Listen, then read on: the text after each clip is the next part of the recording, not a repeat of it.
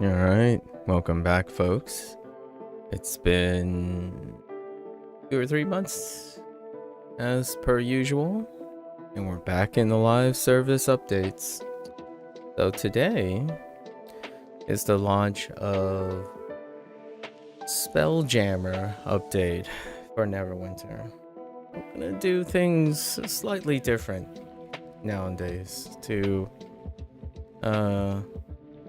more organize my thoughts and approaches, make some disclaimers, some things that are and are not a primary focus of my thoughts, largely to myself, but it's also a great exercise to practice live.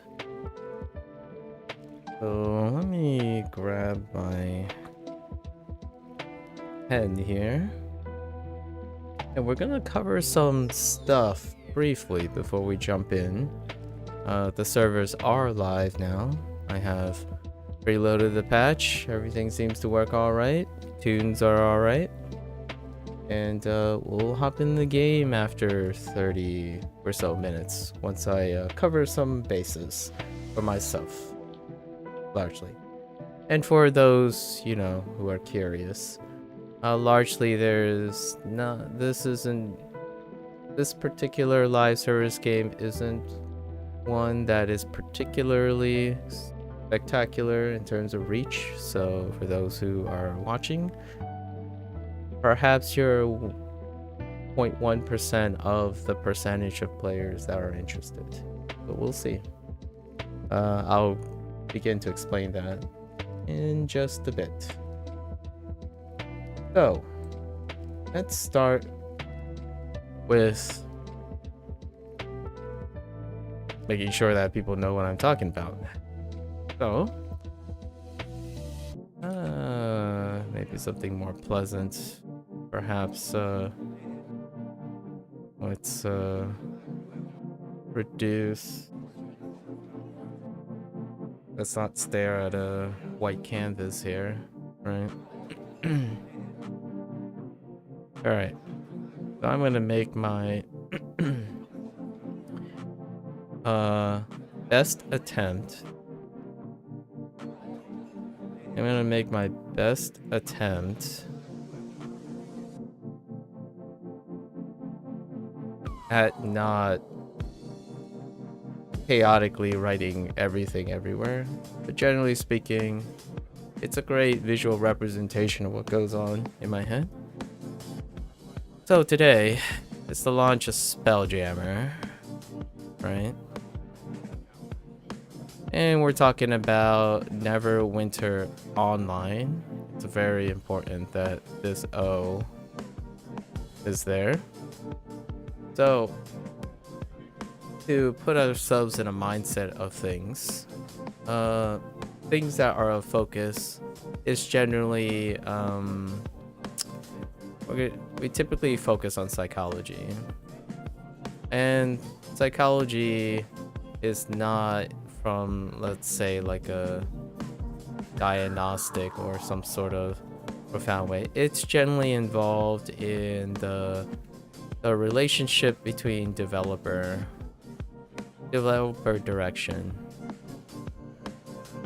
right, and the end user. And typically I use the term end user as opposed to gamer, what have you, because that would be highly narrowing and specific. You might be wondering, that's another digression for another day, but this term is a little questionable, especially when we're talking about a live service game.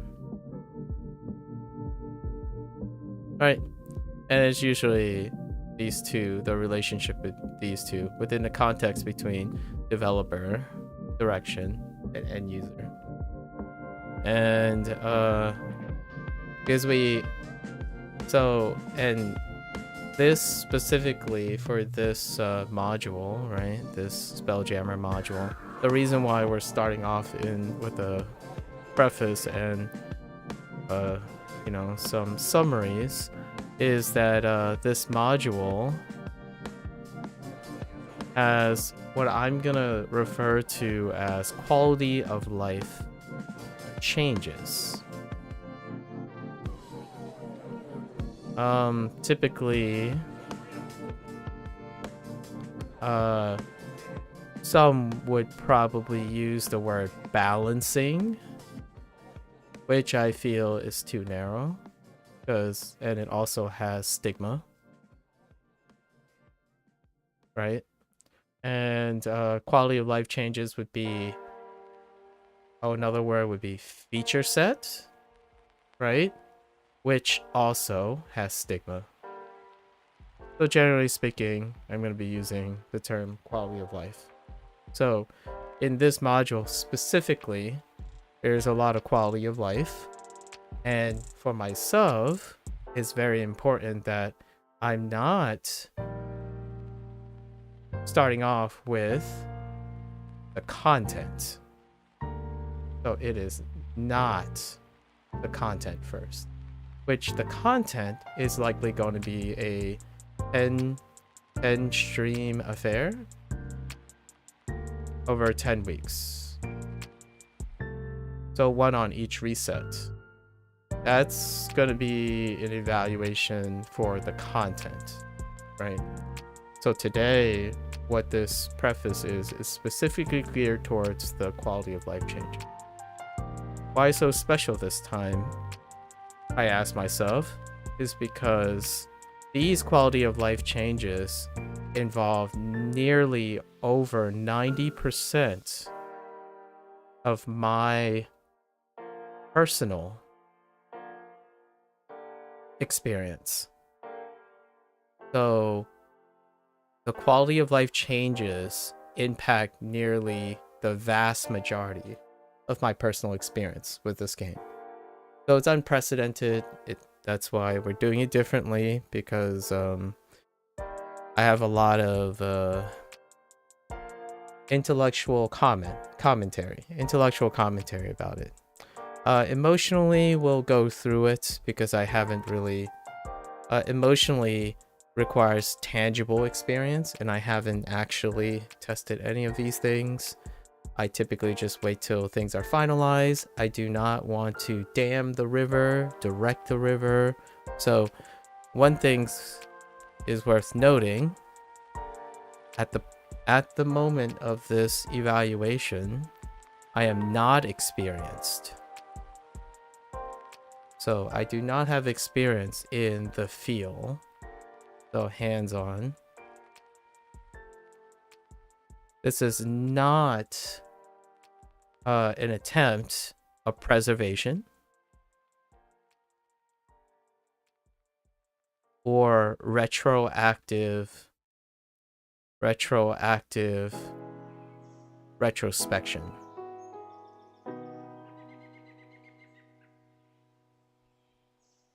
I've already fell off the rails. This has already derailed because I had 2 or 3 hours to organize the thoughts. So not any of these things. So we're gonna talk about preservation and retroactive retrospection in just a bit, because it does deal with focusing on the psychology of things. Any other key points that I like to exclude before I start? So what I'm trying to establish is I may or may not have a lot of emotional investment. We won't know yet, because emotional investment requires hands-on experience, which is not established yet. But I do have an incredible body of intellectual commentary. Since this particular quality of life is effectively everything I focus on, largely. Over its inaugural year, which Actually, kind of coincidentally, I think it's been 5 years since the quality of life changes to these things, like fundamentally. And we'll get into the specifics. I just want to make sure I cover everything. So it's not preservation or retroactive retrospection, which is meaning legacy. So this is not from the perspective of trying to preserve legacy, value, or wealth. Not nobility as well, which I'll probably clarify unless for those who are unfamiliar with my use of these words. It's very common. It's a common archetype and terms that I use throughout the weeks of modules, and I like to normalize these terms because it's very elegant imagery for the psychology around the community and the developers building perspective, at least from my analyses. And then what is not is also maximalism. So maximalism, it is not maximalism. What in-game people would probably refer to this as BIS. Oops. BIS mentality. It is not BIS mentality. I'm not here to offer like some sort of maximalized prescription. It's not prescription. This applies, most of these things apply, especially this applies to skill building and pretty much 95% of my motivations to record or to stream, basically.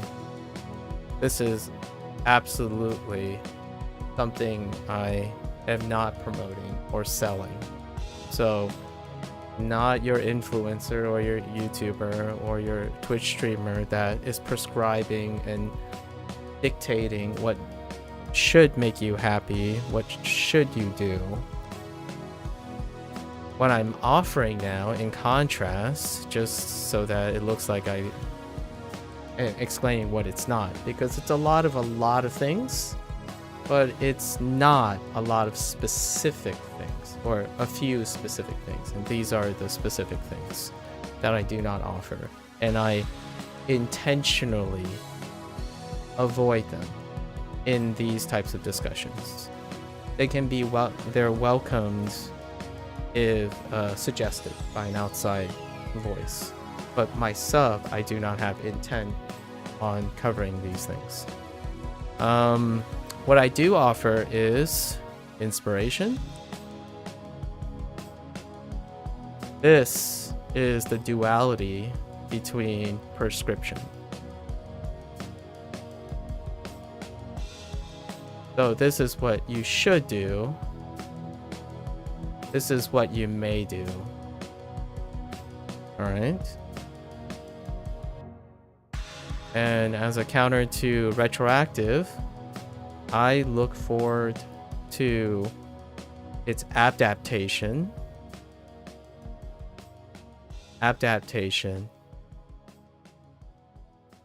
as opposed to preservation.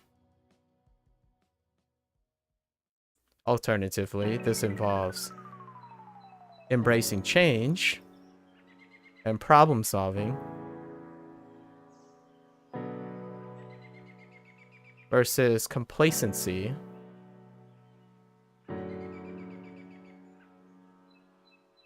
and privilege. All right. So generally, when I evaluate things, it's evaluating what's given and how you utilize and maybe inspire different uses of what's available. It's not about comparing to something that does not exist anymore or encouraging a retroactive return to something that doesn't exist anymore. So when I compare something to the past. Comparison is based on change,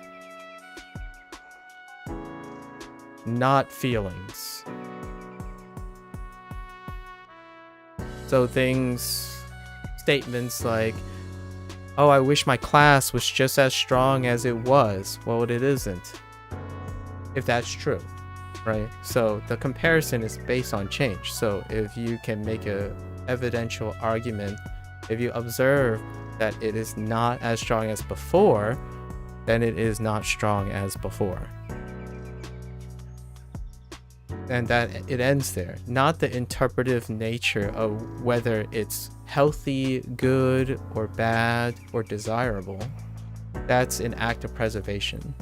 So generally speaking, from that type of perspective, it is generally 99% always selfish or toxic compassionism. So when you take into account preservation, it leads to either toxic compassionism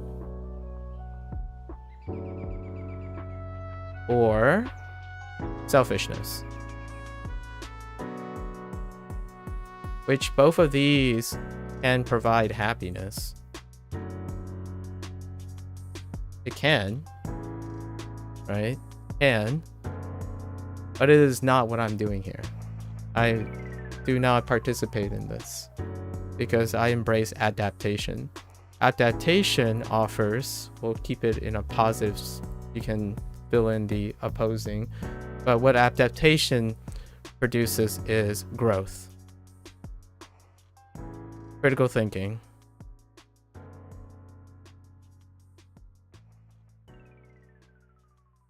creativity. This, you can imagine, don't do those things. And then it offers things that adaptation does not. Adaptation is unfeeling. It does not honor legacy. No honoring legacy. So values do not carry with adaptation. So now let's put, I think I covered most of what I wanted to say. So for posterity, if anyone comes in and isn't on, I'll give them the short version. But this is a little bit more of an abridged version, but not a single sentence, right? I don't want to be too harsh about this. So now, how does this fit in what we're about to say, or what I'm about to say about certain things? Let's take a little bit of history right now. So, Cryptic, right? Under Gearbox, who is the publisher now, or the closest adjacent publisher, because Gearbox is a subsidiary, but we can keep going up. But let's just say Gearbox, and Cryptic, the group. Let's try to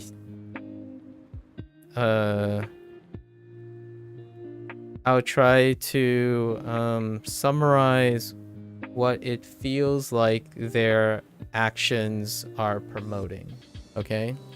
In terms of developmental direction. And I'm talking about mindsets and mindset / like philosophy, psychology, what have you, their thoughts. So most of their actions gravitate towards two main words that I would like to use, and we'll kind of expound upon them a little bit. So in terms of the developmental cycle nowadays, it's often about standardization. That comes with mechanical clarity. So we're talking about numbers, details, etc., which is Eliza, a little teaser. I really welcome. It's wonderful. Like, the information's there, you know?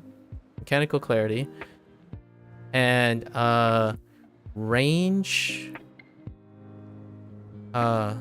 range compression.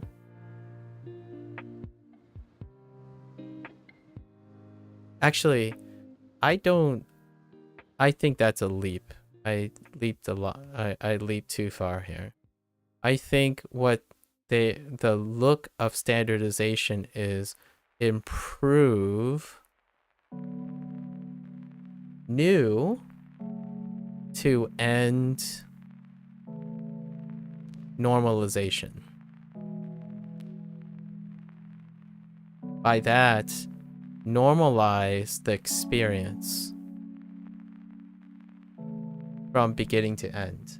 So what I mean by that is healthily create the experience of competence from early, as in new players, all the way to the end. And a consequence of that, which I will talk about when we get into the game because it requires examples, is that there will be a skill cap, a skill range, sorry, not cap, skill range compression.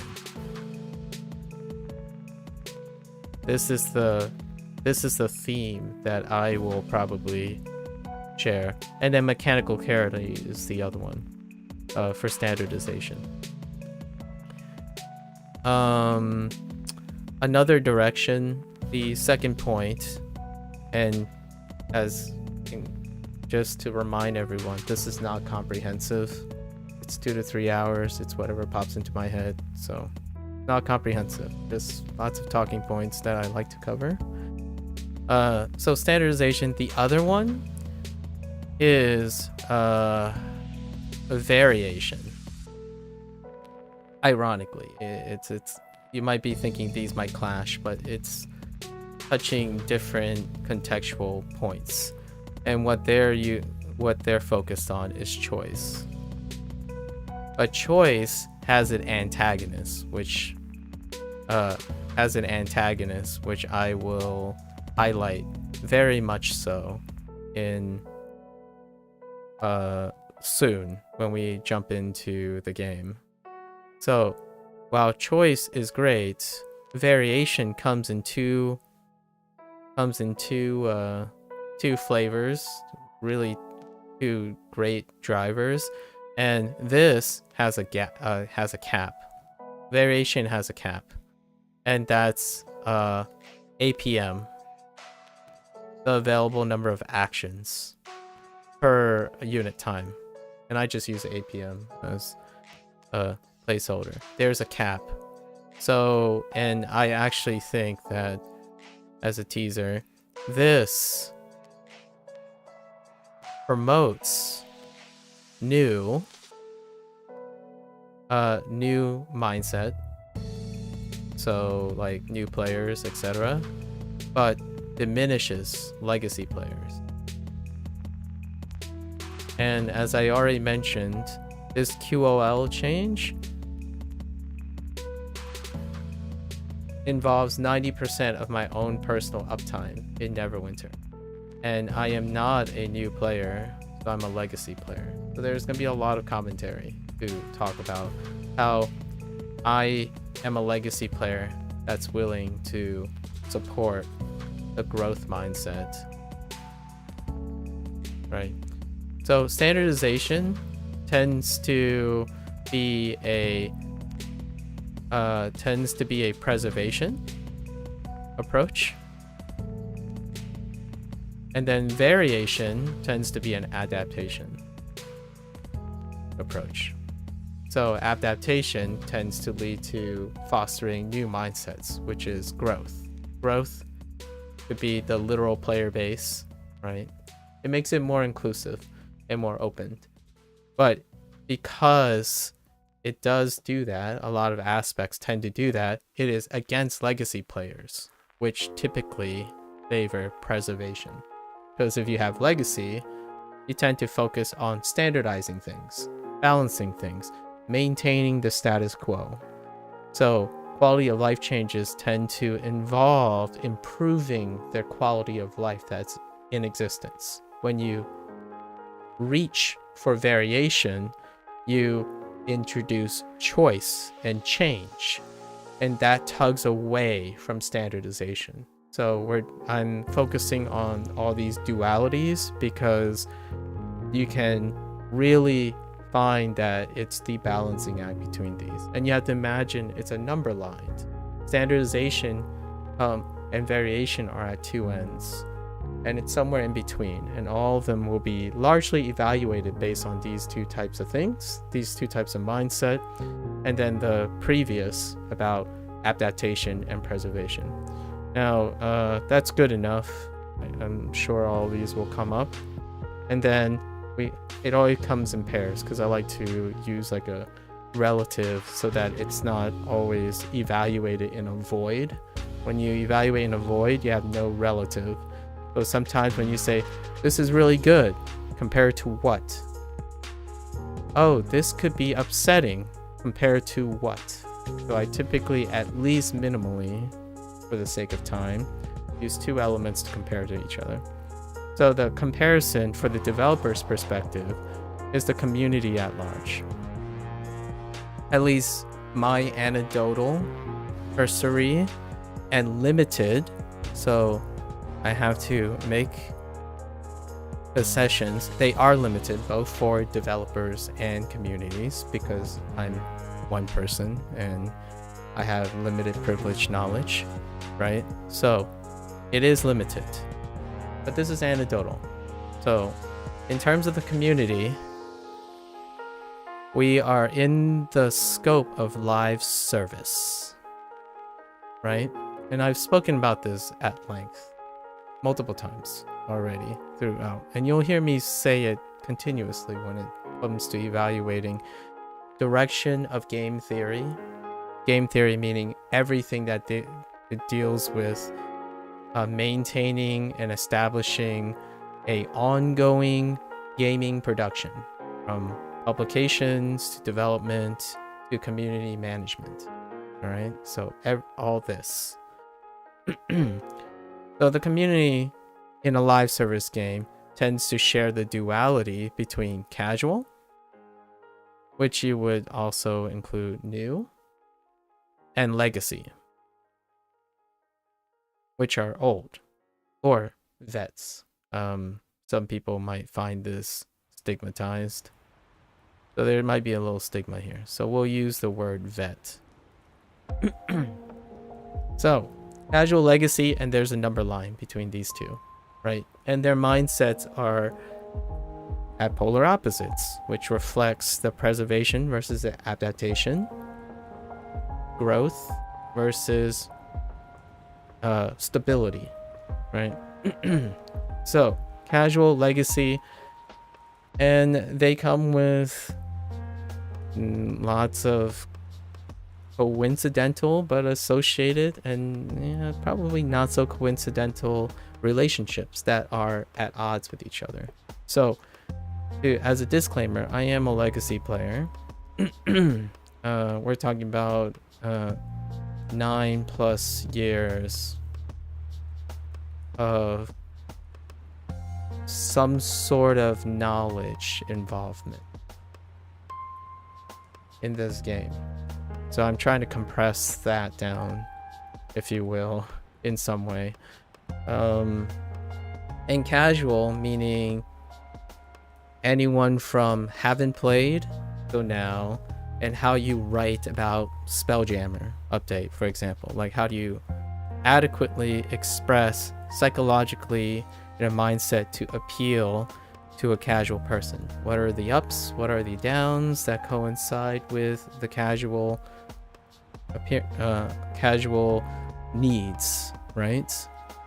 And one thing I could say is casual requires choice, which choice can be lots of the same.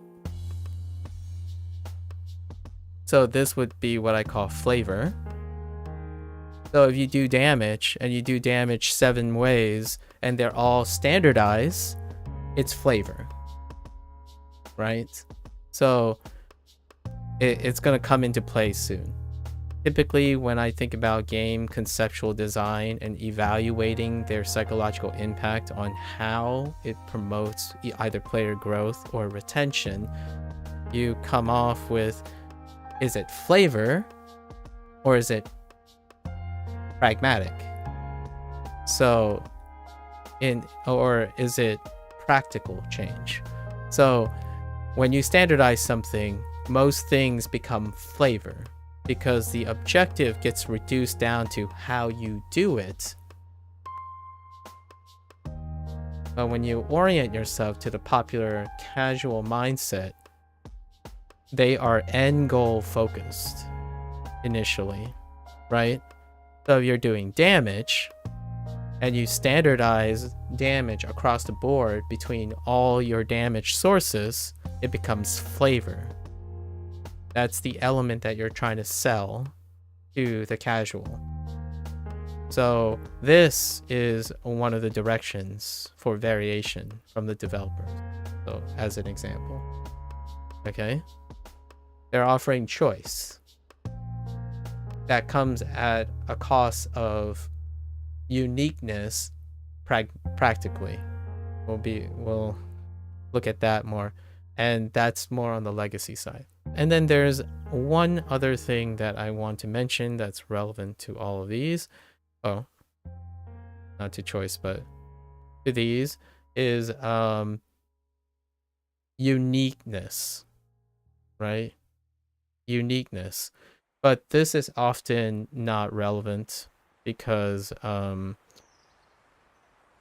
Neverwinter is in the spirit of D&D and MMORPGs. So they usually maintain thematic roles, which is out of traditionalism. So when you're trying to sell something, you're selling the trifecta, the triangle, right? Which is support, tank, and DPS. So this uniqueness does not exist, generally speaking. It's dwarfed by upholding traditionalism. So generally speaking, most things end up becoming flavor for casuals. For someone, when you're trying to be like very appropriately concise, the idea to advertise is that we introduced a lot of freedom of choice in how you achieve the traditional roles, as opposed to offering something like, we offer the freedom of succeeding in many different ways. That would be a leap of logic, because if you offer a lot of ways, you are still succeeding in only 3 roles. It might sound the same based on if you do a leap of logic from a traditional standpoint, like, oh yeah, there are a lot of roles, we offer a lot. That's a process versus end goal conflict. The end goal is there's a support role, a tank role, and a DPS. And to participate in the nuance of process, they have to become legacy players first. When you approach a new skill building, you don't typically concern yourself with the nuance of process. The nuance of process would be part of flavor, understanding the flavor, like the difference between a paladin and a difference between a Justicar and a Vanguard. The answer is, how do I tank? That's it. It's the limited role of traditionalism. When you think about a more modernized, non-traditional setup, these roles, one is hyper reduction, which is minimalism, and that is a very trendy thing, which means everyone does everything. Everyone for everything. So you do all these roles. So what happens is, ironically, you would say, oh, well, the end game is just be everything. Well, when you beat everything, it doesn't have a role set, right? So because there's no framework for role set, a person becomes potentially overwhelmed a lot of times. So it's not necessarily casual friendly, but what it does do is it gives you the idea that there are limitless roles, and building a game around that is the current challenge for a lot of live service games. Like, each player is responsible for everything. So that's the modernization. I'm going to refer to that as the modernization. So traditionalism versus modernization, which it's not this. So we're going to focus on what is relevant to Neverwinter Online. And this is also reflected in the community. Both the developer and the community focuses on largely traditionalism. And these observations are my anecdotal interpretation of the majority. So now you can imagine, what is the minority casual? The minority casual would be perhaps someone who came from a modern MMORPG that's a live service. For example, a PSO2 NGS player wants to casually play Neverwinter Online. I chose that specifically because I have personal data on that, because I do play PSO2 NGS at nearly the same frequency as Neverwinter Online. And that would be not in a minority example of a casual. This would be the majority, at least how I see as a majority reflection. They're looking for end results in a fixed number of traditional roles. So when you increase variation, it will lead to a lesser impact on their selling points. However, their other mentality of standardization here tries to fix or create and focus on the limited roles, right? And improve their efficiency. So they're raising the entry-level efficiency of casuals, and that is the second thing casuals look for. An even experience with growth. So eventually, and as casuals, the end result is to catch up, right? The end result is to catch up. And when you standardize, it's not focusing on choice, because if you introduce choice, it's irrelevant. The end goal is to catch up. They're not a casual skill builder. A human being tends to focus on progress, not process, most of the time, until you reach to a point where the process is where the change is happening. I'm gonna say, for most cases, I would say 6-month period.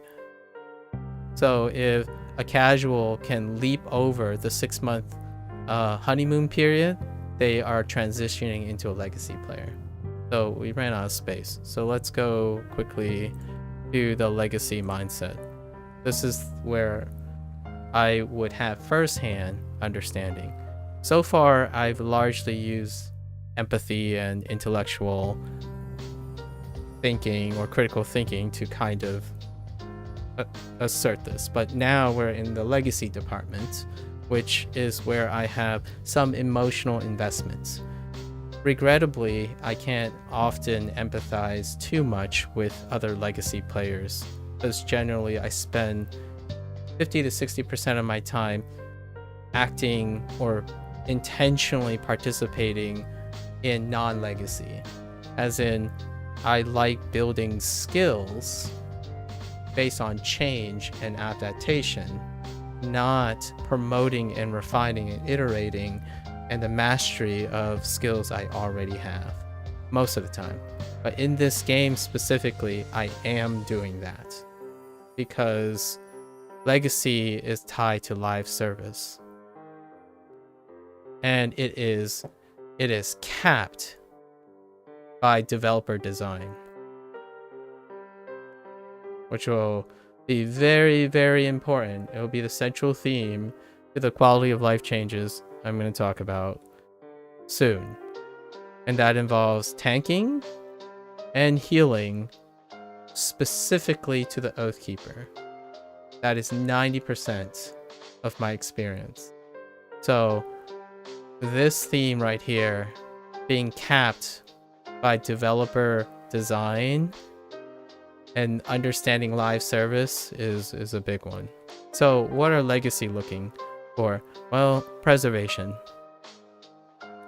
And I'm talking about the vast majority of, at least what I think, the vast majority of the existing Legacy community, which this is typically referred to as the community for most people. So most people refer to the community, they're talking about Legacy players, not casuals. Casuals tend to not have formed a community yet.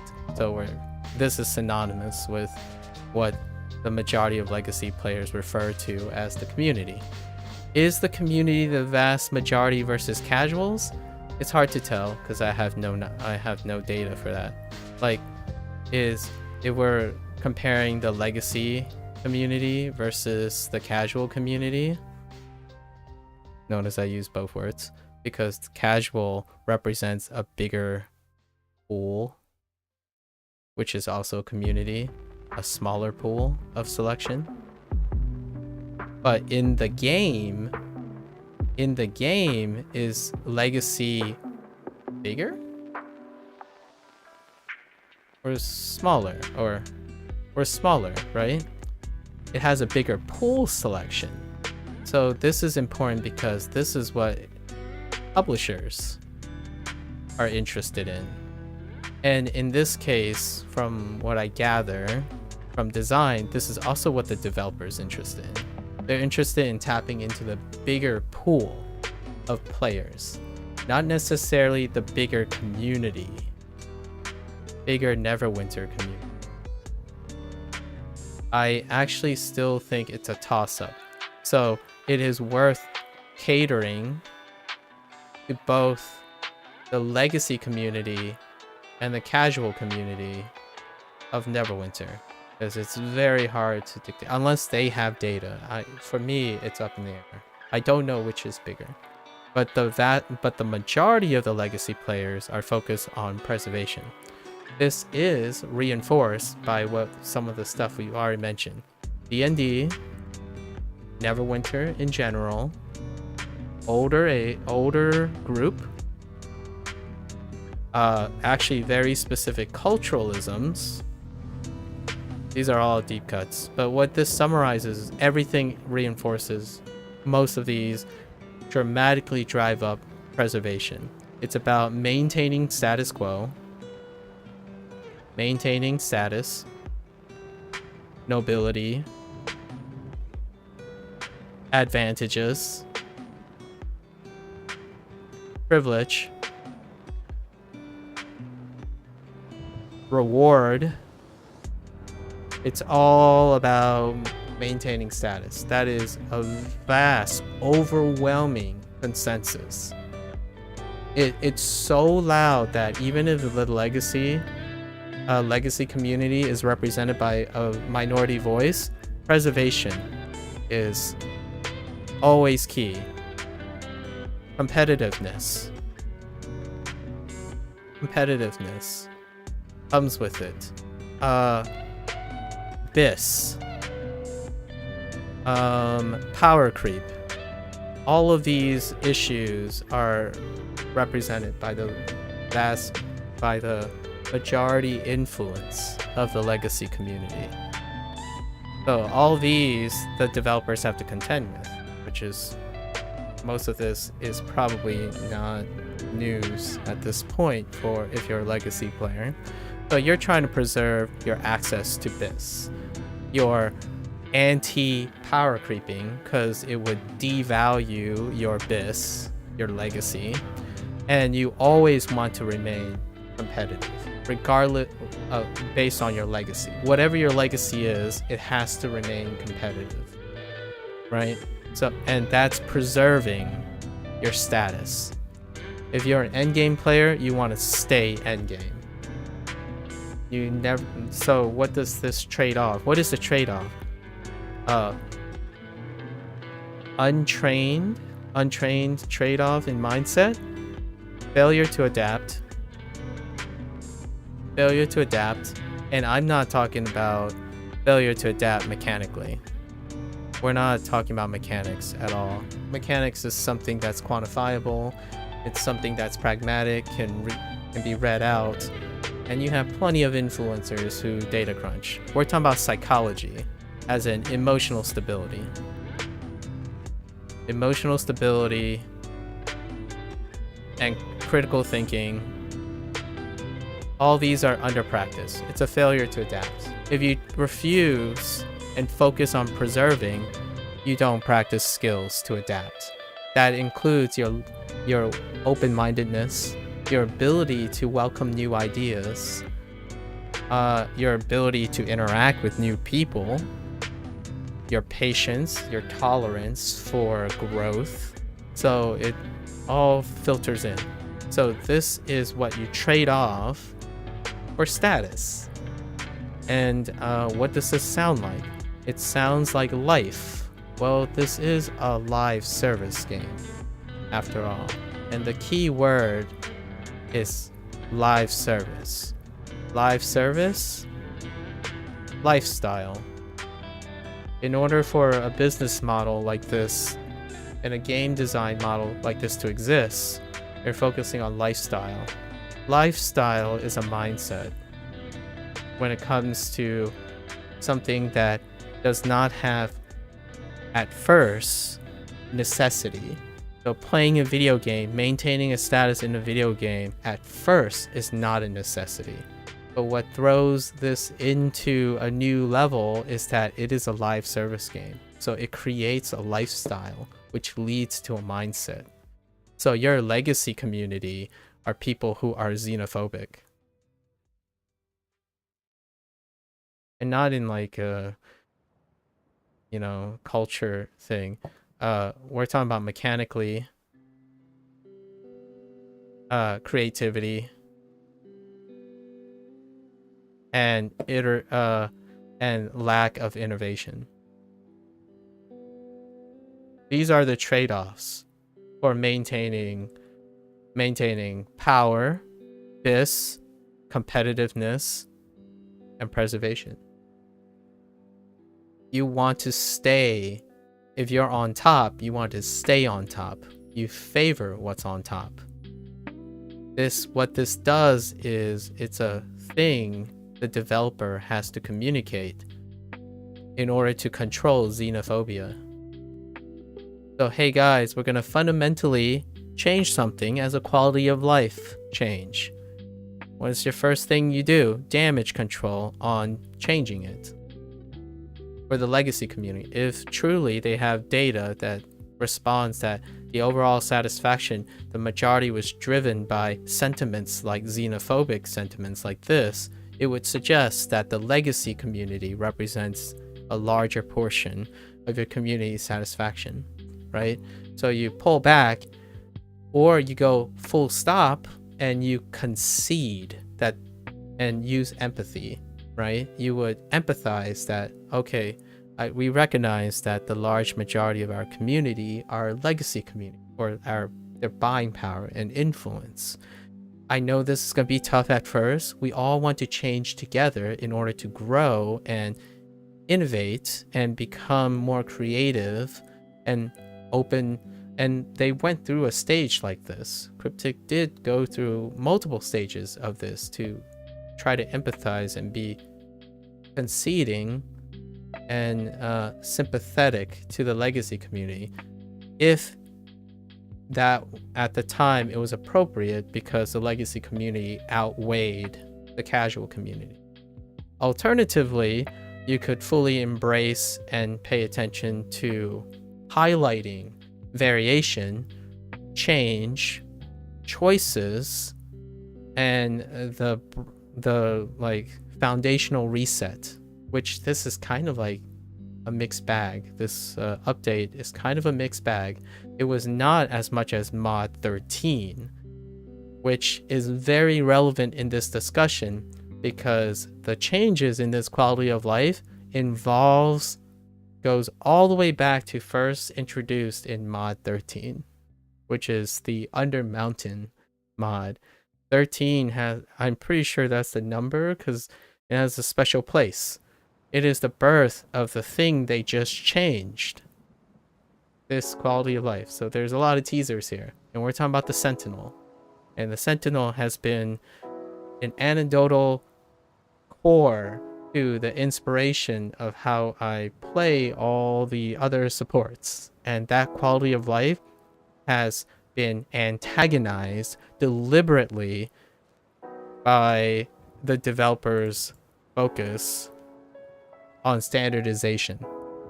The way they are standardizing or attempting to standardize in order to promote growth through normalizing the experience, right? The growth, the progress that casual players would want, which I totally agree with, is complicated by the idea that they believe introduction of choice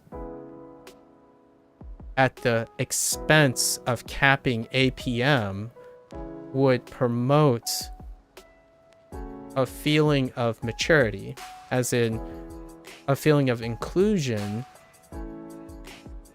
but it's capped. So what I mean by that is, in the end, this quality of life change are two choices that fundamentally focuses on promoting growth and casual players. It is not in the favor of legacy players. And a legacy player is someone like me, and just so happens 90% of my experience will have something to do with this quality of life change. So that is the preface. And it will be interesting to hear or like see what other people think. But generally speaking, I do this because it's the most interesting part of game theory. Game theory don't just involve mechanical, pragmatic changes. Pragmatism in the game involves people. A lot of people in this case. And designing things based on your own perspective and then taking feedback, that becomes a very dirty or muddy, and that's our last point. So if I am to take everything at face value, what Cryptic proposes in their development cycle is that they develop ideas, right? Develop ideas based on those two, standardization and variation, right? And they are both enriched this time around, at least specifically for its casual growth. Not casual growth as in casually growing, but the growth of the casual community. It's trying to, and rightfully so, it might even be it might even be Gearbox and you know, D&D stuff influencing the incentive for growth, right? So these both highly enrich this. So what happens is both of these antagonize legacy. And ironically, right? This is ironic here. After they develop this idea, what they do is they offer it to legacy feedback. So this is like in the means of preview shard, a loud influencer, someone very prominent, have a voice, projects, loud influencer, or maybe even we're gonna say leak or trickle information to loud influencer, right? So, but regardless, all of these are legacy feedback. So you go through maybe a week of preview shard, largely fueled by legacy feedback, because the game is legacy, right? And the game is legacy, and Cryptic's poll or Cryptic's forum, as in like a means of communication, right, are self-selected. It's self-selected by legacy community. So regardless of the retroactive or circumventing or intercepting any form of feedback to their changes before their changes go live, it's from a legacy perspective. Most feedbacks are legacy perspective, so they'll always be resistant.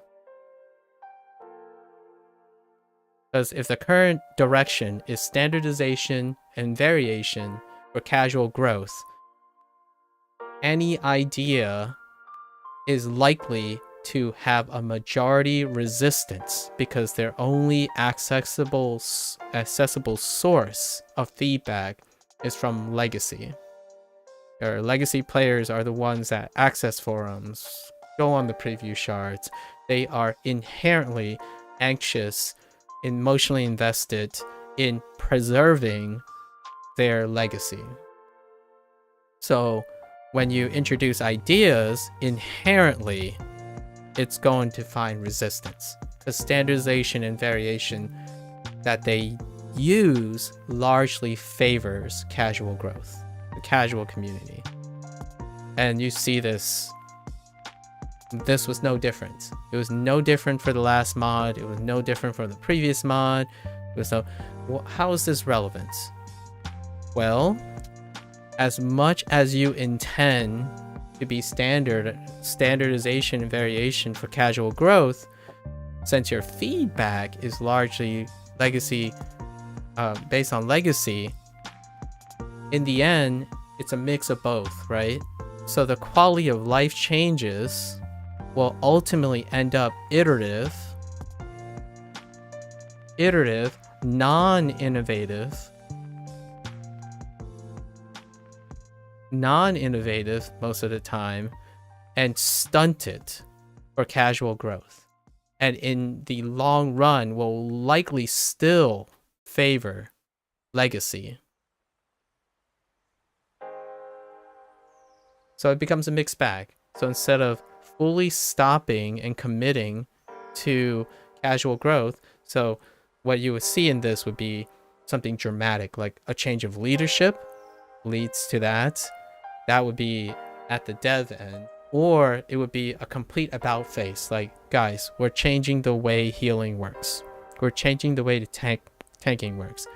And they kind of did that, but half measure, because due to the increasingly unbelievable legacy feedback, the changes they offer tends to be an iterative design of what they already have, not a fundamental change, which I don't know yet. I didn't read the patch notes in detail. It's probably going to be that, and I'm probably going to end up feeling like that as a legacy player, like, it's a minor inconvenience, and then it kind of raises casual growth. Not really. Like, what my major criticism that will income if I had to incoming that I have to expect is it will have minimal impact out of its potential impacts on casual mindset of the game. It's still difficult to sell, as in difficult to attract a casual, than going to a modernization MMO that offers the casuals everything, as opposed to, oh, we're doing these measures to help you out because our overwhelming legacy representation is making it so difficult to grow our game again or go through another growth phase. And historically, Neverwinter has not gone through a growth phase for many years, and It honestly, it's a combination of the complacency of Cryptic and the way they communicate that's overrepresenting legacy, in my opinion. And if that is their goal, it's great. Right now, in the state of things, it doesn't look like it's their goal. Their goal is to create changes and quality of life changes that favor casual, but they're constantly asking feedback from legacy. Not even legacy who's in favor of casual growth. Like most of the legacy representation, this is from anecdotal experience, in my opinion, are in favor of legacy. They're not in favor of casual. They're selling products that align with preserving legacy. So like, what is their content that interests them, right? And you have to understand, it's not a bad or a good thing. It's a conflict of interest. If you're interested in growth and your biggest representation is advertising what the end game is like because it interests them the most, most of your ideas will be buried by legacy representation. The loud influencers will bury your merits, and not because it's malicious. It's out of emotional investment. They are incredibly invested in legacy. So you're trying now to look for representation of a legacy player who likes casual growth. Well, there's a big asterisk historically, and this will be the last touching point historically for both the dev and the community. And it's the one thing that unifies their mindset. One thing that lingers all the time is that both of them love legacy. Like, as much as they're instructed, hey, we need to casually grow, right? Maybe like a third party, the publisher, a third party who's not familiar with the game, who has no baggage of legacy, no love for D&D, perhaps, you know, like objectively, they will be able to apply pressure to a dev that favors legacy, which is D&D, traditionalism, MMORPGs of World and Warcraft days, and at the same time, the community, which is represented by legacy, which is also all of these things. This is one of the unifying strengths that keeps Neverwinter going. It's the unifying need for legacy thought. Legacy thought doesn't exponentially eliminate casual growth in a live service game in this day and age.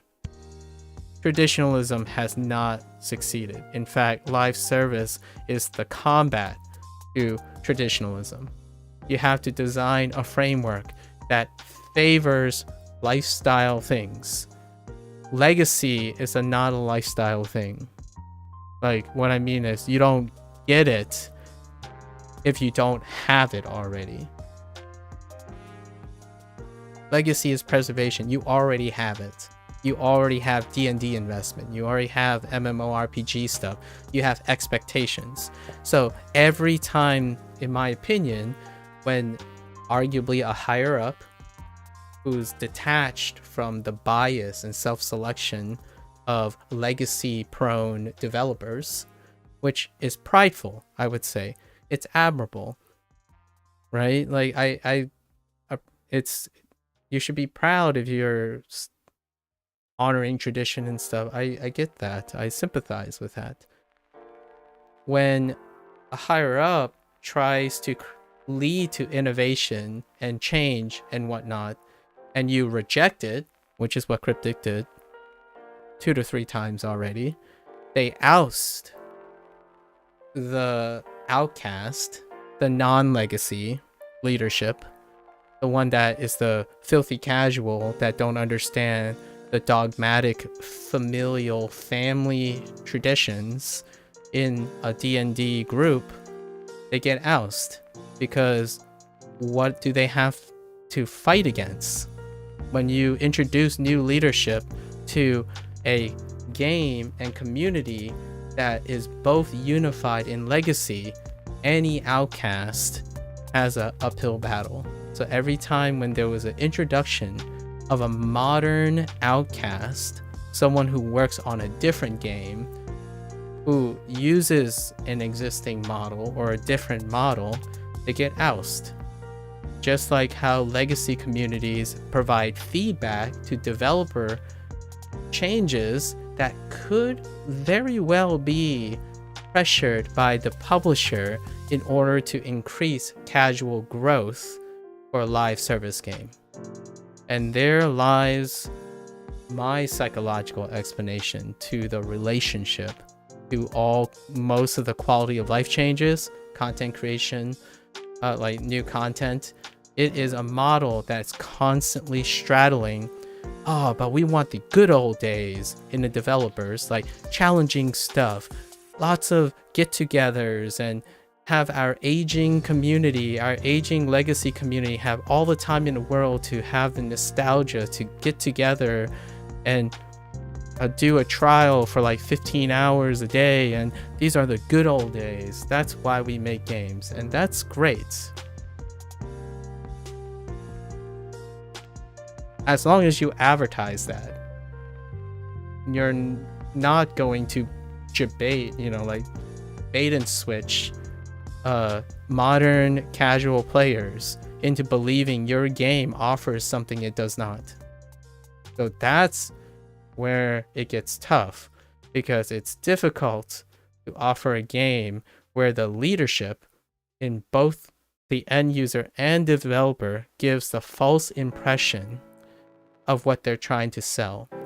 If the clarity is great, there is, and I'm not saying this is without effort, the clarity is becoming far more realized. It's actually wonderful to see that there's a vibe, there's a perception that's being exuded now by the leadership that really speaks to the right audience, the non-adopters yet. The ones that are adopting are being attracted to that. It's projecting the same. Here are all the details, the timing and the permutations and the multiplicative stuff all in front, right? So now your casuals, the ones that are uninitiated, are people who are drawn to that, because the next time a journalist writes an article with 1 month experience, it's going to be lukewarm, because they're probably used to modernization. They are probably casual forward, and they decided to keep on reviewing Neverwinter because they're assured that Cryptic, the leadership, and the legacy community is constantly making strides to be more casual forward for a modern live service game, which is not. And you might be thinking, well, then how do they grow and whatnot? Well, they can grow slowly. It's about retention when it comes to a legacy game. You have to keep milking the better, consistent reviews and feedbacks that involves attracting and projecting the correct image, in my opinion, the correct thoughts. And I do have something to say about that. It's wonderful that they're putting in little commentaries on designer cues and stuff.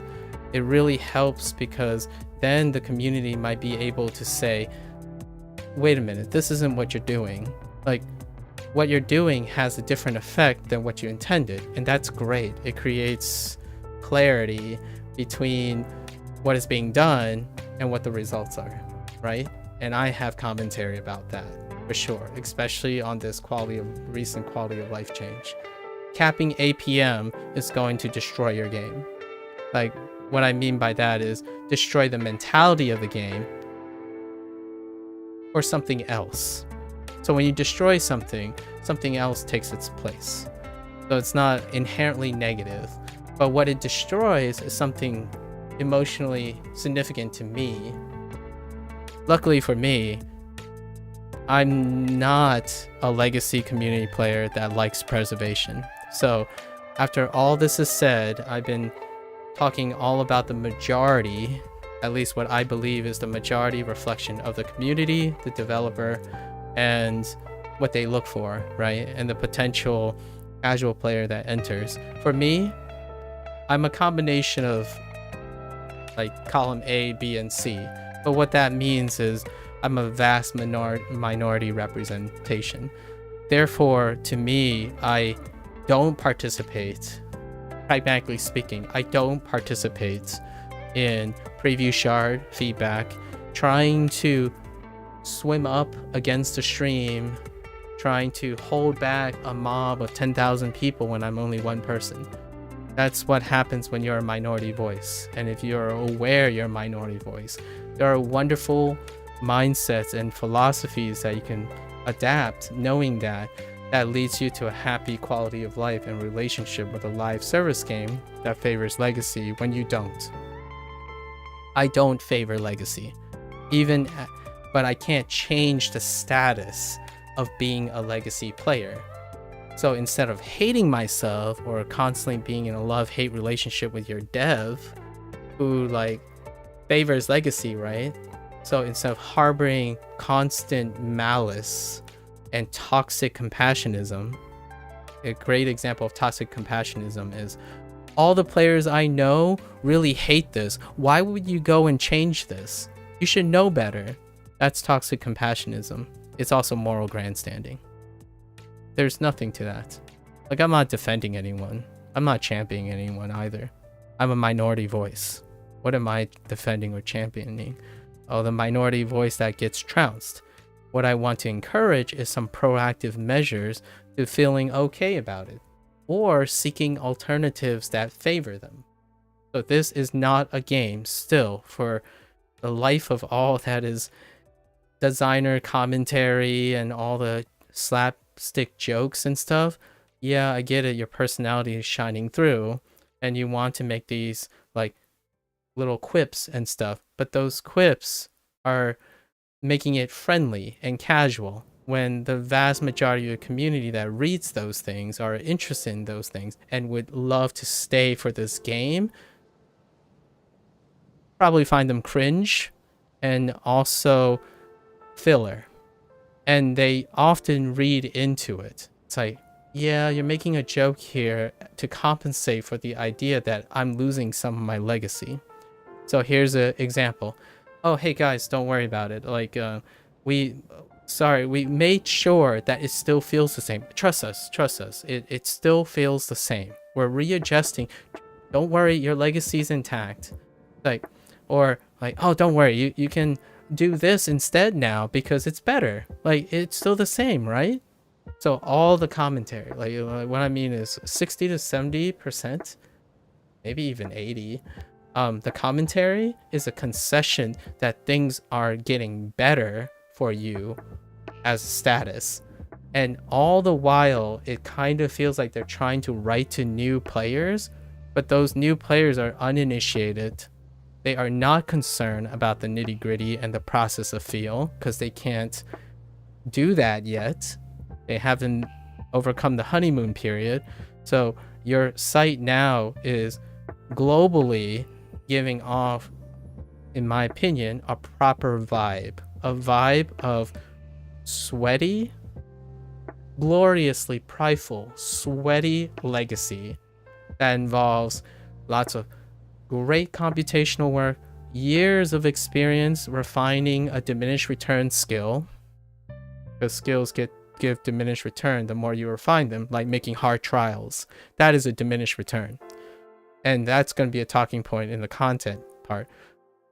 Continuing to forward master trials and getting feedback from a legacy community is a great representation of not growth. It is the greater that gap becomes, the more you emphasize that as a selling point, the more you're pushing away any casual player that comes in. It's daunting. It's a barrier. And you can keep trying to do many things, but it's like dangling a carrot on a stick for a casual player. When you go to a website and it says, here's one thing that's advertised, like, oh, look at all these legacy quality of life changes that ultimately favor legacy players. Here's some more content that favors legacy players. You either commit to that, in my opinion, or stop dangling the carrot in front of casuals. It's malicious, unintentionally, a lot of times. And it's reflective in how the community interacts with each other. There are two communities here, the casual and the legacy. And the legacy community is inherently exclusive and toxically compassionate. And what I mean by that is they are actively and intentionally discriminating and segregating against their outside community, but with the noble intent of caring about everyone who is loyal, which is legacy. So, and the developers do that too in their design. What is a great change to tanking that the legacy community will find acceptable? Retuning the same things we already have. Not to do it differently. Retuning the same things. It can't be outlandish in a way that it introduces true uniqueness. It has to stay as standardized as possible so that it offers flavor, because our legacy community responds to flavor. Flavor is the end game for tenured people. If you stay for long, what is the sentiment? It's how you do things, how you achieve success, how you achieve DPS. They argue about balance because they're invested in how they got to that DPS. So your entire website now is filled with more communication. I absolutely love it. Like the new leadership, whatever they're doing, it's so much more vibrant, filled with nerdy stuff, sweat stuff that's so passionate, and it's wonderful. And then suddenly the wording comes in and it's like, oh yeah, you know, we want to do this so that it helps new players. And you see the change, and it's like, well, you didn't go hard enough. Are you for the legacy or are you not? And what happens is it's often constantly half measures. And it's not that they're, it's admirable for trying, in my opinion. Like, I'm not saying it's like an act of futility and it's not going to do anything. It's still a half measure. Because the vast majority of feedback just comes from legacy. How can you operate and develop in a vacuum filled with a unified opinion and expect to achieve the opposite? You don't. I mean, like, pragmatically speaking, you don't. Like, if everyone has an overarching emotional attachment to preserving traditionalism, you're expecting growth by not collecting traditionalists. It's weird, in my opinion, and that's the biggest conflict of interest. The reason I say this is because my loyalties, or lack of, I trade off loyalty, right? So some people would say like, oh yeah, but you don't understand the D&D experience in MMO. I don't, not as well as a loyalist. Like, if you spend most of your time in your own bubble, in your world of D&D and MMORPGs, I concede to you, there's no way I can eclipse your D&D experience, just as you can never eclipse my inclusive intelligence. Like, you can never counter argue against me on my casual understanding of growth, expansion, variation, critical thinking, when you stay in a bubble.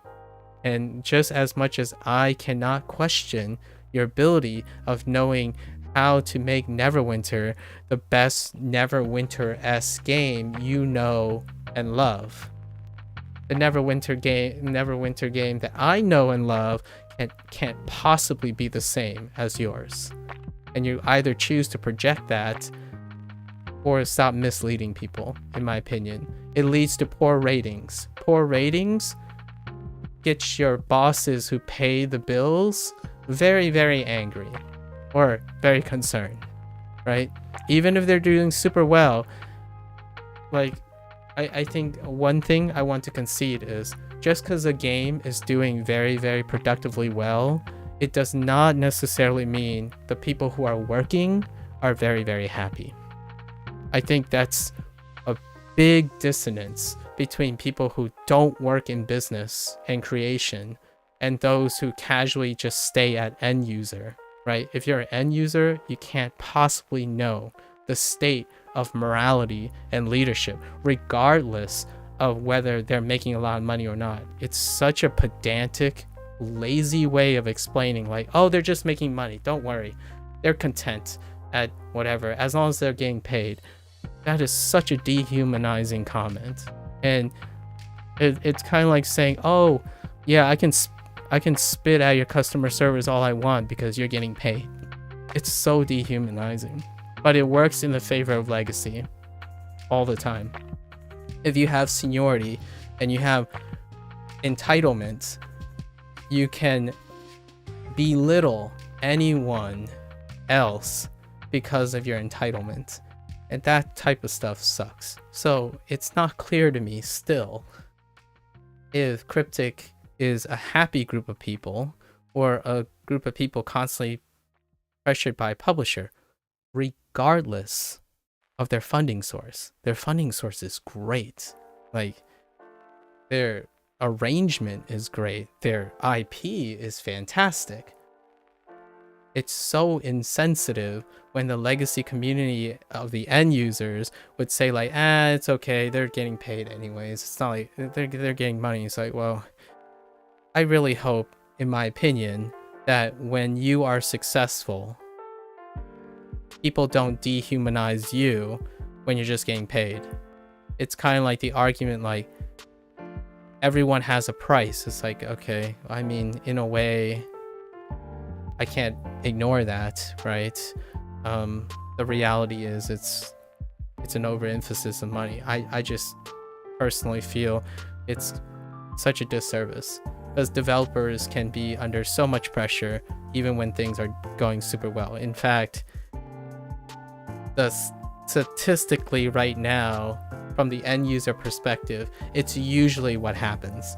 It's the middle ground, that the balance between doing not well enough, not too well, but also well enough, is the median where you have like a happy developer with a happy publisher relationship. Generally, things that are doing super well, it comes at a cost. Either the publisher are making out, or the developer, like, publisher is making out and developer is suffering, and vice versa. The publishers are suffering and not the developer. You might be thinking, like, this is a one-way street. No, it's not. There are developers who do and run, and they get celebrated and they get excused. It's still bias between publishers and developers. Like, everyone has a bias, right? Like, it's your perspective. What's a good example of a developer that doesn't care, even given a big budget? One would typically argue, oh, it's a publisher who forced a developer and paid them really well to do something. It's like, well, it's an interpersonal thing. They're two groups of human beings. It's both, a lot of times. So while a publisher may be guilty for wanting to farm a trending topic, it is also the developer who possibly accepted the responsibility because they had a price. Much like the legacy community being toxically compassionate for other legacy people, and inadvertently their compassion for each other becomes toxic to casual growth. It's all interpersonal.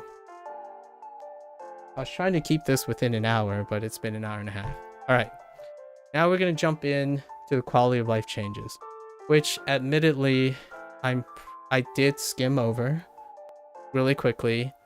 And functionally, it knocks me down a peg. But what I'm going to do is probably just change. I change the way I do things. It's about time for me to switch it all up anyways. Because I really to me personally, I don't like being complacent. Complacency is not in my nature. So I have that quote-unquote play style for a really long time now.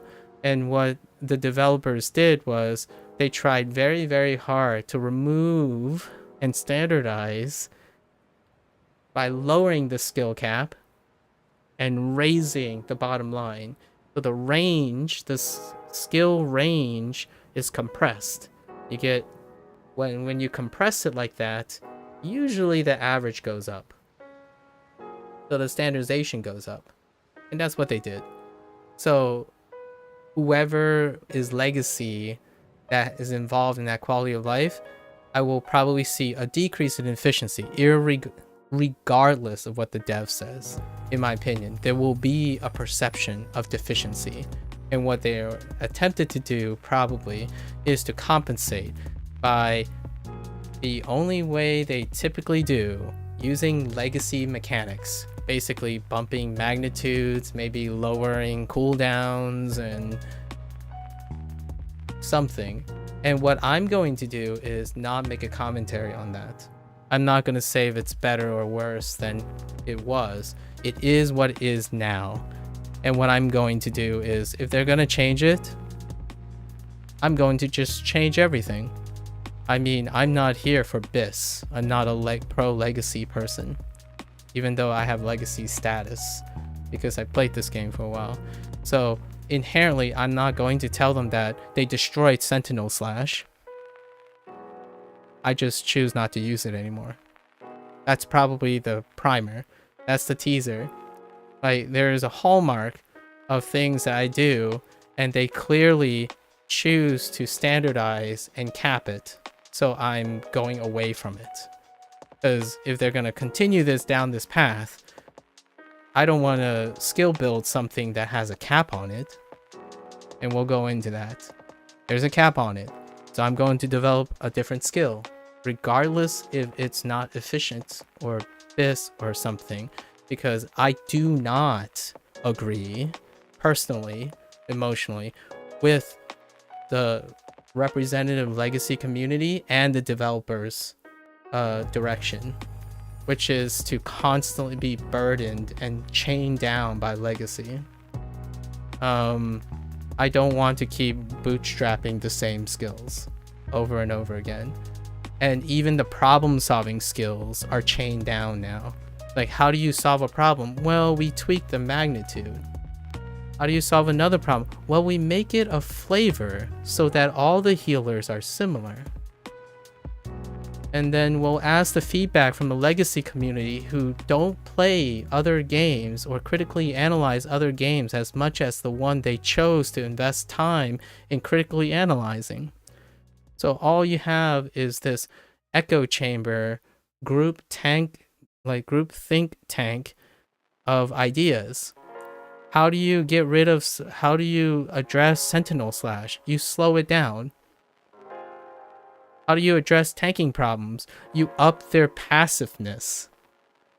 So you offer choice by reducing dynamics. That's basically traditionalism. Modernization is increasing dynamics. You compensate by adding a competing dynamics. You don't remove the dynamics, which is probably what happened. If I had to take a guess, Sentinels got slowed down. Let me take a quick jab. Sentinels got slowed down on their problem area, but the thing they introduced probably sped it up because it's half measures. They're like, oh yeah, we need to compensate somehow. So I'm guessing they're all legacy adjustments because they're quality of life changes that are not casual forward. They're not quality changes, they're quality of life upkeep for legacy. So if I had to guess, through the skimming, they pretty much address all the long-standing tank issues.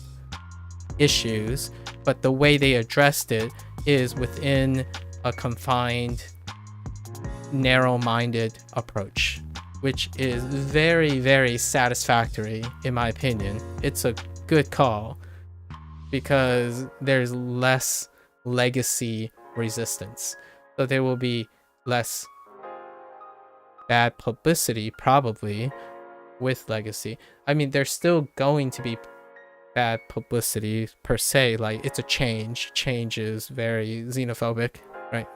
Like change is scary, but it's not a lot of change.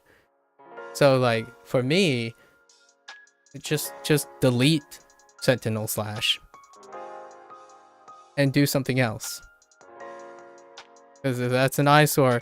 When you remove it from the thing, it no longer has legacy boundaries. Like it can't be legacied anymore. So that Sentinel Slash has so much legacy weight, regardless of what you do, you might as well delete it. That's kind of the extreme thing, but instead they probably crippled it to the point where I'm not using it anymore. For sure, but I'll adopt whatever they did compensate, because it's just going to be a mix-up of the playstyle. And it skimming 6 of the patch's main objective in like main changes in the quality of life patches were the things since Undermountain. Like since my, I guess, streaming period, they addressed all those. And what does that tell me? They're all legacy problems. They're all legacy gripes. They're not innovation, not creativity, not addressing casual stuff. Because that type of change is largely relevant to legacy and can only be processed and understood by a legacy community. And I'll explain, I guess, those things, I suppose, or provide commentary. Will I be successful? Probably not, but, you know, it's the burden of having a lot of experience. You leave a lot of things out. It's never comprehensive. You can't please the longer it gets. So what you do, you wipe the slate clean.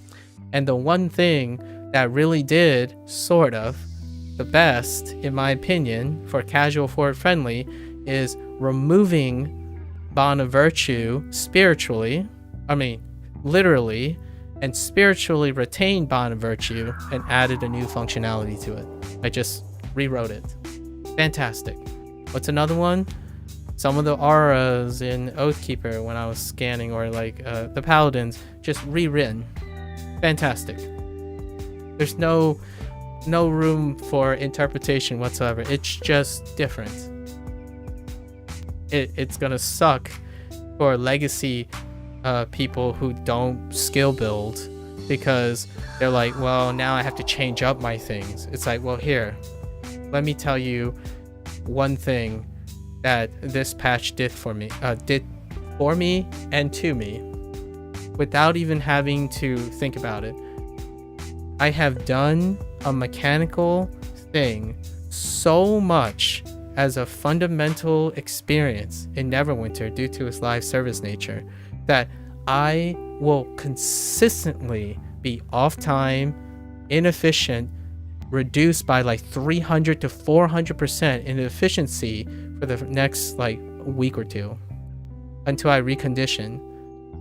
So like slowing down blocks, slowing down, I saw a slowdown in block, a slowdown in sentinel, all that stuff is like frame level of accuracy.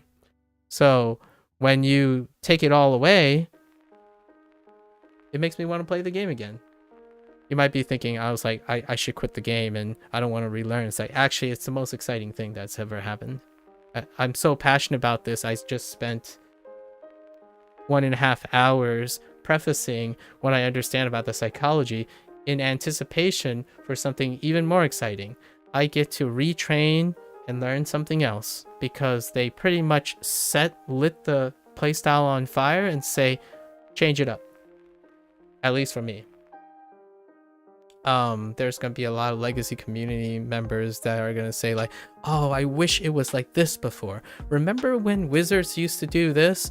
Remember when warlocks used to do this? It's like, well, yeah, but it isn't anymore. And Sentinel Slash, well, you could have just, if you were a legacy compliant, you could have just left it the way it was. Legacy community would still not really say anything. And then the casuals, like, what you adjusted is you lower the glass ceiling on legacy community. It's just a net negative change. And then you introduce new things, but that's irrelevant to legacy communities that are net negative. And the stuff you're advertising, well, it can't even be processed by casuals because they didn't even use it. Like Sentinel Slash animation cancel, emphasizing blocking, holding down block, you reduce dynamics for viability. We're gonna get into it. All right, so let's start and let's finally start Neverwinter. I have to like,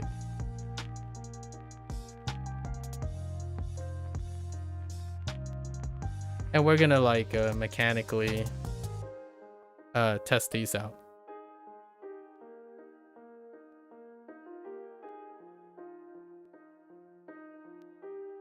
Give it a sec. We'll hop in. Oh, and we can stop this audio. I turned up the game audio so we can kind of enjoy all the nostalgia for returning peeps and I guess myself.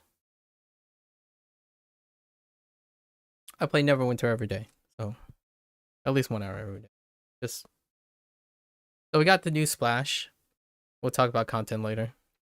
Today is a long day. It's very important because quality of life. I don't hear anything on the screen. Oh, actually, this screen's background music's probably on a separate dial. Kind of weird that way. All right. So, where do we start? Well, let's bring up the patch notes, and we'll go down in the order of patch notes. And I'm not gonna put these on screen, and it's more of a doxing. I don't trust myself to not dox myself. So, I mean, speaking of docking, it's a Spelljammer. Not Spelljammer. Spelljammer or Moondancer. Yeah, the ship's called Moondancer. I don't know anything about it at the moment. Well, hopefully we get to it and I don't get lost in my digressions. I'll try to keep it brief because this is less important in my opinion. The specifics are often not what I'm appealing to. I'm appealing to happier people. I want to be part of happy people, like content people. And that does involve understanding psychology quite a lot of times. I'll bring this over here. Actually, I guess it's better to read. Let's drop in first. On a character or something. Oh, the audio wasn't even, just reset. Okay. So, okay. Oh, it doesn't have audio, like idle running. Okay, it's fine. Okay, so let's go down for the quality of life changes, right? Let's address the other thing first. Boons. All right, that's cool. I'm gonna say, let's just look at it from here, right? Boons. More master boons, right? Master boon points. You can purchase more master boon points, which I'm gonna have to do. I might as well do it now and see what that's like, right? So we'll use my one of my Sentinel pages as a showcase to the master boon changes. Let's Does that mean we have to retrain all of this or not? No, it just gives us 8. Okay, so all of these got tweaked. So let's read. Oh, are these refunded? Oh, these are refunded. Oh, all of these are refunded. Okay, fair enough. Good enough for me. Let's see. Deathly Rage on kill. On kill just needs a particular, like a particular threshold, like tapping most of the time. But we're talking about a tank, right? So let's gear towards our sentinel. So on kill, And what does it do? Add 2 combat advantage, power, crit severity. I can see that just doing the mob phase. That's neat. On kill or when taking more than 50% of your maximum HP in a single blow. That's interesting. 30% chance to do the following. Oh, it's 30% after taking 50%. And their offensive stats. So it's for glass cannoning, like high risk, high reward glass cannoning. Usually it would be your guy who jumps in with an AoE or something. I mean, kind of. And then the mandatory boss hit, right? Kind of screams trial and mandatory, obligatory damage. On kill or when taking more than 50% again. And this is a defensive counterpart. Okay, fair enough. So it's just I'm gonna be real with you. If you're thinking that you want to maximize this, you're doing all in your power to reduce this from happening. So as Bloodlust, 10% chance on counter use. That's still the same. I'm not saying what is same or different most of the time. It's not really in my focus. I don't focus on what is what it used to be. I generally focus on what's in front of me. So I just read everything regardless of what I know existed before or not. That's just gonna be the theme of how I approach things. Hey, target takes 1% more damage from you. So you need high action. Guess what? Tanks are anti-action. More on that later. I'll tell you my approach on, or at least my personal approach on how to play a combat MMO or try to play a combat MMO. But the devs are clearly going towards traditionalism, which is tanks are slow, they're clunky, they're tanks. They're heavy, they do less action for more, that kind of thing. It's not the modernization tank where it's high action, high dynamics, and lots of situational tools. That's a whole different story. But in this case, especially the QR quality of life changes, it's a reduction in action all the time. It's a constant adherence to traditionalism, which is that tanks are incredibly, undesirably a role that most casuals will not pick up because they're used to modernization. And modernization is an increase in APM. And nearly most of their developmental standpoint for support is to increase effectiveness and efficiency. How you do that? You can do that in 2 very distinct ways. Lower the number of actions but increase their effectiveness is one way. It will jack up how efficient each action is. And to me, that is the worst, one of the worst, 70% worst selling pitch for any modern person who isn't already initiated into D&D, Neverwinter Online, or what have you. If they have no emotional investment, the first thing you want to tell them is like, oh yeah, you know, this you should play a tank because that's where you should start. Tank just sits there and holds shift, and you get loot, and then you can play a DPS. It's traditionalism. That's why DPS people pre-select themselves into a certain mentality, and tank and support players select them into a specific mentality. It's not that they can't be fast or DPS can't be slow and deliberate. You get to choose, so you practice those skills. Tanks are inherently slow people, and I don't mean that in an intelligent way or an emotional way. They practice being slow and deliberate in a game like this because it is also designed for you to be slow and deliberate. One of the main attractions for me to this game was, at the time, it was the most dynamic version of tanking, actually to the point where I think the tanking population was actually quite big in Neverwinter because it's a combat MMO. Not as big as Terra and the others, because tanking is just as dynamic as other roles. Now, it's back to traditionalism. What does a tank do? Well, occasionally they hit buttons. Occasionally. Oh yeah, you know, that like comment, there was a like comment in there. It's like, oh no, we like the idea of like using block to interrupt powers, but hear us out. We're still going to force you to hold certain things because we don't want it to be abused. It's we don't want to give reward where there isn't any.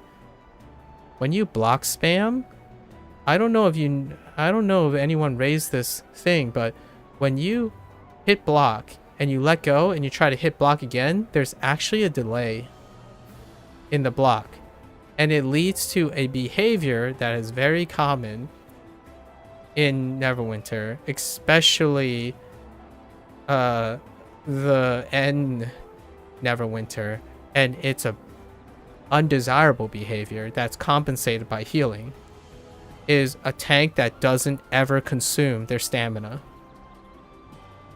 And yeah, what they did probably will make tanks consume their stamina because they have to. You have to hold block for longer. It's not a bonus reward for nothing. It's a risk, but it's a minority risk. It's at the highest skill cap. I spot block. The stuff that they're trying to mitigate is like generating AP while you're still lingering in combat. It's like, I get that. Like sentinel slashing while the combat timer is still up, like, so you're always into the next one. It's like, I get that. But in a boss fight, that's irrelevant. In a persistent, when you care, the things that you always celebrate, like master trials and stuff, those things, so minuscule. In fact, it leads to high risk, high reward play that they've been trying to like encourage in endgame.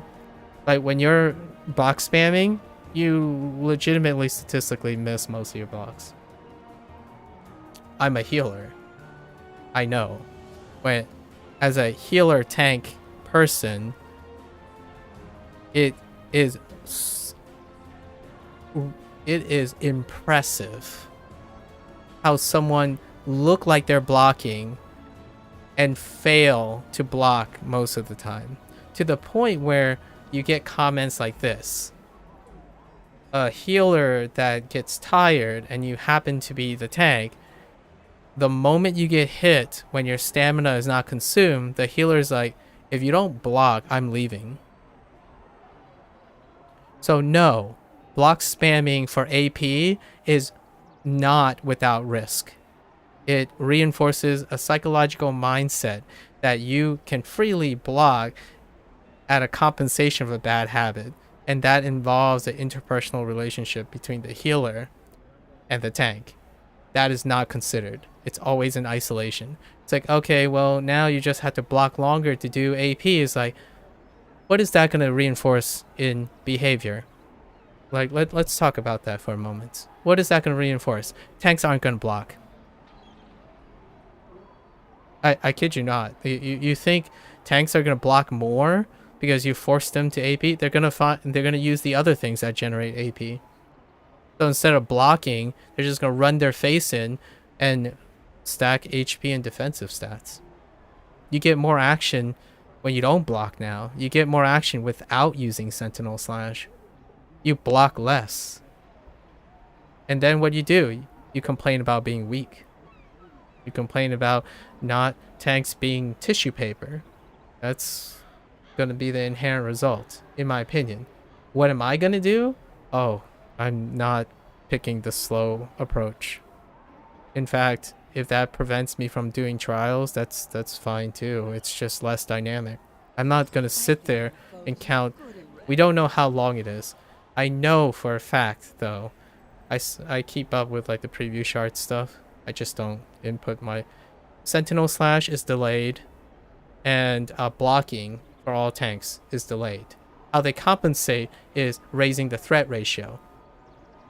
I'm gonna be real with most developers here at Cryptic. Non-action is one of the most toxic offenses in community in the legacy community, and you did not account for it with that change. Increasing threats, offering more options to increase threat. When you have an action cap, inaction is the worst action emotionally. What does a tank do worse? Keeping up with the team, getting threat when they can or want to. Those are the two, actually. It's even less than 3. I thought I had 3. It's those two. What you did was you mandatorily forced blocking. You think raising threat by mentally like imposing slowing down tank action as the solution to maintaining threat. It's how slow the tanks are. Like, oh, I'm sorry guys, I hit all 3 of my buttons and now I can't do anything. Oh, wait, I still have my daily. Wait, but that involves me blocking and not doing anything. Blocking doesn't generate threat.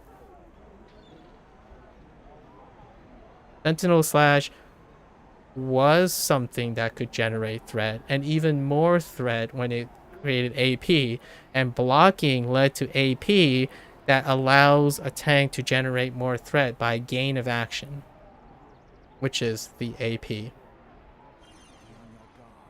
So what do you do for compensating? Oh, you upscale the threat for AP.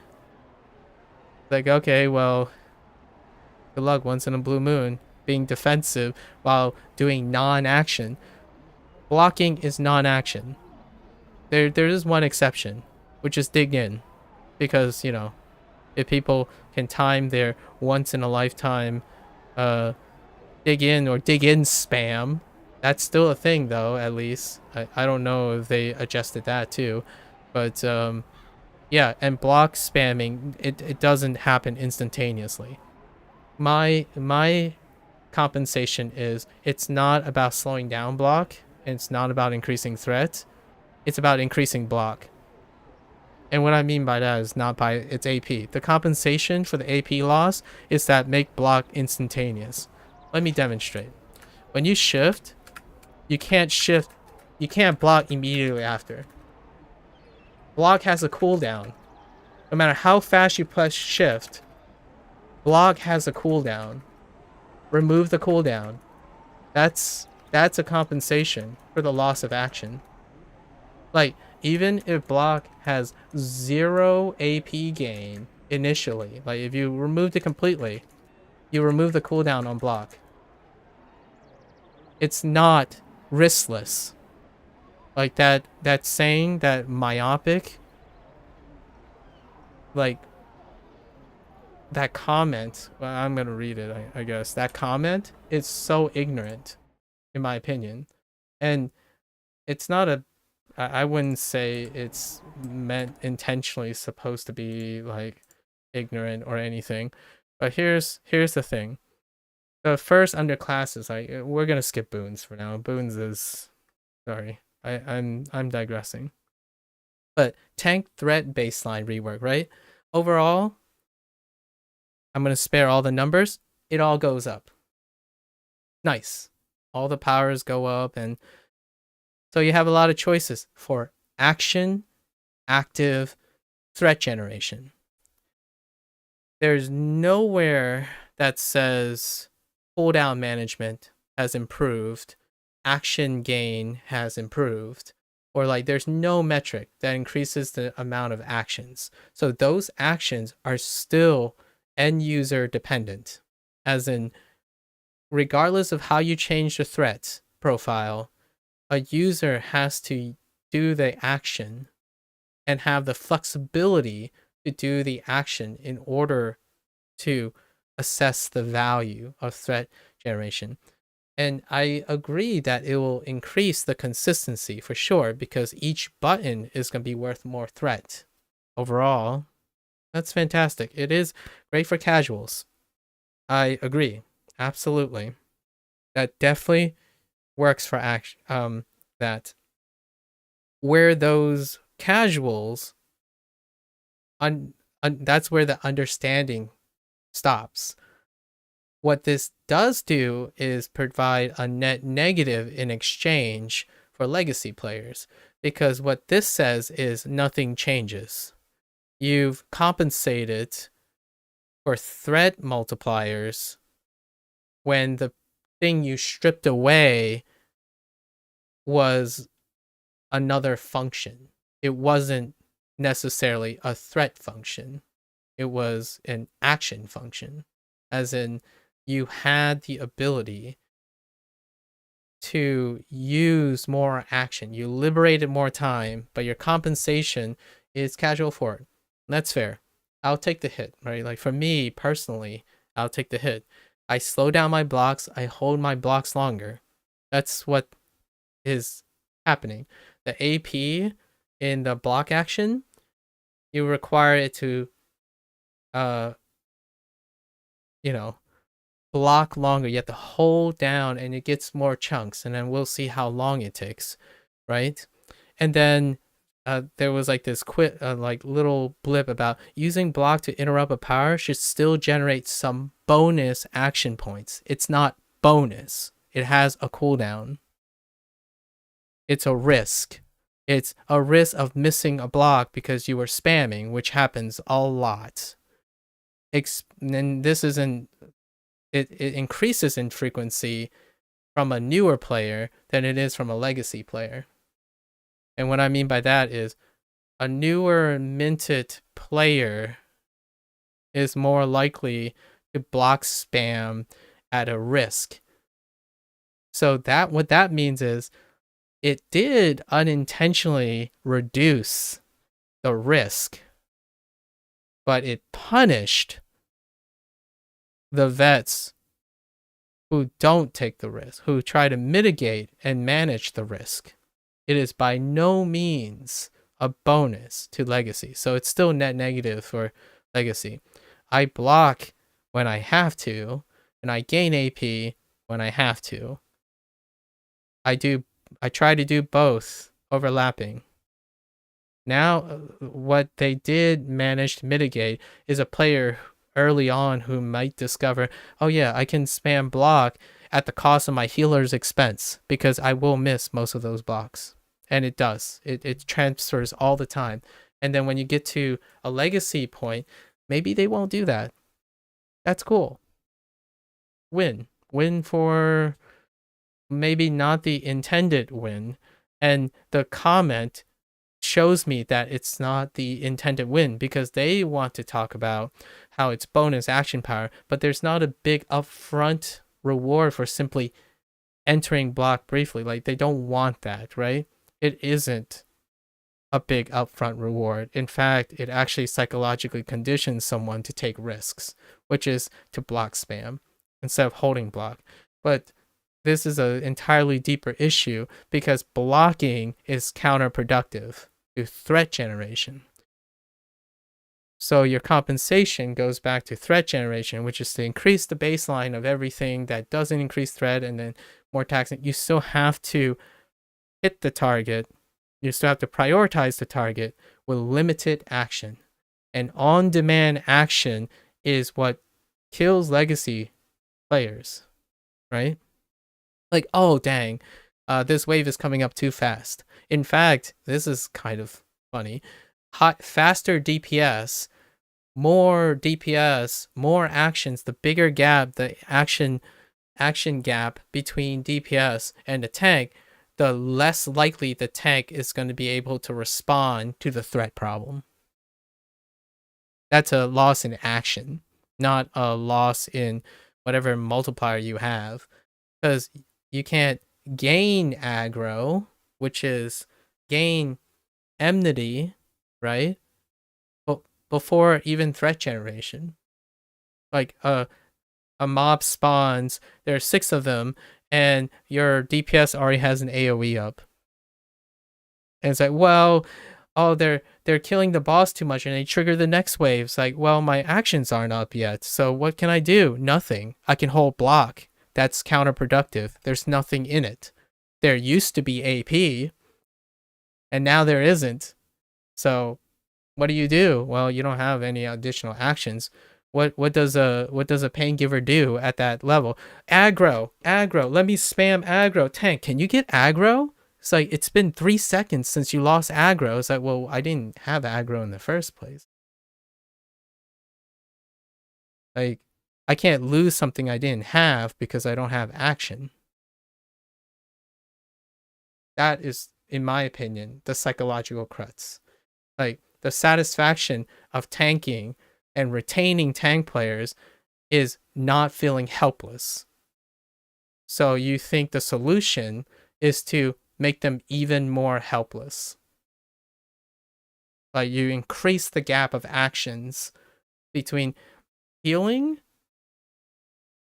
Kind of feels like that too, but not as bad, I would say, in my opinion. Where like, oh yeah, you're just taking damage too fast. I mean, I have the resources, but it takes a while to cast, you know? Like, hey, this guy, he's running his face into everything, but man, even if I spam R, I can't actually heal him even though I have resources. Pain givers are selectively and unconditionally have higher APM than support and tank.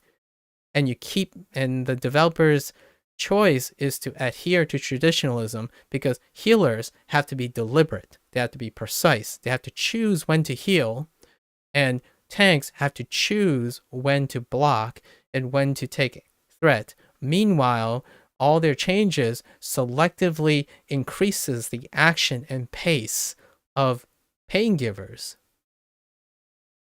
Okay, big hot take here. I'm not suggesting to slow down pain givers because mod 13 did a lot of that. Slowing down the game was like the whole track for a couple years. Now it's still a track, but now somehow it's selectively increasing the gap between a support player and a tank player's response time to a pain giver. Like, when someone has a high response time, I can almost guarantee you, in my opinion, when you get a new casual player, their APM is so much higher suited for a pain giver that when they see the tank and realize you can't do anything and you have to hold things down, they're not going to play a tank or a healer. So you won't get any new tanks or healers, and you selectively introduced something that's psychologically antagonistic to all legacy tank players, especially myself. Now I don't get the benefit of an additional action when I'm risking not blocking for a split second. I don't really understand. To me, it's hard for me to fathom that you think the game is slowing down as opposed to speeding up. It's an interpersonal relationship. Pain givers speed up when they become experienced. Casual players who enter the game are already faster than the APM cap of tanks and healers. When they come in and they sit there and say like, well, there isn't much to do as a healer or a tank. Like, it's not as dynamic. Well, they're not going to be tanks or healers. And then you be saying like, well, there's that, there's those people who like to take it slowly and whatnot. It's like, yeah, but we're not talking about the majority of players. We're not talking about young players either, largely. We're not talking about even the modern gamer. We're talking about old D&D, MMORPG traditionalists. And if you're advertising like that, that's fair. If you're misguided like this statement, I appreciate it, by the way. I'm not saying you shouldn't do this or reveal what your thoughts are. I really love this. It gives me so much things to talk about when it comes to changes. Because this quip about this will hopefully expand tank power choices and make it generally easier for newer tanks to play the class. It also makes daily powers, like for the threat increase, absolutely agree. I'm on point with that. It does do that. It will not change legacy tank players' perspective on tank modifiers. So that's fair because they specifically set newer tanks. Okay? And I agree with that. But those newer tanks are going to be ill-equipped to play endgame. And what I mean by that is they're going to be ill-equipped to be psychologically acceptable by the legacy community. You're going to have tanks that are slower, lazier, and rely solely on decisive conditioning of use of your powers. And what I mean by that is that's great if the vast majority of pain givers aren't just having more actions all the time and doing something that a tank can't keep up with. Like by design, not by humans. Like they could be that fast, but what you're doing is you slow down the game and you compensate it by making each of their buttons more efficient. Your game constantly introduces more and more elements on movement, more mobs. In fact, that goes in a deep digression to trials tend to be wave focus. Like the vast majority of experience, you might think like, oh, the boss takes up most of the time. No, like when you're not doing a trial or something, the rest of the experience is how fast you are. It's not how slow you are. Tanks are utterly, and any pain giver that's attached to a shielding character, which I play all of them because I like shielding, especially how dynamic shielding is in this game. It's just as dynamic as dodging and shifting in other classes. Well, it's not anymore, really, because you took a utility away. You might as well just give blocking invulnerability at start. You might, normalize the shift. I don't know. Get rid of stamina. What I'm saying is, yes, you gain something, but here's my concern now. Newer tanks will have a rough conflict of interest. The moment they reach endgame, their first comment is, well, it's not my fault that all the DPS just run ahead and like kill things faster than I can do anything. It's not my fault they attack things before I can even have an action to do it.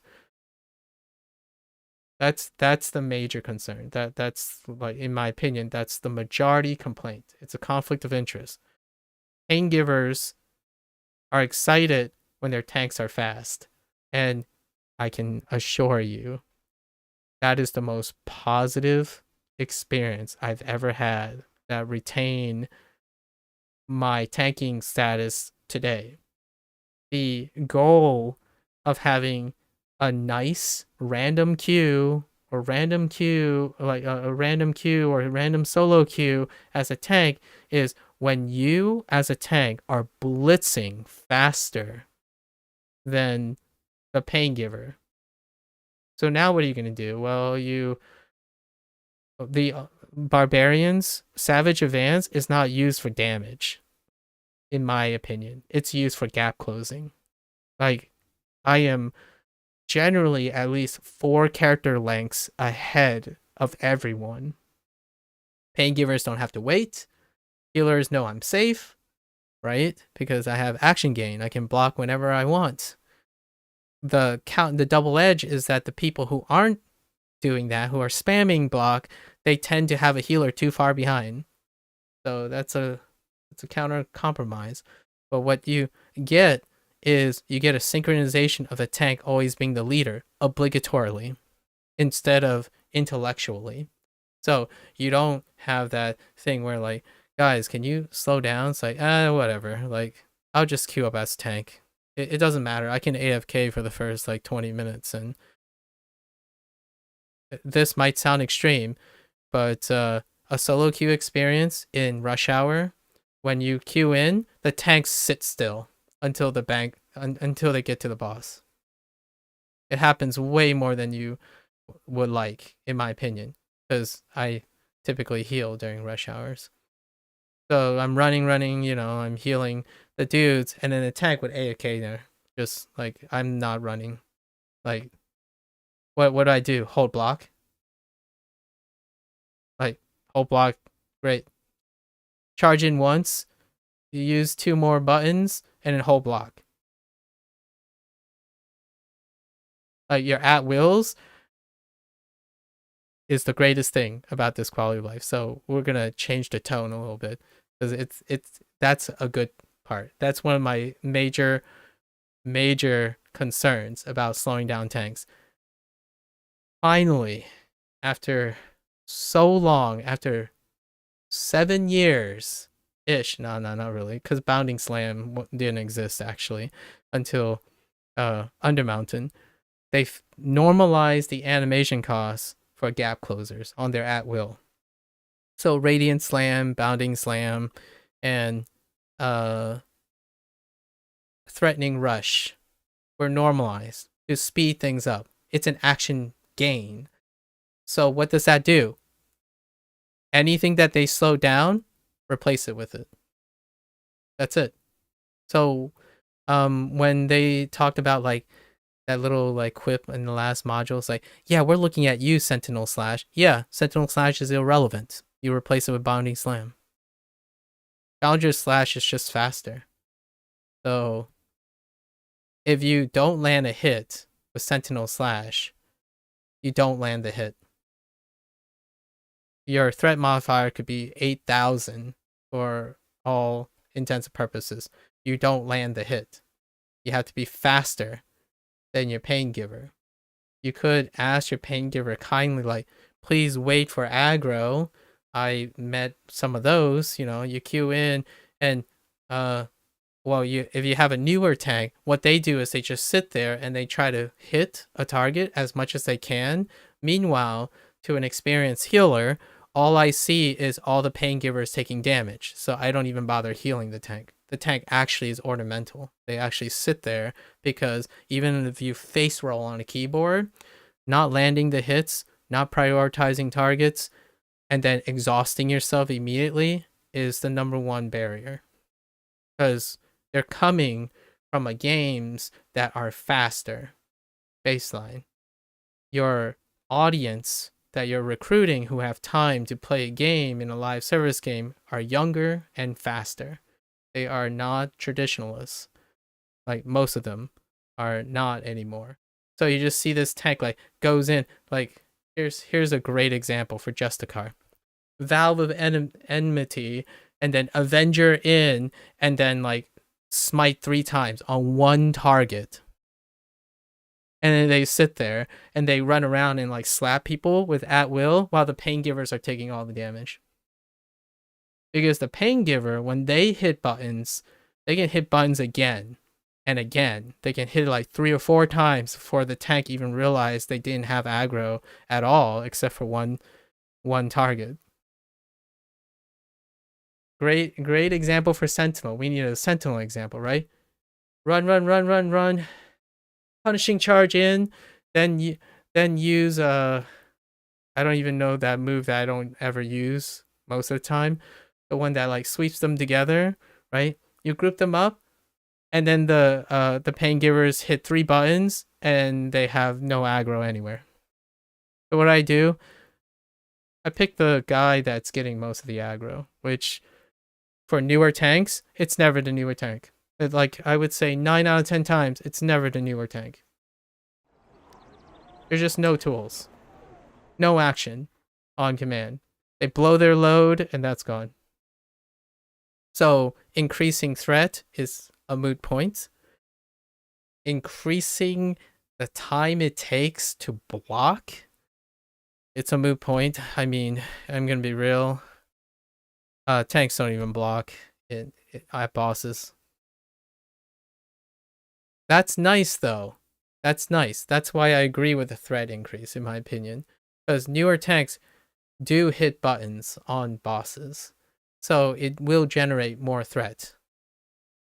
So they will have threat, but I earnestly think that they usually have threat by rolling their face on a keyboard too, because they'll have the obligatory move that snaps the aggro momentarily. Yeah, so that's fair. Just saying. I just want to throw out some pragmatic arguments to understanding what it is and based on their comments, right?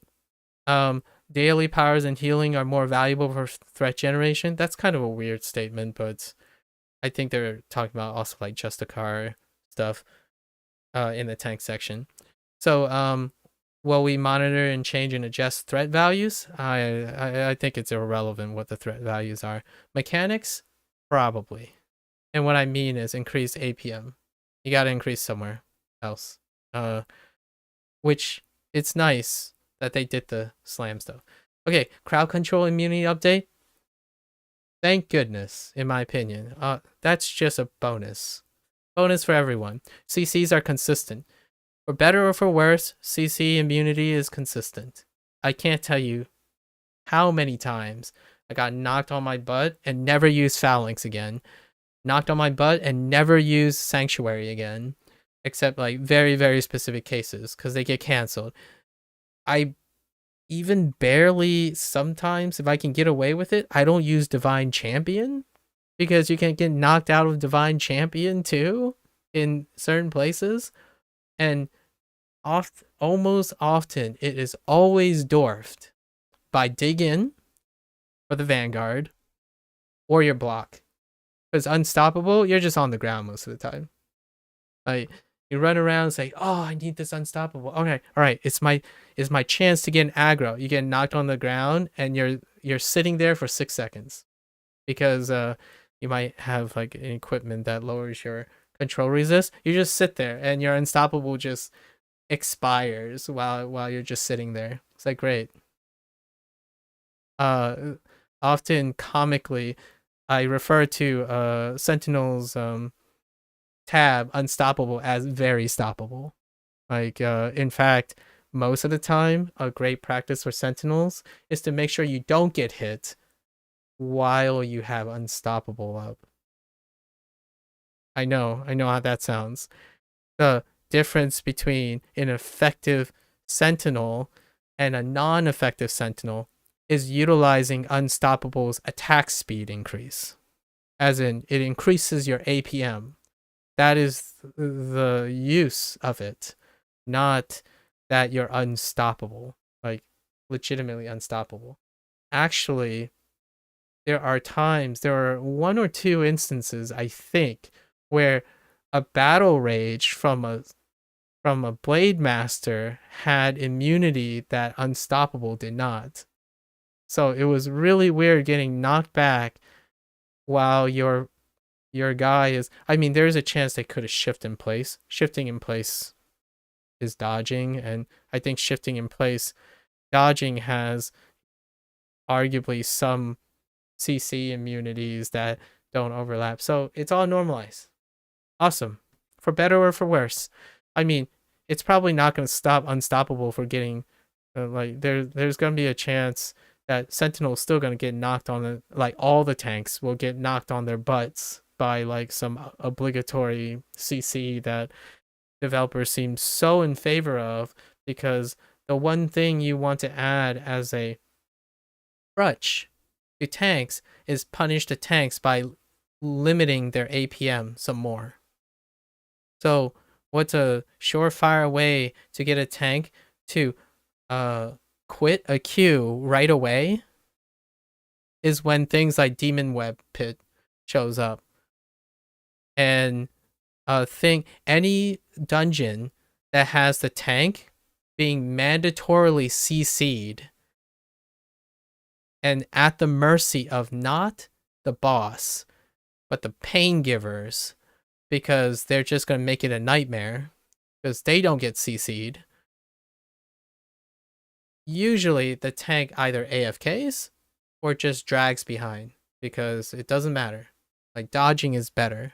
Like, what I mean by that is, instead of taking the effort of constantly getting knocked on your back or chasing after something, the vast majority of newer tanks and older tanks alike just don't bother. And you might think, oh, but there are tanks that love that challenge. It's like, yeah, the few. Try doing it every single day or expecting it to do it for the duration of live service. It's like a second-class citizen. Right? You're there ornamentally. I actually think about that all the time. It's like, I'm queuing out as a healer because I'm on autopilot. Like, if they die, they don't even... It's so normal. If they die, they don't even complain anymore. Like, oh, sorry, I'm actually dragging way behind.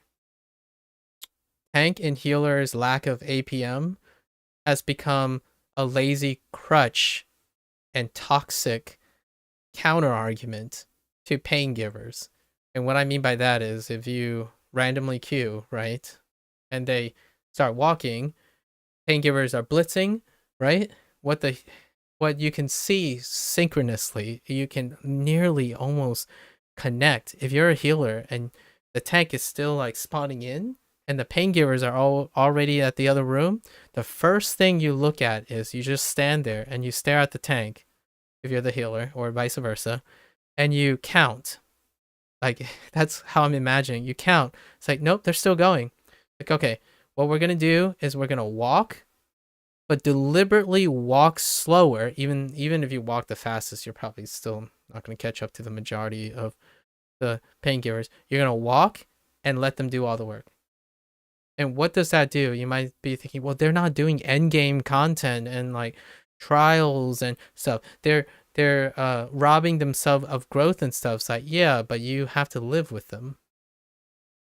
And if you're the developer, you have to deal with them. They become your community or not.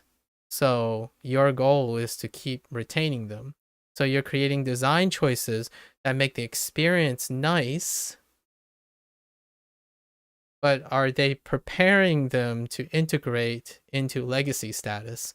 And generally speaking, that's, in my opinion, one of the biggest gaps in the lack of growth in Neverwinter, that is attached specifically to Cryptic's design choices. I'm not saying it's not growing. There is a chance it's growing, but not because of Cryptic design choices. It's because of D&D, in my opinion. It's probably far more attributed to the rise in fantasy and interests, especially D&D. You know, Baldur's Gate 3, all the other ones. So keep reducing actions. I mean, ultimately you're normalizing a mindset where we just do less, like actively. And in healing, I press 2 buttons mostly. Here's another psychological thing. If you just press your button and show the effect that you're healing excessively as much as possible, it actually doesn't statistically make the success rate any more, like, it's not statistically significant that it affects your enjoyment or reward, because you're giving the appearance that you're healing. Even if you're slamming on R whenever your divinity is up,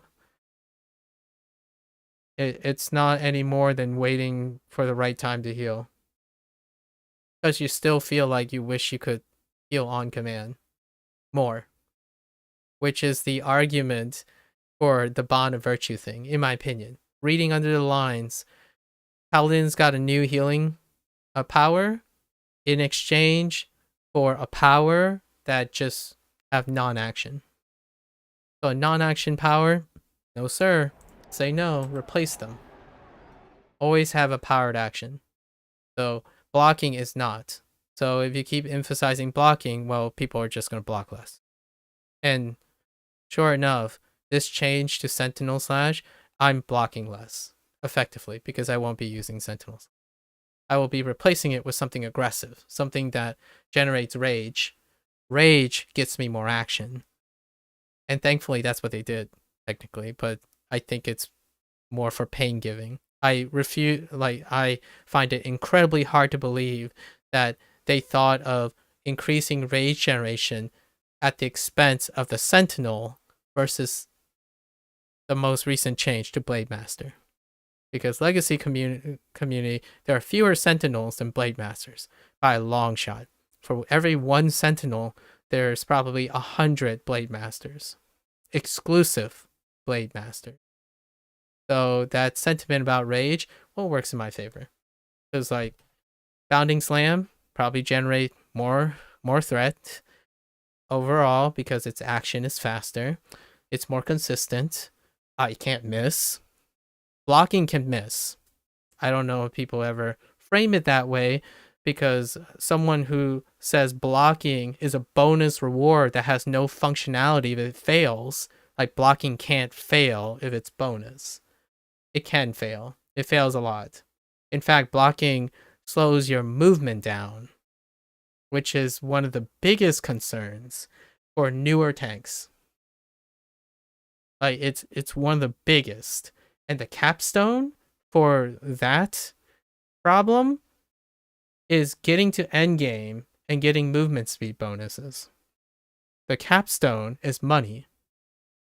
So when you're saying supporting a newer player to getting to the capstone of being an effective tank, the effective tank is getting a plus 10% movement bonus and getting all the things that provide more movement bonus.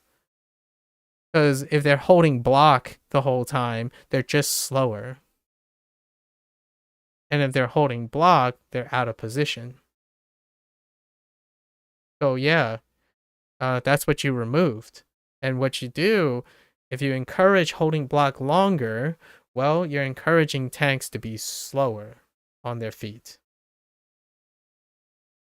I guess a consensus would be, hey, make your trials slower. Make your trials smaller. Make your dungeon bosses run around less. Like, I can't even imagine how to describe what it's like when you have to tell someone or like don't want to point out the obvious, basically like hey dude, just let go of shift because you have to run to the other end of the room right now. Like, you're not going to make it if you're holding block. Block doesn't save you from anything. You actually have to move. And it was that part is so relevant now, and it was always true since Power of the Mad Mage.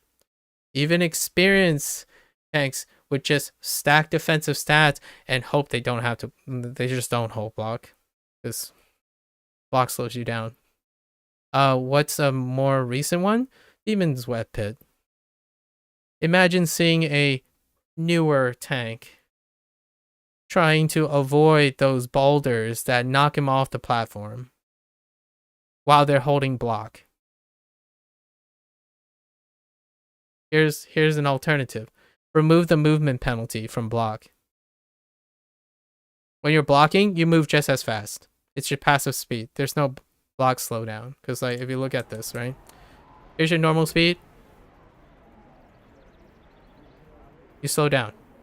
It's very noticeable when you have a lot of movement speed, but you do slow down when you're blocking. It's subtle, but you do. It's less noticeable when you have a lot of movement speed, which is what I usually have a lot of movement. Heck, I mean, I'd be for the idea of if you block, increase movement speed. I'm sure the dev is aware of this because what was introduced in the lockbox is the same. The lockbox's selling point is it introduces a mount power that allows supports and tanks to move faster. It's pretty obvious, in my opinion, that biggest gripe is non-action. Like, healers, what are you doing? You're not healing. Like, well, that's awesome. Oathkeeper got a new healing spell. That's awesome. That's one extra action every rotation for healing. Neat. Did Cure Wounds do anything? No, you still don't use Cure Wounds. It's a shame an at-will that can be used any time has such diminished return. At least they gained encounter power. I mean, at first they were going to try to replace one. So you still only have 2 actions. It doesn't even matter if it's like it could be anything as long as it increases the number of healing actions Oathkeeper can make. I don't know about you, but my first thought was reduce the cast time of Shelter. Like, Shelter is so blindingly long. Like, all the healing spells are blindingly long, to be fair, but that's increasing action. It's like the thing that seems to always elude Legacy community, I suppose. Tanks, they're clunky, they're heavy, they're slow. Fair enough. Just offering my 2 cents. In that case. I also gotta emphasize, I have a minority voice. I'm not defending anyone, really, because clearly these things are already set in stone, and the sentiments don't really address any of these things, so I'm obviously speaking for a group that isn't vocal, if there is one. Alright, so CC complete, then we had the block action refactoring. Block and shield priority, that's done. Fair enough. Definitely can't argue with that. Finally, normalization. That's standardizing that block is first. Stamina-based blocking comes before magic-induced shields, like any like skill-induced shields, because how this happened is it effectively reduces the any type of shielding. Oathkeeper is so undesirable because as a tank player who oath keeps majority of the time, know exactly that you, even if the tank is new or old or whatever, when you shield a tank very, very efficiently, you are actually reducing the efficiency of many of the tanks. And usually those skills that end up are the most used skills. So it opens up a lot to allowing, whether someone knows or not, that shielding is reducing a tank's efficiency because tanks have bonuses when they effectively micromanage their stamina for being depleted. And this ties back to the whole block spamming thing again. Block spammers are already inefficient because they don't utilize those things anyways. So there is a risk. There is a trade-off. In fact, the goal of maximizing it is to do all of it.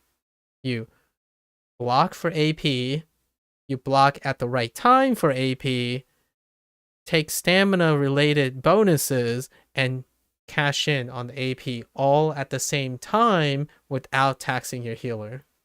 So the skill cap got knocked down, right? The top range, and then the bottom range is pulled up by slowing the game down for the tank in isolation. So it's probably easier for newer tanks, absolutely. Does it improve the relationship between what they see and experience? Well, they see pain givers in front of them all the time. It doesn't. They see healers complaining about them all the time. Yeah. They see pain givers constantly complaining about getting aggro. Not generating threat. Getting aggro. So It doesn't address those. Tanks recede because it's a powerless of inaction. So whatever that is. There's a great silver lining. I'm playing this like an antagonist right now, but I have a play style that I will present maybe at the sometime 3 hours later, maybe, that I like because of the changes. Because of the changes, I know I will get aggro so much easier, but it's at the expense of everything involving blocking. Because the developer decided to slow down blocking like it is an action of some sort. It hasn't ever been an action, in my opinion. Sentinel Slash did not serve any purpose other than a gain of action that's equivalently exchanged for the lack of utility that Sentinel Slash offers. It didn't offer a utility. So it's a one-to-one exchange. But instead you compensate it using the lack of functionality, improving the lack of functionality, and that's it. Well, what you have is an ability that is equivalent to blocking, which slows you down, which makes you less responsive. So you're not a player that has the tools to respond when you need it. You're a player that's hampered by time. Like, oh no, I need to block here. Like, well, it's too late for that. It's like, oh no, I need this encounter power now for this. It's like, but I already used it before. I can't tell you how many times the abilities. It's like, well, dang, all 3 of my abilities are on cooldown. My pain givers are so good, so fast that, well, can't do anything about it. Good luck. Godspeed. And then when they die or they run around like, dipping and dodging, who do they grief the most? It's not the tank, actually. It's the healer. Because the healer has to hit them. And cue all the best of dodge healing skills. Because healers have poor action time too. So what happens is you have a pain giver who has better actions, have better animation canceling, have like just faster pace, and a healer misses once. Well, it's too late. There's no recovery from that. You miss once, they probably popped their health stone already or something. It's like their actions are just, faster. Like, well, yeah, I shouldn't bother trying to heal. So they don't. Like, hey, if you're gonna go jump dodge around, like all the power to you, man. Just make sure you're safe. I don't want to have to heal you. Like, hey, if you're gonna attack everything before I get aggro, just make sure you're safe. I know you're really good. Like, you're a really good player. I hope you're so good that I'm only here as a DPS player who is filling in as a tank player. Because legitimately, tank players would say, why am I even here? Alright. Anyways, shields over block, it increases more tools that a tank can do. Because depleting stamina is a thing. Right? Utilizing stamina is a thing. It's a resource that tanks underutilize already. Slammin' Rush Powers update. Absolutely cool. We're gonna do that. That's part of the kit now. Bounding Slam, Radiant Slam, and Threatening Rush was already part of the kit, but now they're just better for me. So personally, so it's gonna be great. But Bounding Slam is the most exciting thing, so I can't wait. And shield replacement changes. As an Oathkeeper, done deal. I can't tell you. Gongs. What is that? What is that artifact? Gongs something. Oh my gosh. This artifact triggers me. Gongs Anvil of Creation triggers me so much. If there is something that there's an emotional hit, like just pile it on to the healer wasting action, like just constantly wasting action, is when an Oathkeeper lands and think that the tank needs increased action power. So look, it's ambivalent. I'm not triggered by angry at the tank player, nor being a healer. It's compounded. Okay? So Gong's Anvil creation, it produces a shield that absorbs, right? But it overrides Oathkeeper. It's like, okay, that's where it usually ends for a healer, where like, dang it, why do you have to use a thing that keeps overriding my shield that I spend an action on and resources? Like, it's counterproductive. It actually makes it worse, right? There are other shielding items that tanks use. However, if you're a healer and a tank player, the first thought you have is, dang, that other effect gains me an action because it allows me to attack when I can't attack. It rewards me for being defensive. So these items are absolutely rampant in new players. So when you're queuing randomly, a lot of the first things they pick up is a gain of action for tanks. Deflect to do damage, whatever they can do where they can compensate for the fact that a tank just can't do things all the time. They can't respond to things when they need to, because when they respond to the first thing, they're out of tools.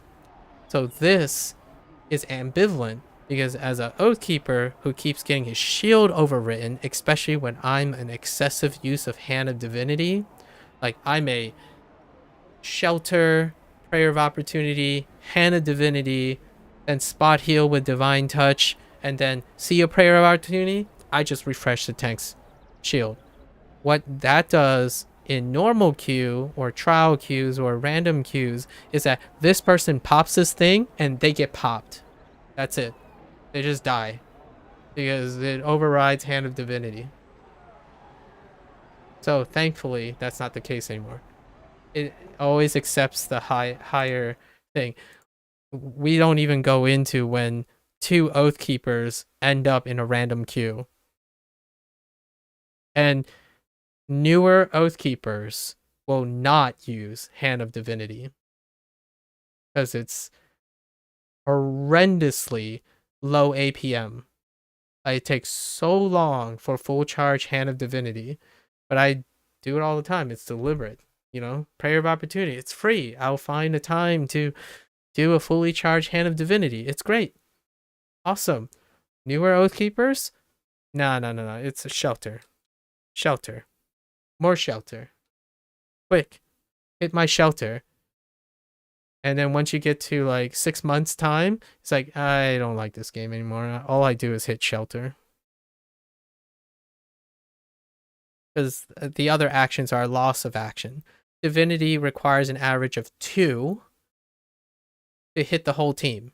Like, even if there's no divinity cost or anything, it requires 2 actions on average to hit the whole team. That's nearly double the amount of action time, and it requires the encounter to be accessible. Cure Wounds requires that the target is accessible. It isn't most of the time. I can guarantee it. When you have pain givers who can overlap non-stop while a tank is basically a sitting duck, it's not the tank hitting the tank with your single target, non-prioritized at will that's always accessible. The target is not accessible. So it's still down to actions.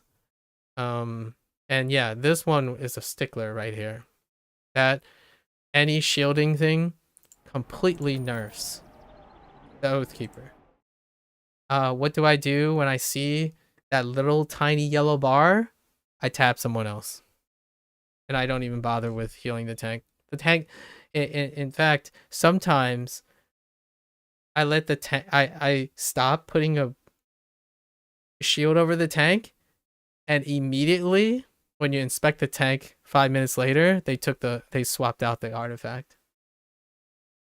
So it's not to say that there aren't older players who uses it expecting that healers don't really require additional action. They require additional action. But there are players who intuitively know that, oh yeah, I'm overriding the shield, right? So it's both. It does happen. And it happens more often than I would like to admit. So that's gone. Fantastic. Awesome. Alright, we're gonna switch to our paladin because the paladin things come up first. It's gonna be a while till we get to content. So, I mean, the content is probably a week-based thing, so this is the first week. It'll probably take... I want to leave myself like 2 or 3 hours. Okay. Class Paladin. Paladin AoE should now heal all allies. That sounds amazing. You know? Including companions, etc. I mean, it sounds really obvious, but it definitely didn't do that. So, awesome. Just a plus. And then all the auras and divine champions are changed. I don't know what their change is, but I'm just gonna rattle down. Aura protection, defense base, awesome. They say it used to be deflect, not so awesome. So great. Defense, critical strike, absolutely, because that's a capstone stat. Threat reduction, and it doesn't affect the other tank, absolutely. Plus plus plus. This is like TLC stuff. Like it's a win super win position. So 3 in a row. Awesome. Vengeance, just a magnitude increase. I use Aura Vengeance most of the time because it's a source of damage that is a gain of action for the tank. So next to spot blocking, if you're overgeared, if you're overstacking, what you do is you try to fetch for action. Action plus. Aura of Vengeance is action plus because it deals damage around. And then Divine Champion is just better with it, right?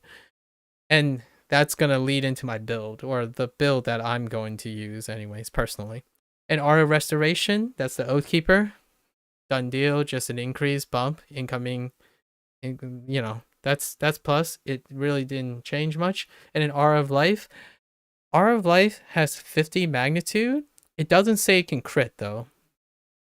So the one thing I'm worried about here for Aura of Life is it doesn't, it just doesn't crit. So if it did crit, that would be interesting. But at 50 magnitude, it's incredibly situational. I've tested it time and time again to weave it in somehow. Maybe like popping off people is great and all that. It just doesn't. Because burst damage is when healers come in, and trickle down healing is not the same as what is that, holy word or something. It's not the same as the clerics heal over time. That's burst hotting, not 50 magnitude. That's like less than cure wounds. So passive healing, yeah, we'll see if there's a situation. It just doesn't come up. But increased base is increased base, man.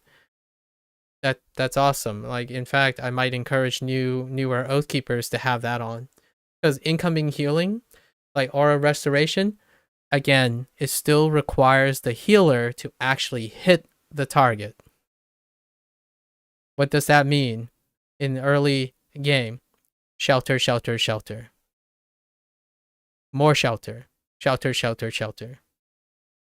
That's it. Shelter. Did I mention shelter? That's it. So, if they were running Aura Restoration, shelter, shelter, shelter. Because it's non-action. It's a non-actionable feature when you miss. And you get brutalized because healers have limited action. It'll be shielding. It's instantaneous.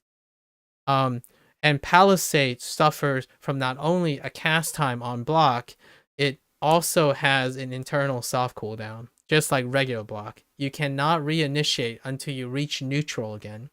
So blocking has a nuance where, generally speaking, it makes most newer tanks inconsistent because there's a neutral state. So when you block, you have to wait till you, when you let go of block, you have to wait till you get into a neutral state again before you can initiate another block. That is the risk. It's not a bonus reward. It's a trade-off. So then Palisade inherits all of that. The one that does not is Dig In. That's why Vanguards are, like, in my opinion, still the holy grail of standstill defense, right? It does not do that for, like, even if the animation is on its way, it's instantaneous. Not for Unstoppable or Divine Champion. And because they sped up Divine Champion, I imagine that's not going to happen anymore. Palisade does, but you're already in Divine Champion, so it's going to be less of a known issue. Unstoppable will still happen. Just like Battle Rage. If you're, like, hitting too fast, too furious, you can actually get knocked out during the Unstoppable animation or the Battle Rage animation. And depending on your ping, it's going to be even more excessive. So when you hit that tab, there's still a window that you just get slapped right out of it because of a delay. And if you want to compensate for network lag and stuff, it's like just reducing the latency of the initiation. If it's already instantaneous, that's some ping, man. But it's some ping that's not experienced in Vanguard. So I don't think it's necessarily ping, because you do not experience it in Vanguard. In fact, it is so robust on Vanguard because you do retaliation, right? Retaliation is super robust. It's so quick. It's instantaneous. It feels, delayed based on ping, but it doesn't feel delayed on activation. Unstoppable does. Divine Champion hopefully doesn't anymore, but Unstoppable still does. So it suffers from the same thing that Divine Champion has, which is not addressed in this quality of life. When you hit tab, it might not happen. There's still a cast time. That animation, somewhere along the line, that animation has to complete. There's like a completion window. I can't tell you how many times I see myself, that Unstoppable thing happen, but I'm already in the air. Like, I'm tabbing at the moment, a split second before this thing hits me, and it hits me without the effect of Unstoppable. And if it's a CC, you get knocked up, and it looks like you're going into Unstoppable, you fall down, and you're out of Unstoppable. It cancels Unstoppable's activation. So, if you're going into nitty-gritty stuff, Divine Champion, awesome. Unstoppable, still suffering from that same thing. So that's one down. Divine Champion. Intimidating Presence got rework, right? Just more threat. That's awesome, I guess. And Intimidating Presence is going to be the gain of action, because it doesn't take blocking away and stuff. That's fine. But it does ongoing damage. That's just gain of action. Just all day, every day. You nailed it. You want an alternative to unyielding champion feat? Nailed it. Plus, plus, plus. Like, Intimidating Presence all the time. Especially when blocking and absorbing damage is a non-action. Now, I want to emphasize that, because the conventional interpretation is, oh, I don't need to hold block anymore to block. That's because Unyielding Champion reduces the cost of Divine Champion, and it allows it higher uptime, and it absorbs more damage, like, around, right? You're not, so you don't have to worry about wasting action time with blocking. Like, that's great. It's kind of like an Unstoppable substitute. In fact, if you like Unyielding Champion, you may want to consider playing a Sentinel who has a mechanic very similar but baked in, unstoppable with no choice, and that's great. And they increase the absorption rate. That's awesome. It's still a non-action. When you stand there with Divine Champion with unyielding feet, you're doing effectively nothing that, in my opinion, that addresses the end game or the end game toxicity or the psychology and mindset that it needs. When you unyielding champion and you're training to make that competitive, their idea was, hey, we should introduce something, a feat that makes unyielding champion more like that's a competitor to unyielding champion. It's not that unyielding champion is competitive, is that its competitor is non-existent. And now the lesser of two has become the lesser in general. So unyielding champion, in my opinion, was chosen by default because that's what was offered. The lesser of two. Intimidating presence is just off the walls bonkers. And that's fantastic. At least for me. Me personally. What am I gonna run? Intimidating presence. I think they're the ones that are opposite of each other. Let's look on here. Oh yeah, and Justicars don't get resets, so we have to do it ourselves. Yeah. So unyielding champion right here.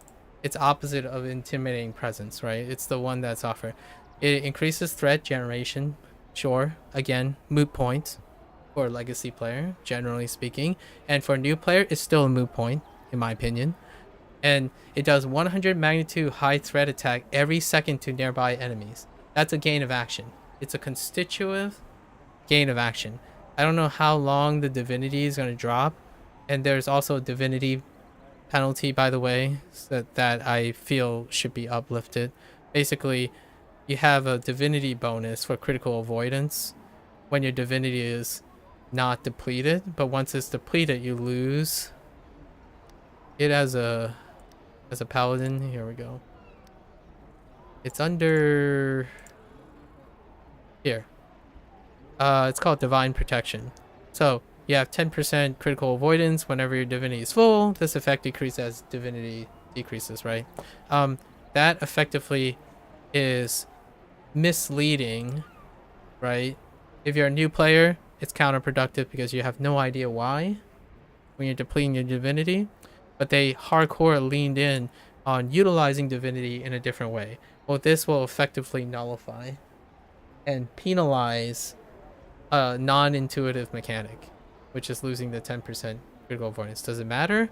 Well, it kind of does, because 10 and 15% is the key contributing range of powers and features. So 10 is pretty significant. Anyways, and what I do is I'm going to compensate for that 10% at the higher end because of knowledge with that. But unyielding, right, it now absorbs 60%, right? Cool. Awesome. And it lasts longer. But it pales in comparison to just toggling this. Because in bosses, I'm just going to be probably real with you. In bosses, you're only toggling unyielding champion when it's useful. When during like a tank buster. And since you delayed blocking and stuff all the time, this doesn't really address what blocking doesn't offer, which is a gain of action.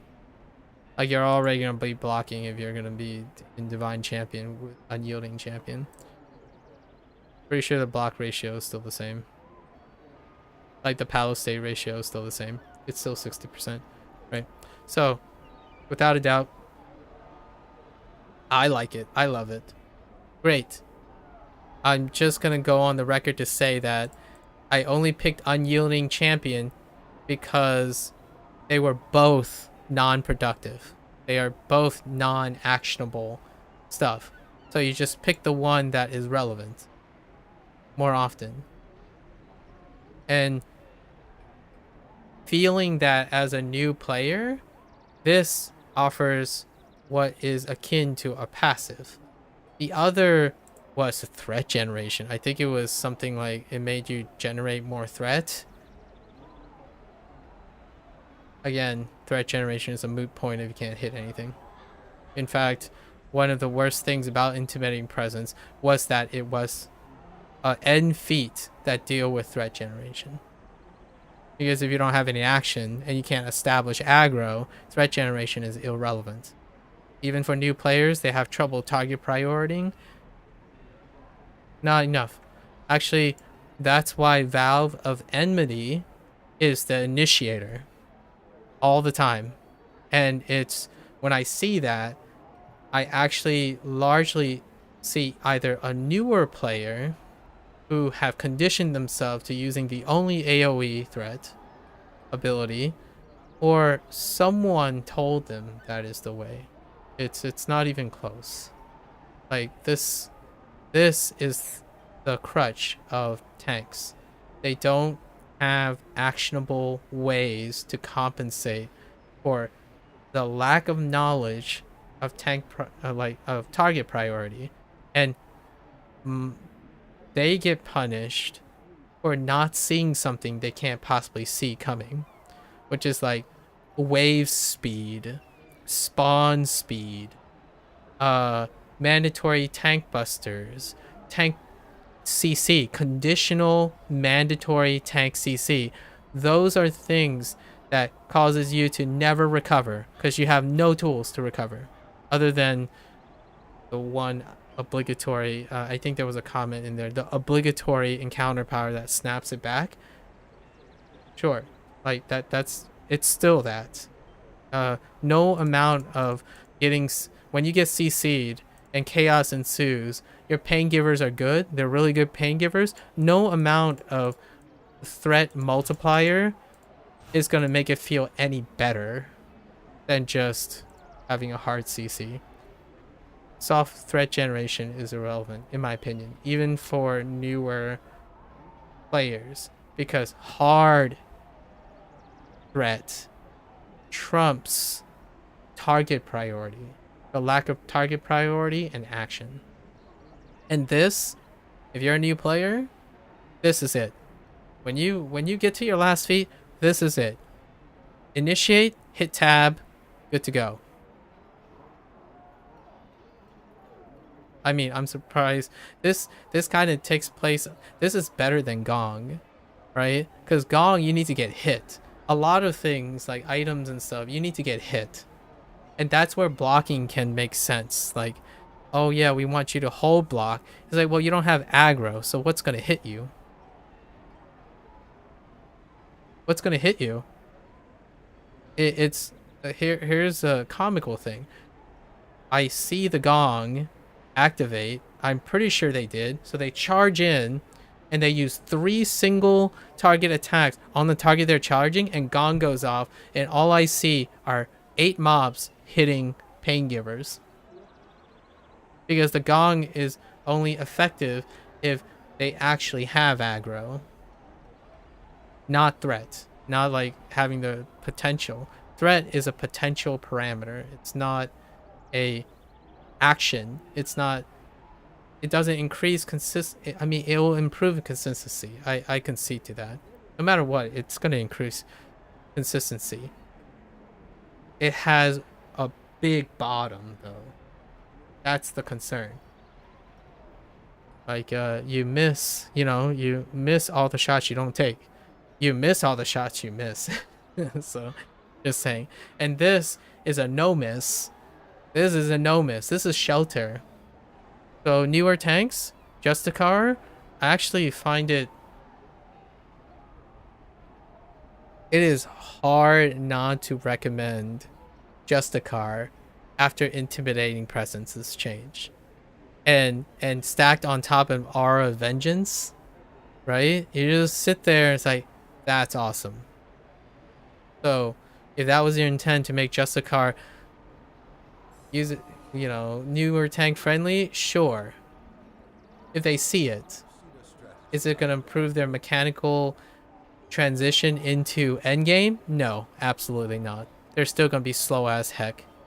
Like, they're not gonna stay up with the pain givers. Pain givers are gonna be angry, and then they're gonna tab at the wrong time, so all their divinity is gone.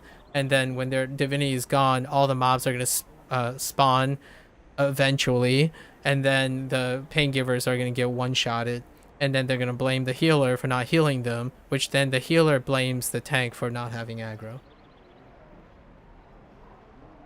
Very, very, and I'm not saying everyone, obviously. This is the I'm trying to reflect the majority anecdotal experience. I would say 60 to 70% of the time, that's the order of how it works. A veteran player would do it differently. They would, all caps, say tank aggro. And what they're doing a lot of times is saying, oh, I know it's not my healer's fault. I'm being nice to the healer, so it's okay to be toxic to the tank. That's, you choose your battles. You save a soul by sacrificing a soul. Someone's a scapegoat, and rarely is ever the pain givers. Pain givers have majority vote. There are 3 of them. And they always have more action. So intuitively, they can deal with it. Tanks and healers are hopeless. They have less action. So they can't overturn anything. Like, hey guys, can you just heal better? Like, okay, well, at the moment, I would have to either somehow improve my targeting substantially at this very moment, or I get more action so I can act faster. Well, you can't act faster because the game doesn't let you to act faster. So what you're going to do is you're going to put on your aimbot and predict every one of your pain givers moves. And then the tank has to magically just understand when things are going to spawn, because the game, oh wait, the game definitely does not tell you when waves spawn or give you timers on when to expect things.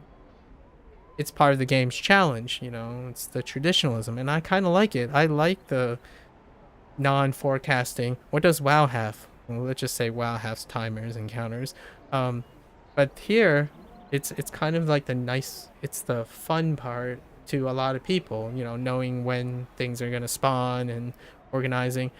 But to a new player, nah, there's not enough action in the world to save a new tank player in the company of efficient pain givers. Pain givers, on the other hand, trades off in complacency. They have this safety net because they have so many actions.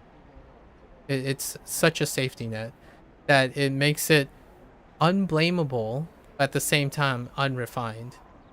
There's a vast difference between 3 pain givers that are on the same page as a tank and pain givers that are not on the same page as a tank. In fact, the healer ironically becomes even less engaged when the pain givers are on the same page as the tank. If the pain givers are on the same page as the healers, it is only felt when the tank has no idea what they're doing. Then because, well, as an Oathkeeper, let's just say if you know the surefire way that the healer knows that the tank has no idea what they're doing is when a blue shield hits you and it covers your entire life bar and you're the pain giver. And that's what happens. Immediately, I ascertain if the tank has any idea what they're doing. They don't. What do? They're holding block and falling behind. Why are they holding block? Well, they get some AP. Now they get more AP for holding block. That's great. Awesome. They're not even in the battle, so whatever. It's like, oh, you're holding block. The boss is at the other end of the room. Are you gonna hold block and go over there? Oh yeah. You're definitely going over there. What can the pain givers do? They can stand there and wait. Right? You can choose to stand there and wait. What's the drawback to that is designed in traditional MMOs. Oh yeah, that's right. DPS check. That's when the boss says you're out of time, and the tank is too slow, to and hard caps your pain givers. These are not like new issues. The hard cap of the hard cap to pain givers in content is the tank. A lot of times, like and traditional MMO design tends to have a hard cap because the tank has mandatory damage requirements for holding aggro. That's like their check. The tank check is an aggro check a lot of times, because you might be thinking, well, a tank check is a soak check, right? It's a damage check. Not really. You have to have aggro first before you can actually do that. And the most toxic, ubiquitous, universal moral grandstanding argument against a tank is that they don't have aggro when it's needed. You can't argue against it, and tanks get kicked out. That's just how that works. Like, dude, man, like, we don't have to wait for you. You just have to have it. Like, that you're capping us, right? And I'm capping as in, like, damage capping. And then the healer is being capped too, because the healer is dependent on how well the tank is doing. Okay, moving along. Lots of stories. Intimidating presence, plus, plus, plus. In fact, unyielding champion, that extra 20%, it's just irrelevant if you don't have any aggro. So, don't, in my opinion. And they're focused on newer players. So, sitting there with unyielding champion bonus is 0. It has no investment if you can't understand target priority. And intimidating presence removes excessive need for target priority. It actually helps with that indirectly. And then they can hold block. In fact, that's comical, because if you have intimidating presence, I'd probably encourage blocking in that way, because then they have an action while blocking. What does that sound like? Sentinel slash or unstoppable. That's the design choice. If you want to normalize something for tanks, normalize blocking while attacking. Non-single target attacking while blocking. The reason why I say that is because the fighter can attack while blocking. Unstoppable is situational. So at least it's a little bit more reliable now. Anyways, like, a lot of times you use unstoppable to run away out of CC. Okay, Oathkeeper. Healing magnitude. They just readjust. Okay, let's bring up Oathkeeper. Oathkeeper, they readjust Emissary of Warding, and overall it's still the same. So, regardless of, let's just skip along. It's good. It's fine. It's a moot point. I'll take their word for it. Basically, I trust the devs. Like, I trust them more than I trust myself in understanding how the coding works. So I'll take their word for it. Aura of Divinity. I don't know which one this is. Is it just a normal thing? Is it your tab? Is it listed here? I don't even remember. Oh, yes, the mark. That's right. They call it. They call it an aura because it's around the mark, right? So, what did I say? Fixed a bug where Aura of Divinity would not always increase the effectiveness of. I had no idea. That's great. That's a positive. Now, Bond of Virtue encounter is new. Awesome. Heals all allies, right? 300 mag, and it heals an additional 300 mag to the weakest. Fantastic. Can't argue with it. It's a gain of action. Like it's practically mandatory because shelter is the only one. It's shelter, shelter, shelter. If you're listening to your legacy community, they'd be like, oh, I kind of like how divine touch works, and you can single target with divine touch if you're good. Yeah, I do that too, but it's shelter, shelter, shelter. Okay, so awesome. In fact, I might even no, you just run all three. It's mandatory. More heal action. If you're a healer, more heal action is the best heal action. So awesome. Can't say much. That's actually a feedback from someone. I actually heard that feedback. I read that feedback somewhere. It's like, well, no one uses Bond of Virtue. Yeah, because Bond of Virtue is non-action. It doesn't do any action at all. It requires an action. So you're using an action that's a setup for another action. You already only have shelter. So like the other things are divinity restoration, like sacred weapon with the feat bonus or circle of divinity. How you need bond of virtue, which needs to pair up with something else. Yeah, that's a no-no. So awesome. Cool. And it costs 0 divinity, so PogChamp. Sanctuary, proper CC immunity and a little bit of increase. Awesome. Cool. Especially damage reduction. Increased by 5%. That's kind of choice.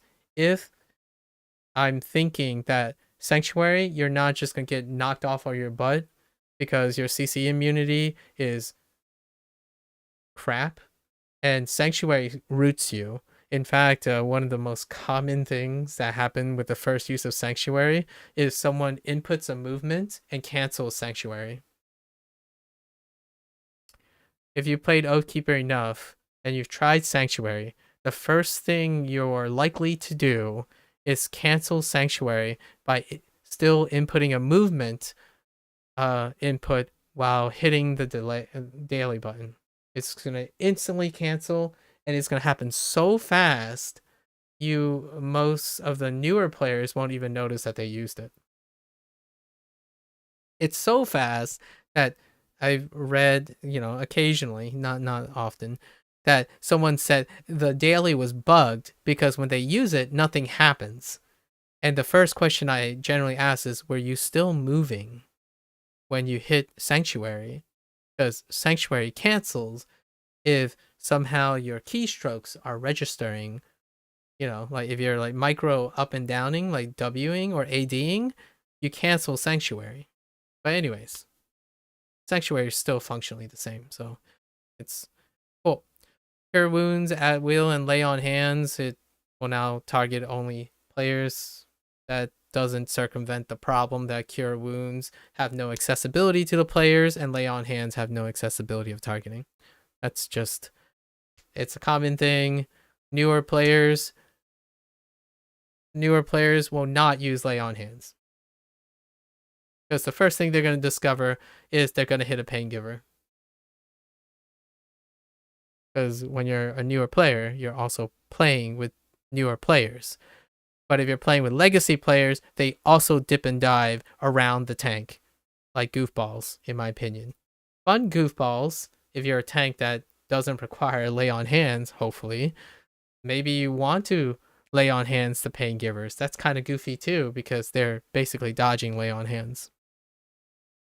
You can be really skilled. Trust me, I use lay on hands. It's not consistent. Not because it targets something and whatnot. It's not accessible. Cure wounds is not accessible. It is incredibly nuanced.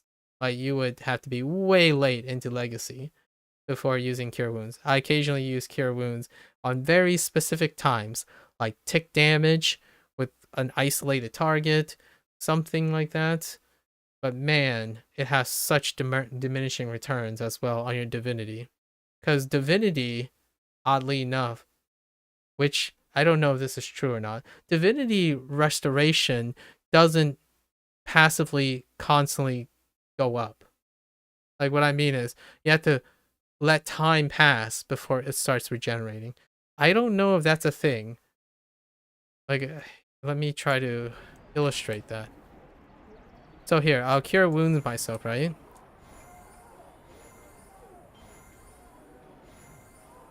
Now, what this... Oh no, we have to be in combat. Because you restore divinity while, well, what I'm trying to say is cure wounds require more actions. And more actions reduces how fast divinity restores. At least that's how it feels to me. So what I mean is, if you can divine touch a target for 900 mag, like a crit 900 mag, it scales up so far that it replaces, say, like 4 taps of cure wounds. Not only that, the action time it takes to do that one action, divine touch, cure wounds have to do 4 actions of time. Divinity restoration, for whatever reason, at least it appeals to me that because you are performing 4 actions, divinity doesn't regenerate as much as doing 1 action and doing nothing for the rest. When you're doing nothing, it restores more, which I think that was intended, right? I don't know. There's a little confusion here for me. Did I really see like divine touch costs 100 divinity? Cure wound costs 40, for example. But if I use divine touch once and then do nothing for it, which is the cost of like 4 cure wounds, right? If I cure wound twice, it will still take longer to recover that 80 divinity costs than 1 divine touch that already costs 100. At least that's what it appears like. I don't know if anyone has noticed this or not, but cure wounds, if it was introduced as like, it's not created equal. More actions means stunted divinity regeneration, I think. But I could be just, it might be like an emotional response or something. But I actually think the more often you do an action, like, and interrupt divinity regeneration, there's a delay on divinity regeneration while you're in combat. So you want to be efficient, which is the design intention. Like, healers have to be decisive. They have to maximize their action. What does that do? What does that psychologically doesn't do for teams? Pain givers that keep taking progressive damage. For Oathkeepers. Oathkeepers specifically, because they don't have healing word. You see, there's no tick damage offset. Cure wounds is what I use to offset tick damage. Because like, if you're gonna be pumping divine touch, it takes a long time for that divine touch to land, and pumping divine shelter, it's not an action gain, it's an action loss. So cure wounds have a really fast animation, surprisingly. It roots you still though. You know, like, that's a thing. It's a 1-second root. It cure wounds is just they just what they did was they adjust whatever the description in the text and all that, and then they corrected some typos. All right, that covers Oathkeeper and Justicar, which right now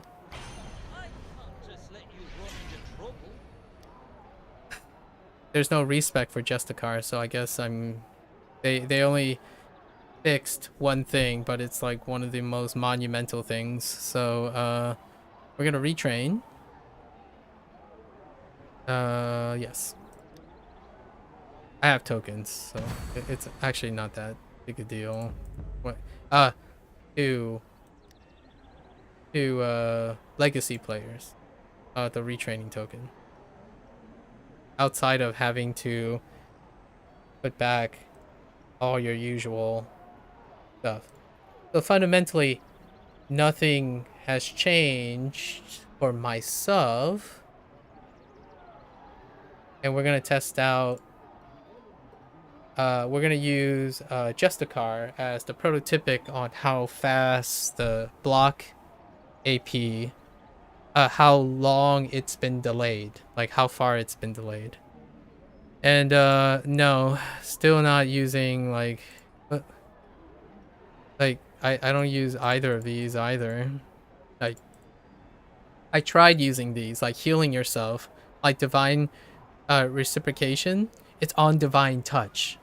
You know what would be the goat? Put it on bond of virtue. and then not just yourself. Just have it reflect off to the lowest HP.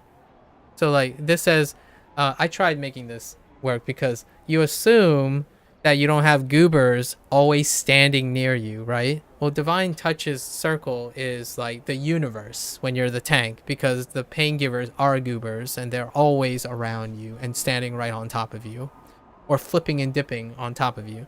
So it increases the threat generated by Divine Touch, but the effectiveness of Divine Touch was legacied into the change to Divine Touch. So now you have to heal yourself, right? Or you have to heal someone that's not just yourself. So you have to heal a target ally. So somehow you're gonna try to heal someone who isn't like humping you, which leaves a range DPS and the healer. Who is the more likely target to need a divine reciprocation? The people who are humping you. So I tried. Like avoiding healing yourself for divinity cause is yikes. But there's the goat. Divine reciprocation on bond of virtue. But the thing is, you can't do that because bond of virtue doesn't exist for the Justicar. It's not a healing one. So attaching divine reciprocation to a no divinity cost thing may make it experimentally alright. Like just experimentally alright. It can provide a situation. In the current state it is in, it has been a non-issue. So like I take this just for fun. Like who knows? I don't know. Maybe the off tank will heal the tank, the main tank one day. That's kind of cool. Cool idea. I thought about that. Didn't work. Absolutely horrendously did not work. Because so much diminished return in scaling. So what about this? It's like, it's a loss of action. I kid you not. This is a loss of action. Like, yeah, some people say like, oh yeah, but the restore stamina is like, do you know what else you could be doing than trying to slot in Sacred Weapon? Sacred Weapon is a loss of tank action.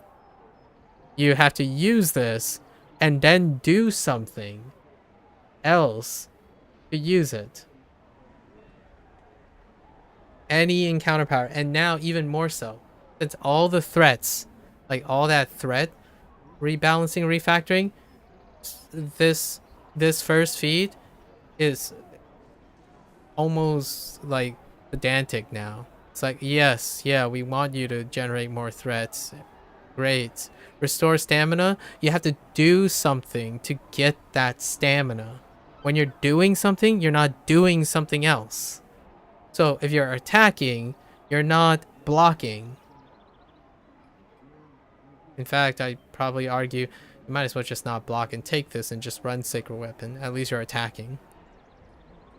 So both of these require additional action that requires even more additional action. Like it's an action that leads to another action that requires nuanced play.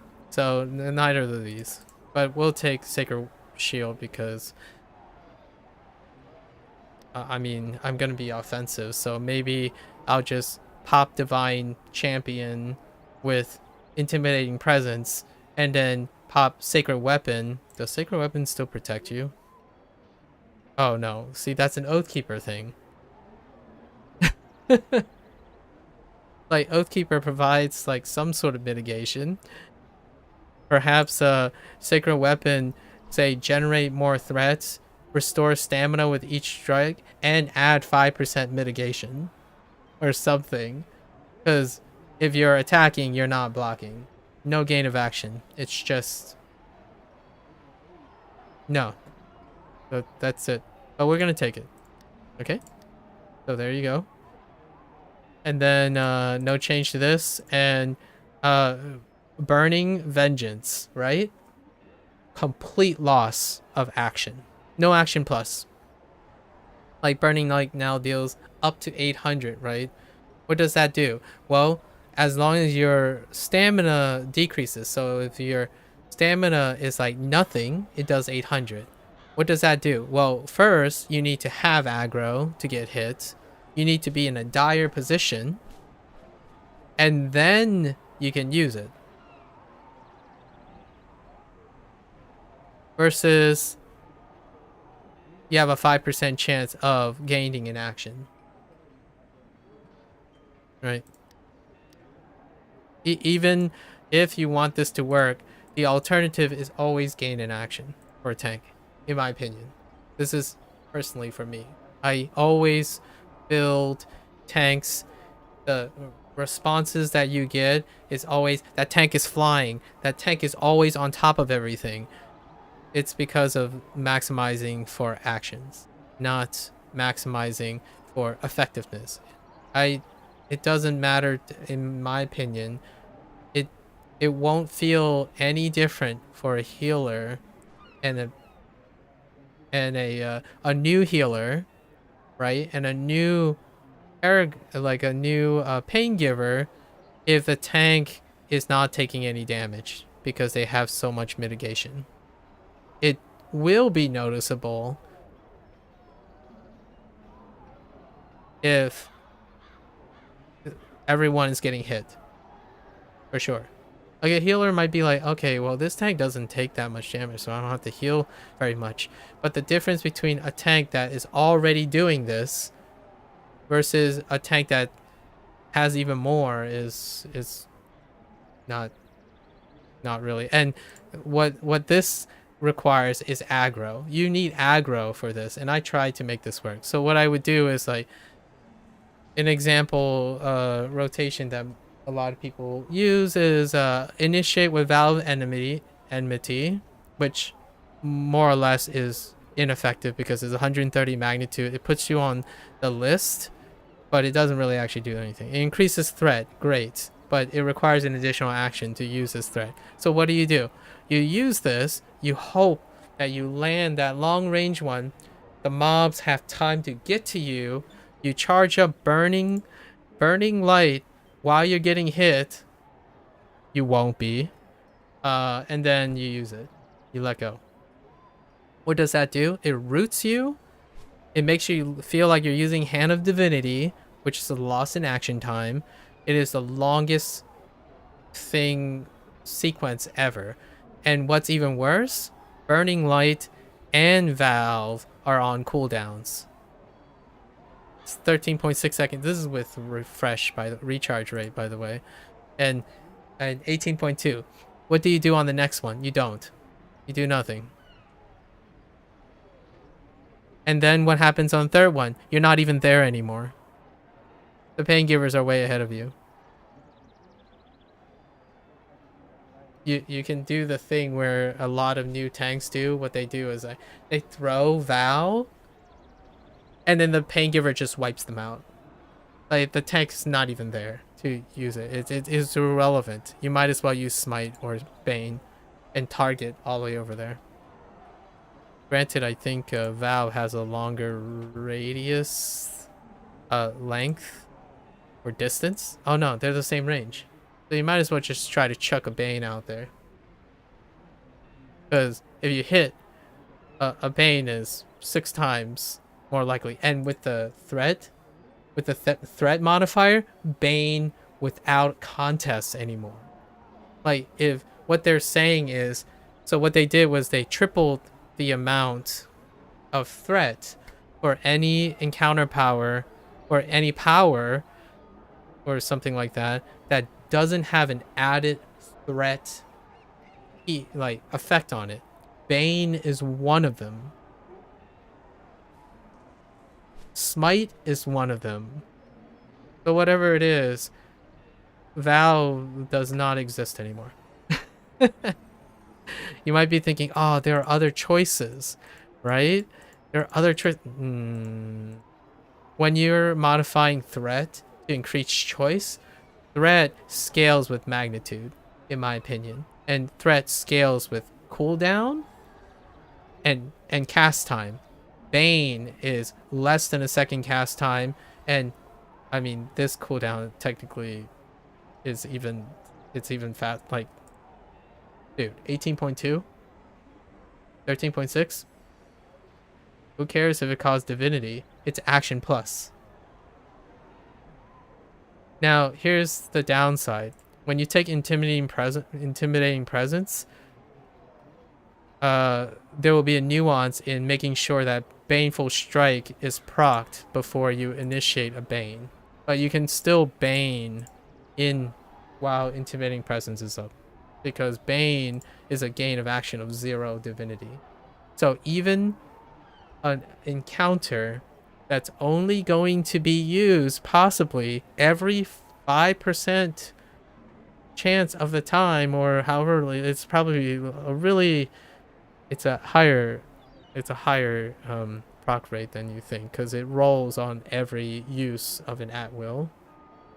It is still far exceeds quite literally everything in terms of gain of action. Now, there are swap ups for defensive, like Binding Oath, fast. Like, look at this, 0.8. But then you just look at the cooldown, it's like, and then you look at this, it's like, oh my gosh, it's still the same. Anyways, and then the reason why this one is situational. Increased amount of divinity that Justicar's charge may restore. Guess what? Justicar's charge requires a non-action, which means blocking. Where's Justicar's charge? Restore divinity whenever you block an attack. Blocking an attack is a non-action, and it has a prerequisite. They have to be targeting you first. Sure, you can argue for a boss, right? But using encounter powers that cost divinity, you can weave in a smite, get more divinity back by following up an at will, and you would have divine champion up more. All of that happens without a loss of action. So yeah, you pick. And obviously I run Bane, so I don't know if this is so according to the description, it's working as intended. Basically, encounter powers which cost divinity, right? So Bane does cost divinity. But when Baneful Strike procs, the next Bane is changes the cost, reduces the cost to 0. But by the description, it is a power that does cost divinity. So what happens is when you Baneful Strike, it triggers Divine Pursuit. So, and what are you going to be doing in the Intimidating Presence, or even in Unyielding Champion? You're going to be attacking with at will, because tanks have sucky action time, and the most accessible thing is your at wills. That's why Sentinel Slash was interesting, because it's not just the at will that the tank does. And what you call it, Justicar has the benefit of a divinity resource, so that's still high up. Actually, Sentinel, it's awkward, but the changes to Justicar's little thing shoots up Justicar in the recommended list for entirely different reason why I would recommend Vanguard. And once again, Sentinel, untouched nearly since mod 13, sits at the bottom of the pack. So if you're worried about your like legacy community, thankfully sentinels don't necessarily exist. So you're okay with it. You can change whatever you want. Like it's fine. Does it impact me? Absolutely. Because you just now it's just a hyper aggressive sentinel. We haven't gotten there yet. And I think this was not changed. Shield of the Gods and Sheltering Light. And let's just say whenever you heal a player under the effects of Shield of Faith, you're now healed for 50% of the value you are healed for. Dude. Of all the targets that this could be healing,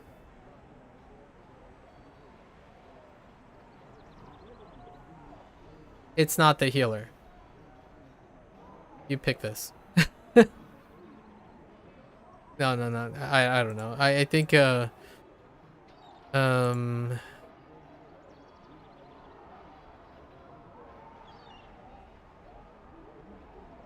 don't know. Like this is pretty meh too. Yeah, I is this any different for Oathkeeper? It's not. Oh wait. Sorry. This is for sorry, not Oathkeeper. Justicar. Yeah, man. Like I just take this because I don't know. You use Shield of Faith. Just throw out the Shield of Faith. Cuz oh, and it's not the sorry, it's not the healer, the tank. Like the healer's on the tank already. And generally speaking, when you're spot healing, if you need any form of spot healing synergy, it's usually the pain givers. And this it was oh wait, this was removed. I remember this. The cooldown was removed, wasn't it? Yeah. Hold up. I might actually use this now.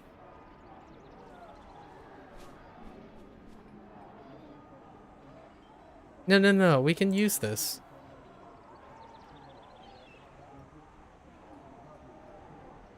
Whenever you are healed under the there's a comma missing. Whenever you are healed, comma, party members under the effects of your are now healed for 50% of your No. I mean, it's so situational. I think this is fine. We'll just choose this because I still don't use it, but maybe we can use it while Intimidating Presence is up. Yeah, and then we take Intimidating Presence. No doubt in my mind. Okay, let's go test out Radiant Slam. Where do we get It's already been like almost 4 hours and I didn't start with the content. This is the content. The other stuff is like bootstrapping, and we have plenty of weeks to go over that stuff. So, let's see.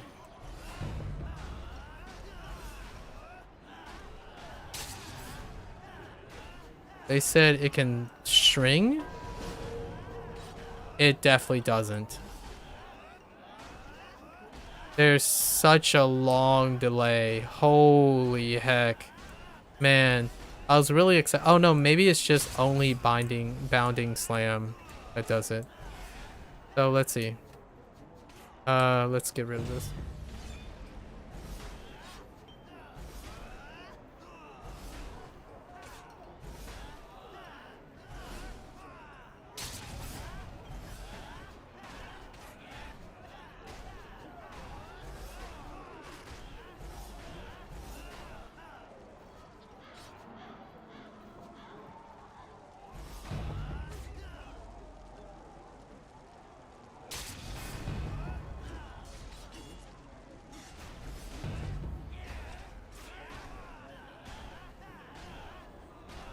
Nope. Still the same thing. And what I mean by the same thing is I will still choose to non-productively use block because Radiant Slam is still still hampered by the same issues. So, like, now I'm very pessimistic. I'm incredibly pessimistic now to seeing Bounding Slam. Bounding Slam is pretty dank awful, in my opinion.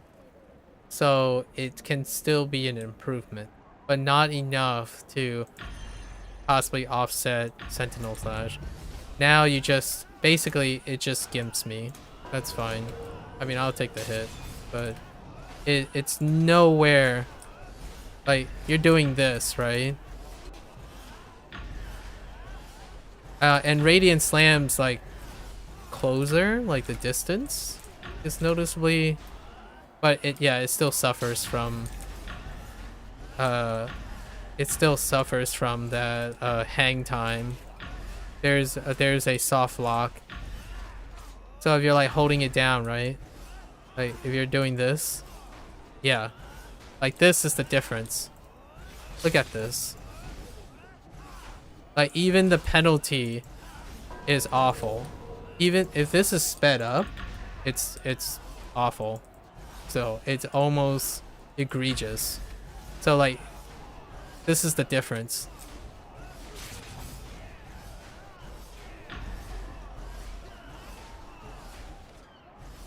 So yeah, no change. That's actually really unfortunate. However, Radiant Slam is the fastest. So we won't know. We won't know until we see the others. And then let's... That's so awesome. Oh, and I really liked how Intimidating Presence looked. Oh, downside? Yeah, see, Palisade? That's what I so dislike about Palisade. It has a casting time. When you have to shield with Palisade, it has a casting time. So it actually slows you down. So you can't use this. Yeah. It makes it double, it almost double the time. So that's gonna be awful. So you have no mobility when you're in Divine Champion. Except for, like, Avenger. It'll be an adjustment, but it's not too bad. Minimal. Basically, they nerfed diminished return for having more actions. That's it. I take it. It's a good exchange, in my opinion. It's an exchange for it's an exchange for Intimidating Presence. And then and it does change the playstyle. Now the playstyle is hitting tab instead of shift. So you're exchanging one for the other. Faster interaction. And for Oathkeeper, you just slot in Bond of Virtue. That's it. Like, that's it. Bond of Virtue, Shelter. Oh, auras? No, you're still doing aura, restoration, and composure. Feats? Still the same thing. Does it do anything? Yes, it does. Does a lot. I think Justicar is a home run, and Oathkeeper is a home run, in my opinion. So, kudos. There's just so much other things that aren't a home run, but you take it. So that wraps up the Paladin, and I think the next thing on the list was no, the next I was incorrect. The next thing is Fighter. I'm only gonna go over the tanks because it'll be too long and I wouldn't even get to finishing my launch thing. Okay, the Fighter is kind of shorter. I'll talk about the Dreadnought too. I mean, might as well. So cleave and all, like, basically all the at wills from the Dreadnought, or the shared stuff, Dreadnought and Fighter shared stuff, are increased, baseline increase. That's fair. I mean, no commentary. and then it just goes, and then it goes to Dreadnought. And I like this change quite a lot. I do very much approve. And that's the activation requirement, activation prerequisite for Heavy Slash and Reeve, which are two that again affects everything I do. So like 90% of the stuff is relevant. So this is awesome, where you can like, it's still juts though. So having just looseless activation is great, but it does this now, right? It still does the ping slide, which is kind of funny because the last change to this was to remove the ping slide, this thing. So now it's creating the same effect that it used to, but towards the target, right? So they added I call it the ping slide because that's what it did before, where you were like moving left and right, like you were strafing left and right when you're holding down Heavy Slash. That was like this, like that. You can still produce it a little bit because it's the soft lock. It's the soft lock in the animation. Basically, you have to return back to neutral before your Heavy Slash can activate again, which is fine. I think the biggest deal is this. Like being able to naturally aim somewhere that they might be going. The downside of that is I hope the hitbox is responsive. So we don't know if the hitbox is responsive. Like for example, what's the hitbox responsiveness on a moving target? Like can you preemptively pre-hit into an empty space as the target is moving in? I don't know. But it does, it's minor. It's really minor. Especially if you're already conditioned to like be at a specific place and whatnot. It's a little bit more user-friendly, I suppose. Legacy players will not have a problem with this, I don't think. It just feels like you're already aiming at that spot anyways.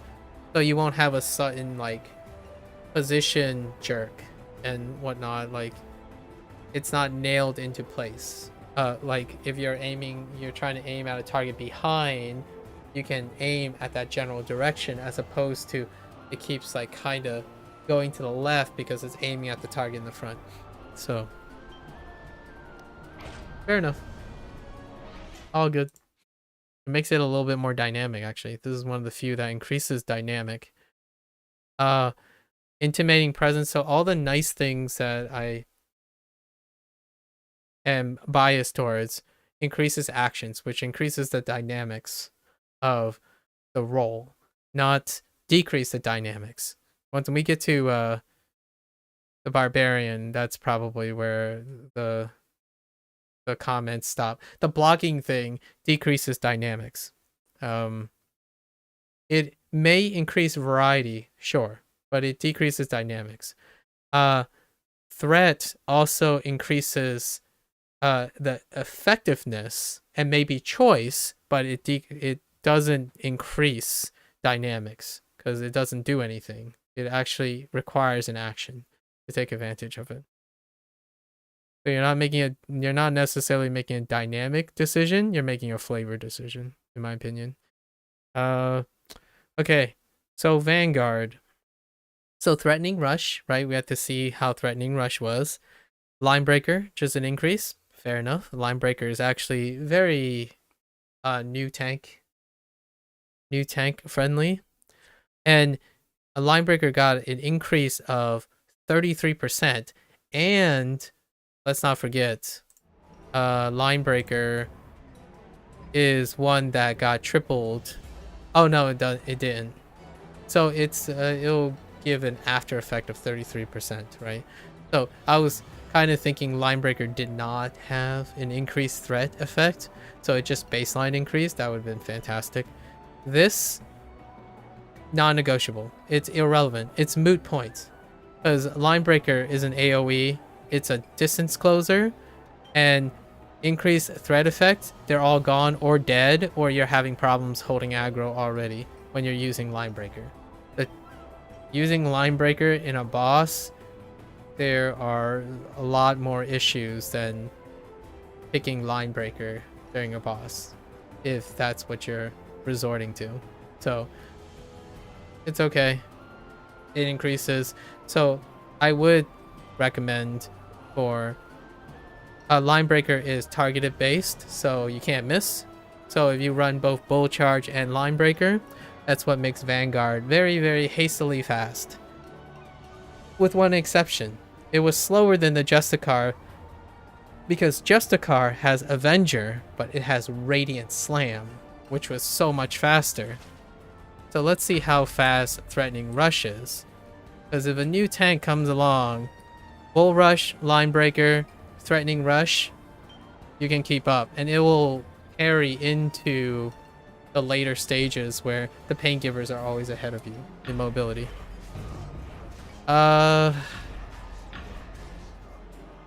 Nope. It still suffers from the Guarded Strike. Because, yeah. Like, look at this. Holy, I don't think they changed anything. That is so underwhelming. That recovery is unbelievable. It almost seems like that patch notes is not real. That is so long. And the difference between this, now you have to, this is why I was suggesting for this being able to turn off guarded stuff. So being able to turn off Shield Bash and Guarded Strike, like as an option. Like, I don't want to guard while attacking. That would be great because the speed this is going, you don't use it unless you do what I'm going to do, which I still do it, but I do it much less.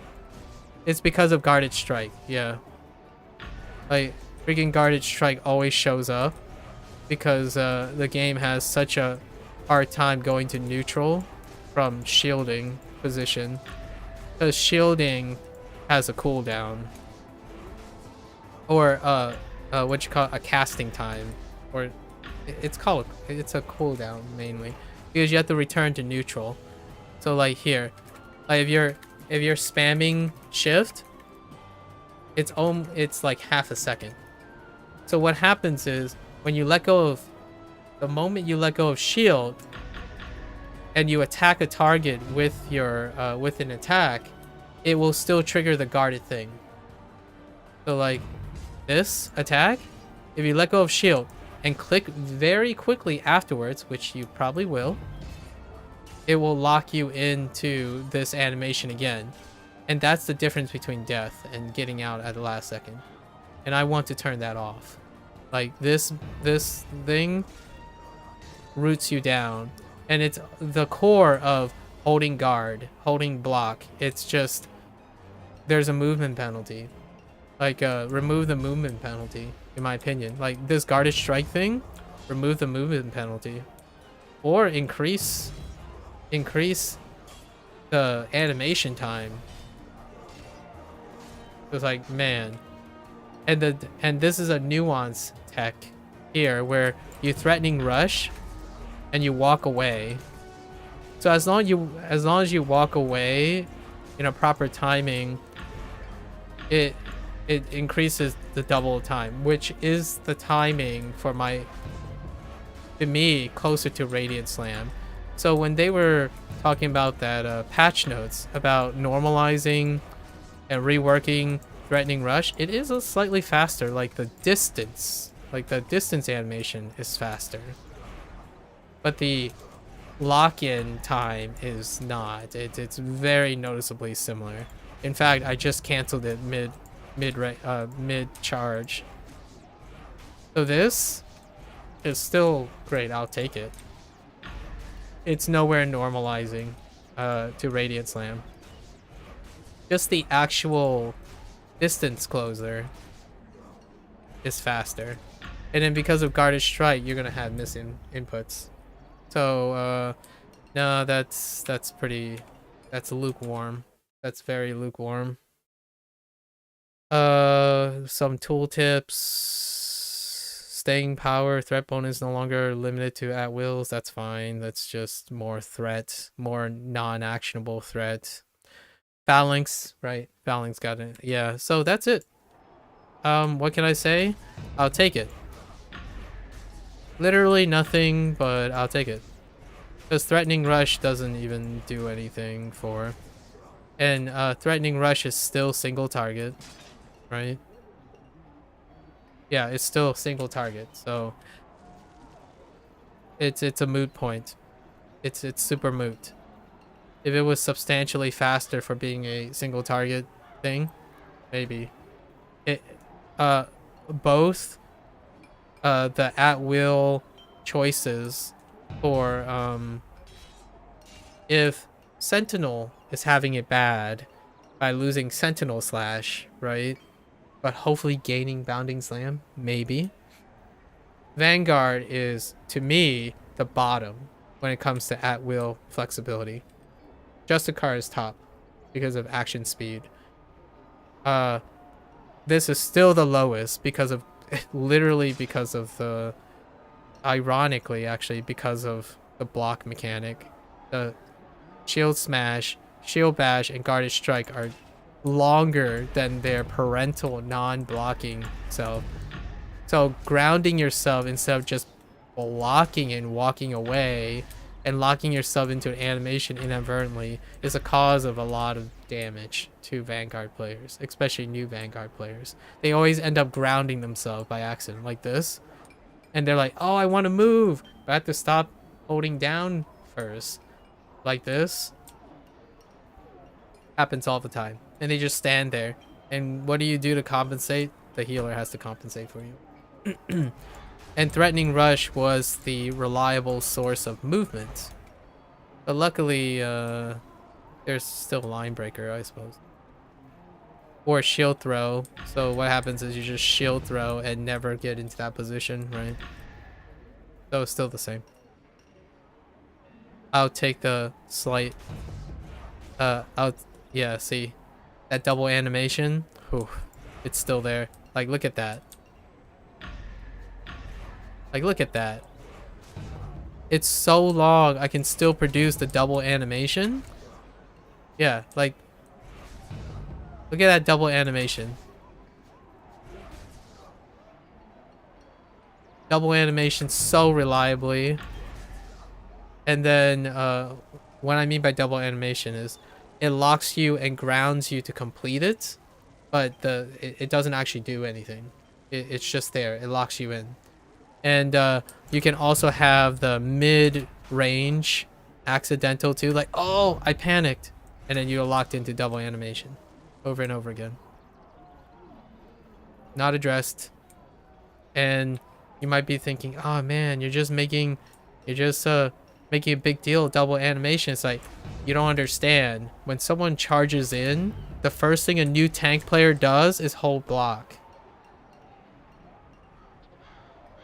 It does matter, but more than what people might think.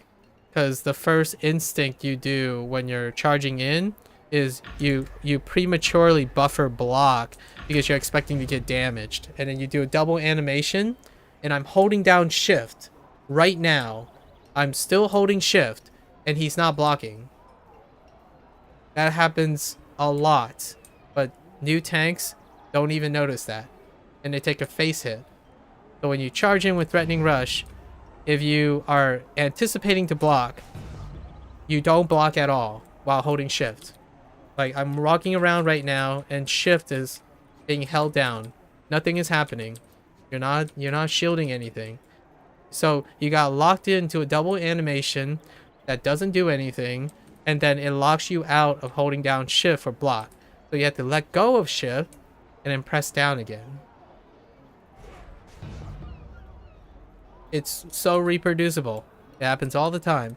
So something, in my opinion, would be, if you're thinking about new tanks, there's got to be something to be done with the buffering of, I don't know if I can reproduce it in, I don't think Radiant Slam can be reproduced because they are faster. So let's find out.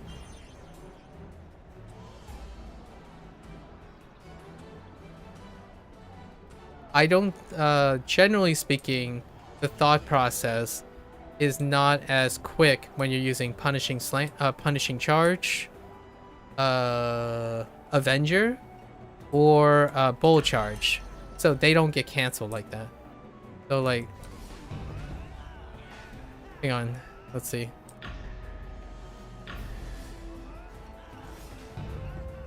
Yep, it's reproducible. I'm holding shift right now. And you're telling me that holding block, right? You're telling me that the problem is people are getting too many bonuses from spam shielding. Well, I'm going to tell you now, here's another counter argument. When you don't learn how to spam shield and spot shield, this happens. And new tanks do this all the time, in my opinion, from a healer perspective. I can see them thinking that they're going to charge in and guard. And what happens is they end up not guarding. Like, Radiant Slam is not fast enough. Because what you're doing is you're anticipating that you're going to block. So, the moment you charge, you hold guard, and you're no longer guarding. You just don't guard. It happens with all of them. The Radiant Slam is not as bad because Radiant Slam is faster. So from time to time, you don't encounter this. Because people see the slam and then they guard. And Threatening Rush was like mid. It was like in the middle. Now Bounding Slam, we might as well just do it now. Vanguard, we're done with Vanguard. So let's go see if Bounding Slam is basically the same. So I take it all back. There's no compensation. Like, I think Sentinels are, I mean, like 1% of Sentinels, yep, are crap out of luck. It's so long. It still has that ridiculous wind up.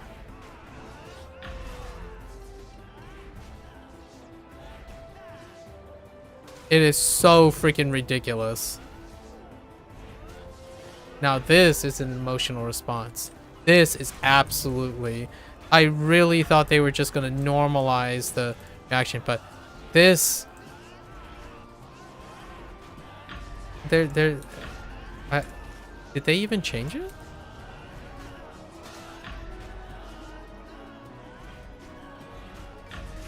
Yep.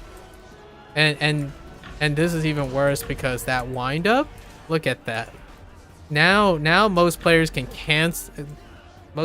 still just cancel Bounding Slam by accident because it's so slow. What's the cast time on? Is there a... does the tooltip show that Binding Slam has a cast time? 1 second. Okay. It's not 1 second. What's Radiant Slam? 0.8. Let me guess. 0.9. Is Threatening Rush 0.9?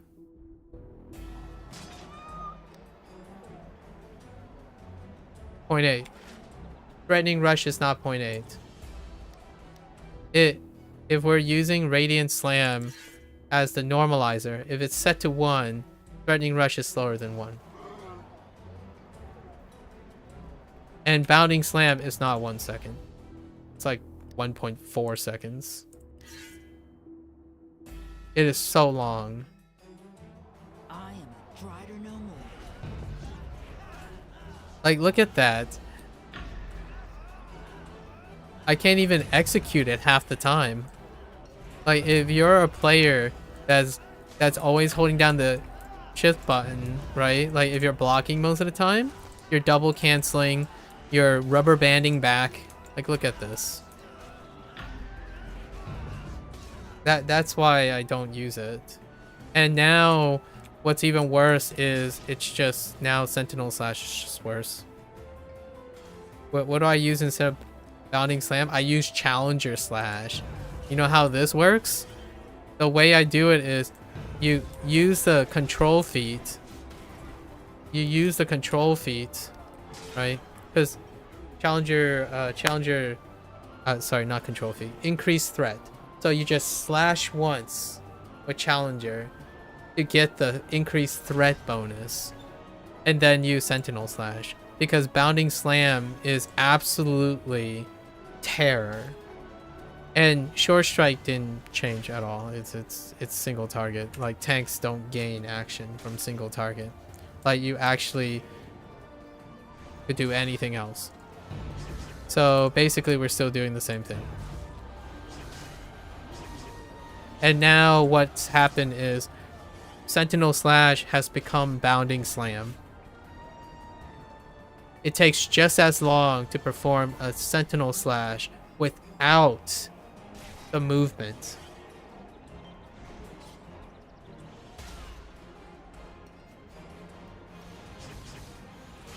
Like look at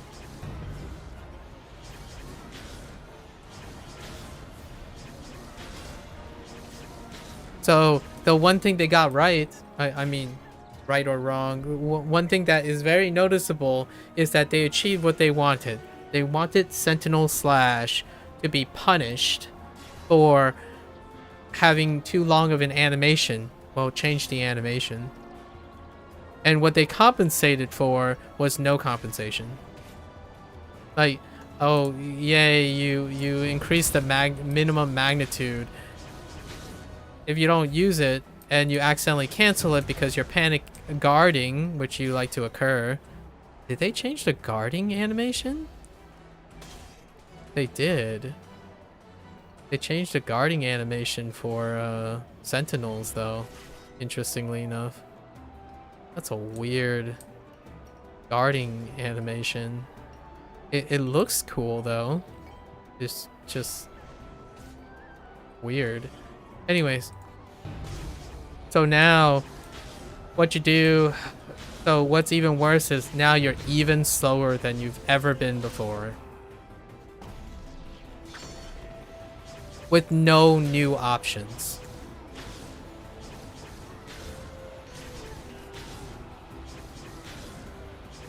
What I would say is I would take the full length charge, a decrease in the full length charge time.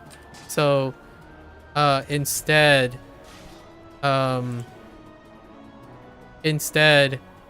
this, the length between these two is shortened. So I would just execute the full Sentinel Slash most of the time. Heck, if you're going for holding down block, you might as well hold down block on Sentinel Slash too. In fact, just get rid of this entire magnitude altogether. Lock it in at like 2 seconds or something. 2-second cast time for willpower. Amazing. I know, it sounds blasphemous. There's absolutely, or remove movement speed reduction. This is even more than the block reduction.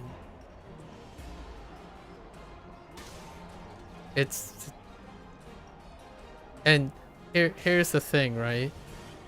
You're not only doing that, but it's the same. It's a non-action too, because like you don't restore stamina either. The nice thing they did was they did make it so that Sentinel Slash didn't override Unstoppable's absorption, so that's kind of a thing. I thought it was a thing, I just couldn't confirm it, and now it's true. So fair enough. So yeah, I would say the worst right now is getting debated by suggesting that Bounding Slam and the others were adjusted in a meaningful way, in my opinion. It's unbelievable that This now to me it feels like the Sentinel don't have any at wills at all. Not a single at will.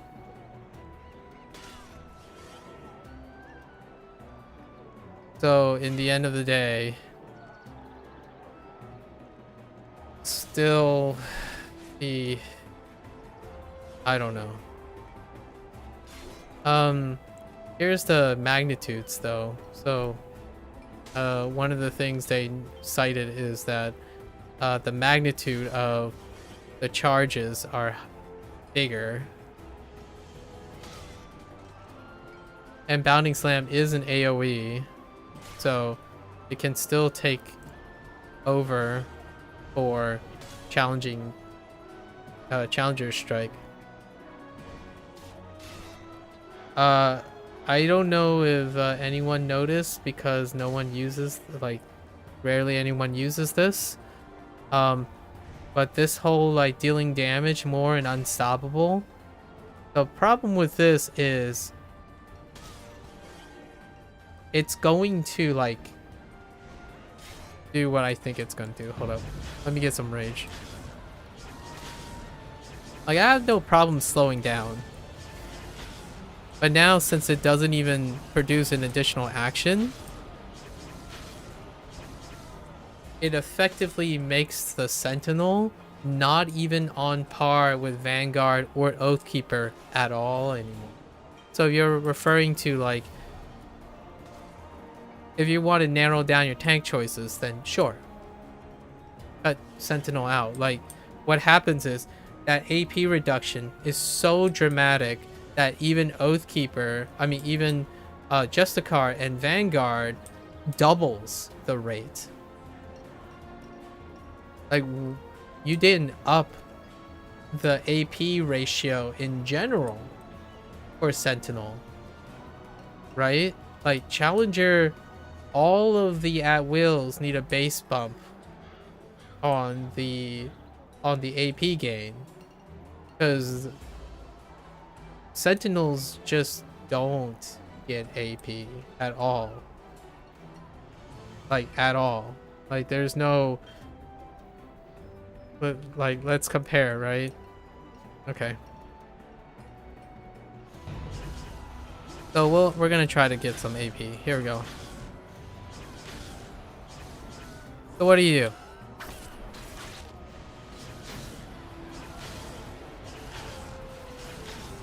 This is with the entire tool set, like all the encounter powers, all the at-wills.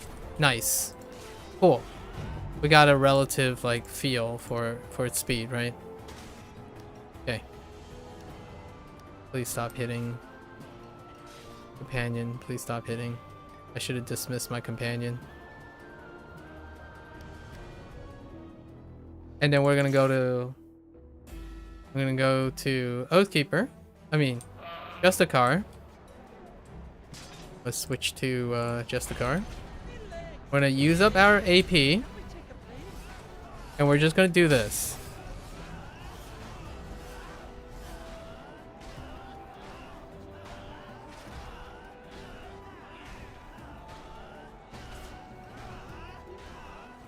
An Oathkeeper generates AP at a faster rate just using at-wills.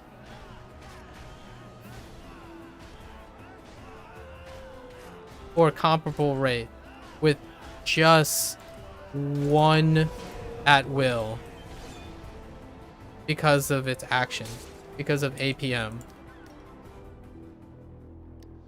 And you know what Vanguard has? Vanguard has lower cooldowns because of shield throw.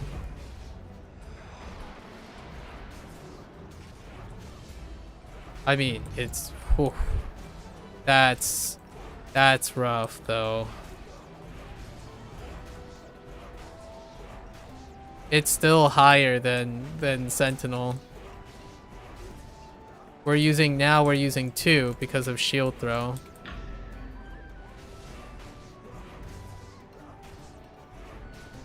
Wow. Actually, it's pretty bad though. It's still pretty bad. Yeah, there's no compensation. I guess we'll just not.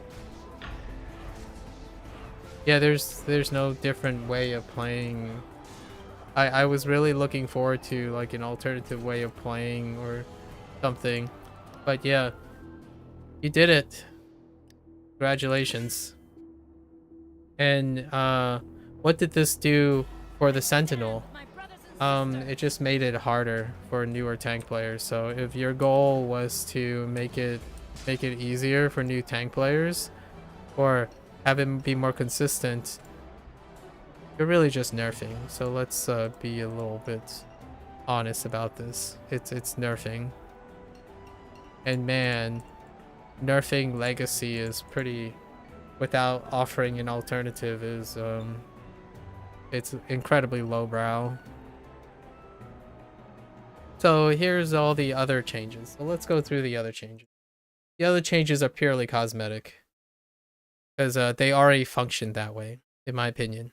If and now it's just more explicit. It flows a little bit naturally, which works for new Sentinel players, which will likely exist, sort of, because there will be Blade Masters. And Blade Masters will inevitably kind of be curious of using Sentinels, realize how clunky it is, and then start a Paladin. So there you go. I will not showcase any Sentinel gameplay anymore, because there's just no alternative way of playing. Just Blade Master. That's the goal. I was hoping, once we get there, let's just look at this. So Rage, they said they made at wills notably more valuable for rage generation, right? And they didn't say this, but I'm going to say it now. We're making at wills notably more valuable for rage generation for Blade Masters. Because the at wills that you've used and crippled for Sentinels have such a long cast time that this is irrelevant. It won't generate more rage. And remember, rage is only generated when you are not in Unstoppable or Battle Rage. So you can't just argue, oh, well, you can generate rage when you get the attack speed bonus from Unstoppable and Battle Rage. You don't generate rage during that state.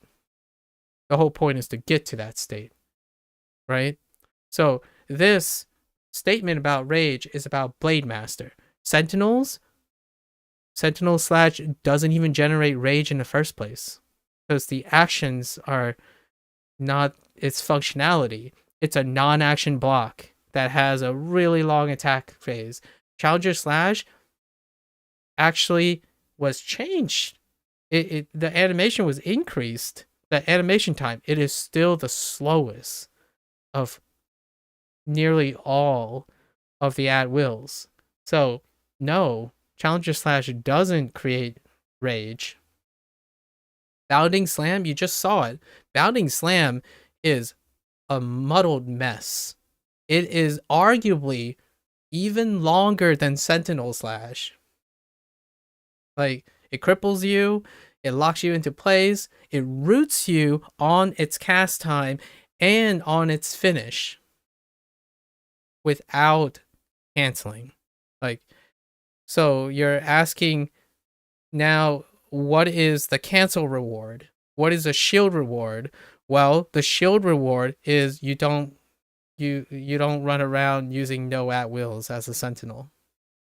What is your payoff? Well, sometimes you can rubber band because Bounding Slam is absolute horrendously made, and everything else is horrendously long.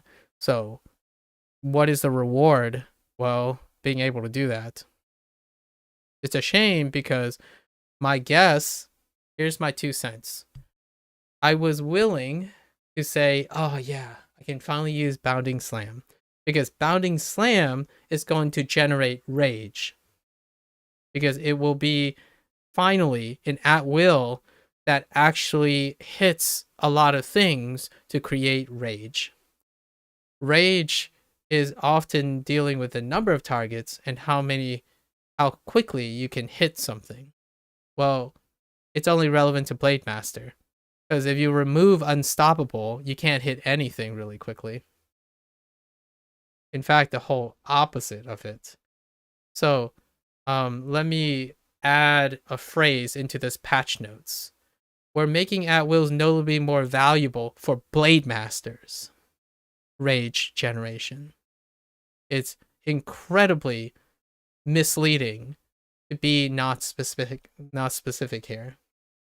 Because there's no there's little to no incentive to use rage generation for a sentinel with at-wills. And what's the even most disheartening part is encounter power rage generation is decreased for both Blade Master and Sentinels. So you have even less rage as a Sentinel. How do you block and attack and stuff? Well, tough luck, you don't have rage. Well, you could use AP. AP has got an increase. Like it's 15, like it's by a factor of 15. Like, well, here's the deal, Sentinels. You have no way of even creating baseline AP gain compared to an Oathkeeper using a singular at-will. Not even the kit, just singular at-will. So, kudos. Well played. Very incredibly disappointing. And the disappointment is not because of the changes. It's because there's no alternative way of playing. There's no options. It is inherently misleading that even they teased in the last module that, oh yeah, we'll try to offer an alternative that's competitive to Sentinel / try to offer something else. Zero. Absolutely zero. I refuse to even entertain the idea that there was a conscious effort to offering an alternative. You, in a very jokingly way, but also in an emotional way, you might as well delete the Sentinel Paragon. Because if you think the rest of the kit is going to compensate, let's go through it. Okay? So, at-wills get a buff for rage generation for Blade Masters. Fair enough. That's great. Bounding Slam at-will, it deals additional damage when it's in Battle Rage and Unstoppable, which will never happen. It will happen like 10% of the time. If you're Bounding Slamming during Battle Rage and Unstoppable, you have problems. There's a lot more problems that you're struggling with than Bounding Slam during Battle Rage, and I'll show it in a bit. It has increased radius. That's nice. Like splash radius, pretty nice. It can proc weapon enchantments. I didn't even know it can't. So that's kind of nice. Imagine an at-will that didn't proc weapon enchantments. So how bad was Bounding Slam? Like, I wasn't even aware it didn't even do things that other at-wills did do. So that's a visual effects have been updated slightly, non-existent. Maybe the red shadow casting was added. That's the one thing that I notice is very similar between the three.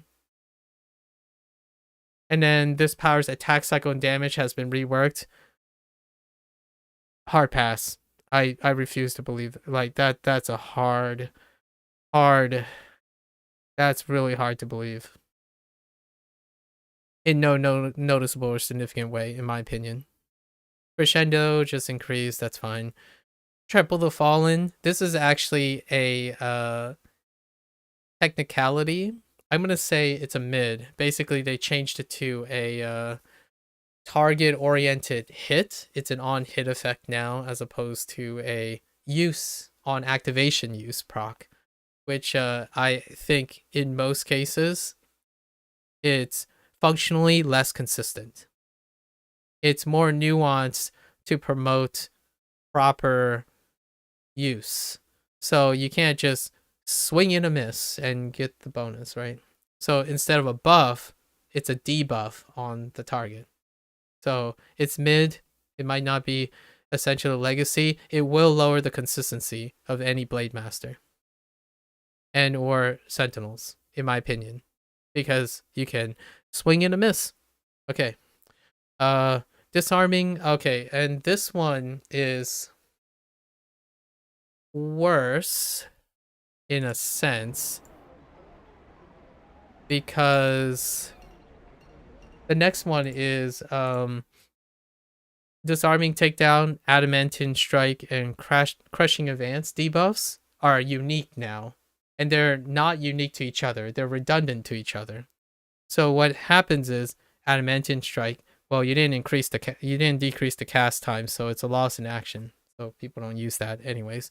And now, as a sentinel, you no longer can use disarming takedown and crushing advance. But maybe they never did stack in the first place. We don't know. And also, there was also a suggestion that crushing advance and disarming takedown were being negated as an overwritten by other debuffs. So it could be overall a gain, but you wouldn't ever use both of them. So what this means is it forces you to not take one of these. And if I were to pick something, get rid of Savage Advance. You're not doing any dailies in this. And this is even more salting. It just compounds. Like, it gets worse. Because Sentinel's Paragon, we haven't even get to that because Blade Master comes next. When they change and did like Inspiring Bravado, you're not going to get that. Like, when are you going to get the AP to do that? You can use artifacts and stuff and hope that your AP comes up. But yeah, Shield of Faith comes up in half the time. Shield of Faith is going to help your team. Phalanx is going to help your team. Battle High, well, let's just wait for a really long time for a Sentinel to use this. So what are you going to do with the alternative? Crush Savage Advance? That's not going to have any uptime either. You know why?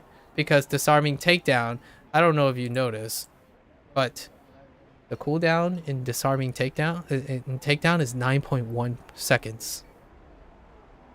It will always be up when your Savage Advance is up. Like, it will generally always be up. So that, and they're unique to each other, so they overlap. So what is this feat? What do you use this feat for? You don't. And it's kind of humorous because this is a new one. It missed the mark so hard. Like, absolutely so hard, pragmatically. Like, I mean, what it replaces questionable at best as well. So because of the 3-minute cooldown. Again, further emphasizing, when you reduce the action options of a tank, don't use it. What was changed in Justicar? Remove the 180-second, like the 3-minute cooldown. I think it was like Primal Instinct or something like that, something that prevented you from dying, or Undying Instinct, something like that. 3-second, it's 3-minute cooldown that prevents it from like just being attractive. Anyways, but we should go to Blade Master. I am a Strider no more.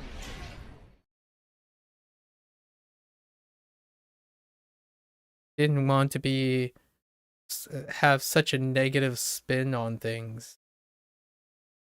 Or sound like I'm trying to be negative. What I'm going to do is I'm gonna seldomly tank as a sentinel, because I am still doing the same thing, only it's out of my control. Everything's just scaled down. That's all that happened. Everything's slower than usual, and the alternatives, there aren't alternatives. So, fantastic. I have no pull or influence over these designs, and I don't wish to have any, but I do like to express that there are 2 tanks in the game for newer tank players. If you're prioritizing newer players, there are only 2 tanks. There has long been only 2 tanks, with the exception of what I did before. And I saw it since mod 13. Like, the first time Sentinel's like, oh yeah, cool. Like, can I make something else work? No. Now there are 2 tanks. Okay, so Blade Master, this is to help, most of their changes is to help with this recent change to escalating rage. A lot of times. So the escalating rage, the at will, helps to some extent. Does it? It actually really doesn't. Now that I think about it. No, it really doesn't. I do, and just so you know how this is relevant to me as a Blade Master, I have an at-will focused Blade Master. So yeah, coincidentally, the one thing that I think the vast majority of people don't actually play, it's a Mightier Leap at-will rage focused playstyle. And what they didn't make that any more prevalent, in my opinion. It did help what was already in excess and, you know, performing very well. So I suppose that's fine. So let's take a look. Battle Rage now increases baseline more damage. So, okay, more damage is more damage. I was already using escalating rage. So, and because I have an at-will focus with Mightier Leap, I was already hitting the capstone for the cap rotation for battle rage damage without the relentless battle rage, which reduces your damage by 10%. So already reached that. It's not an issue. But for newer players, escalating rage, this can offset the mana to reach it, which is the focus on here. It's trying to better reach the capstone without like being very geared. Hidden Daggers, absolutely a win. Axe Storm, already mentioned a long time ago. Hidden Daggers, it's a third. Oh no, it's 2/3 of what it used to be. Fair enough. And then Axe Storm, yeah, the verticality thing, dude, the vertical thing, whew. But hey, now you can do Mightier Leap into Hidden Daggers and follow up by Axe Storm, which was the dream before. Like, that's what I love to do. And I already have a at-will centric focused thing. One thing that rage change didn't account for is you typically don't build rage using at will when you're outside of battle rage. So effectively, I disagree that it actually ends up the same or similar. It actually ends up lower for an at will focused player, because to start that chain, an at-will focused build is often just relying on the idea that you build rage before you use your at-will in battle rage. So increasing the baseline rage generation of at-will is moot. You're not generating rage with your at-will when you're already in battle rage. So it's myopic and it's short-sighted, in my opinion. It's practically nonsensical. It does help compensate, but still a nerf, in my opinion, to a Blade Master who uses encounter-based scaling damage to generate rage, because they just generate less rage now. That's all. So it doesn't help them reach the cap, because they still use at wills largely in battle rage. That's the practice, because generally your encounters set up for the battle rage. That was the original intent. And escalating rage reduces the incoming rage to reach that point. If you are at willing when you are not in battle rage, then those are the moments where, if you're a different build, right, you're saving your encounters for when you're in battle rage. And that's a burst damage oriented thing that most people run. It's like, okay, that's fair. So you just want to time it with that. A person who is already focused on using at wills will typically not use the at wills outside of battle rage, because the large resource, the large damage increase or consistent damage increase is during battle rage. So it's the at will. So for me, it's a double whammy.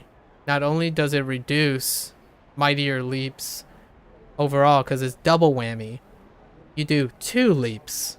So that's 2 fractional stacking decreases and 0 gain. Zero gain on at wills, because at wills are still going to be in battle rage.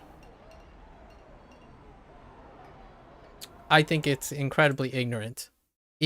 Like, even for, like, barbarians, just, I don't know, maybe barbarians are just built differently now, I suppose. Sure, I hope they do see an overall damage increase, I guess. And we're talking about single targeting here, not multi-targeting, because the other side of things, hidden daggers, axe storm, awesome, great. You can't really get lower than what it used to be, which was non-functional. So that's awesome. Like, when I run around, it's gonna be right? You like mightier leap, so you mighty leap, hidden daggers, mightier leap, hidden daggers again, and an axe storm. I did that in the wrong order. So that's fantastic.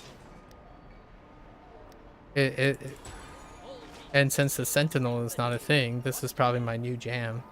So what you do is, like, you leap, in daggers, leap, in daggers, and then axe storm. And to me, they reduced the backup, the step back on the hidden daggers. I think that is, in my opinion, counterintuitive, because usually they're thinking someone is gonna run up and they back up too much, right? But hidden daggers is so well lined up to a mightier leap, or any leap, that it separates you from danger, and axe storm is in front of you.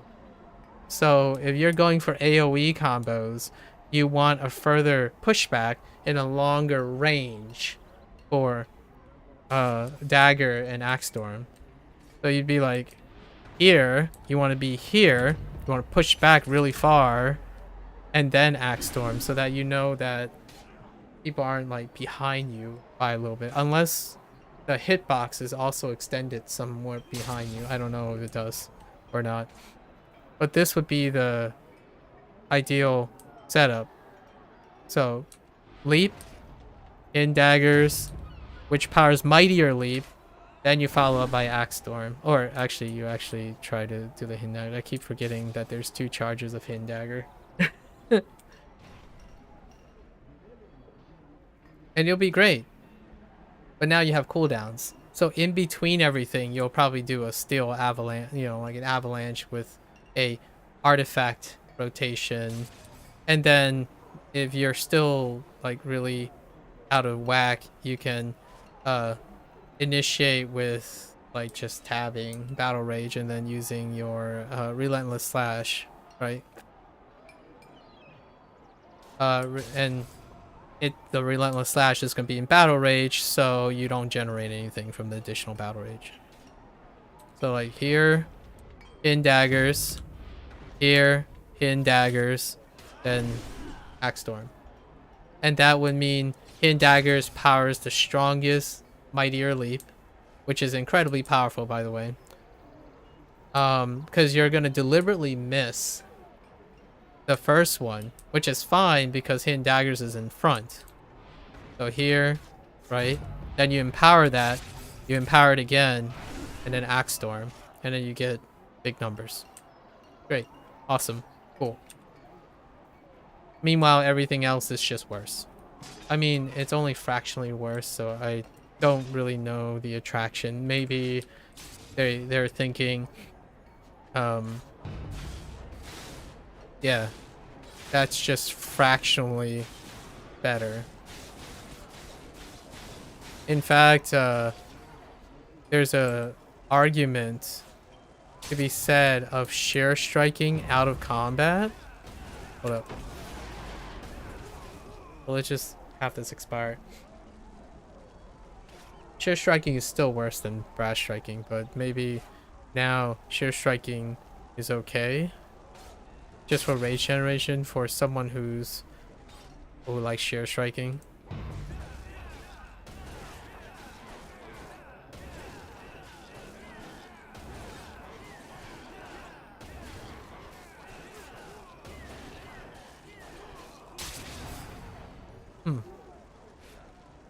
Again, you would not do this because at wheels are very slow. They are incredibly slow.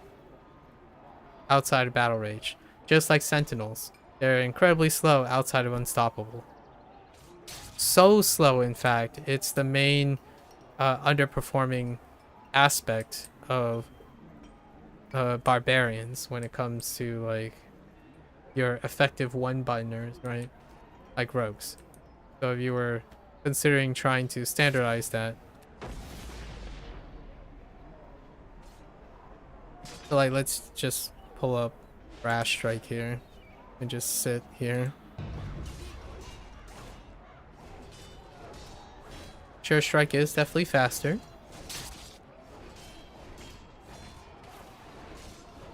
Very noticeably faster. And if I were to pick relying on that, right? Relying on topping off, which at a boss, I would probably choose sure striking it. So like say, just to make sure, see, escalating rage is the build, right? And nothing else has really changed all that much. So I'm not using relentless battle rage. And then usually the rotation would be, or like something that's used is like maybe frenzy, bloodletting, and IBS, right? So let's get rage out. It's just gonna be lower, so you have to top it off with arguably a sure strike. The problem is then you battle rage, and what are you gonna use for battle rage? Sure striking? Not really. You're compensating for brass strike's low animation time. I mean high animation time. So let's see how much battle rage you get, I suppose.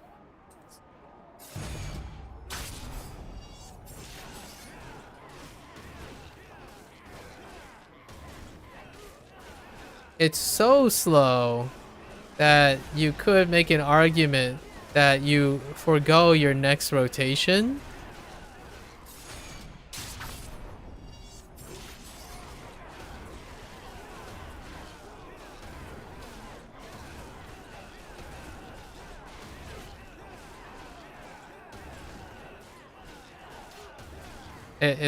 It's minor. It's about the same. So, I mean, it's okay with burst-oriented damage things, I suppose. I don't do that usually. I actually actually do Mightier Leap for in combat. So, this would be closer to what it looks like that I'd be doing. So, you know, initiate combat, right? It'd be like this. Oh, they changed that too. Wait, maybe they have or they haven't. Oh no. I think they actually... I'm pretty sure they just nerfed that too. Let me see. We need a fighting place. It might just be the dummies, because the dummies leave combat too soon. Let's see.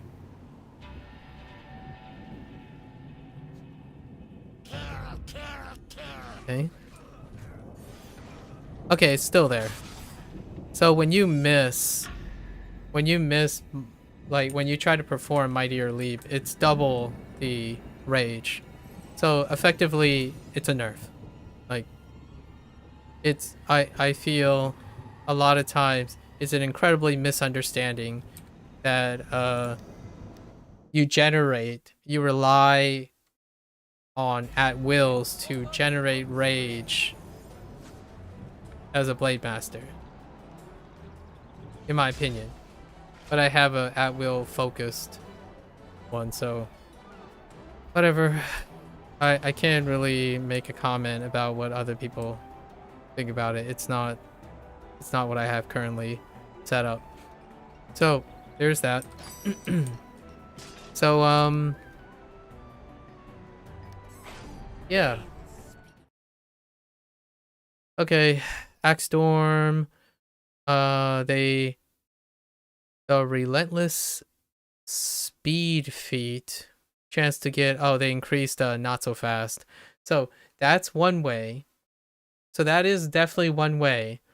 You can hope that people would like to use relentless speed feats to randomly relentless slash for rage generation. But here's what I'm gonna say about that. Generally, the highest return is using Battle Rage and then using Relentless Strike, because Relentless Strike has a high cast time per unit damage. So when you're getting those not so fast procs is when Relentless Strike is used almost exclusively during Battle Rage. Again. So if it's as simple as reverting the rage change, might as well revert the rage change. Because dailies are just not that. In fact, a lot of times the dailies are used during Battle Rage because of the damage modifier. So even if dailies get bumped, it's a moot point. You don't use dailies to generate rage either. If you're leading to practicing and encouraging player efficiency as well, like considering their growth, that change, man, I can't believe I'm saying this. I didn't think I was going to say reverting changes, but that might be an easy one, I suppose. Indomitable rage feats. So, this thing gets increased to 1200. Oh, whoops. Oh, to compete with blood spiller. I'm just gonna level with you here. Action time. It's always action time. This action time. Indomitable 10 seconds, right? No cooldown reduction in Indomitable. Bloodletter is single targeting. It can't miss as well. Oh, actually, I take it back. No, it's pretty good. It's 10 seconds? Wait, hold up. It's actually not bad. Oh, no, no, no, no. I take it back. 1200 for... Unless... Actually, I take it back. Is this really 10 seconds?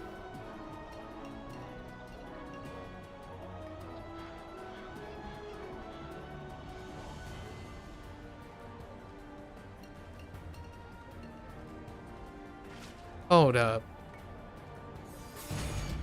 It is 10 seconds. Hold up.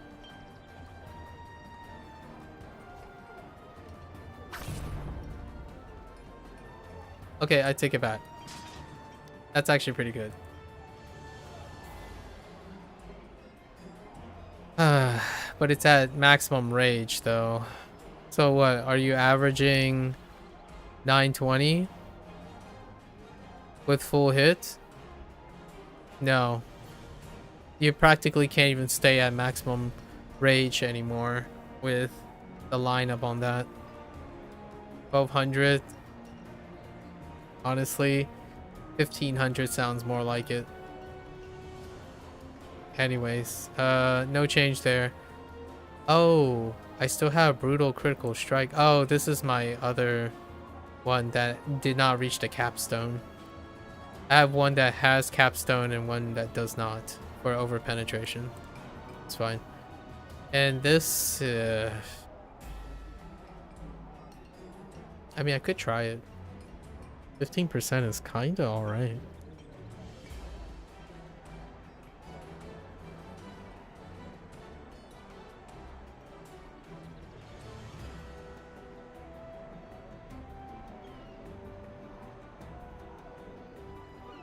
I just had a funny thought. Like, if this was a hidden agenda to make people play less barbarians, they really hit the nail on the head.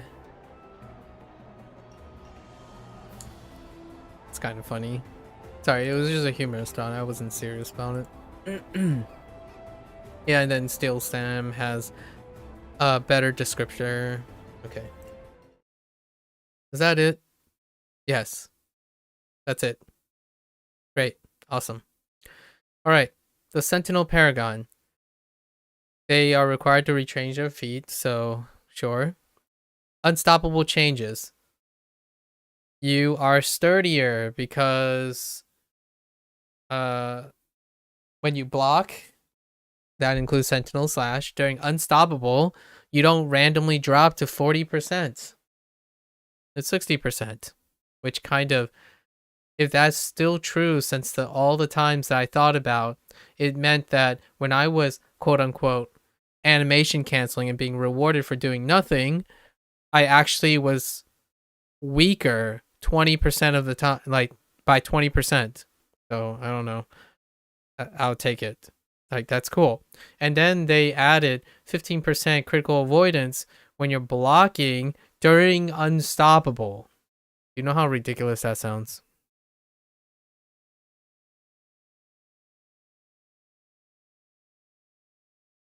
First, it was trying to generate rage with at will, when at will tends to consistently be used during battle rage. Now it's blocking and using Sentinel Slash during Unstoppable. Now, yes, I would still use Sentinel Slash during Unstoppable because Sentinel Slash takes a really long time, and like Battle Rage, it increases attack speed. And what is the highest magnitude at will you have? It's Sentinel Slash, even if it's crippled to all high heaven, because the faster you spam it without canceling or anything, the more damage you have. It's better than everything you have. So congratulations. That's still true. And guess what? Now you have the opposite problem because you're using Sentinel Slash offensively. Because when you're unstoppable, you're using it to block. You're not using it to block on top of blocking. So that's, I don't understand that one. It's another one for me. Challenger Slash increased by 5 magnitude. Have you seen the animation of Challenger Slash?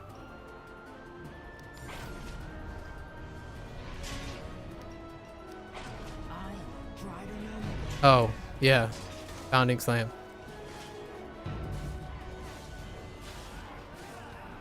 Like, one. What is Sentinel Slash? One.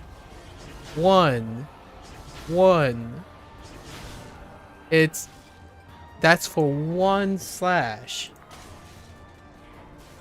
It's still lower in magnitude.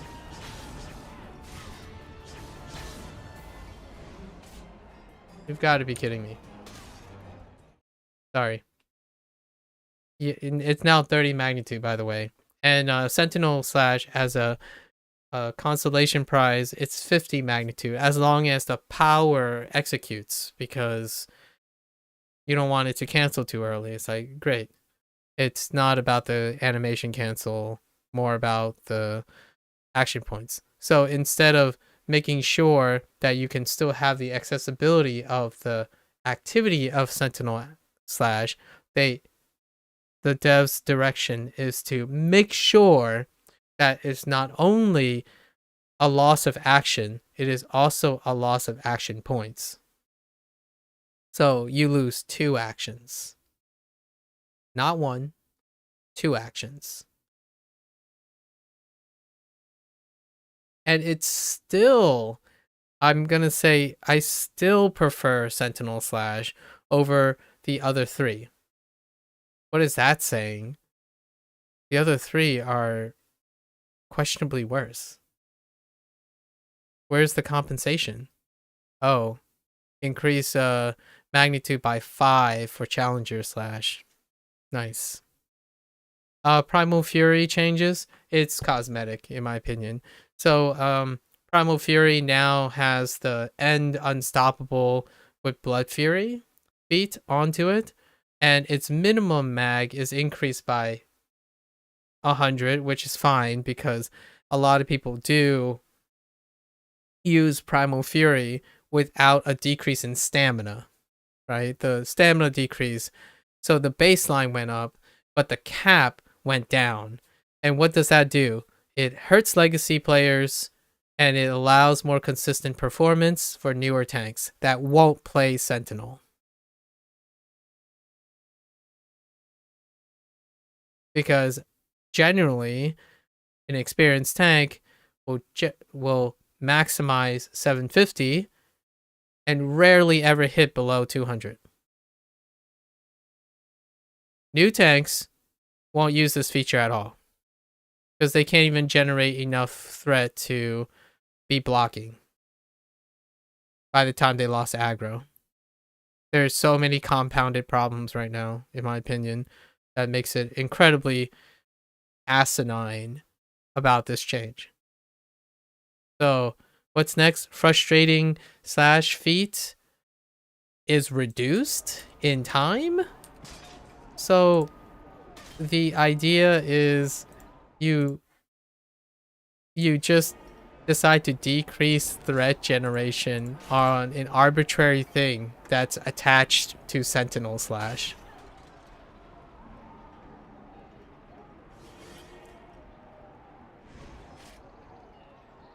Spend all that time increasing threat. Yes, the argument here is, oh yeah, we increased all the baseline, the baseline threat. So that includes Sentinel Slash, right? No, it doesn't. Like, I'm gonna tell you now, it's Sentinel Slash is generating less threat. But what they're doing is they don't want the use of Sentinel Slash to incredibly boost the alternatives. What are the alternatives for threat generation? Do you see an alternative for threat generation here? Like takedown, it's 400 mags. 400 mag. Dear, I hope you're not using Primal Fury during bosses. The other one is defensive. It's gonna be a defensive thing. So you don't get rage for being defensive. That could be a thing. Every time the sentinel gets hit a lot, increase its output for taking hits. I guess that's an option. But your single target is non-existent. Like IBS, sure. I think even punishing charge was increase in mag, but I would argue it was probably more of a Blade Master choice, not a Sentinel choice. All right, what else? What else? Leap into action duration is increased by 4 seconds. Leap into action. Mighty leap, regular leap, right?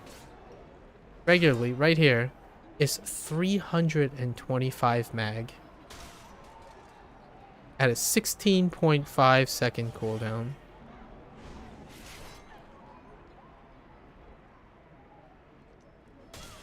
I don't have to go into anything about that. I use Mighty Leap occasionally as giggles for like AoE stuff. So hooray, you boost the threat generation of an AoE thing where it's irrelevant if you generated threat during the mob phase, like during regular mob phase, and you have to land Mightier Leap. So alright, cool. A leap into action, what may make it a bit useful, probably to increase the radius of Mighty Leap by double. I would say leap into action, duration increase from 6 to 10, and also double the radius of Mighty Leap, because you're a freaking tank. If you're investing in action into something like that and you miss, it's not, if you're looking like the V word, right? The viability, the competitiveness, you can choose to Sentinel Slash or Mighty Leap. Increase the radius. That's something within the wheelhouse of the great Cryptic. So there you go. Short Slam feat was removed. I forgot. Was it like on the move slot? Yeah. And people stop opening lockboxes, please. I remember the Short Slam thing. It's not there anymore. It was down here, so it's fine. Short Slam is not miss. It's using Bounding Slam. It's using Shore Strike to proc Bounding Slam for higher mag, and we already gone over Bounding Slam is a shameful disappointment. I almost feel like converting it to Radiant Slam is the way. It would most definitely make for a competitor. Boasting takedown, right? We need to read this. This is the new one. Takedown now generates increased threat. Wonderful. I thought there was more to it, but it's disgustingly worse. What was worse than this? The Oathkeeper one. No, the Justicar one. No. It's this next one. Oh, the two new ones were the disgustingly worse ones. Like disarming takedown, you take this because you're not doing crushing advance, and takedown is one of the lowest cooldown single targets you have. And you know what it does? It procs Trample the Fallen.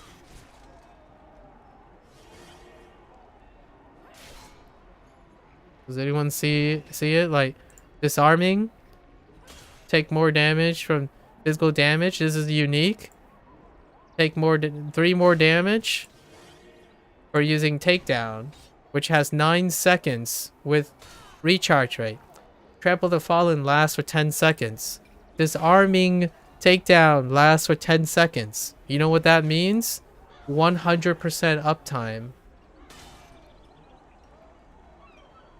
Are you kidding me? With takedown now generates increased threat. That's a compensation if I've ever seen one. Honestly, disarming takedown should have both of these effects. Increase the threat generation of takedown and or increase effect threat and mulligan hosting takedown. I don't that's a what phase. And then since AP is basically eviscerated, these are there's no like I can't make a commentary on this. These are non-functional anymore. This is overlapping. So, yes, it says, and you know what, actually, why is crushing advance? Oh, no, maybe not. Maybe they're not redundant. Let me reread this. Did I misunderstand this? Maybe you can stack all of them. And that would still lead to crushing advance being used. Hold up. Where was it? It was here somewhere. I'm so flabbergasted. Okay, where does it say that? Disarming takedown. Oh, yeah, disarming takedown and crushing advance debuff update. We've done the past to ensure sure. They are considered unique debuffs from any other effect and will stack with other effects, but they do not stack with each other. So I think they just mean it's active, but they don't interact with each other. So you can still do... Yeah, so you just take this by default, because this is almost hysterically inefficient now. It's to the point where I can't believe I got debated into the proto engine thing, and it's just gone. It's like, and this stuff stayed the same. Like Blood Fury, primal, you know, it decreases primal rage costs, and then while unstoppable, the rage cost of primal fury is reduced to 0. Like instead of having to be a certain amount, right? And it restores the hit point. It's just irrelevant compared to just being in unstoppable.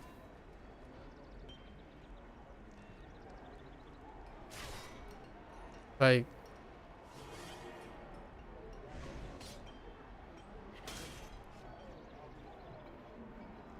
wait, did Blood Fury? No, Primal Fury did never decrease the rage cost. You can't generate rage. So why are you using rage? Like, I can't believe how crazy this is. Because rage generation...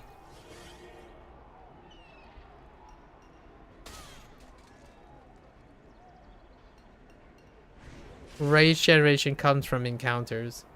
They don't come from at wills. That, which means that the fractional decrease in rage again punishes the sentinel again. Because to use primal fury, you have to use foreseeable complementary rage generation from encounters. If you're relying on at will, you're screwed.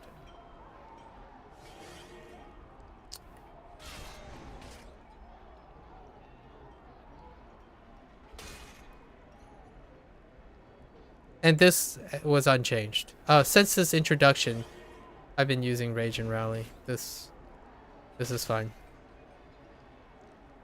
Because it refreshes on its own. Because of the 40% return. This, I don't know.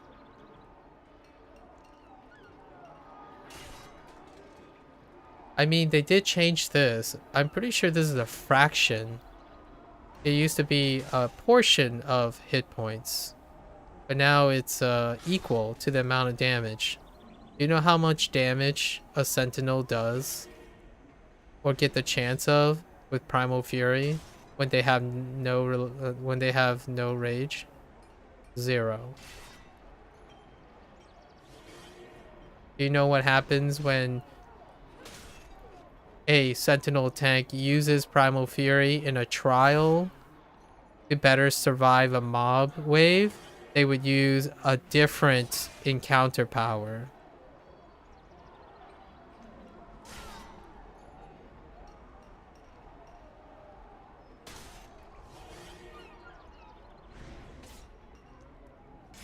I was thinking if there's some dialogue. Yeah. Someone, I can't, like, wow. I'm trying to look at this, an alternative, sorry. I was spacing out because I was trying to figure out if there's an alternative way of... I'm trying to find a situational use for all of these. Trying to be as fair as possible, I suppose. I'm not fair, by the way. I'm not fair for this. It's to the point where I really thought I'm the only one that's going to be taking the hit, right? And yes, I did. They pretty much eviscerated everything. Even more than just Sentinel Slash. It wasn't just Sentinel Slash. They dashed all the potential hope of creating an alternative. So, first, cut you open by removing your kit. Then baited you to thinking there was going to be a new kit, relatively unchanged. Make an adjustment to a related kit, only to benefit neither of them. So, yeah. Sorry, Barbarian players. I'm not as upset because, you know, I play Paladin and a fighter, and occasionally a cleric and a warlock, so just good job, I guess. I mean, if there were any Sentinel tanks left, there aren't any now.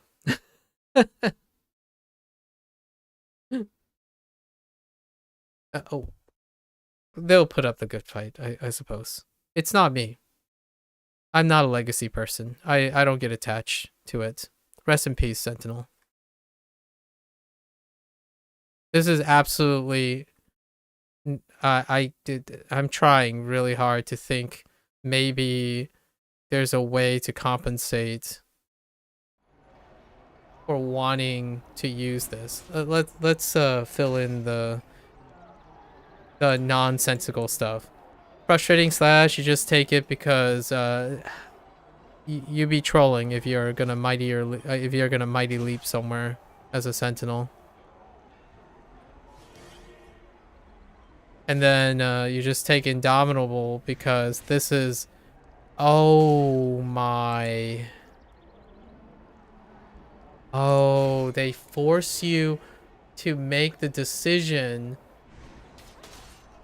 Not only is this even worse, they pigeonholed you to having 2 loadouts. Because the only decision that actually really, in my opinion, earnestly matters is this one. And they're both in the same... They didn't shuffle it around where you can have On the Move and Indomitable Might. So now you have 2 loadouts. Forcibly. So what do you choose? Well, generally speaking, the question is you have to ask yourself, do you use Indomitable Battle Strike? Well, you do, because Sentinels have no consistent source of threat generation. And what I mean by that is, now it's consistent because what you do with Indomitable Strength has a 3x multiplier, right? Then you take Indomitable Strength. Is that relevant when you're doing ATs? No, it's not. So now you need a second loadout that uses On the Move. It was still always the case. I'm not saying it changed or anything. It's just it didn't get reshuffled. Here's an idea. Delete Leap into Action. Actually delete the first feat. And then put On the Move on the first feat. Because you know what? This would be fantastic for new tanks. If new tanks just so happens to be Sentinels, On the Move, first first thing, it's absolutely the first thing. Because not so fast is your first encounter. It's your first AoE. It has a slow. It's everything. On the move, non-optional. Even for PvEing, leveling, understanding how the importance of movement speed. It's a party buff. So yeah, delete the first feat. Make 2 new ones, as probably horrendous and narrow-minded and asinine as boasting, takedown, and inspiring bravado, as long as you can choose on the move. I sound a little bitter right now, but I can't really be bitter about not playing something. Just a missed opportunity. Like, I'm just not going to play Sentinels. I might play Blade Master because I want to do the AoE part. That's kind of refreshing. So, let's rename this loadout. We're gonna call this loadout Mobs. And we're not taking Indomitable Might because if I'm doing random Qs, I'm not doing single target damage anyways. It's irrelevant. Threat is irrelevant. So we're picking on the move. So our kit is gonna not so fast, which is still the same. And then now I don't use this. I don't even use Primal Fury, now that I think about it. Okay, if I have 2 loadouts, I guess I'll take Blood Fury for giggles. And the other one that this replaced, it's never this one. It's never this one. I'm sorry, but I don't talk in absolutes too often, but it is never this. You always pick this. So even having 2 loadouts, I wouldn't even pick the different one. This one, it's never this. It's just never this. And then this one will flip again. So I'll need 2 loadouts. Actually, maybe I'll Goober Leap, actually. Okay, let's retrain again, because... Oh, I need to... Where's my trading tokens? We'll Goober. I'm trying my best to make goobering. They changed the icon for seals. Interesting. Here's the retraining token. Yeah. I only wanted 1, but... Oh. I already have tokens in here. What the heck? Where is it? Oh.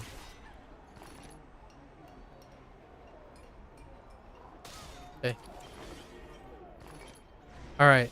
So, the reason why... Okay, this is just a little bit of a meta experience thing. It won't affect new tanks. But having 2 loadouts as a tank, just think about it for a moment. Not all places have a campfire in front of a boss. Some, if you're still running things with new people, there are places where you literally can't change things. What happens when a tank stops to do a continuous run and stop at a campfire? All your pain givers are gone. They are already to the win. So, if you want to increase something, don't let loadouts be restricted to campfires. I think that's a popular feature, actually. That's a popular quality of life change that hasn't been addressed yet. Because of this arbitrary need for variety, but not variety. Remove cooldown reduction or like restrictions on changing loadouts. Because a tank that needs to stop by a campfire to change a loadout is maddening. And you know what's... Yeah, like this stuff. Engine pendant. Like, oh my gosh. I can't believe I did that. I guess... Poo-poo me for having... That is a legacy bump right there. Okay, so we're gonna retrain. Because we'll call this the mob sentinel, right? So we're gonna do leap into action, which gives us our final thing, which is hysterical, because now we have mighty leap And I don't even know how to do punishing charge if Mighty Leap is on the same button. So I'm gonna have to relearn the buttons. So we'll do punishing charge, Mighty Leap, and not so fast. And not so fast is probably in the center. Oh, you know what would be a fun thing? What was the other one? The not so... This thing. Relentless Speed?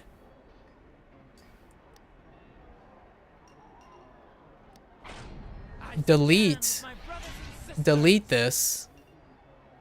On the move, Relentless Speed for the first feat. And Relentless Speed is procced by Challenger Strike. That would be a pretty decent compensation. So Challenger Slash is a proc or not so fast. That would be great. And on the move would be, they're both not so fast related things, but it would be a hard competition between using on the move versus, we're gonna call it the what is this? Challenger Speed as opposed to Relentless Speed, right? Just to differentiate. But that would be something. But now we're taking leaping, on the move, right? Team oriented. It's always going to be this. It's always going to be crushing advance. And then we are taking Blood Fury. And guess what? And here's the problem. And this is why the first feat is incredibly short-sighted. Because it's always about action. How many action types you have? Well, guess what? Punishing Charge is 650 and it's a gap closure. You have to sacrifice one of these to take advantage of Blood Fury. So if I want to try leap into action and on the move, you can't even do all three. If you think giving up punishing charge because now you don't have Savage Advance, that's ridiculous. You know how I keep up with the team? Savage Advance, punishing charge all the time because there's no bounding slam or Mighty Leap.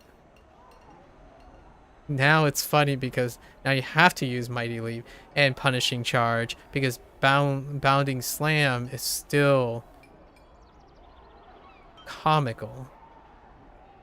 And my second one was Battle High, but holy heck, it's non-negotiable anymore. It's probably just like, what do you even do? You do nothing. You just sit there.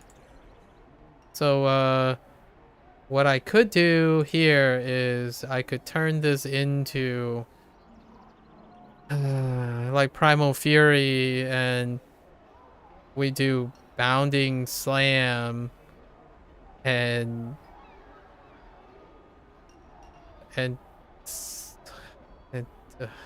Challenger.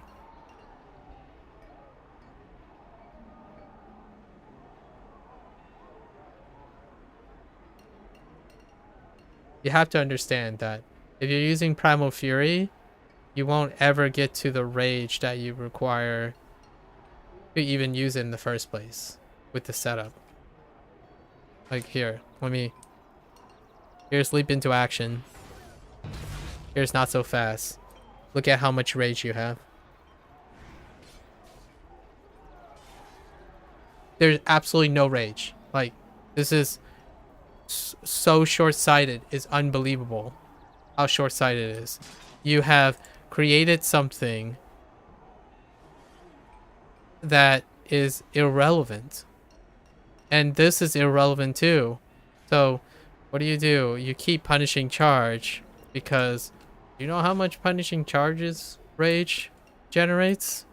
A heck of more than a delete it. Like, now you get that much rage. And where are you gonna get the rest of the rage? Bounding slam? Check this out.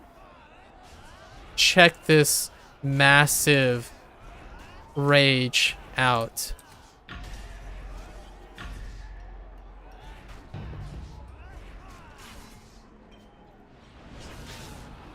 It's still Sentinel Slash.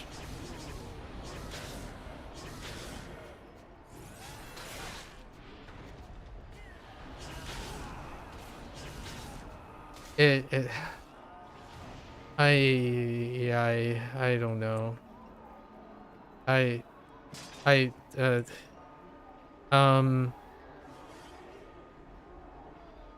yeah.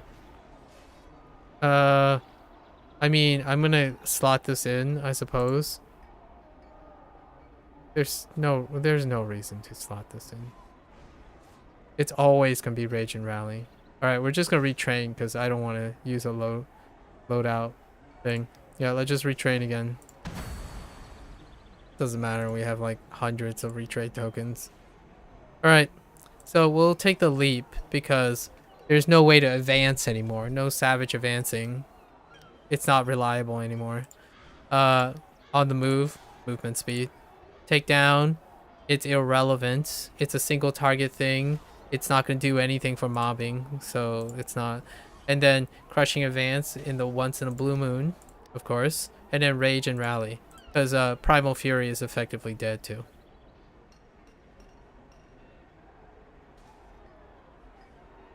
Yep. Neat. So I guess we're going to do it this way. Actually, let's line it up with my Blade Master. Where's my Mightier Leap going to be? I think it's here. And we use Punishing Charge like this. Yes. So. Okay. I call it mob, but really, the only thing missing are these two, right? So now we need to make a second one, properly named the Boss Sentinel. And then it'll be Frustrating Slash, right? And then Indomitable Might. It's just all top. So let's summarize what has happened when it came to putting my, you know, when I said 90%, I really did mean 90%. Blood Fury is absolutely nerfed to high heaven indirectly, and it's a combination of everything. Basically, Sentinel Slash having a reduction in action, which produces the rage, by the way, which is kind of nice. But there was a fractional decrease in encounter powers. It's still going to be the same in the end, the long run. So effectively, I don't use Primal Fury anymore. And Blood Fury, where it rewards you for blocking, and then, you know, so your AoE is gone. That's what's happening. And then you gain leaping, Mighty Leap, but you lose what Mighty Leap was, which is anything better. Is it? It was Blood Fury. It was Mighty Leap was replacing Blood Fury. I would take the Mighty Leap because the action gain is movement, right? You close distance. When you sit there in Blood Fury, yeah, great. You're gonna get a lot of value out of your Blood Fury hitting one target when you're really far behind. The reason why Blood Fury was impressive is Savage Advance. You advance ahead of your group, and then you use Blood Fury, because you would be the person with aggro. Now you have zero action. You have solo action. The most reliable one is probably like Mightier Leaping in, tabbing, and then hoping Blood Fury proc by them. Which then means you're giving up Punishing Charge, which still moves you towards the target. Blood Fury does not. So it's a hard knock life, but and then AP is just not a thing. So I don't really know how to argue about that. So they remove Savage Advance and Battle High. So sustainability, no self-healing. So now you're relying on HP stacking and defense.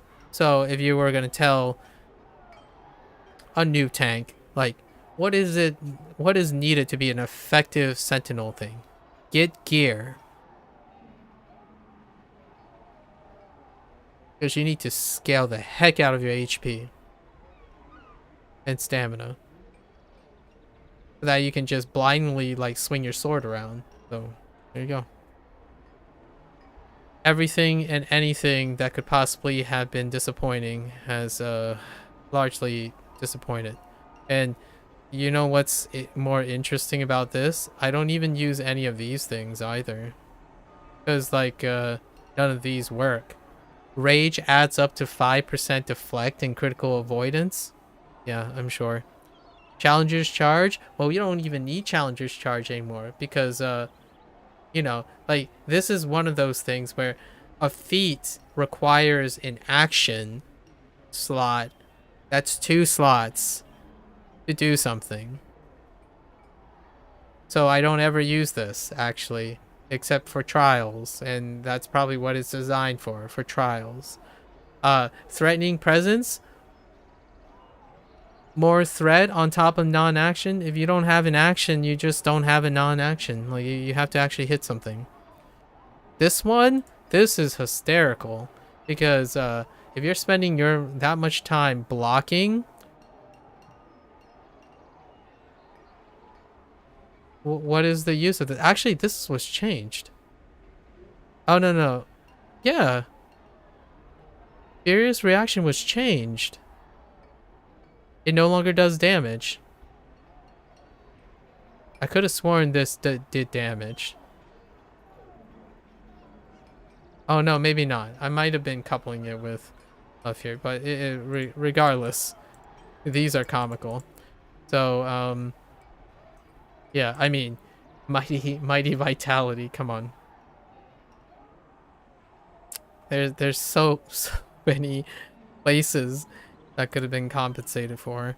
So we're gonna end up using Bounding Slam and Sentinel Slash, I guess, because Bounding Slam now does more than Challenger Slash. Yeah, so Challenger Slash is just longer than Bounding Slam at point blank range. So if you do this, regardless, look at that. I can choose to never hit my target. Isn't that cool? Look at this.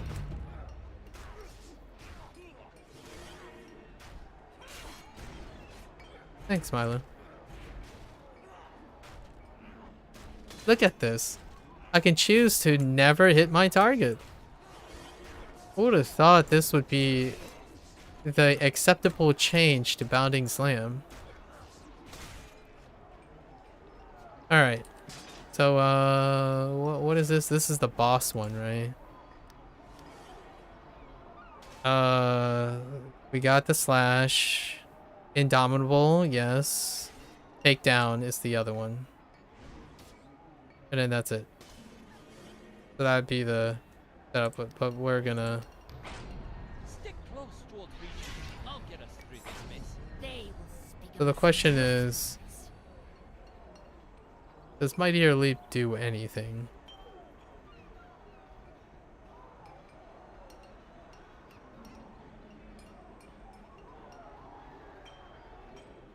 Oh, okay. It's okay. It's an update. Still processing it, I suppose.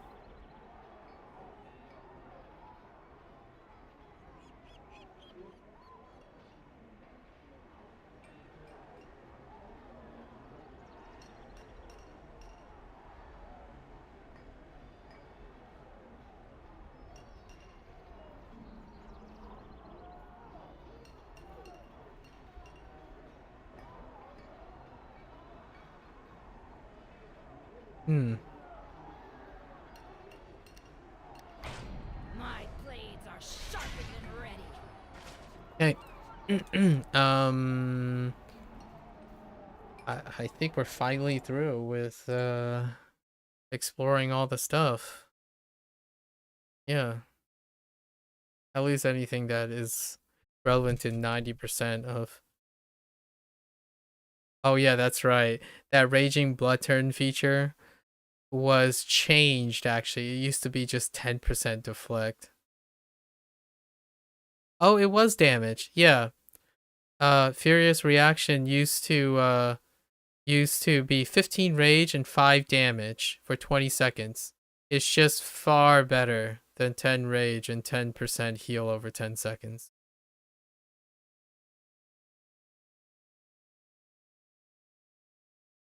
That is absurd. That was actually a change. Yeah.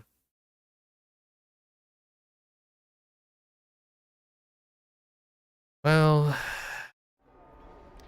I'm not one for exclamatories most of the time. But man, I thought I was understanding. Maybe I'm not the understanding type after all. Okay. So, yeah. We'll just pretend like the Sentinel Paragon doesn't exist, right? And we can start. Oh yeah, and we can play with our yeah, you don't even need to change anything. Yeah, it's always gonna be these. Huh.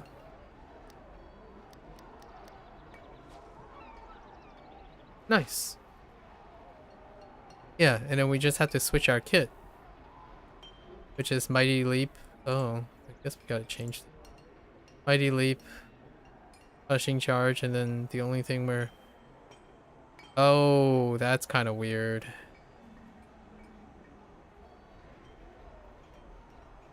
How do we do this? So we're gonna have to swap it around.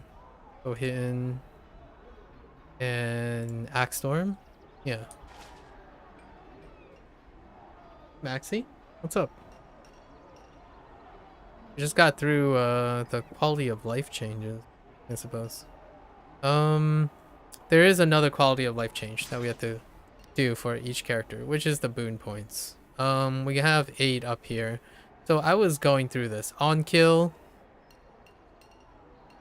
irrelevant. Encounter use? Target takes do an additional equal to increase action point gain. That's still relatively the same. 20% on counter due to, is there anything? That's the defense version.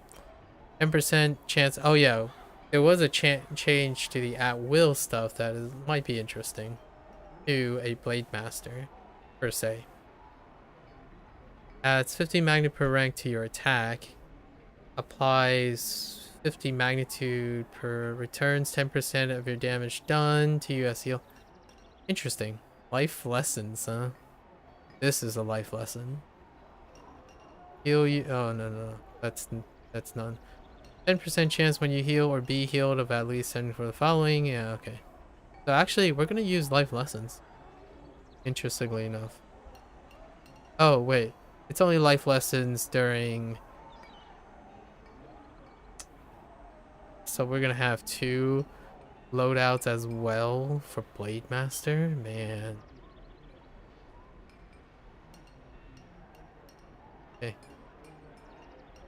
Still the same. Oh, I see. Oh, interesting. That's right. We can have both now.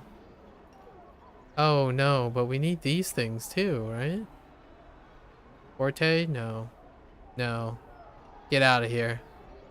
Action point. Recharge speed.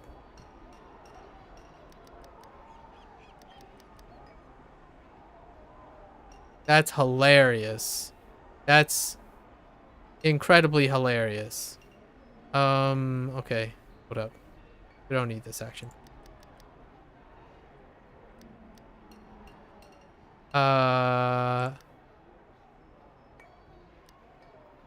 We don't need this recharge speed.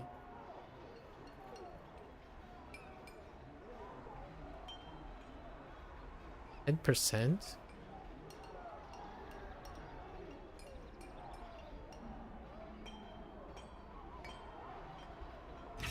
Man. That's...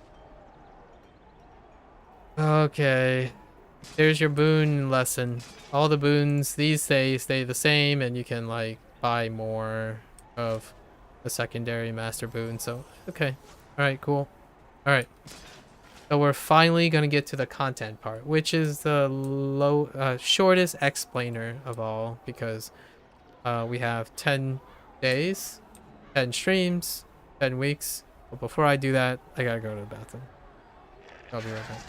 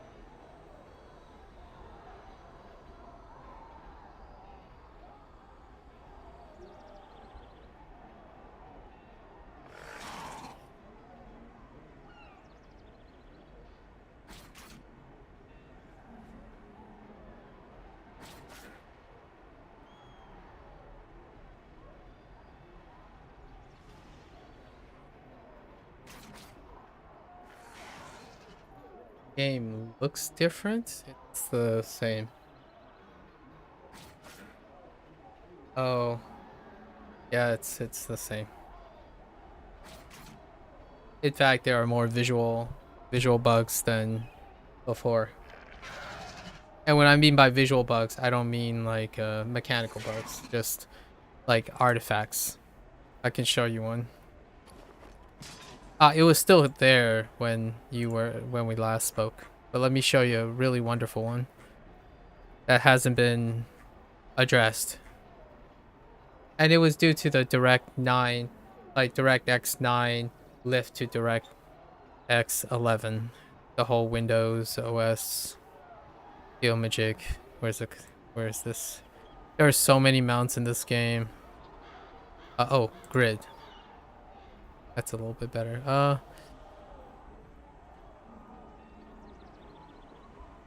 Where is it? This guy. This bug is still here. Check out that trail. Yeah. Look at that beautiful trail. I assure you, this is not what it looked like before. It was incredibly beautiful, actually. But yes, this is still everly present. The Vorpal thing, still there. So, yeah, still good old graphics. Too much legacy. Let's stop flexing legacy. Alright. At least, I hope you're still there, I suppose. Alright. Now let's go and check out Sing. I would like to wrap it up and just call it a day. However, we want to end on a consistent note, because the quality of life change is more like quality of death and turnover. So not only am I not going to showcase Sentinel play for any type of things, good luck. Definitely good luck with Sentinel play. I am with the exchange. You know, there are ups and downs. I'm absolutely looking forward to using Justicar though. And then Vanguard is just moot. There's really actually zero change. Threatening Rush was the only false, in my opinion, falsely emotionally advertised change. It was oversold, the wording was deceptive, and of course, it turned out disappointing. Bounding Slam, Radiant Slam. Radiant Slam is negligible. Bounding Slam is unremarkably disastrous still. And then Threatening Rush still has the same kipping, pinging, non-practical changes, so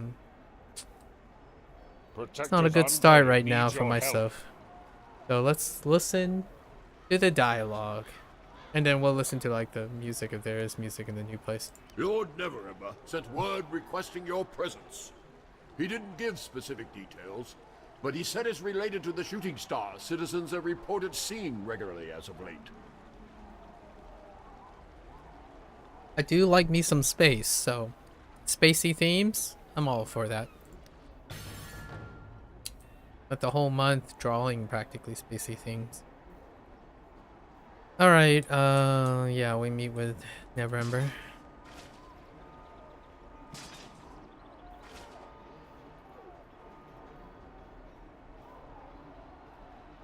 If this was where the module ended, I would say I rarely ever go below 3 because it's rarely slightly emotional if I had any emotions to attach to it, and intellectually almost offensive and disrespectful. But if it ended with just the quality of life, it would be a resounding 1 out of 10. Like, it's easily one of the most asinine thing I've ever witnessed. Pedantic, narrow-minded, and it's so, and out of sheer attempt to be reasonable, there's more to the module than quality of life. And what I mean by that is it's a 1 out of 10 from the perspective of if you are a player that is a barbarian, it's a 1 out of 10. Luckily for me, I have other things to look forward to, like playing a paladin, so nice.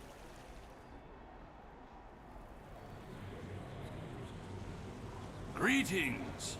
Me, just to clarify, I get a haircut every once a year, Maxi, but thanks. It's been 4 months.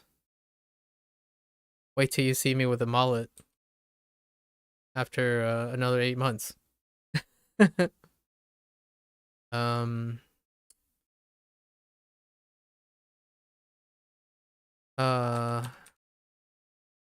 Am I using the word that I want to? Yes. Asinine. Asinine is the word. It sounds sophisticated enough to be, sound a little bit more classy, but the other words just don't hit the same way. Foolish, stupid, is a little bit unrefined. I would use the word asinine or myopic or both. In terms of I am pleased you have received my message from Sergeant Knox. quality of life changes. I worry these falling stars are more than likely an ill omen. I have requested that Knox prepare the city's defenses until we know for certain.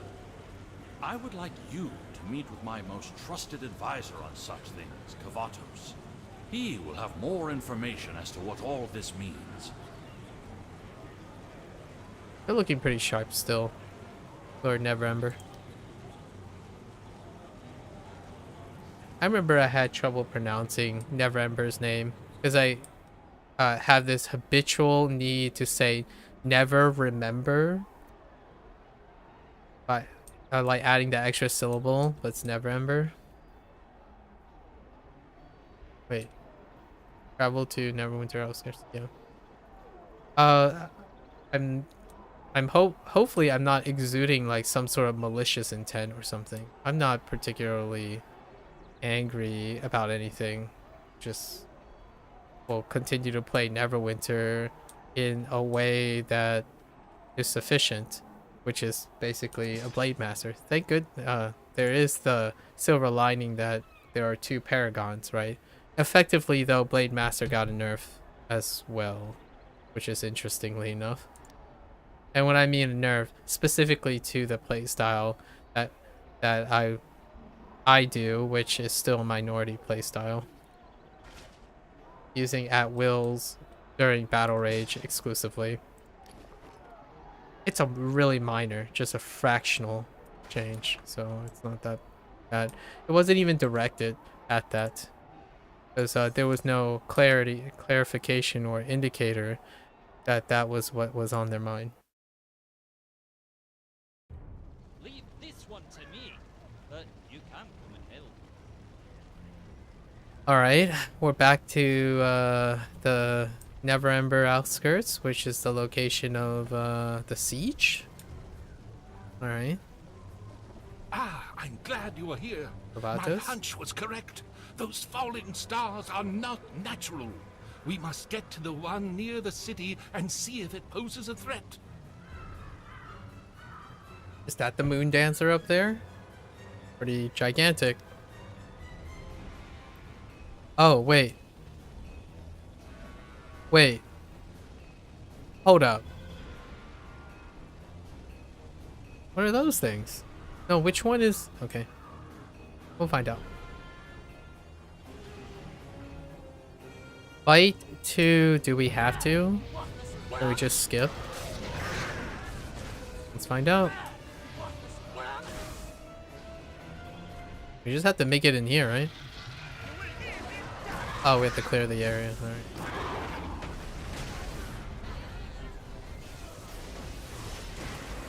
Does that include this?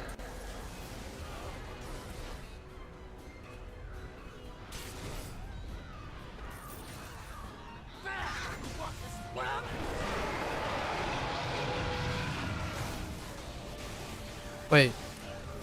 Was that how Axe Storm sounded? No, I don't think that was the sound Axe Storm makes. I hope not.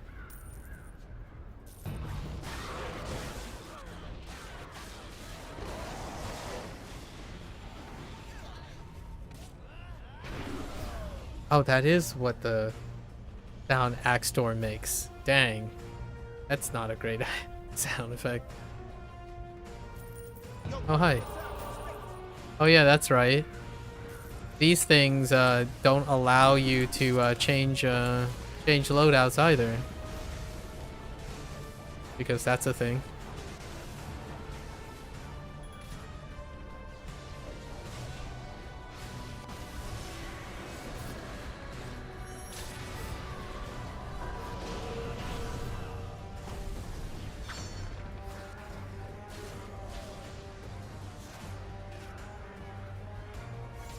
Wow, that charge restores really fast. What the heck?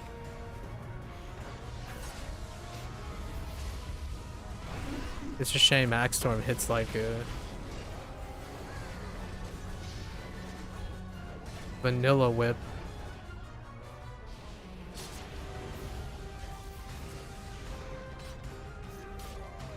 Yeah. Honestly, I'll take the hidden daggers that push you back really far. But you wouldn't use it in a situation like this for close combat.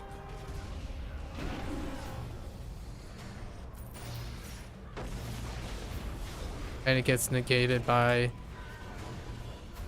using at wills. Comically negated.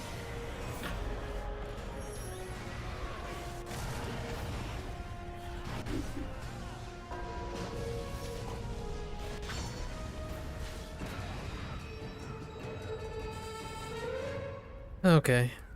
This crystal is draining the life of everything around it. It's starting to grow as well.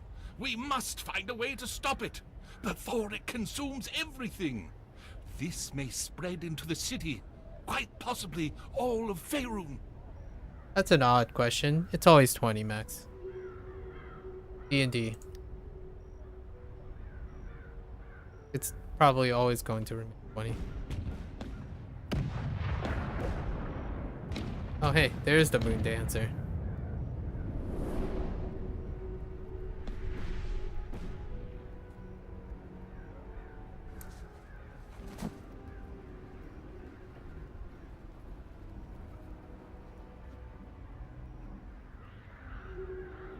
Hello. You be a pirate. Space pirate? I got word that Neverwinter needed aid. All aboard the Moon Dancer! That line was a little bit rough. I like my belly, and I intend to keep it. Space pirate. As captain of the Moon Dancer, I'll be filling you in as we go, but we've got more important matters currently. To ensure our safety, we are going to have to board a nearby Star Moth ship. Fair enough. Oh, Star Moth. I see.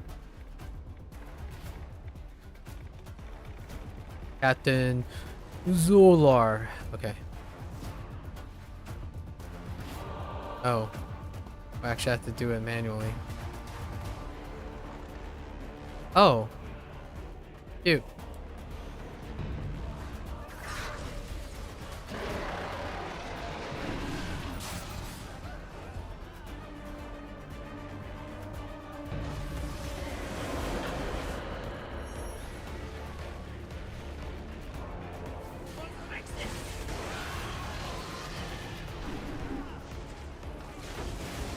Yeah, man. That second hidden daggers.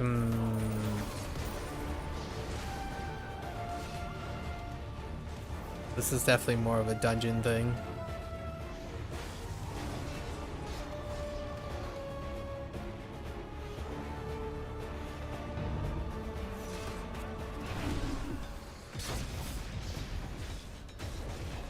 It's almost cute how much that does.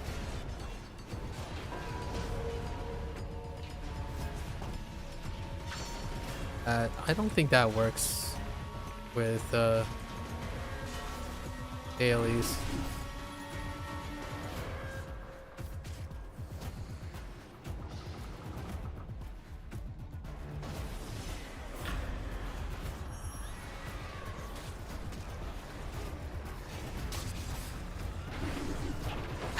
That's slow. It's comical. I'm not even sure if Axe Storm hit him there or I canceled it.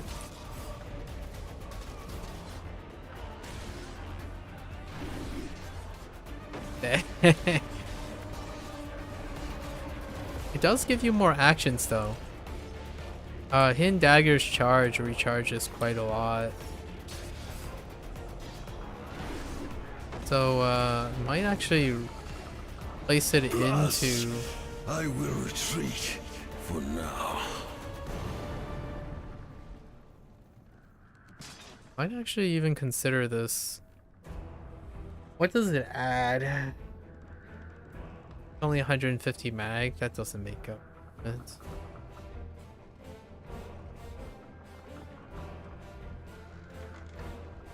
Or replacing unpowered bloodletter. I mean, unpowered indomitable, 750.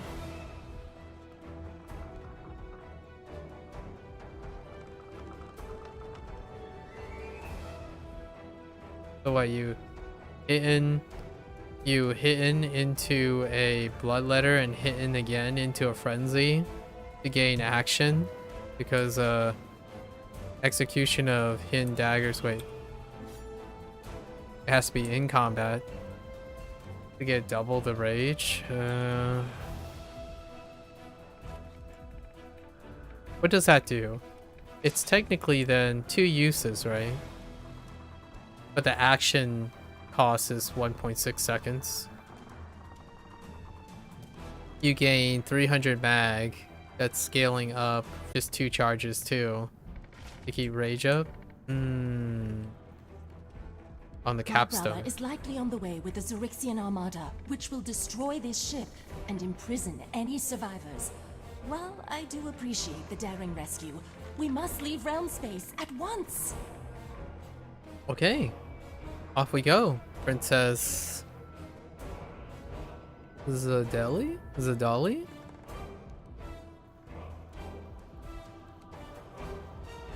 Those moth ships, though. Oh, I am a fan of space, though. Look at those. It's slightly really pink shifted right now. I do like my dark blues. Looks like we rescued that prisoner just in time. The Zerixian armada just entered realm space. Okay. Alright. Oh. Just let you run in your trouble. This is it right here. Yeah. That nice good old blue shift.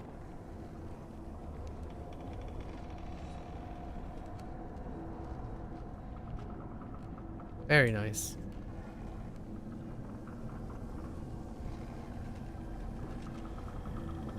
I have no idea what this is, and why is there a white box here? That's supposed to be a placeholder? I hope the universe will one day forgive the Empire for its transgressions. What did you do? I am in your debt, adventurer. You have saved me from Captain Zolar, a maniacal astral elf bent on serving my brother, Prince Selith. Oh, okay. The giant astral seed that crashed on your world is from my father, Emperor Zavan. It will slowly drain the life of your planet and everything upon it. Once that energy is completely drained, it is channeled back to my home star, Zerixis, replenishing its light once more. My father is dying, and soon the Zerixian Empire will be without a ruler. I intend to ascend the throne, yet my foul brother will stop at nothing to stop me. If my brother has his way, things will continue as they are. Astral seeds will destroy world after world and feed the light back to Zerixis. If I become the ruler of the Empire, however, I will cast my ring of shooting stars into Zerixis, destroying it in the process. This ring was taken from me while I was captured by Zolar, so we must work to obtain it once more if we are to cast it into the Zerixis star. Huh. All I can think about right now is Ergo, is that you? You know, planting the seed and then sapping all the energy and then bringing it back to its home, like what is Zerixis? It's a release. Oh, astral seed, yeah. So just planting it, harvesting all the light. If you are willing, aid me in this quest. Help me defeat my brother and his allies so that I may ascend the throne. I give you my word that once I am in power, I will destroy the Star of Zerixis. First, you must work with Captain Sartel to assemble an alliance of those willing to do battle against the Empire and those loyal to Prince Selith. It will not be easy to build a coalition of worlds powerful enough to contend with the might of the Empire, but it can be done. Properly epic, I suppose.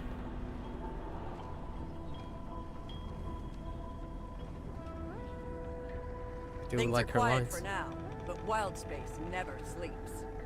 That's a flump with a pirate hat. Oh man, that's pretty dang adorable. Well played. Welcome aboard the Moon Dancer. I wish this was under better circumstances, but I was asked to assist the people of Neverwinter and get you into wild space as swiftly as possible. You are more than welcome to use my ship for as long as you need to assemble your alliance.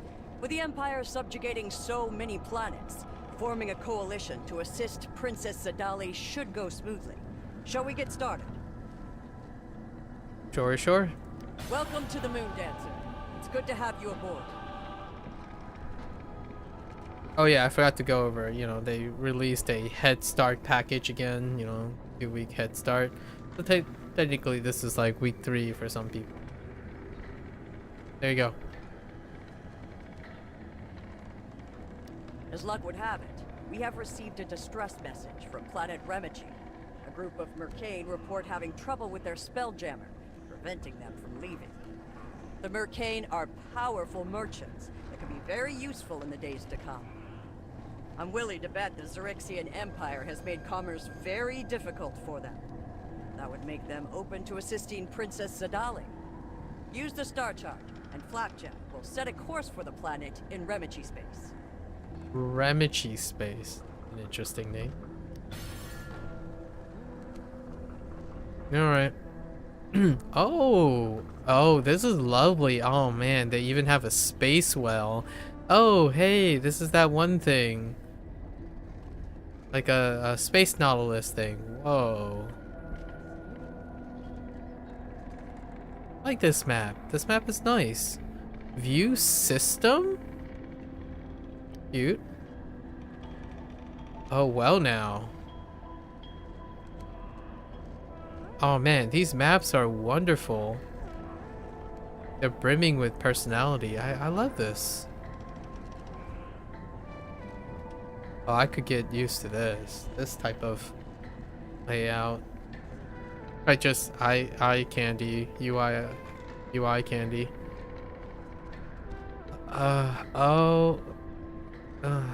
What? Heroic encounter detect. That's interesting.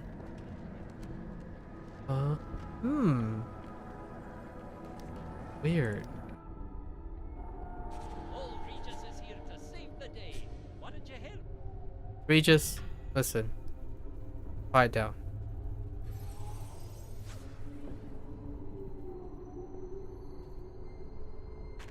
What's this map like? Okay.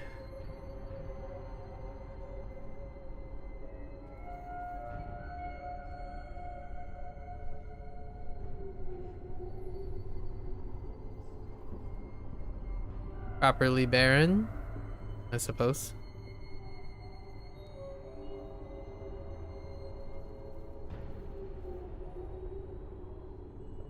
The background music's okay.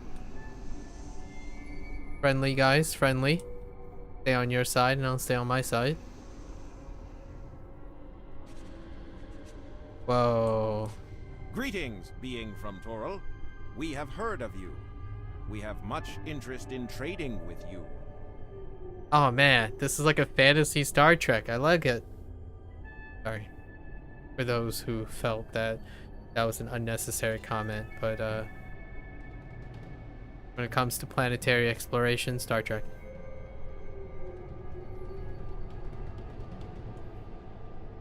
The lines are okay. Your sight brings us relief. You have received our distress message. Remichi has resources for our trade. We cannot leave due to disrupted ship magic. Remichi stones placed upon the planet prevent this. Remove these, and we are free. Fair enough. Is that your ship in the back, or is that our ship? That kind of looks like the Moon Dancer.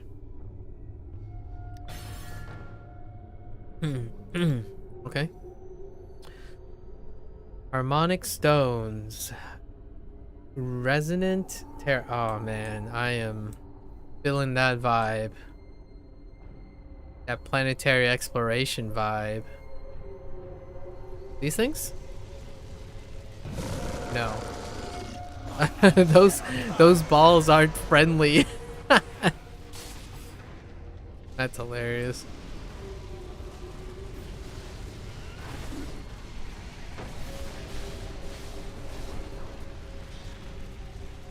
Oh, hey, friend.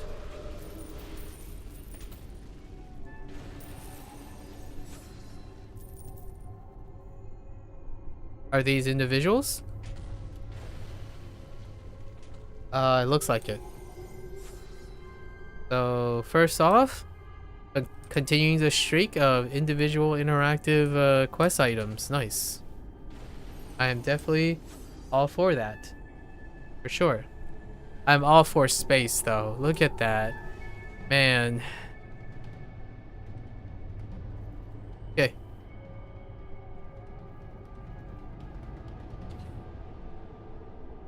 I guess we can pick up some lock boxes and open some lock boxes at the end of the day or something.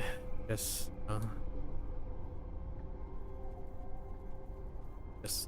because that lack of visual connection between the exploding and the interacting, that leaves a little bit to be desired right there. It's all right. Temper expectations. Oh, there's actually 2 zones. Okay.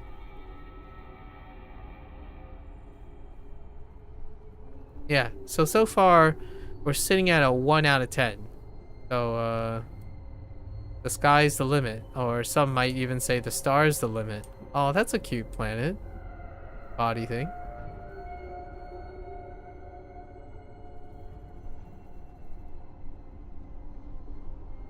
I like to think I can sound most welcomingly offensive all at the same time. So, yes. It is a resounding 1 out of 10 currently. Just taking into account the quality of life changes. Oh, are these unique? These cubes might actually be unique.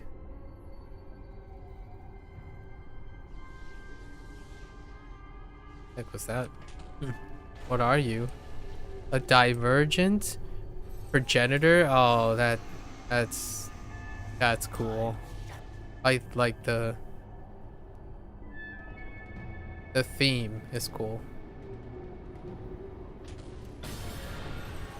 Like these entities are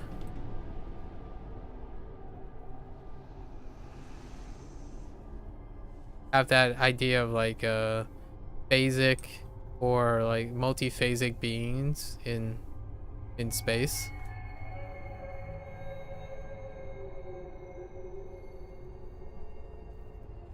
All right. There you go. We are safe right now. Are you interested in conducting commerce? You have done well. We shall remember your Thank you. kindness. When we do trade, we shall look kindly upon this. Sure. We desire goods to sell. Some here are of value. We cannot collect them, as the inhabitants are hostile to us. We have no weapons. Collect these ancient machines for us. We shall pay you. Very classic, like alternative humanoid mannerism. Concise, you know, talking and whatnot. Proper spacing. Very mechanical.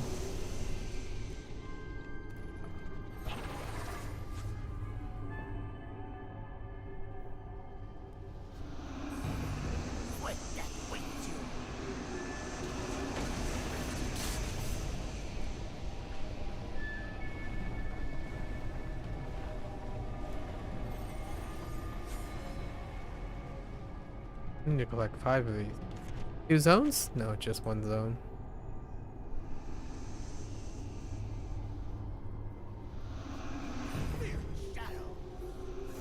How far does this go? Not that far.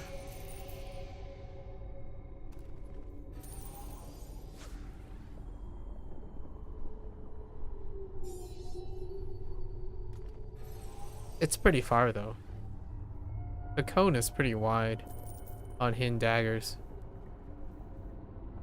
Here you go, my friends. This medium-sized Oh, wait. planet is dry, what you call a desert on your home world. Oh. There are no large or bright stars near, thus the planet is covered in darkness. Calm down, calm The down. name is... Calm down. For your help, we are thankful. The ancient machines are now on our ship. We shall depart. When you are in need, you have our help. Alright then.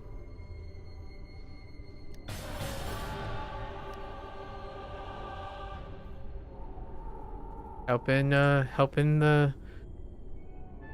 Actually, I need to rearrange this. It's this thing, right? But I'll deal with it later.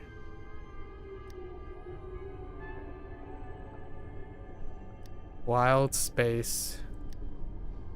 Back to the moon dancer we go. Are you certain this is the place?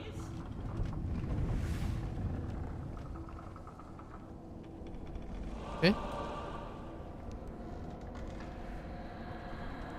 Things are quiet for now, but wild space never sleeps. That flump though. I just received word that the Mercane were able to depart Remichi. They were very grateful for your help. They also promised to assist when the time comes, though they were very clear to let us know they will continue to do business with the Empire for the time being.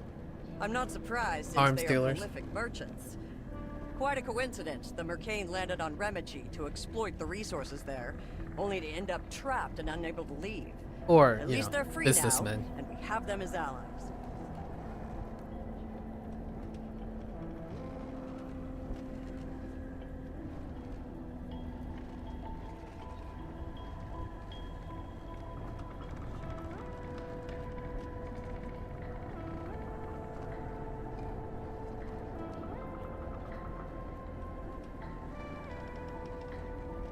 Okay.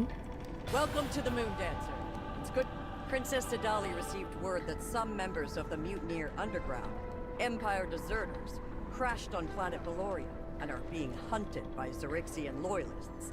Linking up with these deserters would be wise, as they can easily be convinced to join our cause against the Empire. Use the star chart, and Okay. Flapjack will guide the Moon Dancer to Valoria. Planet Valoria.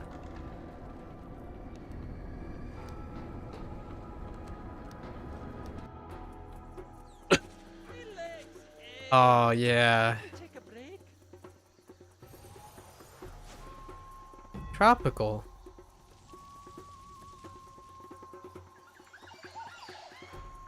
The Xerxian Empire must be stopped at all costs. Did Princess Zedali send you? We were running from the Empire with a stolen Stormoth when they caught us near Beloria. We took damage from their weapons and were forced to make a crash landing here. We are now being hunted, and pockets of the Mutineer Underground are scattered across the planet. We need help pushing back the Empire here if we're ever going to get off the planet. Alright. What does that mean? Oh. Cute. I love these little mini maps. It's a slice of life variety. I do enjoy that.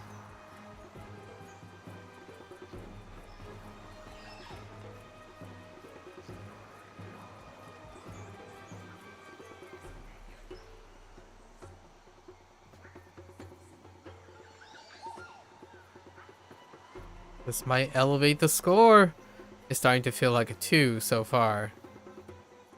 Combining 3 and 1, right? I need to... this might actually be above average, like a 6 at the moment. If this is going where I think it's going. We're trapped here. We don't have the power. Clear out some hostiles, and we can connect up with the others near your landing site. If you can clear out some of these hostiles, we'll make a run for it. I really like your head, like the helm or whatever that is.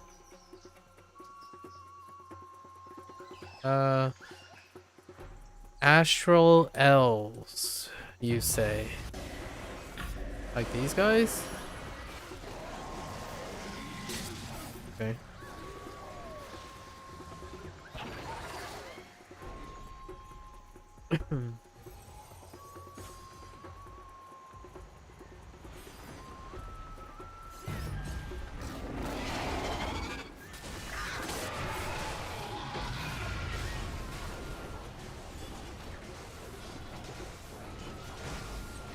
And Hidden Daggers is kinda really not doing it, man.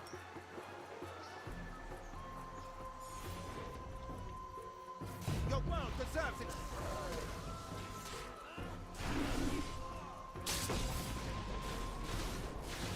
Hackstorm is not doing it. It's enough rage though.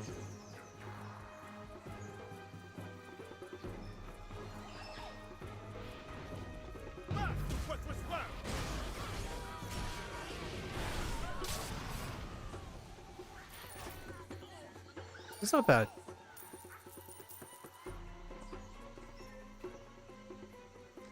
It's kind of hard to see enemies. We'll pin you to the ground. It does come with the environment, though.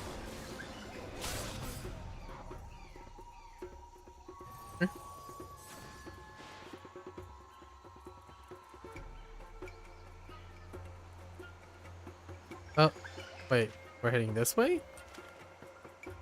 Alrighty then.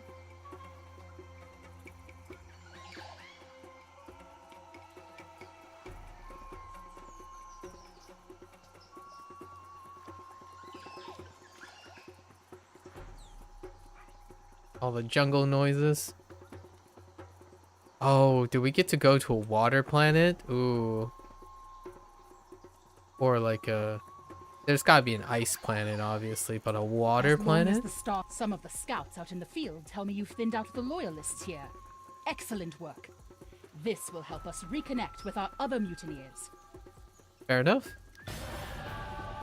All hell, I mean, what does the rebels say? I don't remember. Get down with the Empire.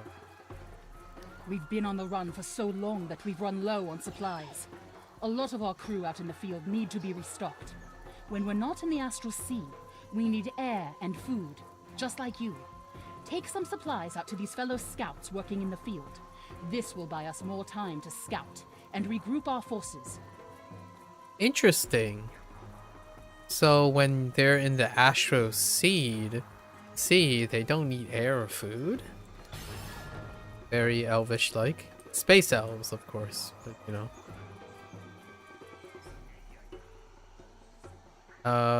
Give supplies to scouts, huh? What do scouts look like? Are they unique? Is that them?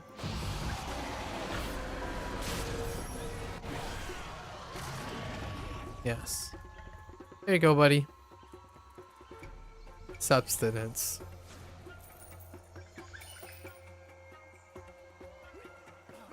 It's very hard to see these goobers.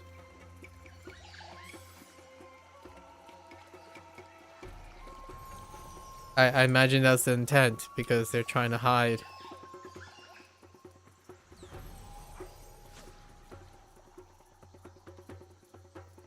Goobers?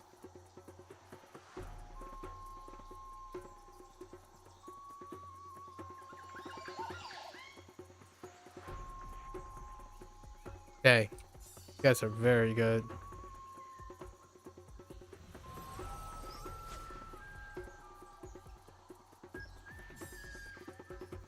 Okay.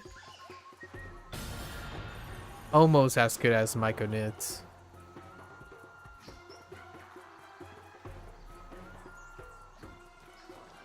Okay.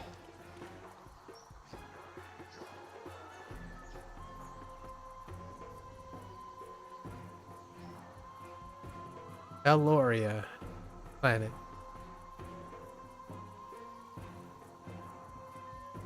Excellent work. We're just about ready to mount an offensive. You can count on us to assist you and Princess Zedali when it's time to bring the fight to the Empire.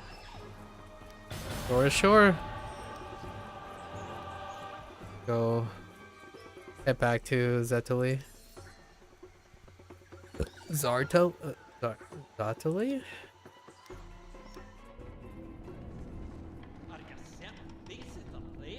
Oh, this plays every time? That's a little weird.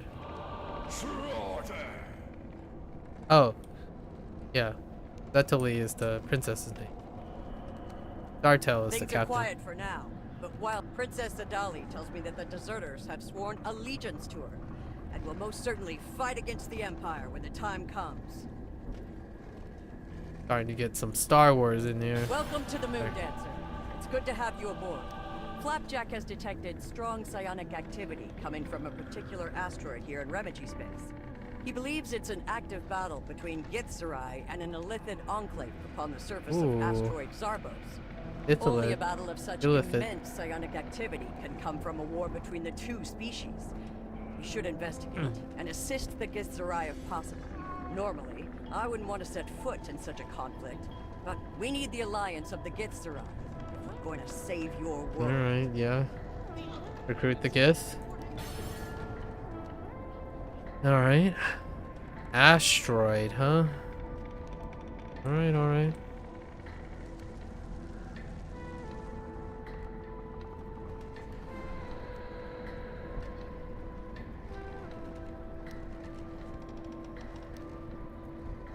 Zarvos. All Regis is here to save the day. Very, very green. The Illithids can run, but they cannot hide. There is nowhere in the multiverse the Githzerai will not find them. Interesting attire. It is my pleasure to meet you. We are in a never-ending struggle with our former captors, the Illithids. Yeah, We work Illithids. tirelessly to locate them across the multiverse and eradicate them without remorse. This colony is rooted deep within this asteroid, slowing down our progress. You look like one that can handle themselves in combat with the Illithids. We can always use help in this timeless battle with them. Are you interested in joining us in this struggle? Boy, do I have to tell you about our conflicts with Illithids. Go way back. Way back a couple times. Alright. Genocide it is.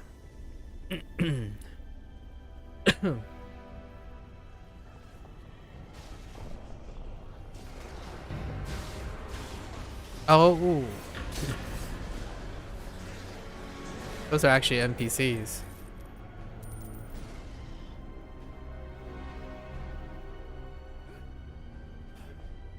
Oh, hey, negative gravity. That's cute. Lower gravity on an asteroid.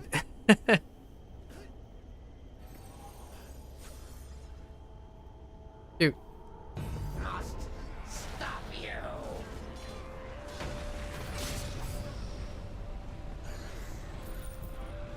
Assist. Oh. Oh, we're out.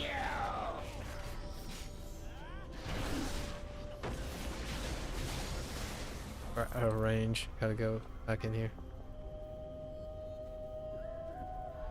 Maybe we'll pick up a miniature giant space hamster. You know? I know how that sounds, but that's the mount or a launch of this. Miniature giant space hamster. Protect the masters.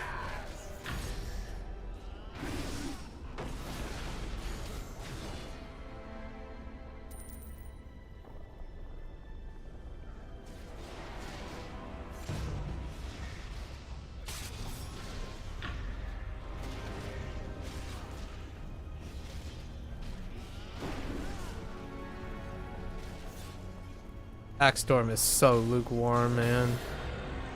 What's Axe Storm's magnitude? 450? Man, that is some lukewarm stuff. Oh.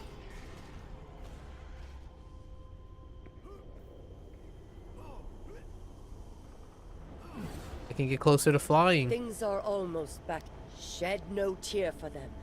Illithids are cold murderers that will enslave anyone to meet their goal of total domination. Here is compensation for your assistance, as I'm told you have use for such things. At least they don't assimilate, right?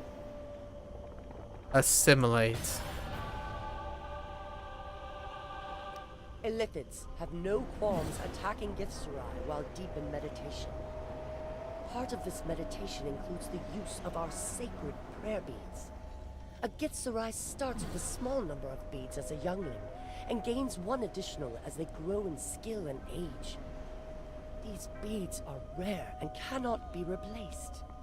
Some of these prayer beads have yet to be recovered from the shrines here on Sarbos due to the conflict.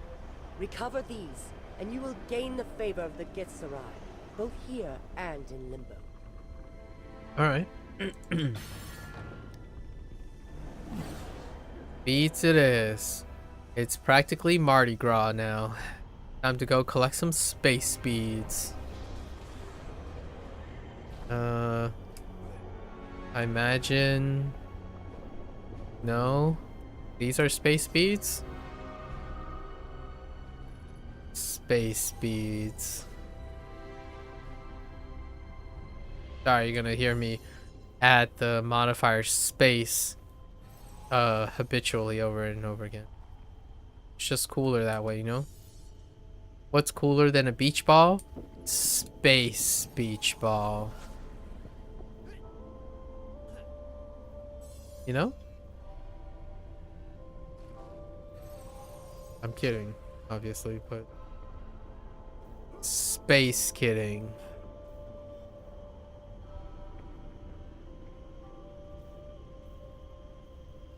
Dude, where are my space beads? Hello?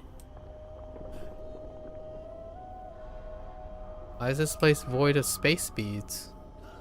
Oh, here we go. I want to sneak this. Don't do it. Need another space bead though.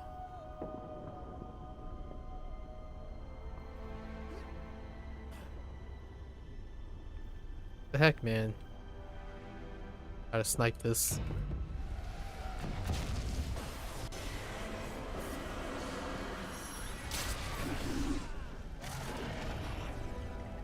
Yeah. Live action Zelda.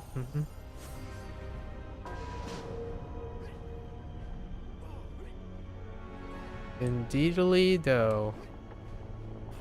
Okay, so these space beads are unique. I need to find... Oh, here's one. Now we're ready for Mardi Gras. Space Mardi Gras.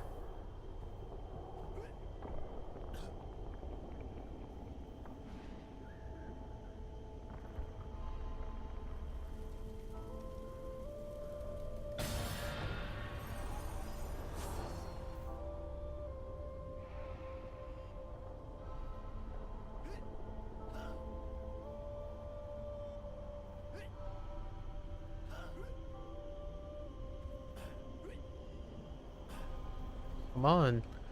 After Mario? Really? You didn't see, you know. Come on, Zelda's gotta be next, right? I mean, I guess there is Kirby. Those prayer beads have great sentimental value to us and will allow us to honor the passing of the original bearer. Your generosity in assisting us will not be forgotten. You have the fist of the Githzerai to assist you in your war with the Zerixian Empire. When the time comes, we will be there. You have our word. For now, we will place an emissary upon your ships so you can reach us. Can we go to a place that's like pink or purple? Or just filled with water? Filled with Wawa?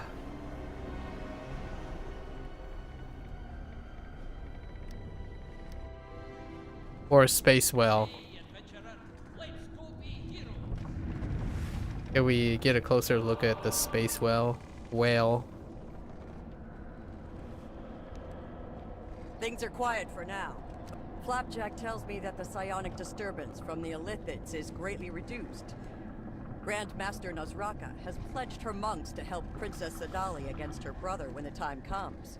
She will leave an emissary with us on the Moondancer for now. I have a question. Zartel.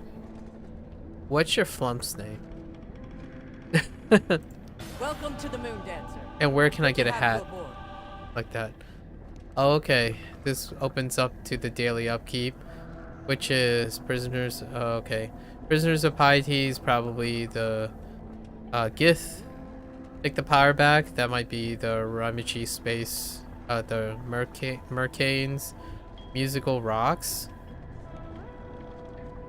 Interesting. Let's continue with this. Our activities in wild space will not go unnoticed. As we speak, Prince Elith's forces gather to launch an assault on the stars. Let's take the fight to them. Participate in an invasion. During the invasion, use the wild space map to travel to the Phyrexian invasion landing site. Okay. So it has to be available though. Word's going around that some Githzerai prisoners were ambushed on Zarbos. Oh. If you travel to that asteroid and Zarbos. rescue them, there's sure to be money in it for you. Oh, so they yeah. Invasion is kind of like insurgents. Starting to feel like what was the Nine Hells stuff? I have a special request from Princess Sadali for you. It seems some of the Xerixian deserters on Valoria need freeing. I'm not one to take sides, normally, but I'll make an exception in this case. Even if it's just to be a thorn in the Empire's side. Yeah, Valoria is the mutineers, right? Some of the alien technology on Yeah, Remichi okay. interrupts Spelljammer Just one ships on in each the area. planet Suffice or it to say, the planetary Moon body. Dancer is no exception to the rule there. I need you to get down on that planet and destroy some harmonic stones so we can pass through the region unhindered. I'll see to it that the Quartermaster compensates you for your time.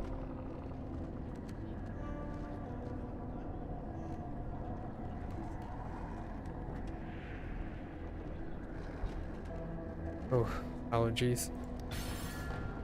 Okay. Let's actually look at our Aw. Oh wait, we get to interact with the little guy. Oh, his name is Flapjack. Oh, that's I who's sense doing. you have big feelings. Flapjack talks. Okay, cool. Oh, this is where Flapjack has the weeklies. Okay. Peaceful planets across wild space are being overrun by the Xerixian Empire. I can feel their anguish.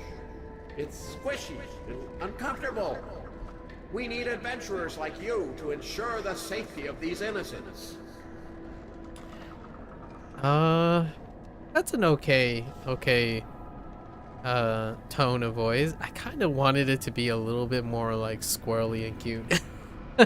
Just all right, fair enough. Captain Sartel has asked me to share her thoughts, as if I could stop sharing them. Yeah, the She wishes telepathic. all adventurers work towards filling the Moon Dancer's treasure hole.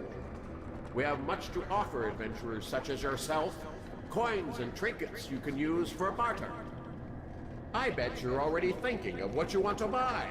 No. Complete any of the tasks listed in this scroll, and we'll make sure you're taken care of. But who am I to argue to a telepathic being, you know? Okay. We'll look at what we can buy later. Look at this space hamster. Okay. Let's look at the journal. I forgot to look at the journal. Right? Here it is. Light of Zaresis. Alright, what is this? Reagent. Astro Sea Tendril. Oh no, that looks like a... Oh, these are reagents for... Okay, well... Who knows? Maybe, I think traditionalism is gonna strike again, but that's fine. We'll look at the store later. I just want to see. We're at 70 already. It's only 100, so... Let's see. I'm guessing 25, 25, and these are 5/5s. So, it's, again, activity and heroic encounters, so we just hide activity and heroic encounters, generally speaking. Whoops. Activity will auto-complete, and then we'll rope in the heroic encounters later. And then maybe we can pick up... How much is this? It's 7? 5. So that's 15. We're at 70. Oof. Alright, let's look at like heroic encounters, I suppose. Ooh. I'm guessing social will have it. How do you know?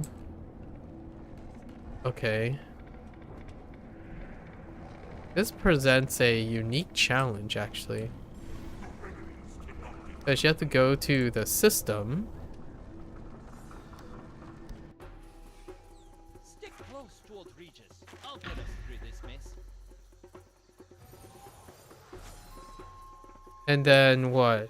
You have to instance change? Oh, it's all included as one instance.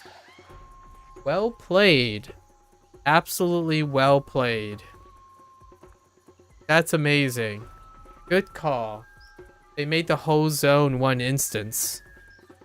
Because then it doesn't trigger the change instance timer. That's a really important detail. Because, man, it would be tough looking for heroic encounters.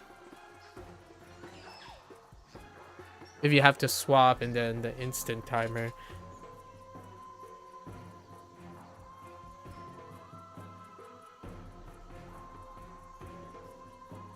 12. Oh, dang it.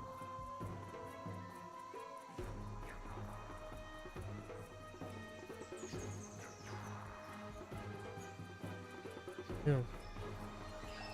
Alright.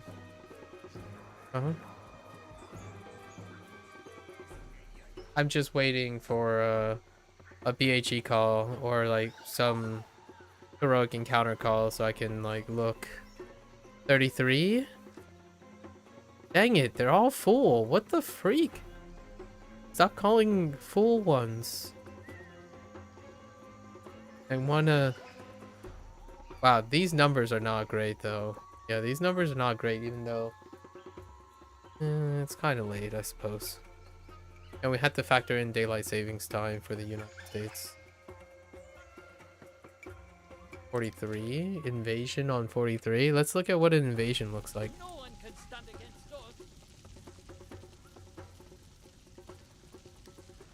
us. I like you, Regis. Your vote of confidence. How do we do it? Oh, is it this?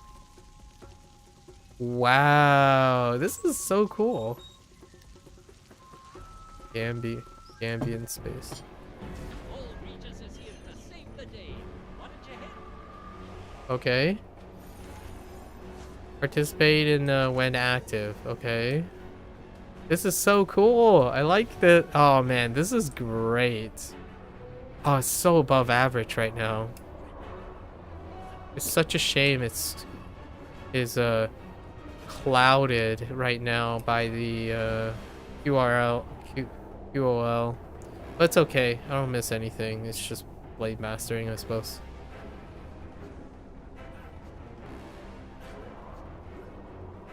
Wait, where are we going?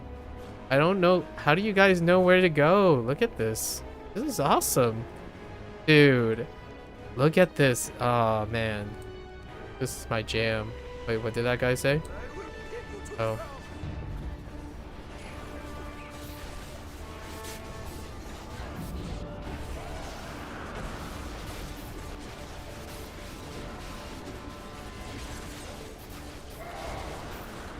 Yeah, it's so disappointing. Like, one of the things that I'm highlighting right now is you just don't use at wills to gain rage. If you are, then you're out of the loop already.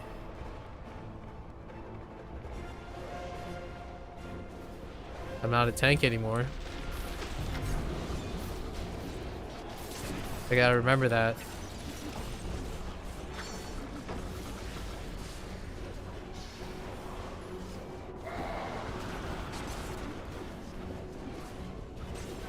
I do like this.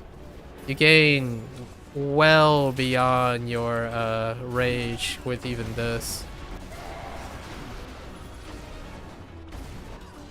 So I'm probably gonna interweave hidden daggers or even the solo thing.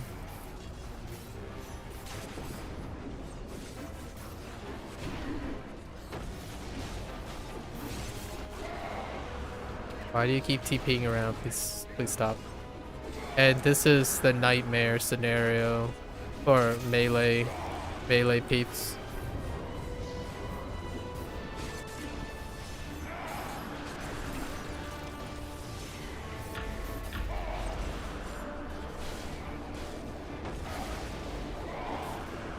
Yep. You want to know why tanks just decide to just call it a break? This is it. Mechanics like this. And you continue to limit their movement and ground them by saying you should defend and wait for action more often.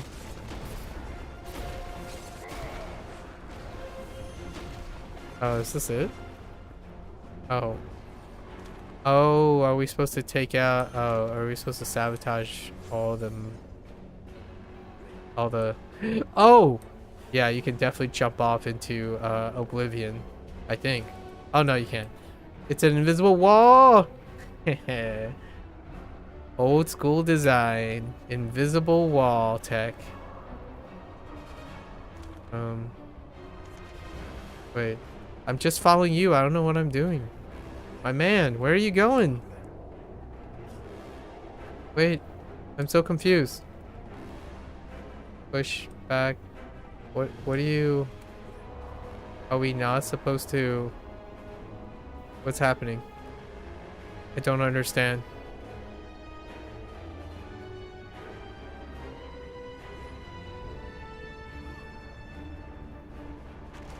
I really don't understand what's going on. I imagine we're supposed to go to each of the ships, but do they choose to go to the south one? Maybe the south one? Alright. I'm not a tank anymore. Feels bad, man. Oh! I have no idea what's happening.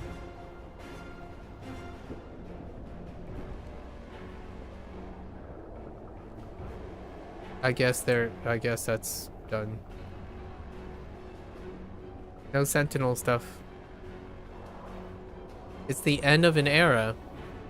Sentinel has been the core since, for me, since Mod 13. It's incredible how efficient and asinine a developer's misguided ideals can truly destroy legacy unintentionally. Meanwhile, still trying to figure out what the heck you're supposed to do here. It seems all the ships are empty. Are you supposed to take out peeps?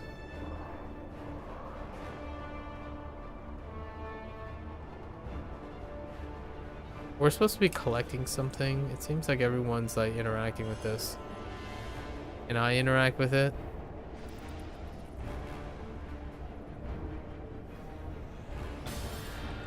Oh. Oh, interesting. Oh, oh, that's all you needed to do? Oh, that's awkward. What happens when the thing ends?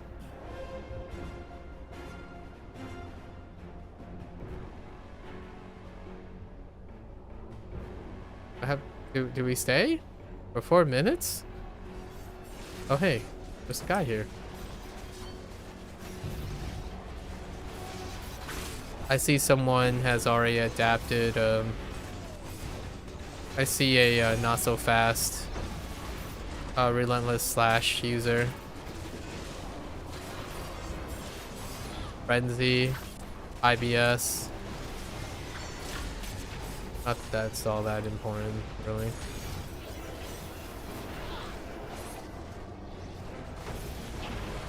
Yeah, I'm already over this too.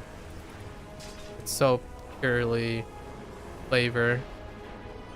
So let's put in bloodletting, right?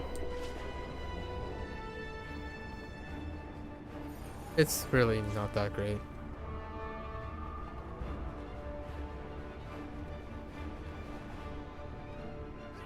As much as I want to switch it up, I'm trying my best to switch it up. It's actually going pretty lukewarm. Alternatives? Nah. Not only there aren't any alternatives for tanks, there's a clear superior, which I don't usually like to recommend.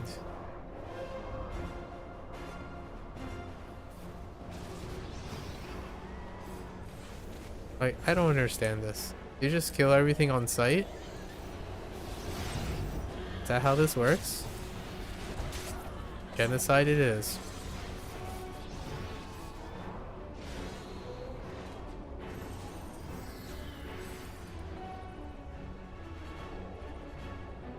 I'm curious what happens when the timer ends. So I guess we're just gonna wait 2.5 minutes. If it's lukewarm, then I won't have to be curious for the next 2 tunes. I mean, I wish there was something like interesting I can show dealing with the quality of life, but sentinels are dead. Or PvE, so I will not be demonstrating any of that. I was really hoping to use bounding slam.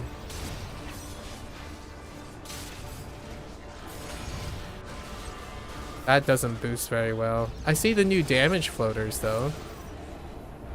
The circle icons are helpful to delineate between that, so it's a kind of a nice functional change. Admittedly, whatever they had was just sufficient anyways. It was just a legacy community that's afraid of change, as per usual.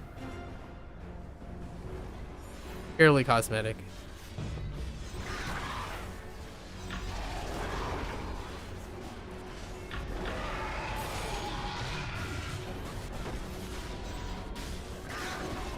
I don't know what taking these guys. Oh, you get buzz jewels. So currency. It's fine, I guess.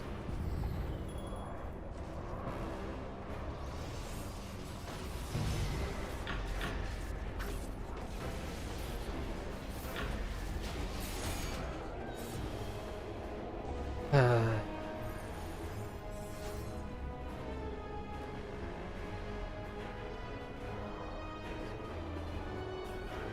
30 seconds.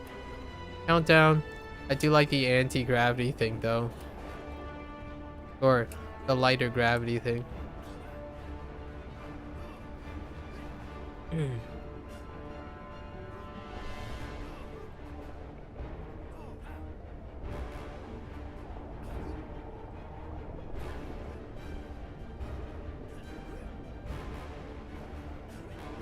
Just hop around. Flap around for 10 seconds. The final countdown.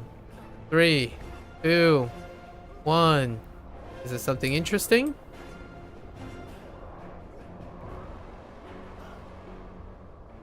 Another minute? Does it just boot you out? Is that all that is? And you're just here to collect buzz jewels? I guess we'll see what the buzz jewels are about. It's a really, both spacious, all puns intended, location. Like, I really like the theme. The theme is fantastic. The interaction, a lot less so. And I'm all about the creative arts, you know? So this is sufficient for me. The mechanical side and pragmatic side, no, not so much.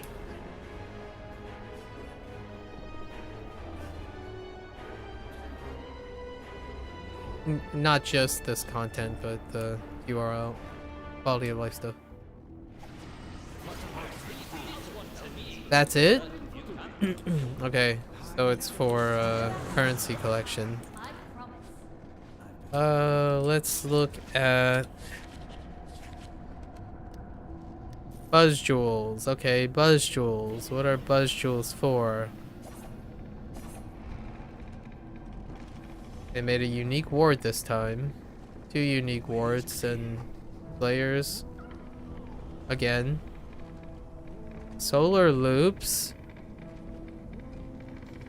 Oh, is this the first optional upgradable ring set after dangling the carrot over and over again?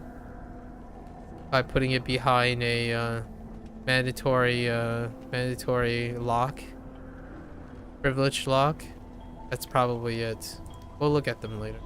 And then buzz jewels are not for these. Oh, it is for these though. I'm guessing this is... Oh, interesting. Okay. So nothing in the store so far gouged by privilege. So no commentary from me. What happens when you ring the bell? All right. I dig it. Well done. Yep. Wait. What's this? Is that a repeatable? The Okay. Xerxian Empire is preparing to strike back at some of the planets that harbor subversives. Okay. I can feel their hatred and their desire to crush all who oppose them. It's crunchy and tastes like salt. Travel to the asteroid where they are planning their invasion and put a stop to their plans. You know what? I'm warming up to you, Mr. Flapjack. Captain, sir, mate, lieutenant, Flapjack. I would say not sufficiently goobery enough for me, but it's okay. It's a good thing he's cute, you know? Alright, so we still need to look at heroic encounters. Okay. Okay.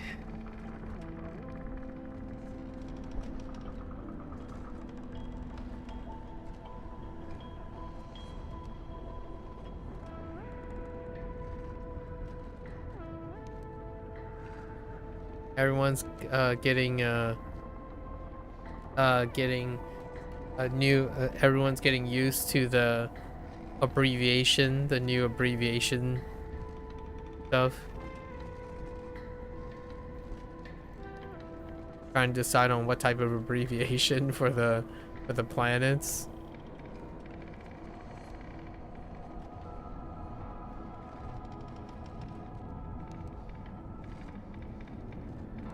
Dang it.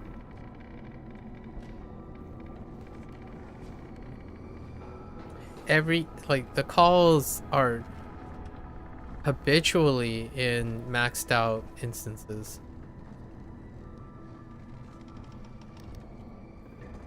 Oh, no.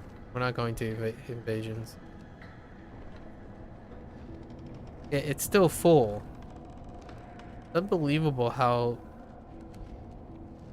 Maybe it's attached to instance population. I don't know what C it is, so let's just go. Stick close towards Regis. I'll get us through this mess.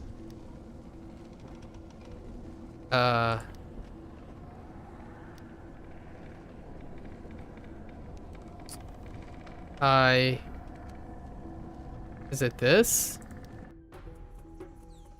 Is C this?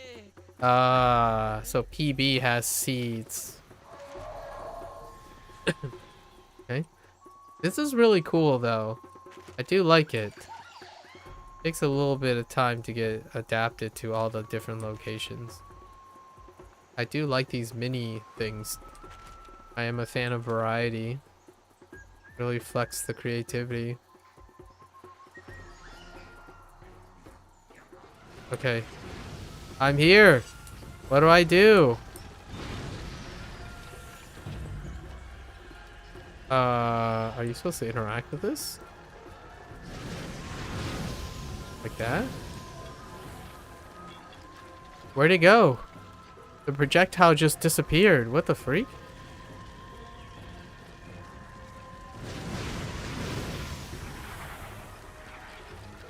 Are you telling me we just set and load? While they keep the guys at bay? Okay. I dig it. Good job, guys. Oh, that guy went down. You guys want some CC or something?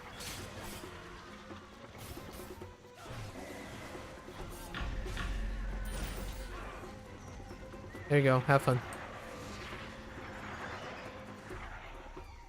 Regis, come back!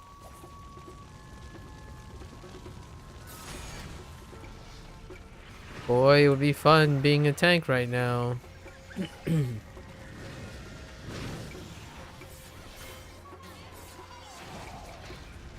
Imagine wanting to be a tank right now.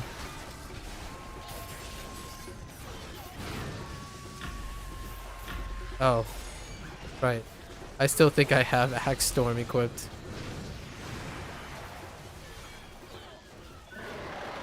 You've only managed to delay the inevitable. Okay.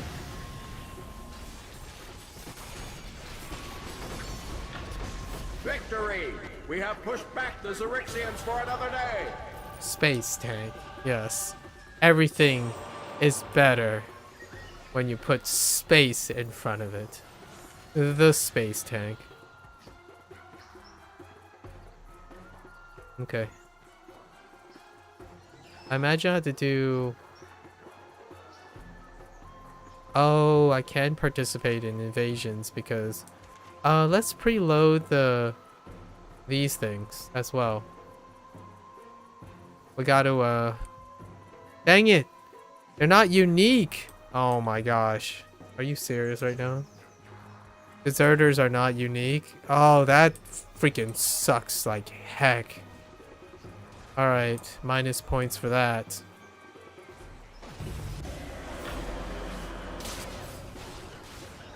Started off strong. And now not so much. Prisoners are not player unique. Scratch one. I mean, there are a lot of them. So there is a silver lining. Like that guy just came by and said, yep, those two are open because, you know, the Pega. Nothing like shared quest interactions. Can you not? Thank you. No!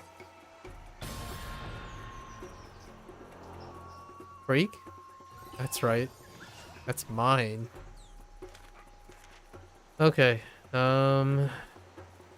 Destroy harmonic stones again. How much did a BHE give? Probably 40? 40%? Let's look. 40%. Alright. Let's look for an evasion.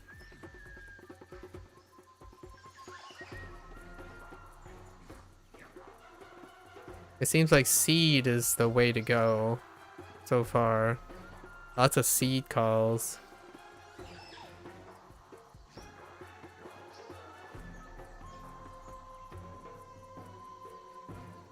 I did see another, what the heck is chip?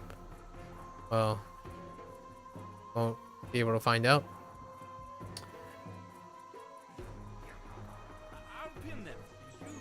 Am I standing in a... Yeah.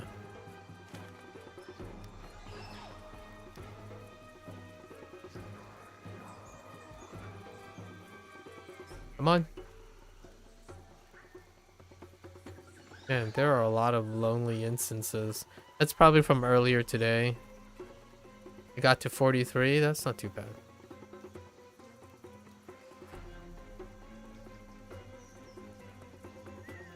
Come on, folks.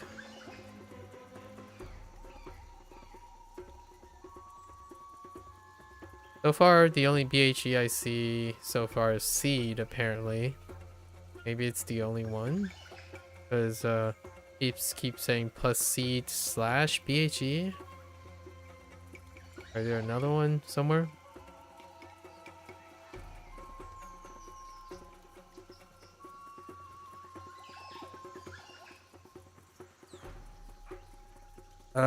This is not looking very promising.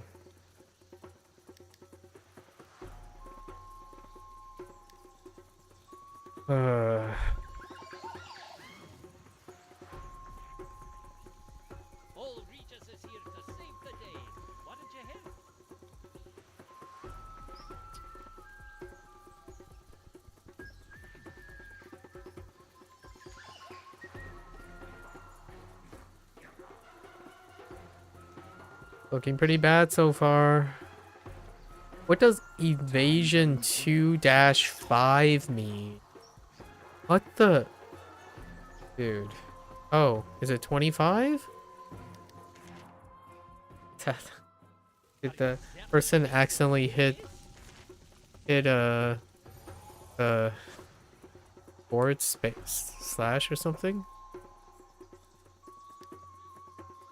No, I got you baited. I mean, there are heroic encounters here on these asteroids. Honestly, let's just go to these asteroids and see what they look like. Ambient. Ooh.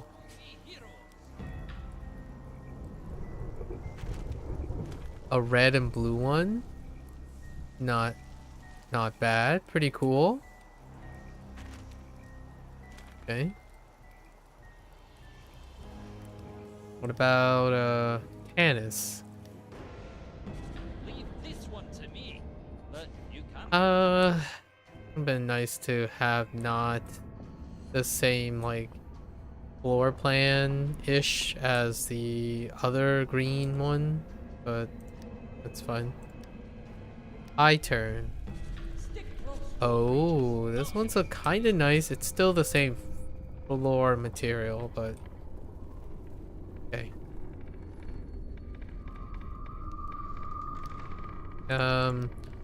I guess we can go and complete these Remichi and But you can come and help.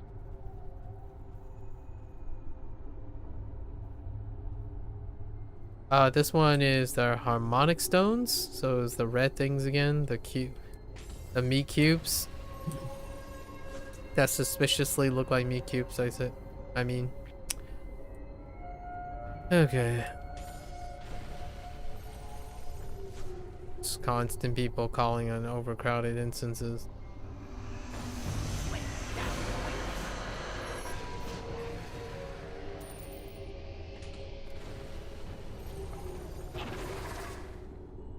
These are sufficiently short, I suppose. I don't know if that's a remarkable thing anymore. It's about the same length as the previous one. So perhaps this is the new standard. It's gonna be a tall uphill battle to offset the lingering taste.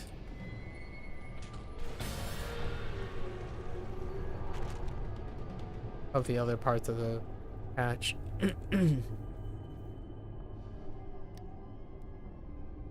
Okay. Let's go to Zorbos, which is the gift place. Whoa. That was weird. Why is it so small? What are we doing? Imagine if the quest tracker actually displayed the nearest proximity, but sure. Where is it? Not musical rocks. Free stuff. Okay. Oh, these guys.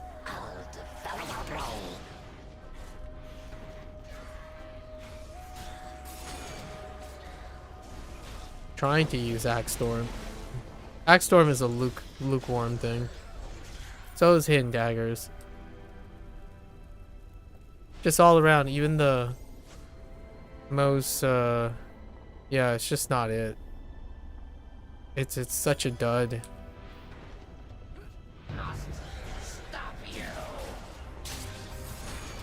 Even Axe. Oh wait. I should equip Axe Storm. Put in Axe Storm.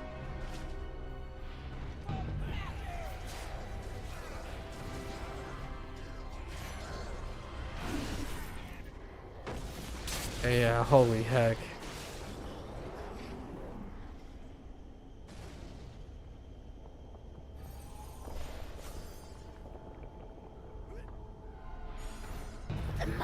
blade cut steel.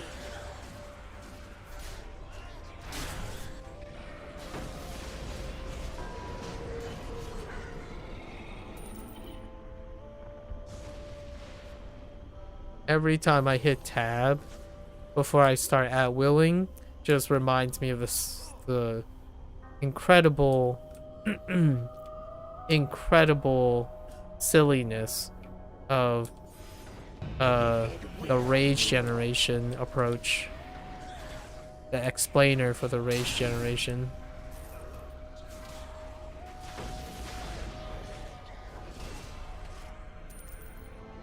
Generating rage from at wills.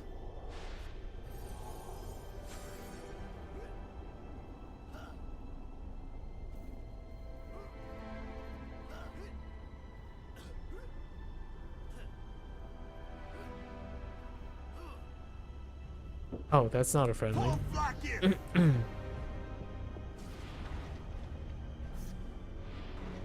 Oh my gosh, that guy's clipped. Immune. Of course. Of course. That's still a thing. Spawn clipped into the environment.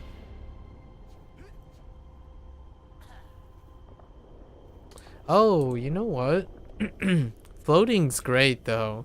If you float over them, you're actually not crossing that path, which is very useful to know that, because you can avoid encounters quite a bit.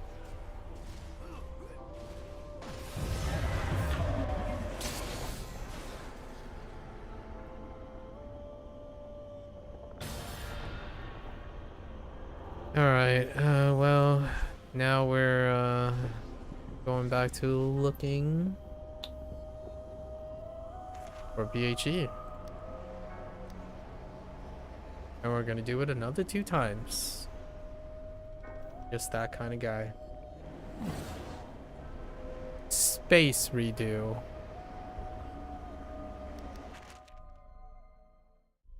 Leave this one to me, but you can come and help. There's an invasion here, I think.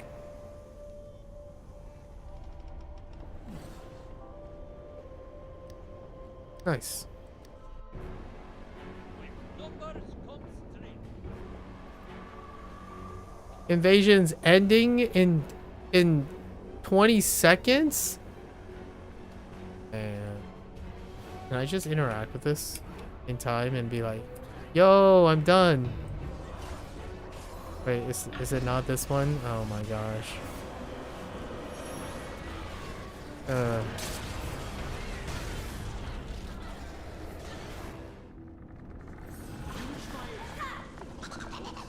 summoning spell is quite So disappointing. That's so absurdly disappointing.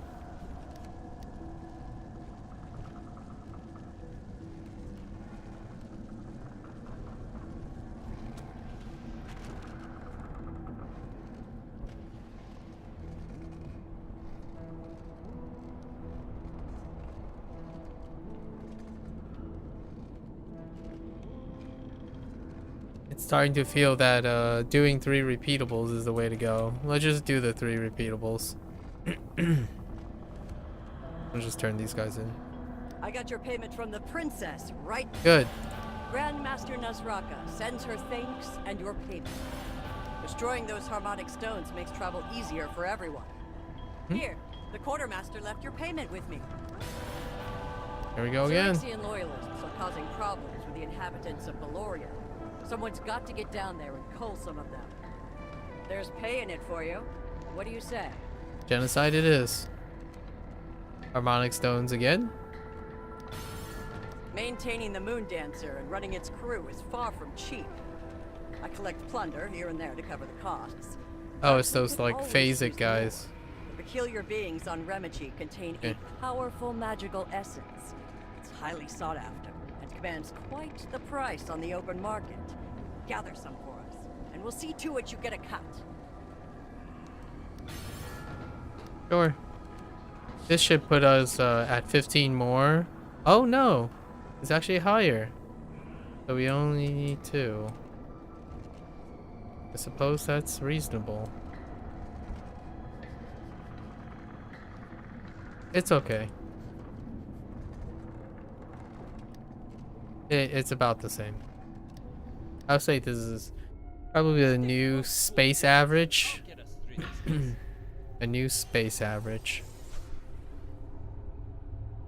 I like the map and the stuff. So 6. We're looking at a 6 here.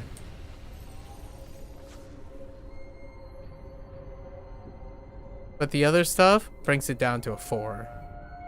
I can only really go above 4. Or I can rarely go above 4. It's looking like an incredibly below average in one department.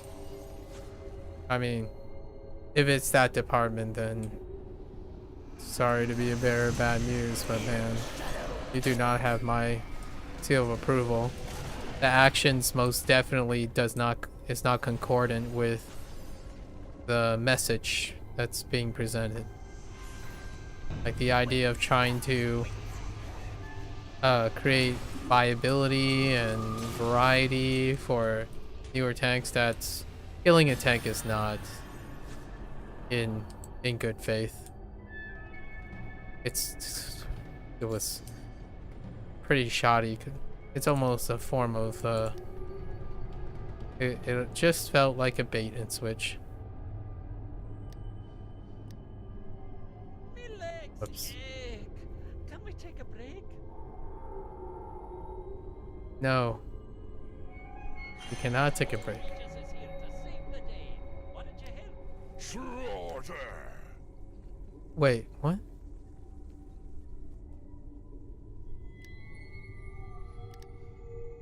Where are these even located?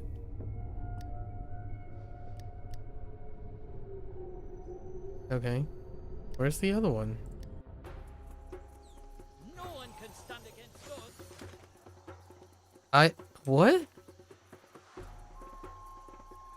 Defeat Astro. Oh, it just isn't marked. Are you serious? Because these are the Astro elves, right?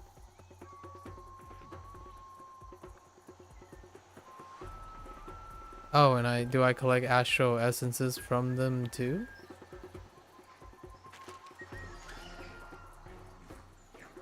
Why don't I see any enemies here? There we go.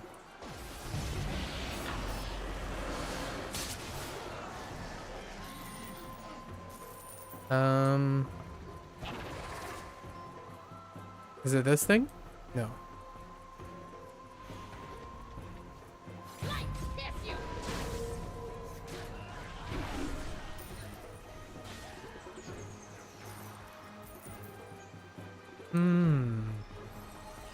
Collect aberration.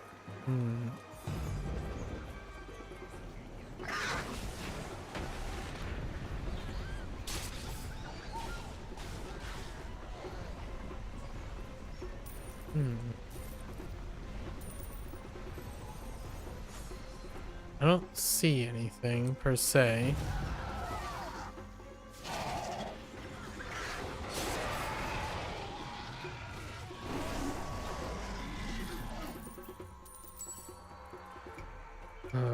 Okay.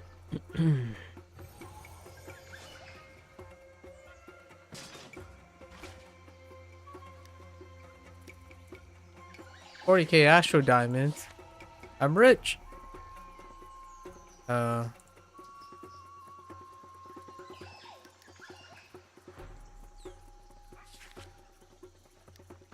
Where am I going for this? Maintaining the Moondizer. Okay, there's cover. It was in MMORPG. I must have missed it. Benefit of the doubt. Right.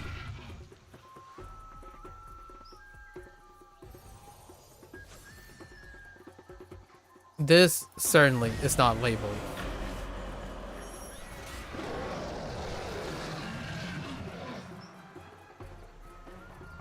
Bonafide not labeled. But perhaps Astro Elves are in multiple places.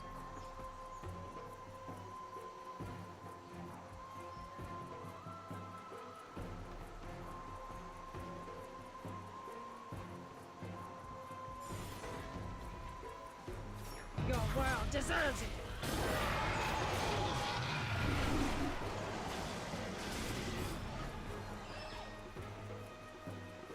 Okay.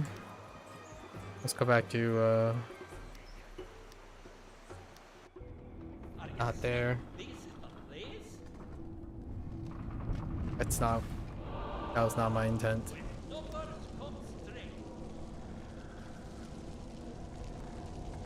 I saw a comment that I'm not going to entertain. This one to me, but you can come and help.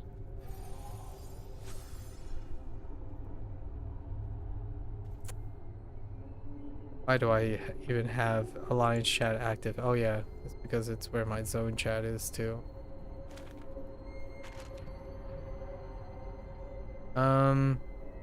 So what?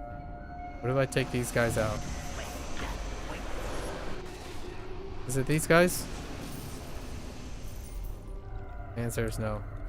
Is it those like wandering dudes? Maybe it's these things. Twisted spirits? Doubt it.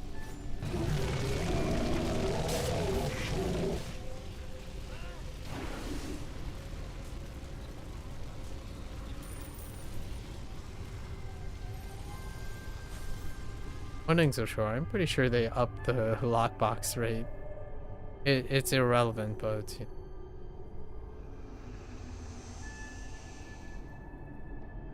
Someone just typed an entire monologue rip spoof off Star Trek, but replace every instance of sci-fi with fantasy. Dude, I don't understand what I'm looking for.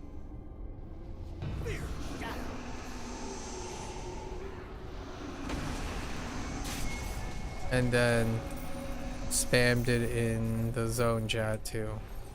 Cool.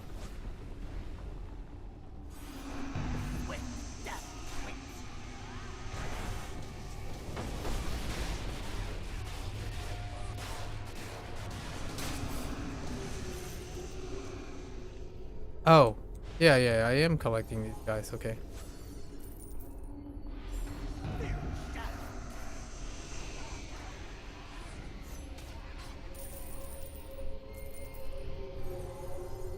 What's the drop rate on this?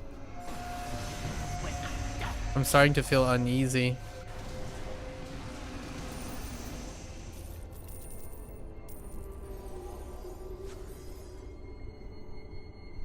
Starting to feel uneasy.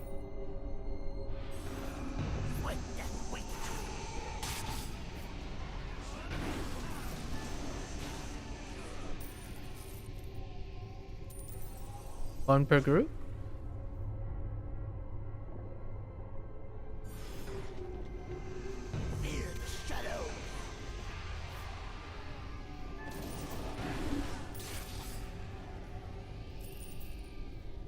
Less than one. Oh no, one per group it seems.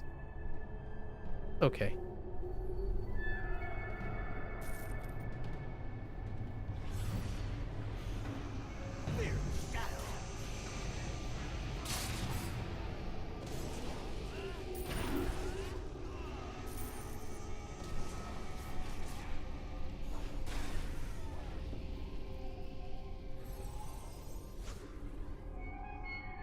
There wasn't one there? I mean, one per group is already a little bit sussy. Yeah, man. Black Storm. It's a dud.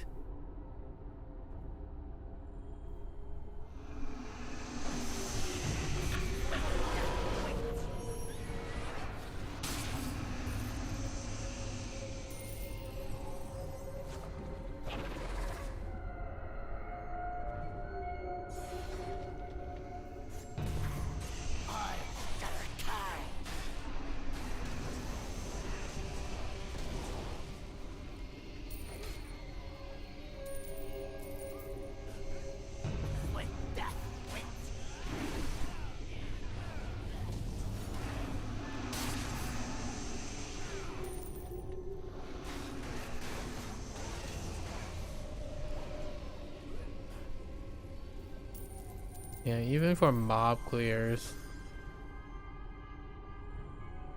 Thinking you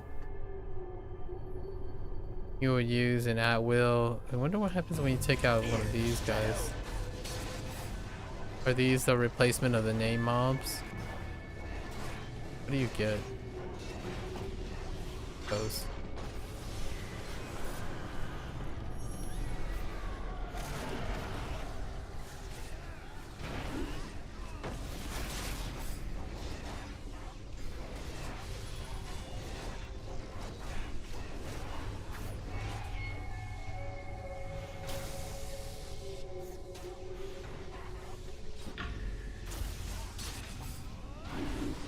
Or just get wrecked.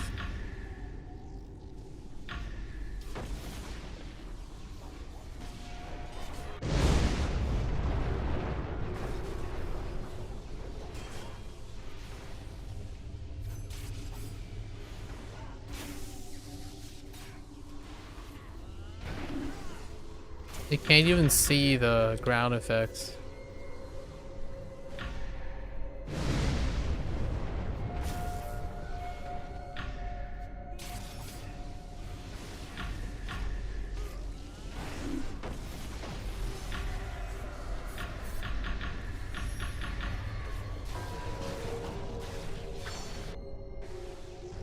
One of you wild space doubloons.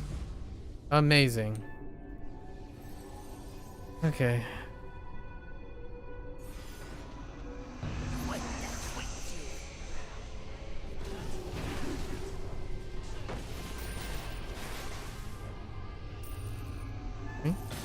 There we go.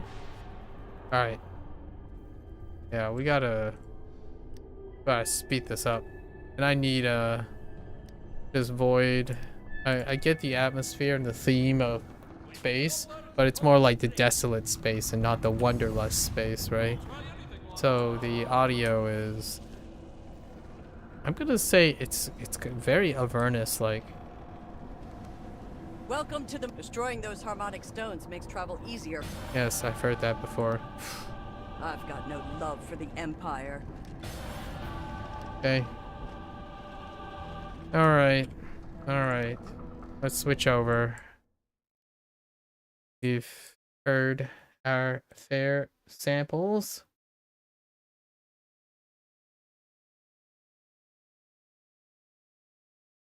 We gotta switch over to wrapping it up. And maybe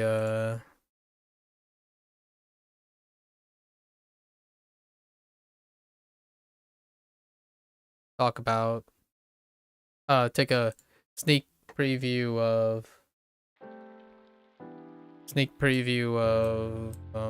the gear, I suppose. That tends to excite people.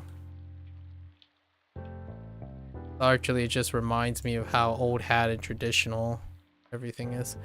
All right, there's your 100, and you get a miniature lizard folk pirate guy. Neat. Sort of. Okay. All right. In with the new. Let's try this new stuff right here. This is the jam right here.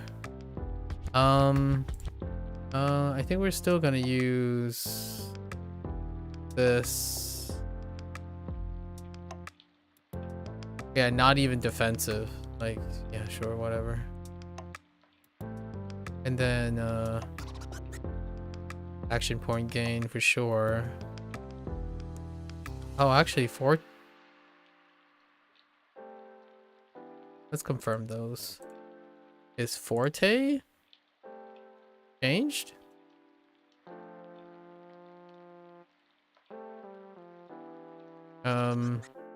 Not recharge. Let's just get AP.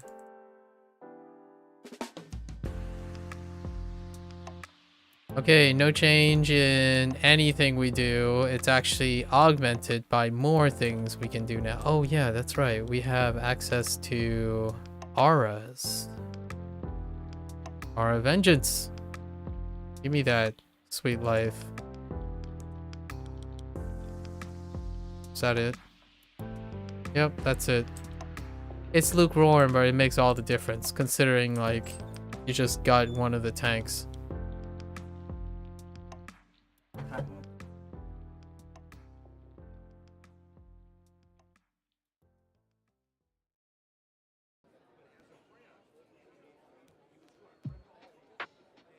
Strike 1?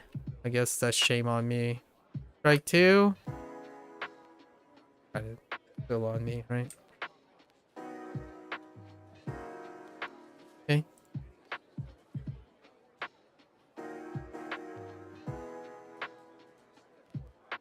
Alright. Time for that good stuff. Oh. Right. Had to meet, Neverwinter. Why did that accept that, too? I didn't want to accept this.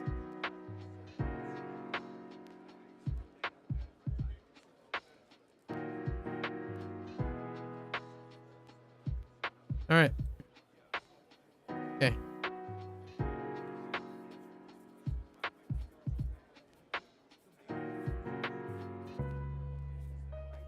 This is where we're going to feel a gigantic difference. And, you know, it's fine. This is our jam now. It's good that we play all the alternatives, you know? Because, if we didn't, then it would have been, then stuff would hit the fan no matter what, right? You can't strike out, at least. They generally touch one at a time, so who knows? Maybe they'll keep the losing streak going, in my opinion, and axe out the other two as well, and then calls it leeching of tanks, and then just call it a day.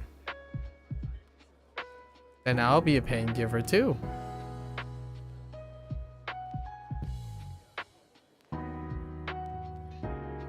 Oh my gosh.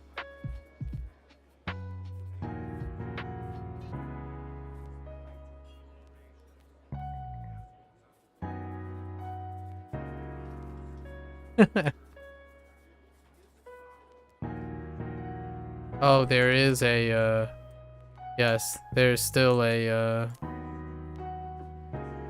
most definitely still a reactivation cooldown involved.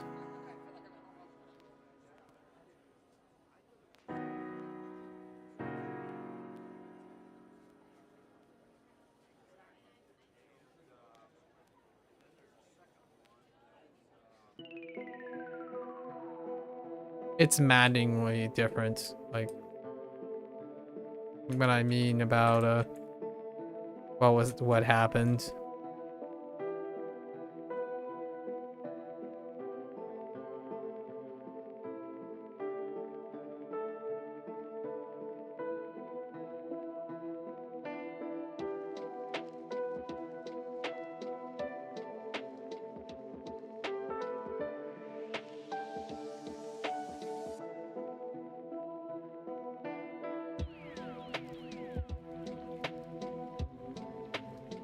I mean, universally, all the tanks are slower, so, mission accomplished.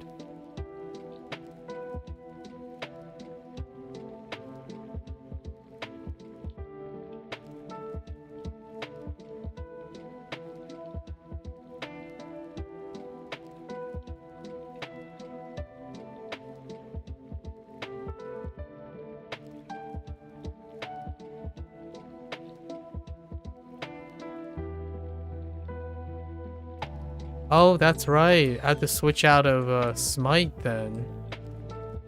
Oh, that's a problem. What do we do instead of Smite? Burning Light? Oh no. I guess Burning Light would be the alternative.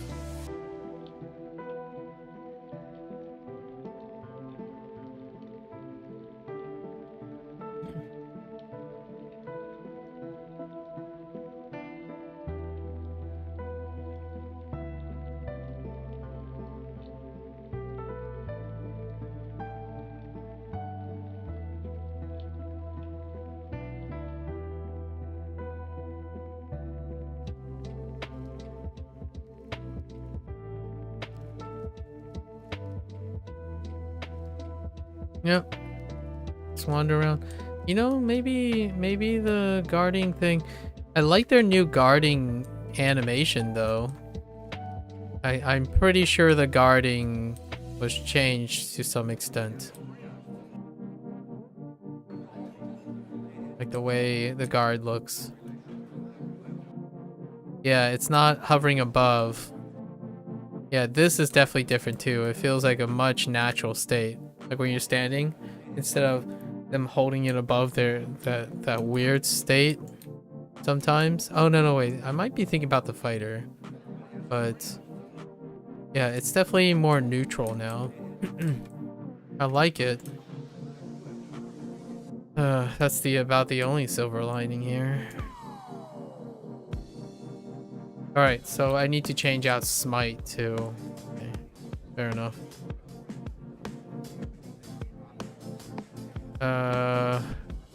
Still not an alternative.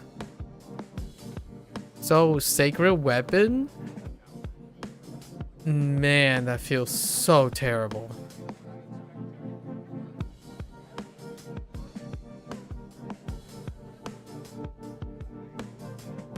Templar's Wrath? No, oh my gosh, freaking Burning Light.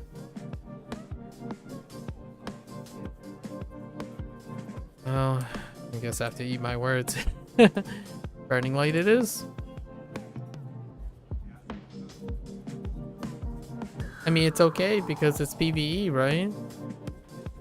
No one ever associates player retention in a traditionalism game for having an experience that occupies most of your time be connected to the suggestions you want. Like, for example, making a tank dependent on resources for clearing singular solo stuff.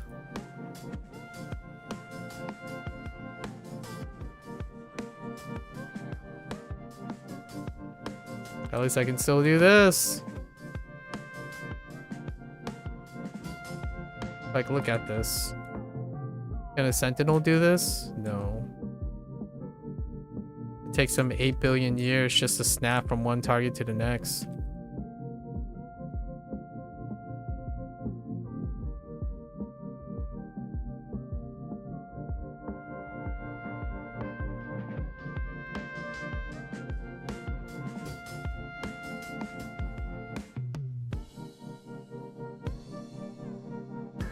Can't even do this because bounding slam is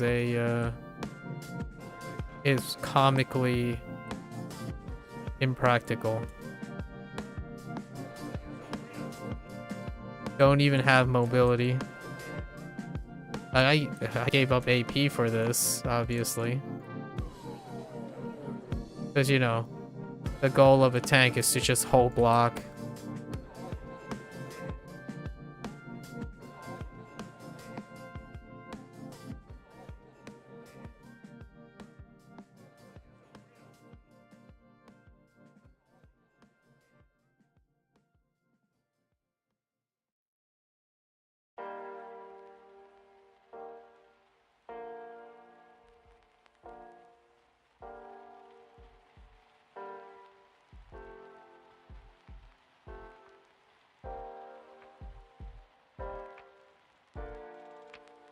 I think it's still Smite.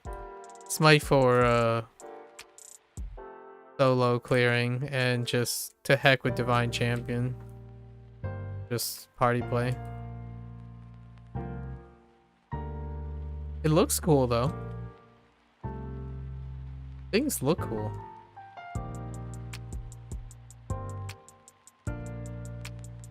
Like this. And no casting time. Cool. Palisade still gimp like all blocks. Blocks are not instant.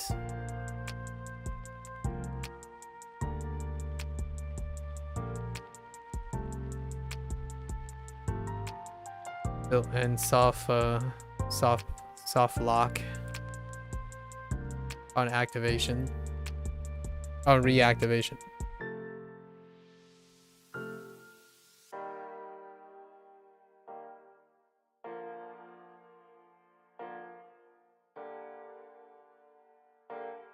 We'll use this for a little bit.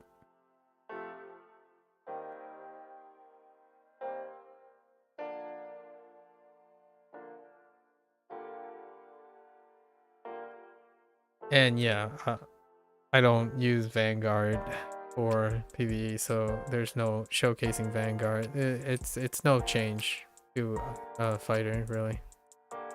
Purely flavor.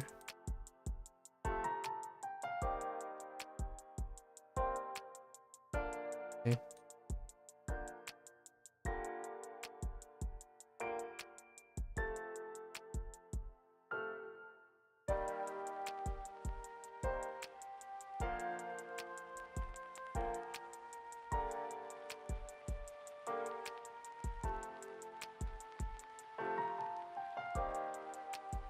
Gotta get to the Mercanes.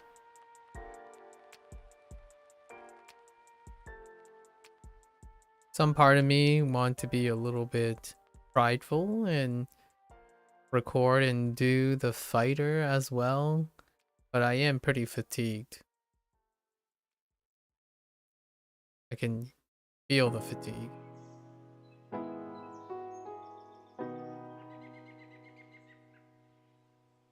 Red meat cubes. Gotta look for the meat cubes. There it is.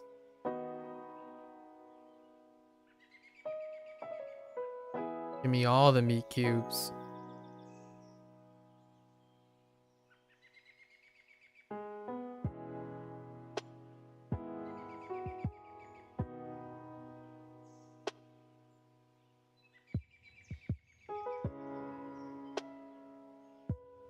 It's a no contest. Just a car.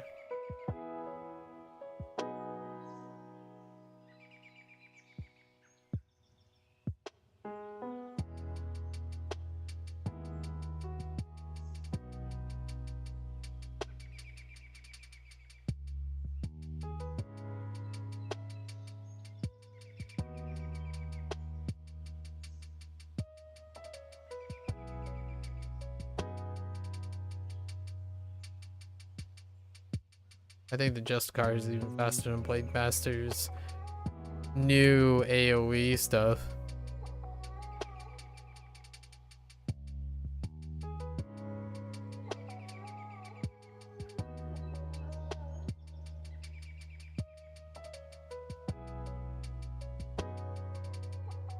Yeah, it's not even a contest. I mean, obviously the boss takedown is still dramatic because nothing was addressed. That part was not addressed. Was not a intent to address the deficiency in tank single target. Not part of the agenda. Removing the single tank. Oh, this was random. Oh no, it's not random. It's the same. Removing the only solo targeting tank superior thing was the agenda. If there's anything that was achieved, it is that. Just a car is, it's kind of like middle of the road for single target. And then defensive single target, Vanguard has had that crown for quite a while.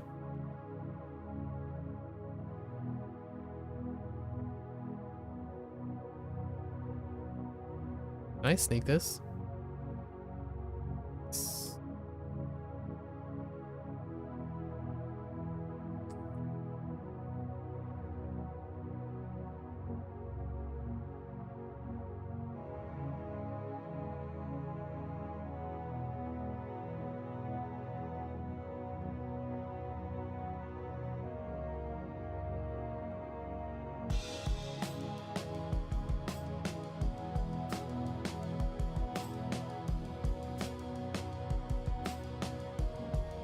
Oops.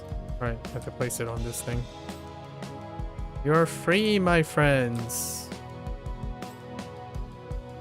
Huzzah!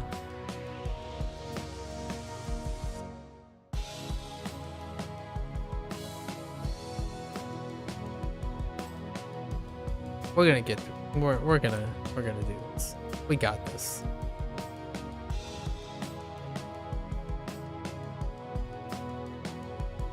It's going pretty quick. We're getting into the rhythm of things.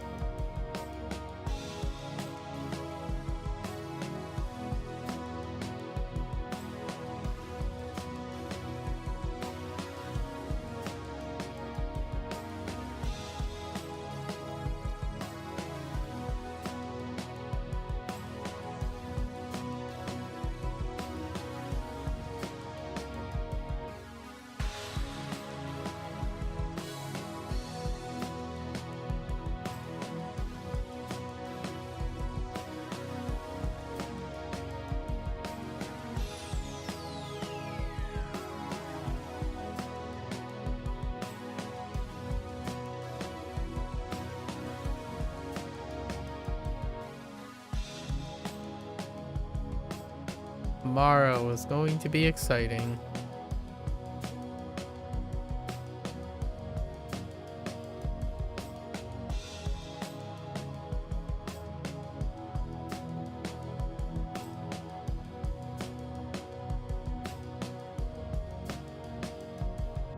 A true demonstration of adequate iterative design.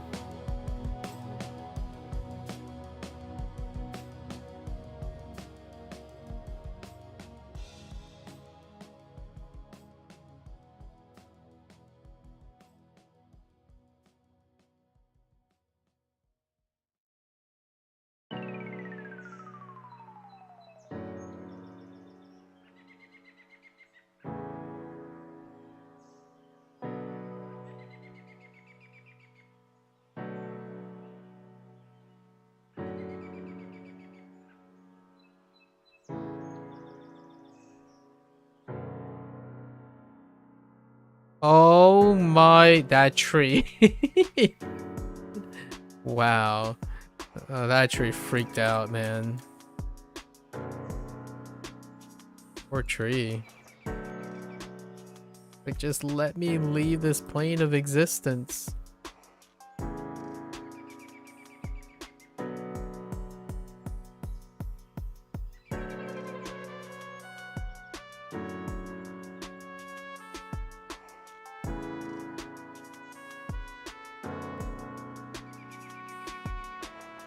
Well, perhaps we'll get ourselves into a trial or two. We'll just gear up the paladin, I suppose. Would also mean finding a new home for the paladin.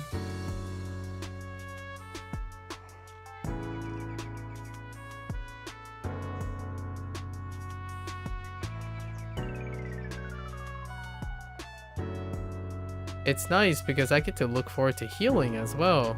Yes, man. Bond of Virtue? Nice.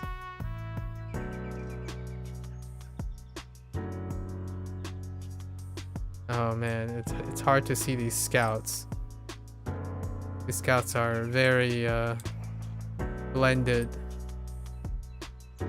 As they should, but holy.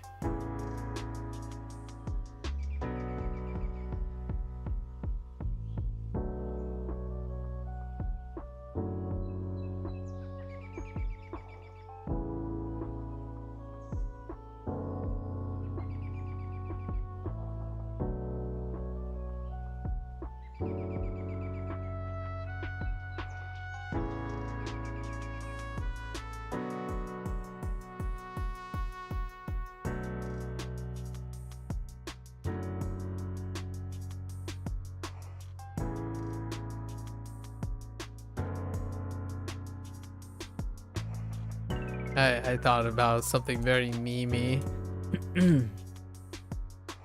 If I were like someone who wanted to make a statement, like, how do you tell, you know, the YouTube comment, it might be a TikTok thing, where how do you tell someone you hope that they don't ever use this mechanic without actually telling them? And then you just post a patch notes for Spelljammer. And then you counter with, how do you tell someone that, who are you kidding, without telling you without telling them who are you kidding? Just the word I would say is asinine.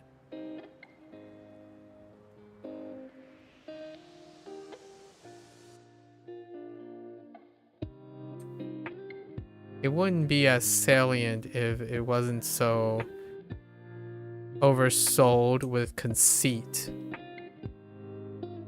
Is the conceit the word? Deceit. We'll use the word deceit. Like, oh yeah, you know? Yeah, it's like a snake oil salesman. Like, oh, don't worry guys. We got this. Trust me, bro. That's why it's so salient. It's the trust me, bro thing. Like, hey, I'm your friendly community manager. Oh, I'm here to represent your interest in mine because we understand legacy and we understand you're concerned. Let's assure you, all that stuff is in the patch notes. It's all worded really politely, and then suddenly when you see it and then you do it, it's like a middle finger. Like, isn't this what you wished for? By you mean being assured that there is significant change and you got the same thing? No. Largely that's probably the feeling that I'm extracting from right now. But trust me, bro. Like, oh, don't worry, we know how to operate this. And it just came out as, you didn't do anything.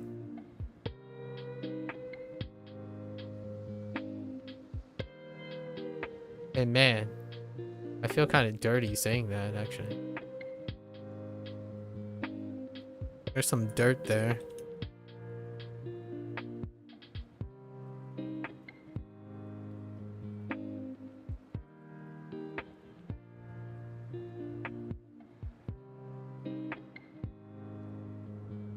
Certainly, this would fade by the time I end this stream, so not a person who really have consistent feelings about most things. But for now, I would say the vast majority, if they were invested emotionally, would probably be like, this would be the one holdover kind of things. Like, you remember when X, Y, and Z happened? Yeah, didn't make it up yet. Are you gonna own up to it? That kind of thing. It's like, the last time you told me, the last time you sounded so polite and assuring and understanding. And the legacy, it's a double edge. It's gonna bite you back as strong as you emotionally bite you back, as strong as your trust is. Passion is reciprocated with the reaction to betrayal. And this one, it hit. Not the way it intended, I imagine. It hit pretty hard. Even convinced me to say something unexpected. I was holding out for silver linings, really.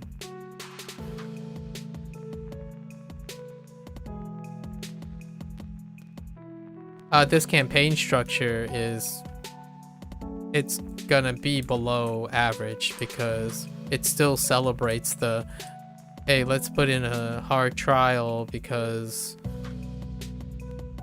we have tried to encourage growth in our players and community, etc. And this is what it's all meant to be when you have no new players you're entertaining to get to that point anyways.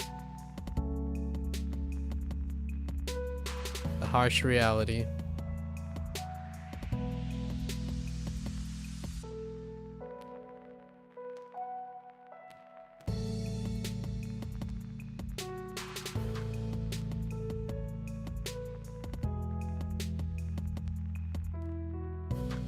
Imagine diminishing a mandatory role. It would be different if the supply was ample, but it's not. Doesn't go both ways, unfortunately.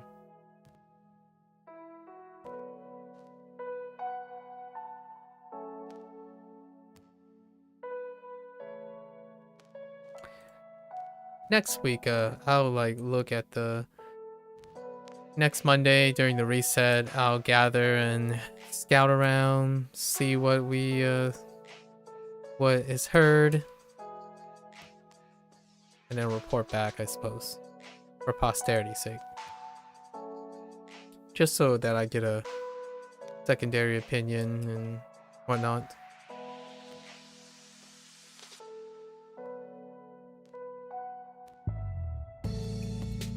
Definitely not from a legacy choice, though. But it's gonna be kind of hard.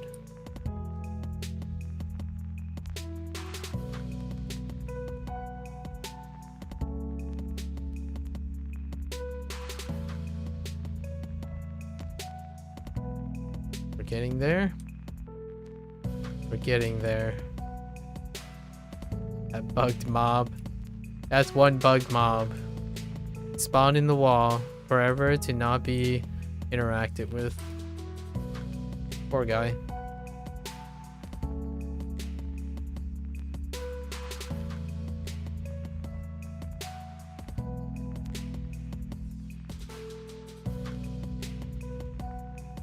It's pretty deflating, but I'll live.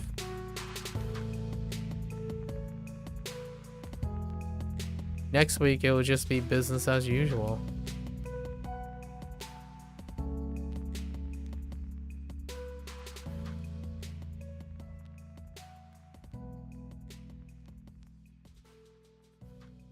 And if anyone asks me, oh, I like playing support. Who should I play as a tank? Paladin. Are there any other choices? Paladin.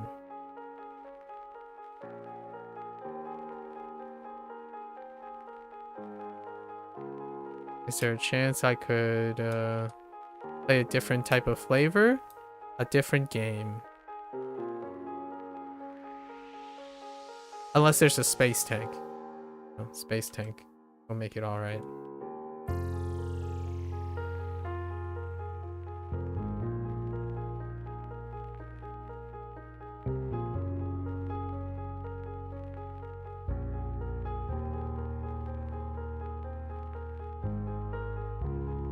Does this take me back to the...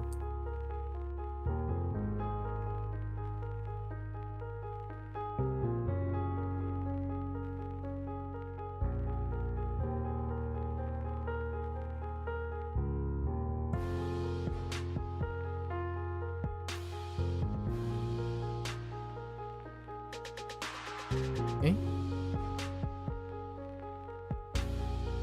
Getting there. Maybe we can tag in an invasion.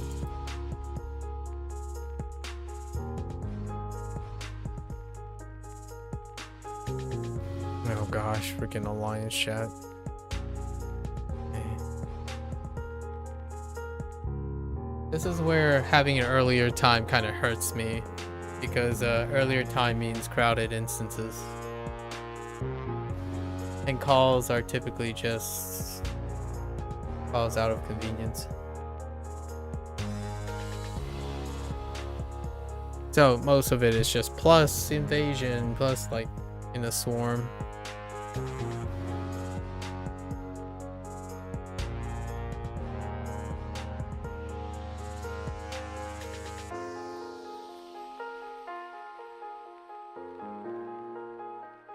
Yep.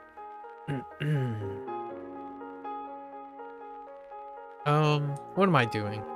Oh, we don't need to do that. Even the heroic encounters are pretty pep right now. Well, waiting on heroic encounters are pretty pep in general. So we're just gonna go doing the repeatables. I don't think I'm gonna even migrate. I'm pretty mentally exhausted.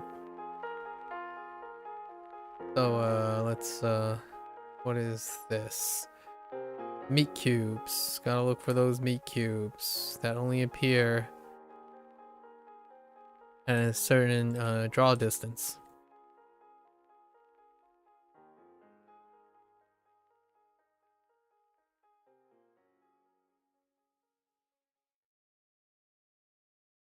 The meat cubes. Can I snipe this for you? Thank you. It's individual. No worries.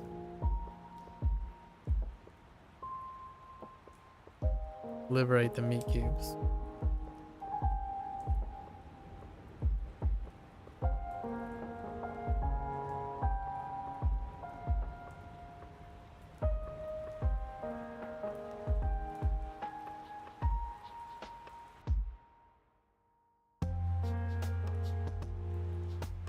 I was thinking, how do we capstone this, right? My closing remark is probably easily, there's disappointments. This is most definitely almost made it in a year. This is definitely the disappointment of 2023. I've had some disappointments this year. I mean, didn't this year have 2 other mods? Or modules? Yeah, this is definitely the disappointment in 2023.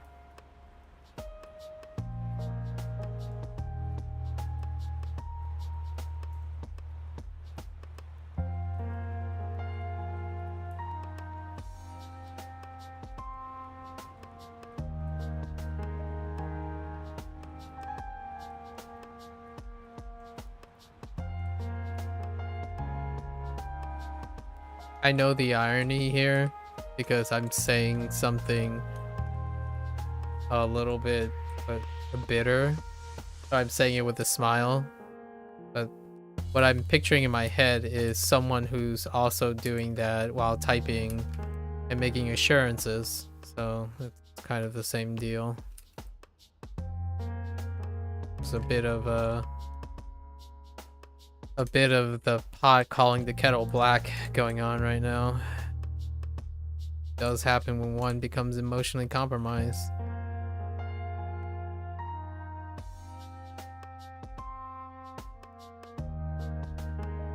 For the moment. Until I end stream. Then we do something else.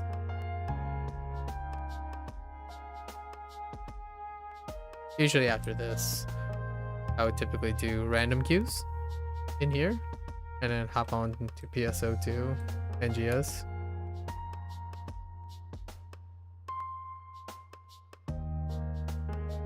Gotta clean the palette. Rinse the palette. And then prepare for tomorrow.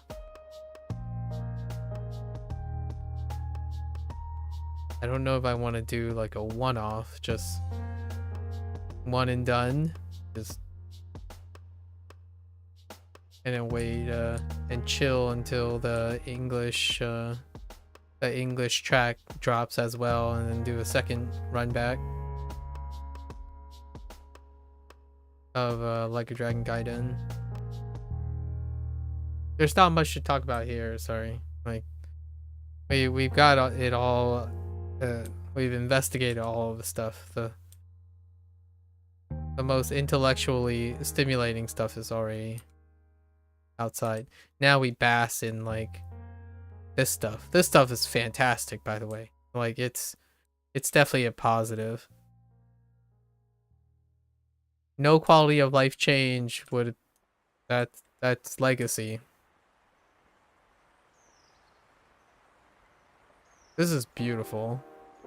Love this. I think Baloria is great.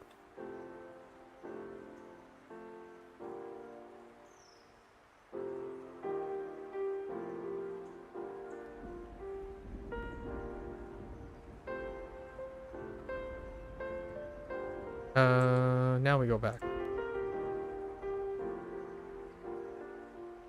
Oops. I do want to see a space whale. It's on that map. Wait. Maybe we can pick out the space well? Hold up. Nah, I think we're too far away. According to the map, it's like at the other side of the... whatever you want to call this. Space, nebula, solar system.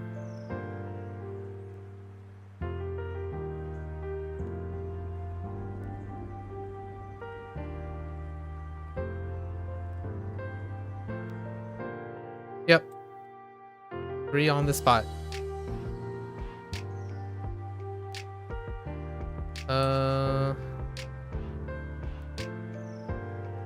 Oops. Trying to get used to where I place the new location of these elements, UI elements.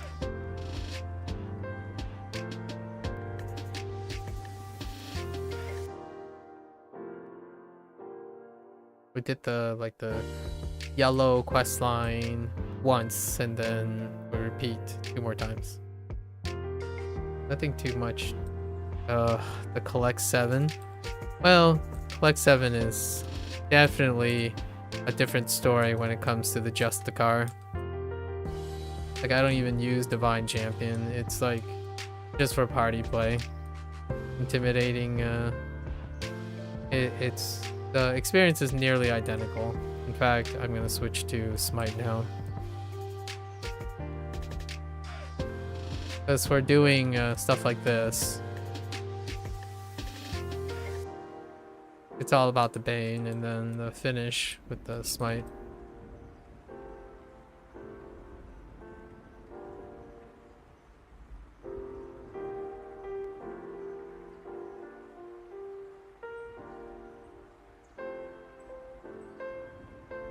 Wow. 0 out of 3.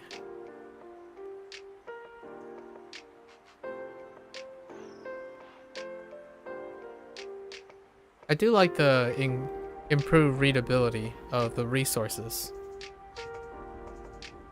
Like the divinity gauge is nicely bright. The stamina is nicely bright. There is a sore spot.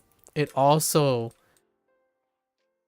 accentuates a sentinel's lack of rage.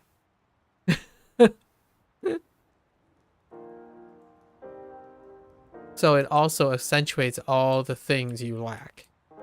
Which unfortunately, by coincidence, Sentinel has to be one of them. You get reminded of how diminished return you have. Especially with rage.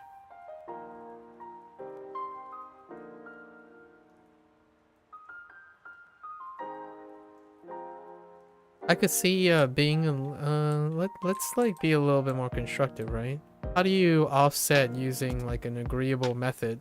Well, add 30% or 15% critical avoidance with no activation to unstoppable.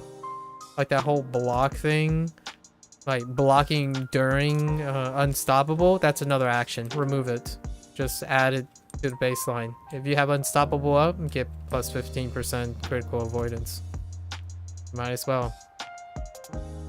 If not, just delete it, because blocking during unstoppable is crazy talk.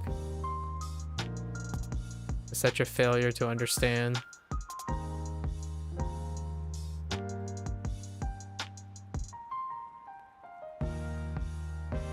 Revise the feats, of course. A lot of threat generation is still enough threat generation. Expending a feat to arm more threats attached to something that is team-based is so short-sighted. That, what was it, boastful takedown or something like that, and then bravado. Ooh. They're like placeholder effects here. Absolutely placeholder effects.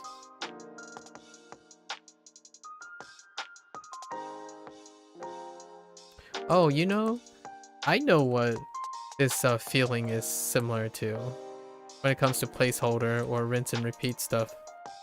Magic the Gathering.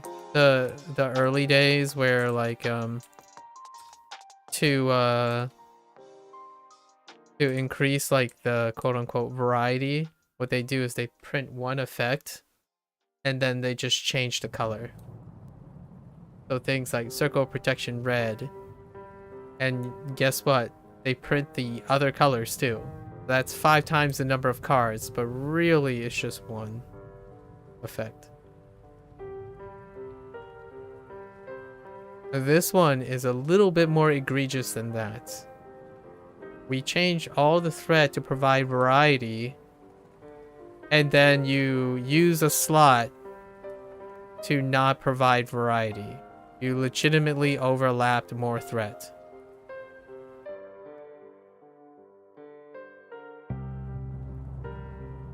Twice.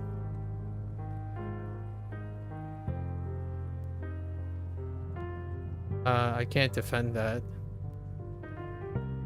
Tried, just can't. Because, like, it's plain as day, so usually if it's really convoluted or complex, you can make a fair argument, right? But this is kind of like, hey, you have $10. $20 is better, right? Like, whoa. If you need $20, then $10 is irrelevant. You need the $20. Period. It's kind of like that.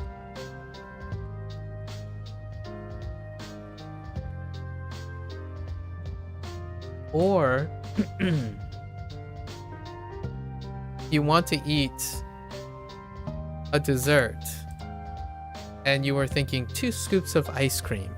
Well, someone said you need 3 scoops of ice cream instead of, you know, something else you need, say like a ride home. Like, no, you're gonna exchange that ride home for a 3rd scoop of ice cream. Like, well, I don't want the 3rd scoop of ice cream. I want the 2 scoops of ice cream and my ride home. If they are being equivocated, it's night and day. You know what you need. More of what you don't need is not a compensation for what you need.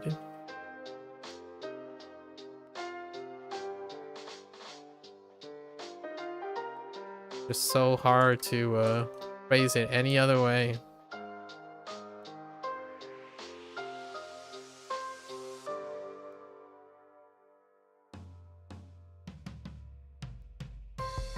And here's the thing, right?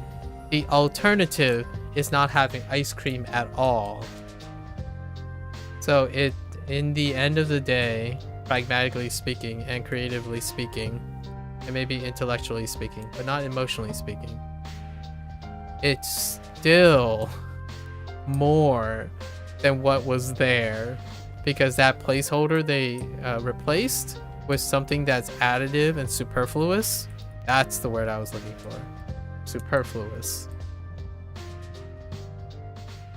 It's still functional. It's more functional than than what was there. So absolutely respect for trying. Definitely respect for trying. Insulting, but it's the other way.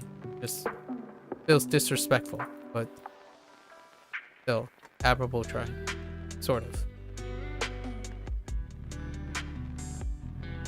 Tripling threat across the board, standardizing increased threat effects, and then turning one of the tank's feats into another threat multiplier.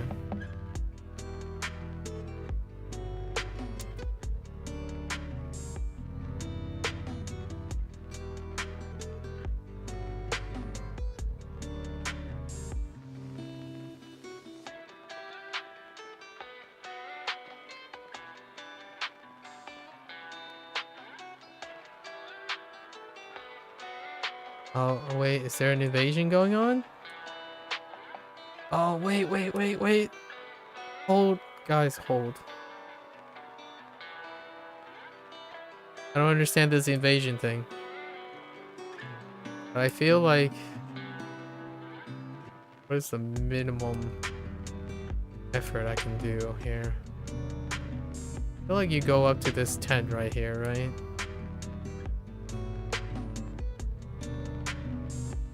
I feel like as long as you interact with this, it's fine.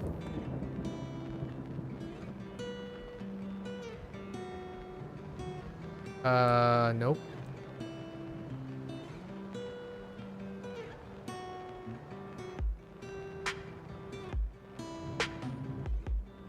Just kidding.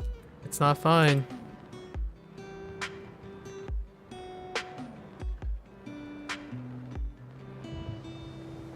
No. Did it do it? I don't think it did it.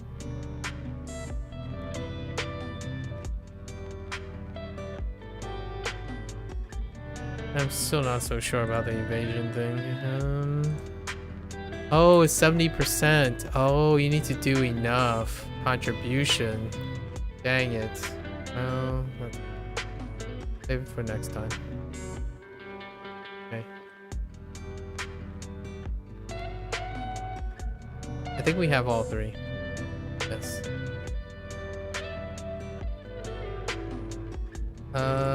Do I want to level this? I mean, it's pretty fast. Like, it's amazingly fast. Harmonic stones, wreck you.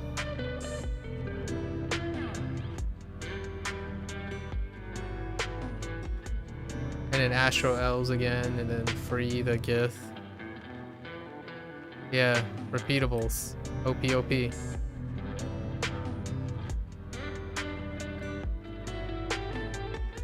And then we get carryover tokens to make up for the milestone stuff.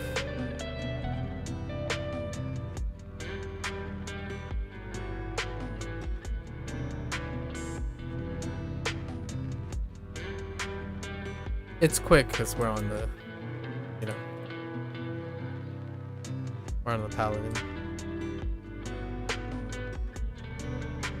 Paladins have so much action when you're clearing things like this.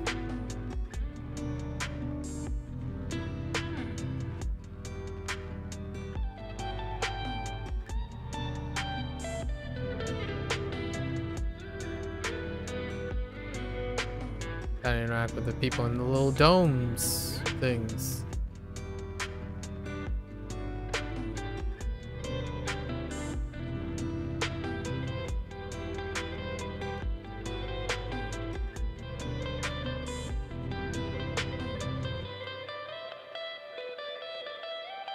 I better not say too much more about like the paladins, because standardizing the paladins to what next, right? It'd be nice to be standardized to the paladin as opposed to standardizing everything down to the sentinel. That would be a treat. And icing on the cake would be, well, you know, let's standardize all the support down to the lowest common denominator. So first, you strip away Vanguard's high action. So first thing you do is increase the cooldown of shield throw. Make sure that all at-wills are mandatorily uncancelable. That's a good start. I mean, they're pretty slow already because you have cleave and threatening rush. Definitely slow down the animation of threatening rush because that's a no-go. For the Justicar, make Bane a cooldown. Remove Divinity from Justicar and make all mechanics a 15+ second cooldown. And then we might get close. And then nerf Radiant Slam. You gotta make it bounce up in the air and root you as well. That might get things closer. Make Divine Champion be a resource that can only be generated using at-wills.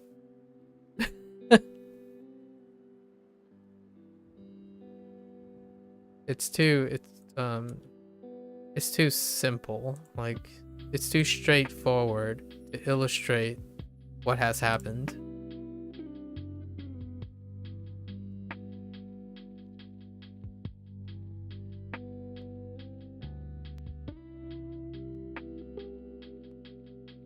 Also, make sure that tasks have 2 power commitments. So Bane should enable Smite to do damage. So you need to pair them up too. So make sure that Radiant Slam is required so that Oath Strike is functional. Make it a Oh, I got one. Make it obligatory that Sacred Weapon is required in order to use divinity powers on a Justicar. That might be closer to the feeling of what the methodology was to quote unquote provide an alternative to Sentinel Slash, to Bounding Slam, to not using Rage.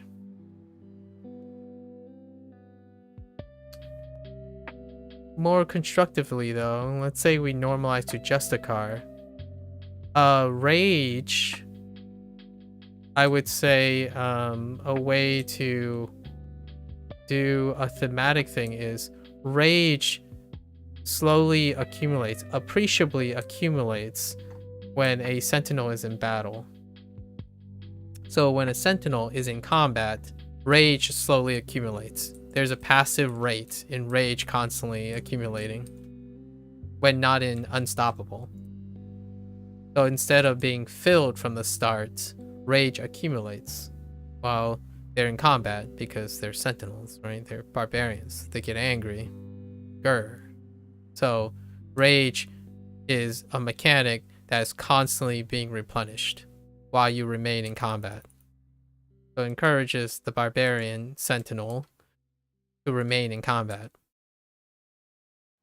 Or increased bonkers unblocked damage trading into Rage. Which there is some already. You I'm pretty sure you get some Rage from getting hit. But you see, both Vanguard and Justicar can initiate. A Sentinel cannot. You removed all initiation tools. While you punishing charge for like 15 Rage? That's actually your hard taunt. So.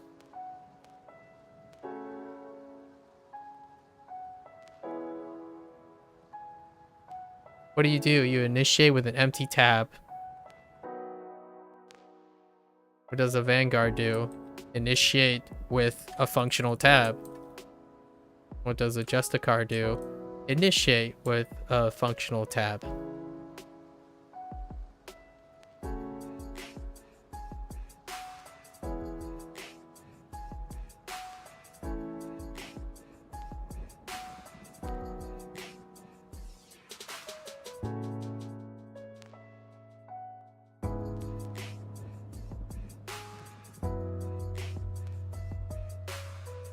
Okay, wow, that was fast. Very fast. Alright. We'll leave the guys at the Moon Dancer. Oh, this cutscene. I don't know how I feel about that cutscene constantly reappearing. Alright. Fighter, let's go. Last one. For Vanguard is just historically not great at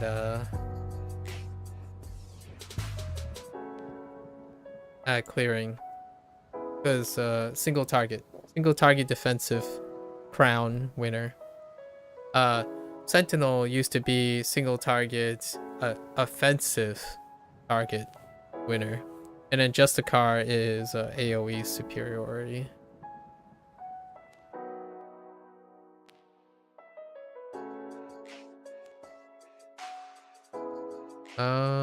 Recharge.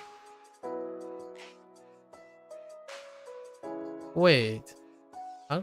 My fighter has more points? Oh, because of the dragon hunts. Okay, I don't think we need to assign anything, right? No. You're Gucci.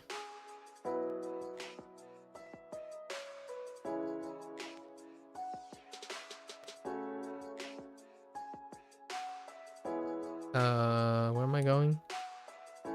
Right. Nox, then Neverwinter.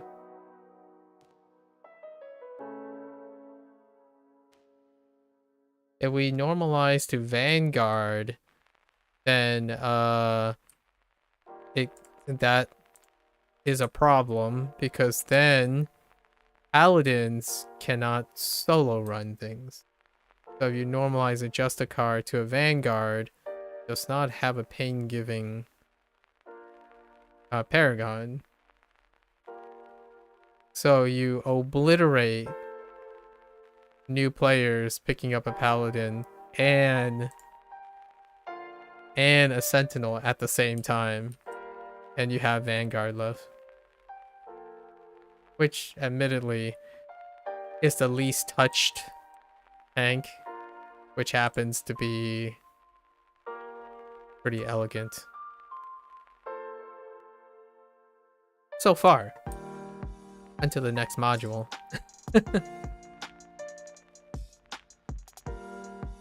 We'll see what happens in the next module. I would probably, some part of me would prefer to Vanguard into this next trial, but at the same time, Oathkeeper, I want to heal as well. So the Justicar is the best of both. Like, it offers both options. And historically, melee pain givers are usually at a disadvantage, because there's a design philosophy flaw in design for challenges. It often deals with meting against melee pain givers. So if I had to choose, I prefer not to Dreadnought or Blade Master.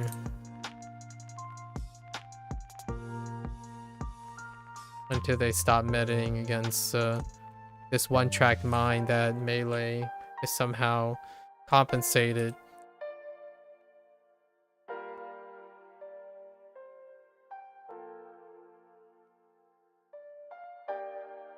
Also, the Dreadnought can actually guard functionally, because it's not bleeding its resource. It actually gets resource for blocking.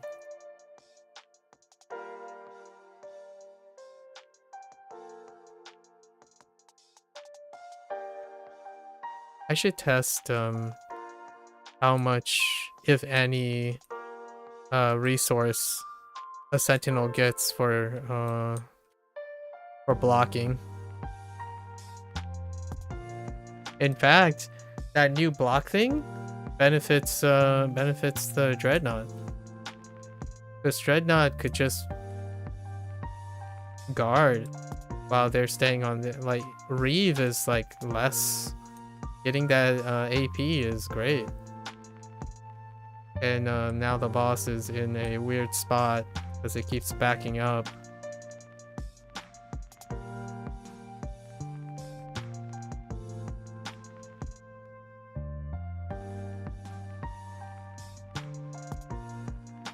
They did change the blocking thing though. I really like it. I like the blocking animation. So this is wonderful. Like, yeah, they don't do that really weird hand like attack thing. So it's so uncharacteristic. That's kind of nice. Maybe guarding looks slower when they were doing that or something. It doesn't look too bad. Like the speed is, I'm pretty sure it's still slower, but maybe not. It might have been my imagination. I'm pretty sure guarding slows you down, but it's hardly noticeable thanks to movement speed. Yeah, no, I don't think it actually slows down. It doesn't look like it does. Oh wait, I guess there's also, I'm a dreadnought right now and it has that like extra speed from the bowl charge. Maybe it doesn't slow down. I guess my argument is if you're blocking, it should speed up.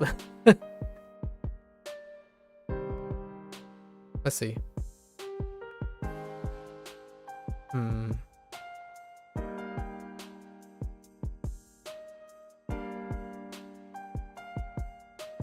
It probably doesn't.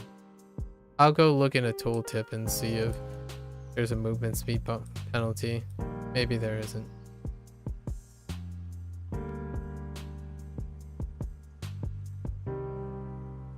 So perhaps that's fine. That a non-action has no movement speed penalty.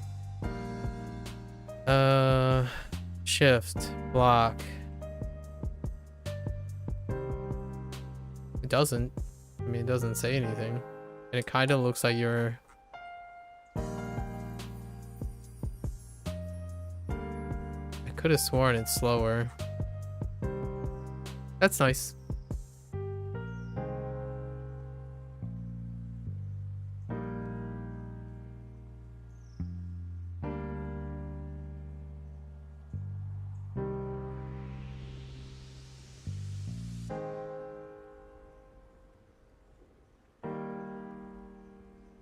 It might have just been the animation. I would say it's the animation that probably made it kind of look like it's slowed. I don't keep track of what it was used to be like.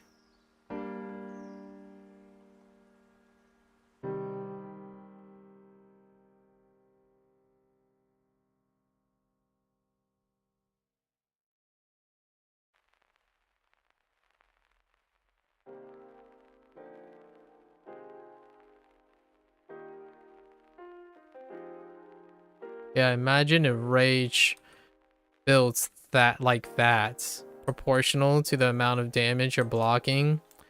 Now that is something else.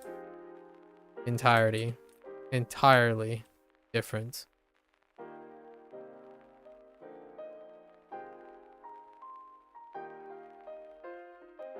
Okay.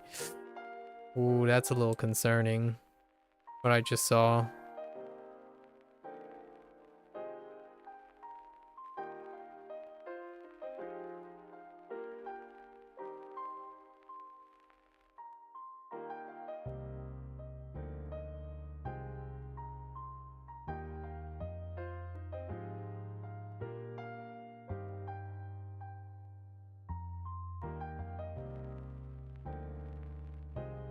We already utilized block in that period. Block spamming is not... It's so misguided.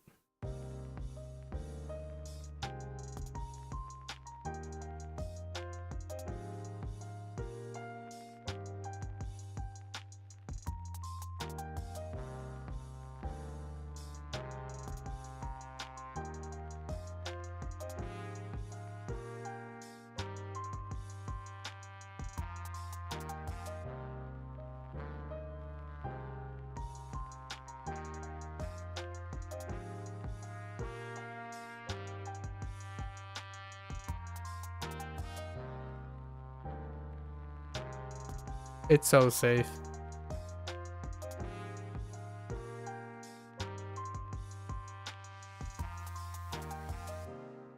Oh no. Was I supposed to interact with the princess first?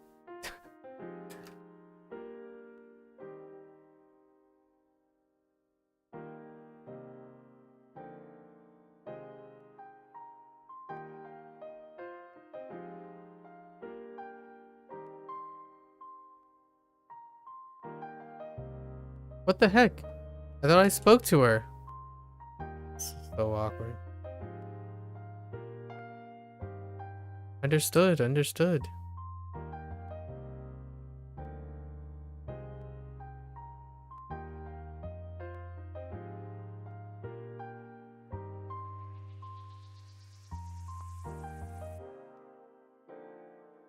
I think this is where the moon the trial happens, right? And there's these things. And you have a flat ship over there, and you decided perhaps put in some obstacles to bump into it. That's a little bit toxic. Just a bit toxic.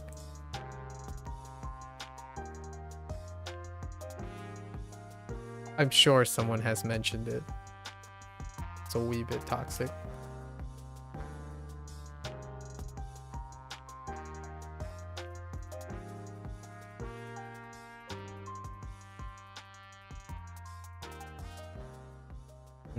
Freaking square-shouldered dragonborn standing right in front of the interaction point of an NPC.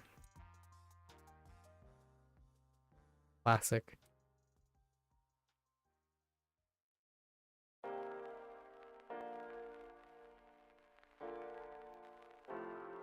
That's a quality of life change. Interactions prioritize NPCs. So that you don't have that weird thing where like, oh, I'm looking at my quests and my character model is 8 billion times the size of the NPC. By 8 billion, I mean just enough to block the NPC from interacting. By interacting with the NPC. But usually it's a large unit. Neverwinter is, you know, an older... There's pre-selection in anything related to Dungeons and Dragons, and usually it has a pre-selection bias towards exuding masculinity. That comes with very, very broad shoulders and incredible stature in character models.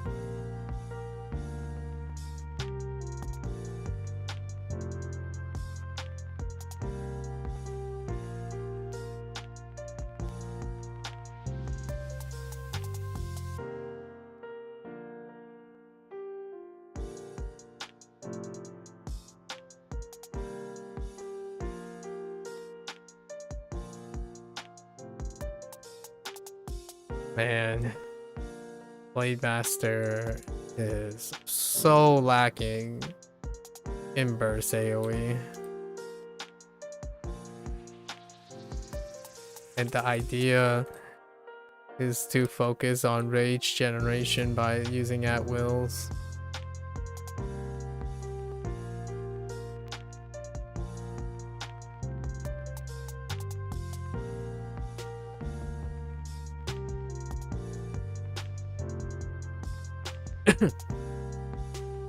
Dreadnought's still second to Justicar, but a pretty close second.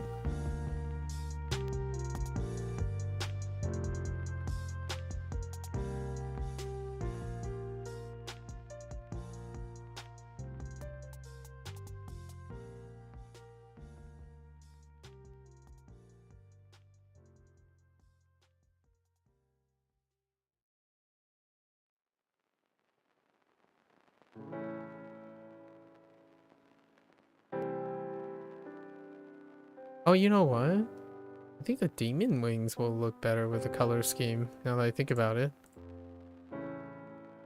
Where is my demon wing? Because of the color.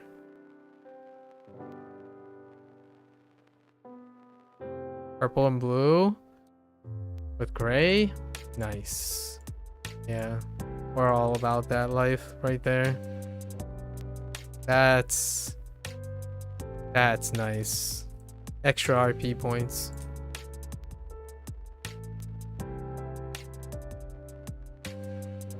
Rubber banding. Cool.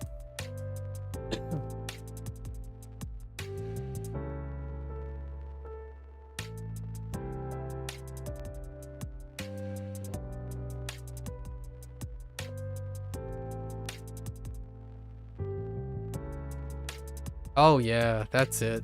That's what we're looking for right there. Blue/purple mixed with the vengeance. The red. That's color theory right there.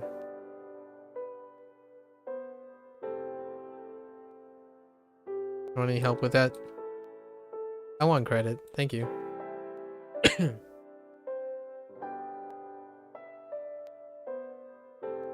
Want me to finish this for you? Oh. Or, I hit the wrong button. Just kidding.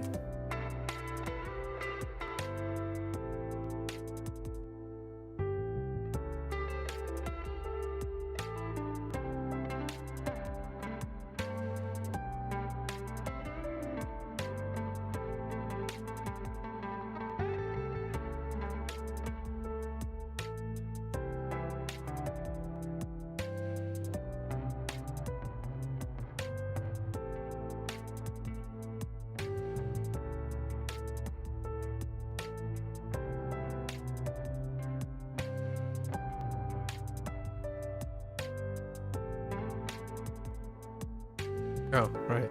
Keep forgetting.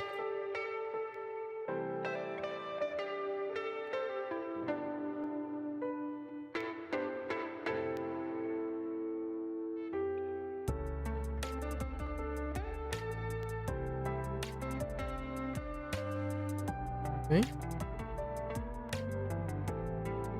Cutscene.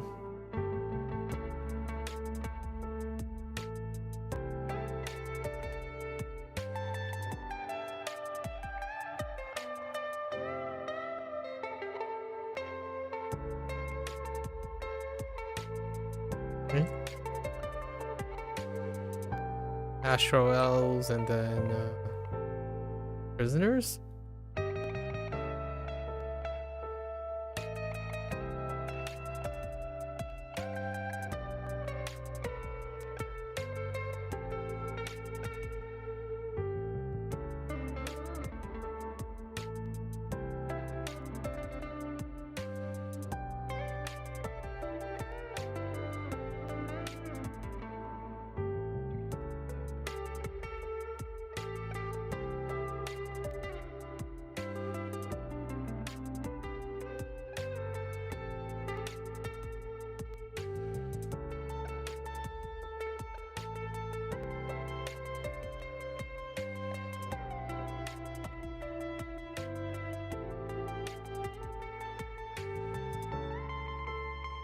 Oh, it's scouts. It's astro elves and then game the supplies to the scouts. It's oh, we weren't supposed to even clear yet. We were come here.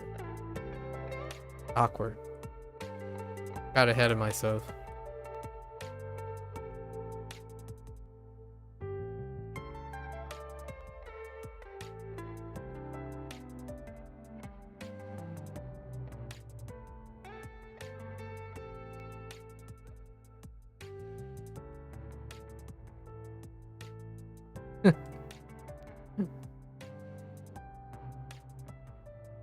Like, here's a setup for you.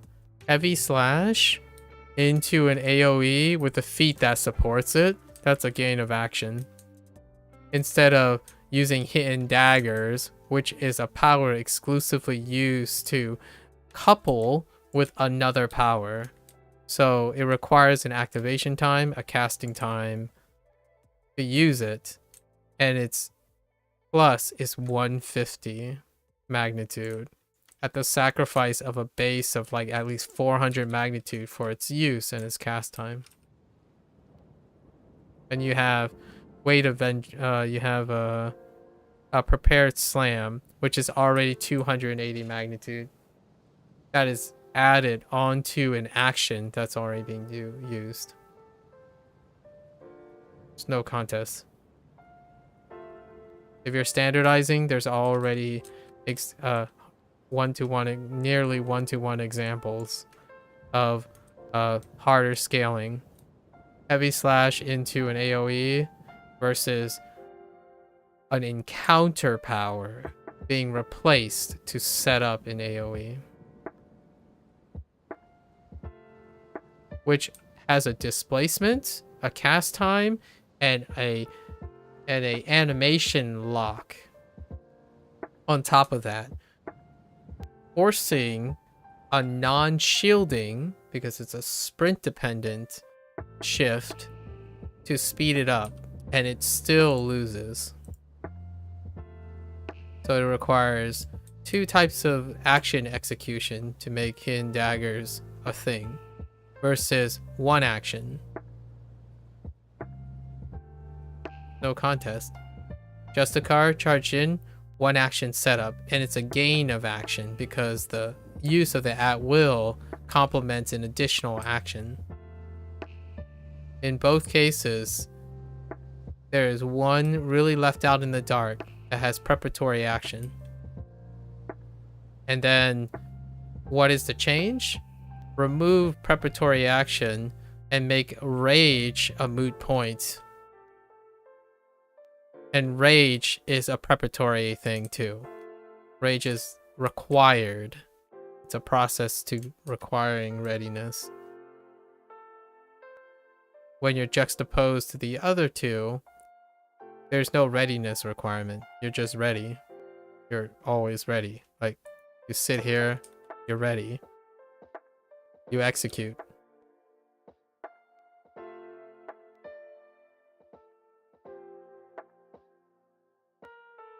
If you're wondering why there's a toxicity based on competitiveness, is that the ones that aren't ready and have setup are left in the dark.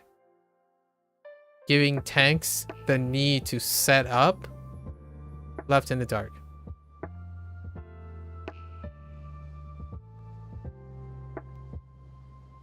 What's even more setup? Add more increasing threat effects.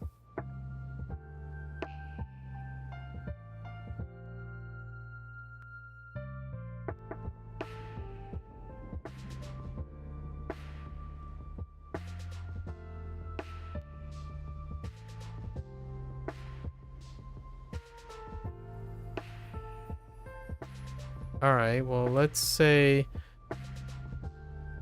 Does that help newer tanks that they must understand the coupling of setups? No, it adds more complication. Now you have to know that there are synergistic pairings and non-synergistic pairings. What's even worse is you add a lot of increased threat, it comes with diminished return. Explain that to a newer tank player. And then explain to him how when you have how you know you have enough threats, and then realize that your kit of your class you chose was stripped for excess threat that conditioned you to use it as a crutch. And then you have the psychological setup for disappointment and a glass ceiling. That's assuming a lot. It's assuming that the person will continue playing past a certain point.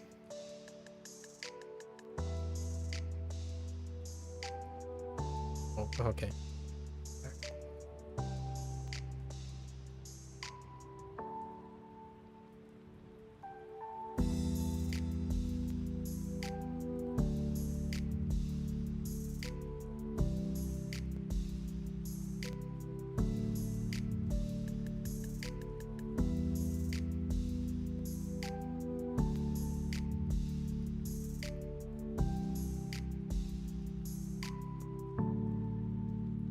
Yeah, dumping hidden daggers and axe storm is still the way. Mightier leap, standalone, and you just cycle through.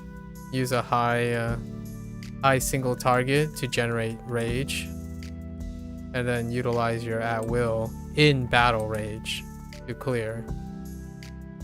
It'll still be lower and unreadied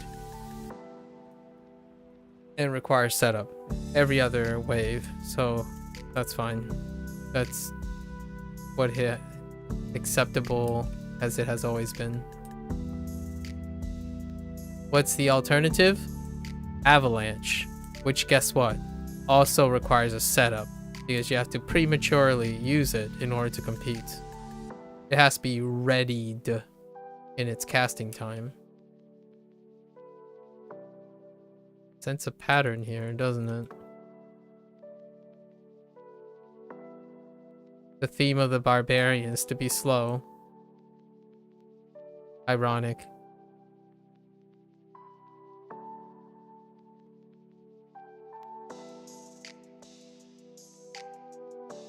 Slowest tank paragon, slowest pain giving paragon.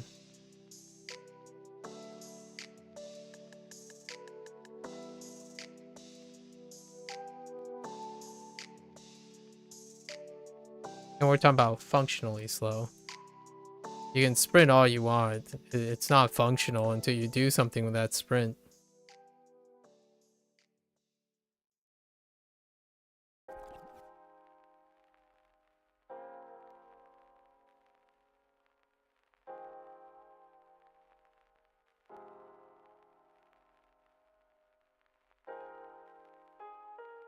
Why are you taking 0?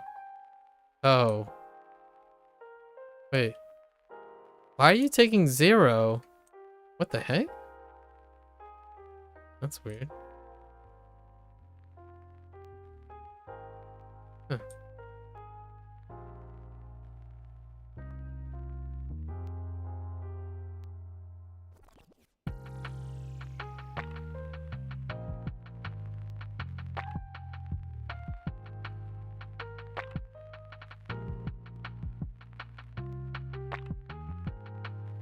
There's also one little thing. I don't know if that's intentional or not, but there's always a wind up to reaching the attack speed. Like you have to initiate to get the attack speed bonus a lot of times for battle rage.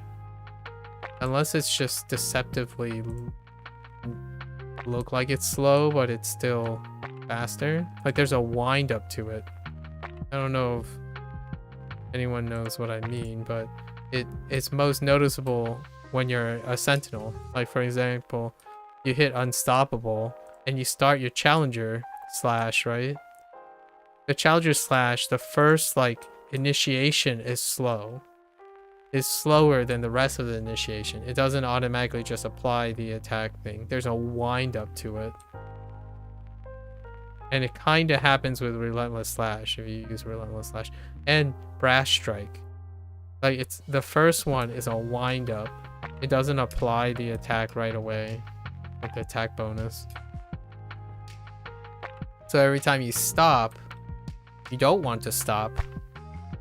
If you stop, you're gonna wind up again. That's another setup, by the way. It's a setup period. You sprint to a safe place, set up, and hope that you don't have to move again. Because the more you sprint and wind up on your at-wills during battle rage, the more efficiency goes down.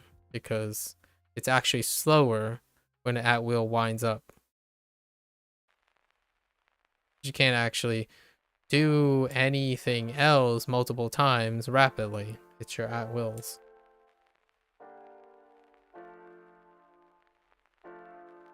And you're trying to make the argument that people use at-wills for rage generation.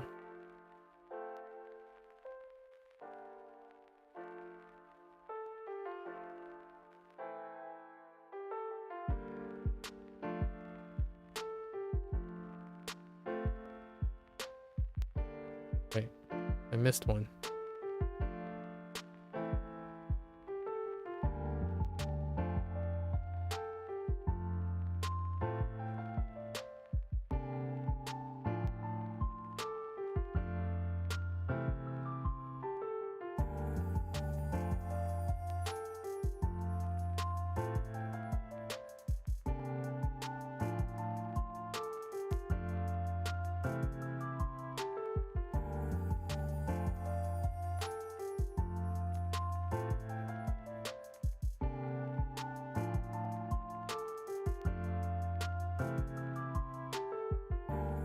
Okay.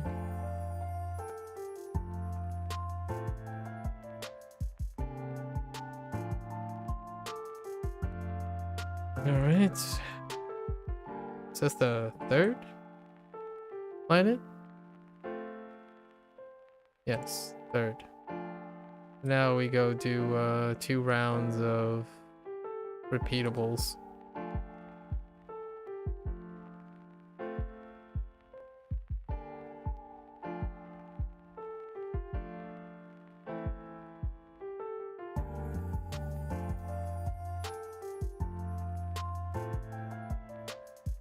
Maybe squeeze in.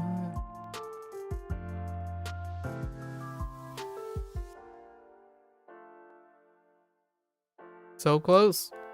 Okay.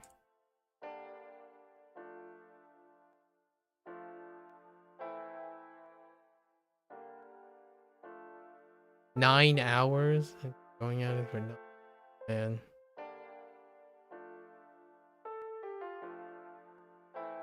What? I took 5 hours to cover the stuff, right? So 4 hours. Kind of long. We'll go faster next time.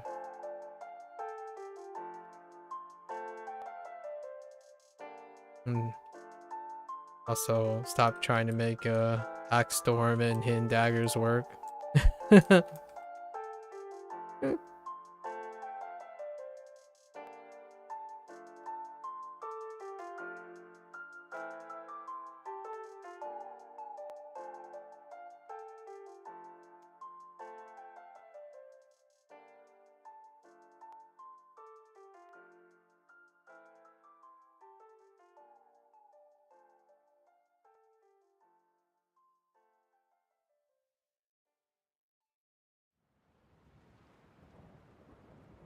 Come on.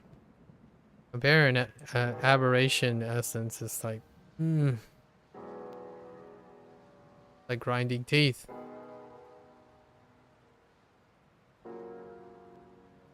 I have to say something like positive or something. It's in my nature, I suppose. I love the guard animation.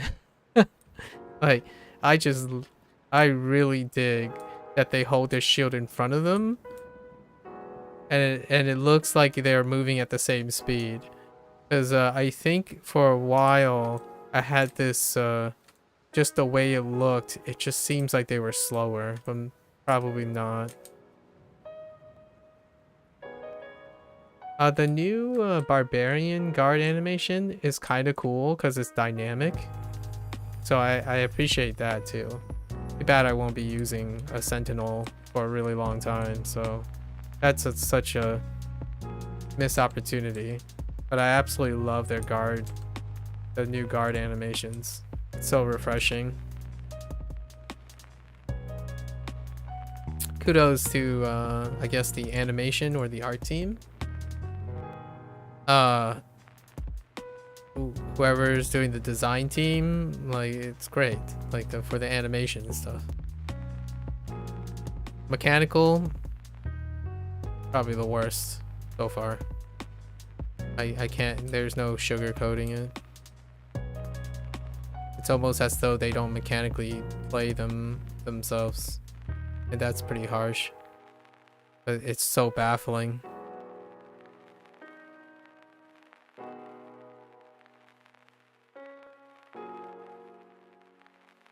Respectfully.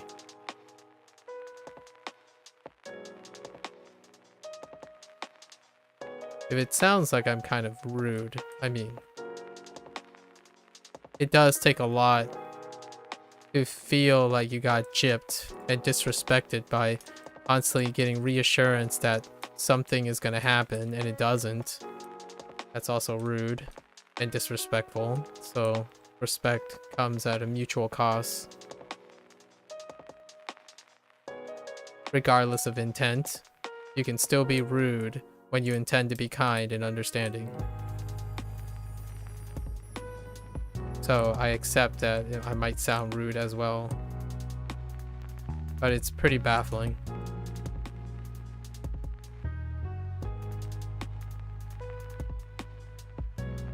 So I have to go back and look at the guard animation for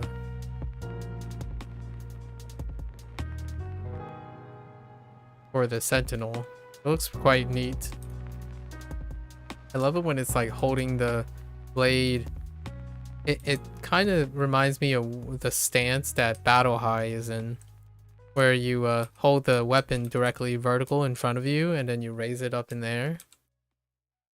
So it kind of looks like a blend of the Battle High and the animation, which I won't see forever now because Battle High is non-existent anymore. I used to use that quite a lot, just to offset like the newer team situation, like newer healers. Battle High is a wonderful thing to have access to when you have a newer healer.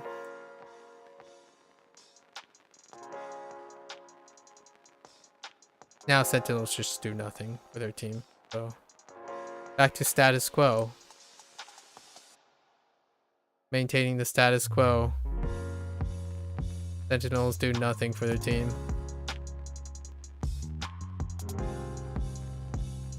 The closest I got was a Proto Engine. And Proto Engine was based on AP. And AP was to create debuffs, to cycle debuffs for the team aspect. You can't do any of that now.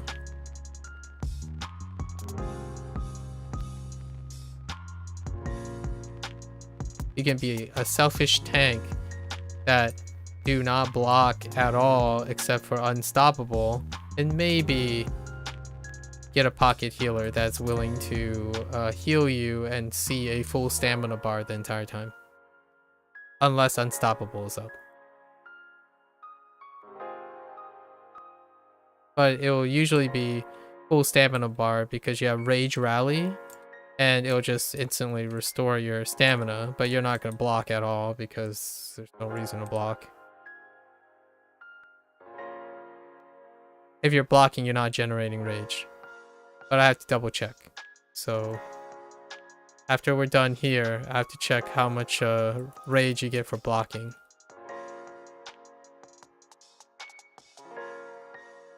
It still does not circumvent that you don't have attacks. So you have to attack to have something to block. So there's still that part.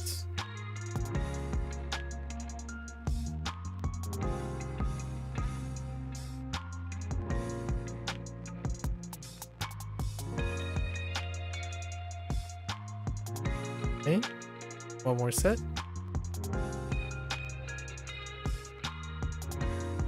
I'm not trying to give you the false impression. I'm still gonna try to make it work, like the Sentinel stuff. Try to make it work. Still brainstorming. If I sleep on it, it might inspire me on something.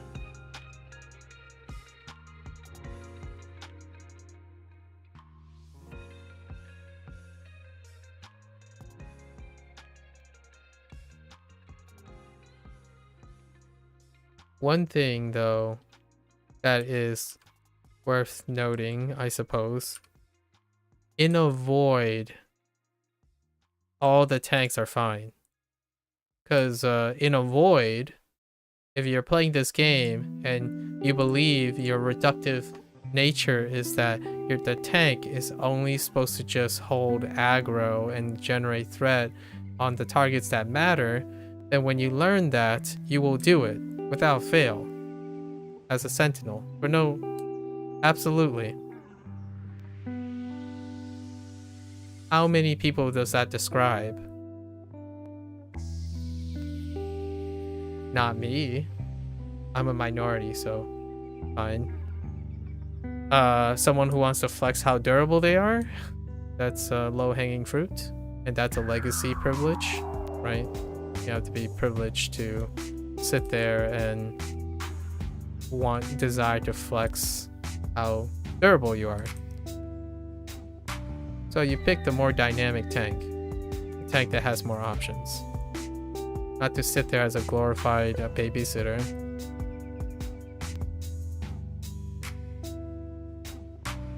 So my objective, I guess, my goal is to find a way to see if there's some dynamic gameplay in there that would encourage me to play more often. The answer is no, probably. And it's pretty disheartening since I invested quite a lot that is bound to my Sentinel. It's also nice that I didn't fully commit and have my Justicar available. I can't imagine a newer tank starting a Sentinel and just happenstance, coincidentally hit this patch, because I have no pragmatic advice for it other than you're slower in every possible way.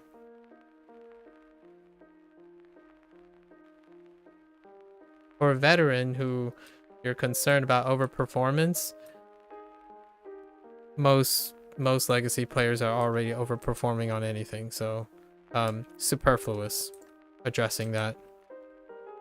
Absolutely superfluous.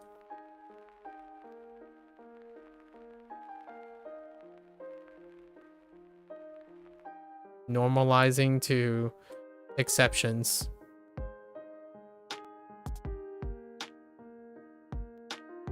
How the heck?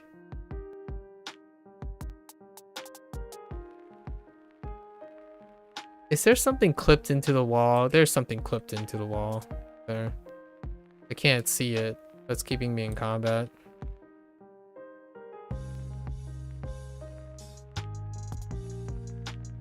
How about here?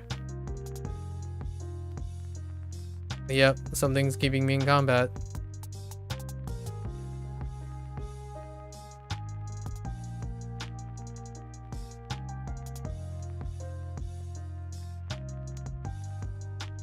This is well beyond the aggro range.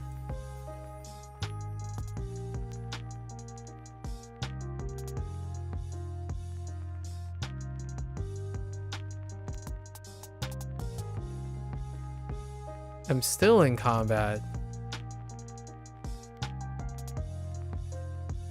Still in combat. I'm permanently in combat.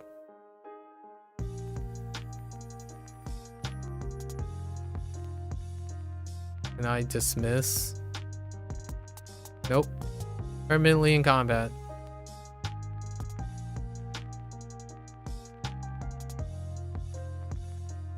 I'm gonna wait 30 seconds to be able to change characters and change back.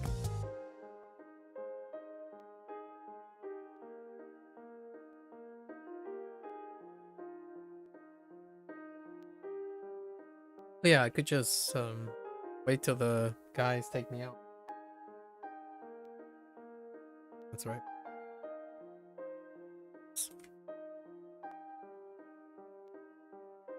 Permanently in combat. That's a new one.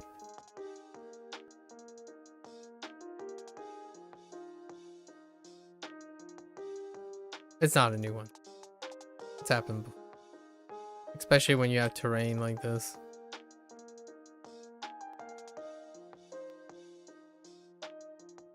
Yeah, there's no one here. It's just maybe Regis.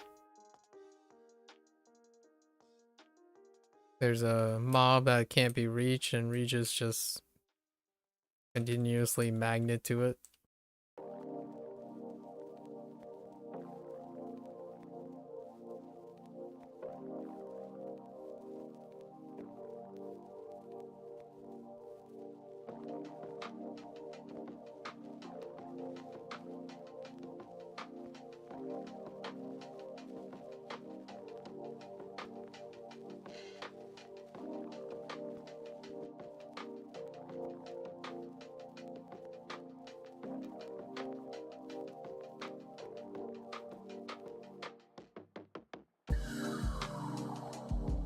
Is that the same guy that's stuck in the wall? I don't know. Let's not entertain that idea again.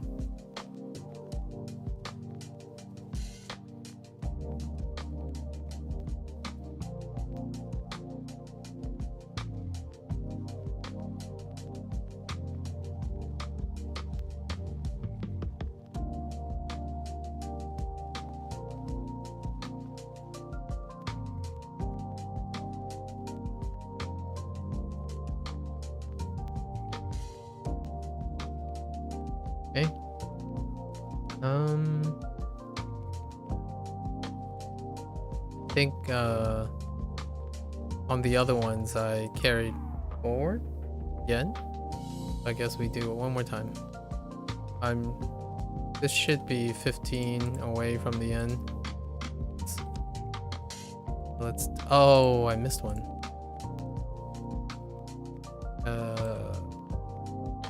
The L's.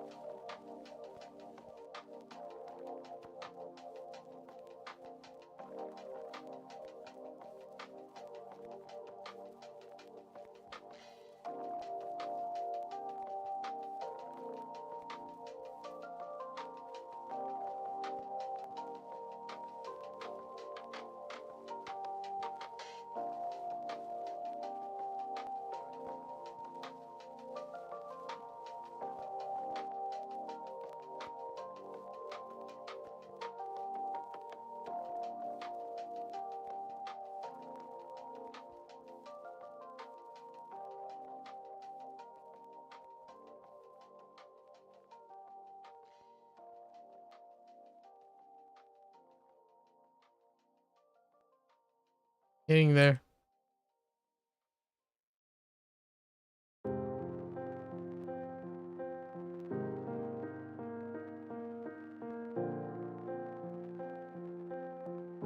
Don't worry, I'm trying to keep quiet here. I'm brainstorming.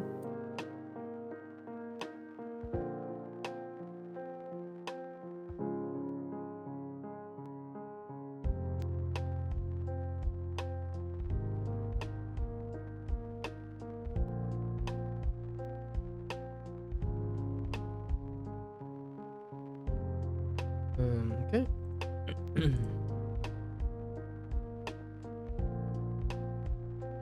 I wonder if the Divine Champion intimidating presence have a target limit. I'm guessing the target limit is 15, like others. If it doesn't, I'm curious if it does or not. So I'm contemplating about like running down a really crowded thing and seeing how many it can hit. It's probably 50. That was the standard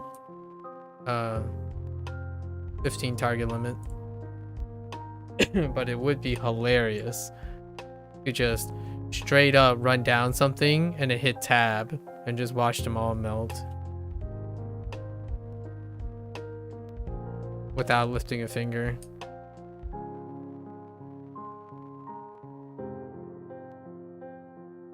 Oh gosh, aberration again. Aberration is the new insignia. They probably even use the same I would probably argue they probably use the same loot table for the aberration. I just replaced it for insignias.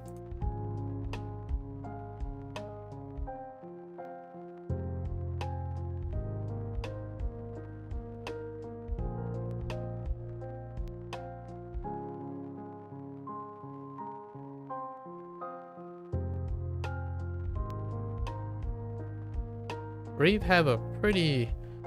does have a pretty solid wide line. Appreciate it. Nothing compares to the prepared slam though. Holy heck. Prepared slam. Normalized to prepared slam. Imagine a functional at will feat. What is the Sentinels? More threat.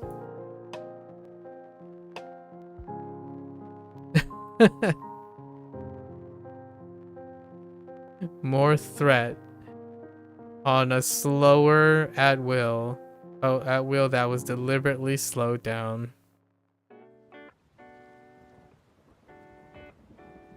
What's the alternative? More threat. Again. What's a great way to even salt it?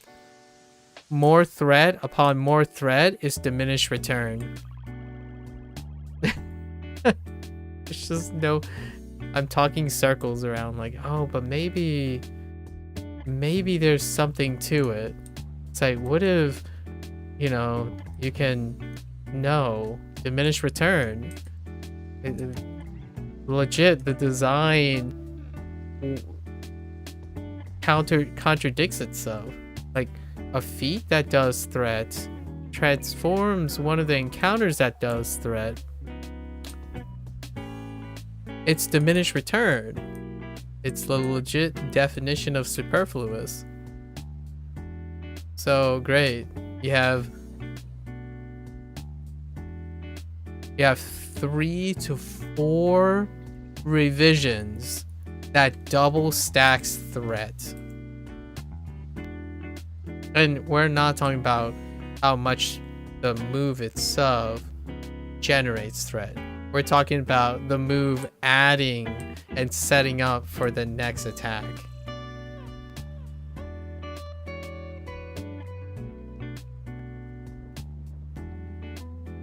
And you know what the icing on this is? When you're in endgame, when you learn to do the little endgame and stuff, you don't use attacks. I kid you not. You usually don't use attacks unless you want to goad it and just do nothing. But you're generally using like ignore weakness, come and get it. Those don't attack. So regardless of how much threat you pile on, you have no action to use that threat, even within that time window. And one of the changes is to reduce the duration of the threat multiplier. It takes a really, really bright, in my opinion, and obsessively tunnel vision person to think that having too much threat is something a tank shouldn't have. But since it's not, right, because there's no action to do it, you don't even do that. You can't even give... The Sentinel can't even generate too much threat. Even though it's absolutely unnecessary.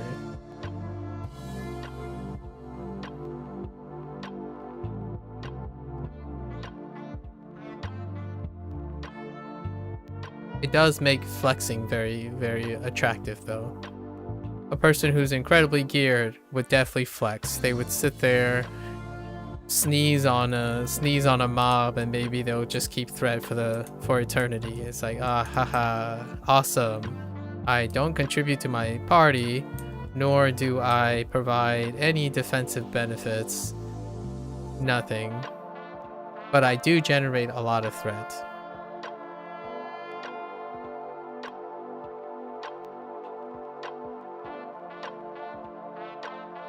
At an incredibly diminished return, though. Feats alone, with the standard thing, there is 5 increased threat effects that would be used. Do you know how many encounter powers and at-wills you have? Together? 5. All of them.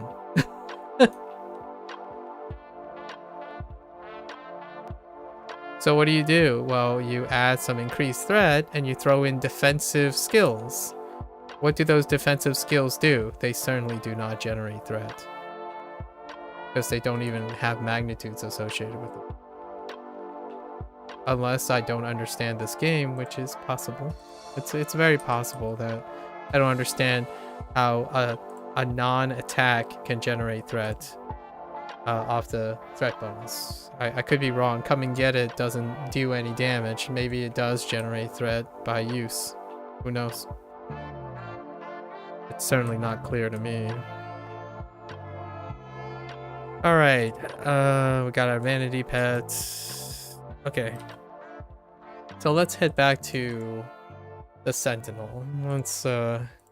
I've had adequate time to like brainstorm some stuff. So let's bring up our Sentinel. Our mob Sentinel, because now we need two loadouts that you can't freely change between. So it's shocking, but I almost feel like none of the master boons work either.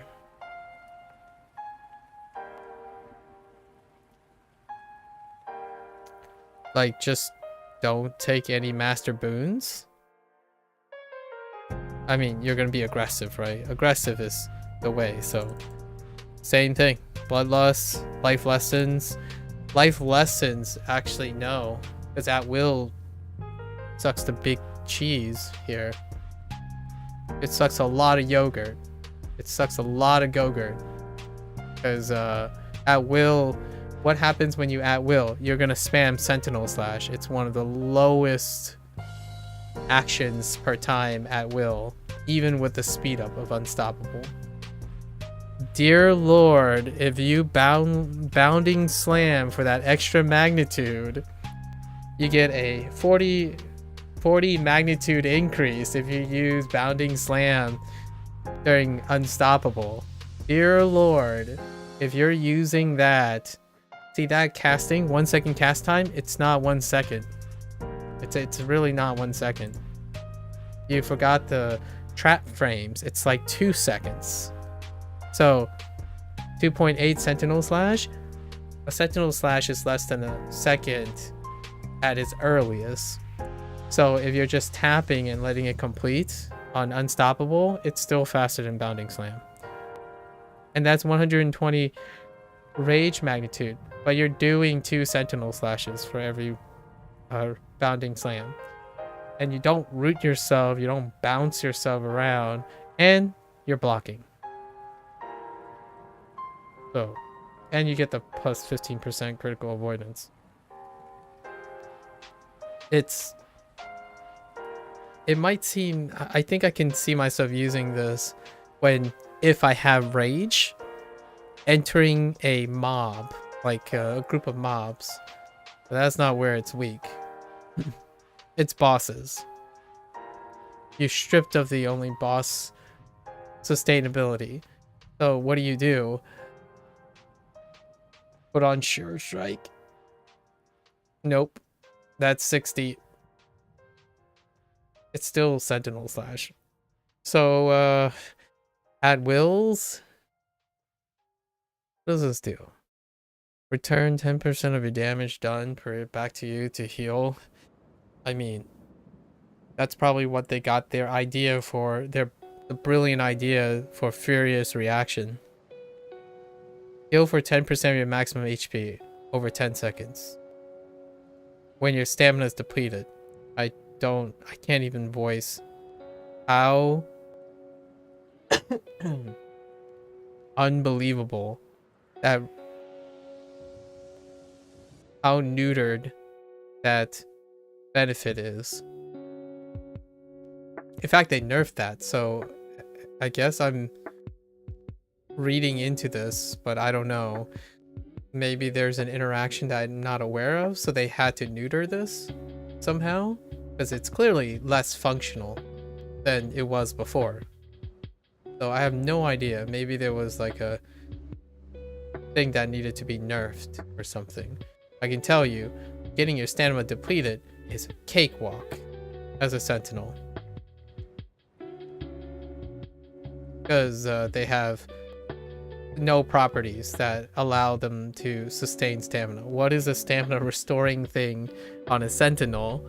Let's think about that for a moment.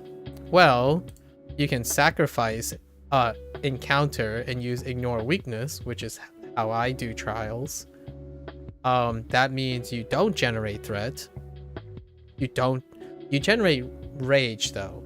Ignore weakness. You'd be giving some rage.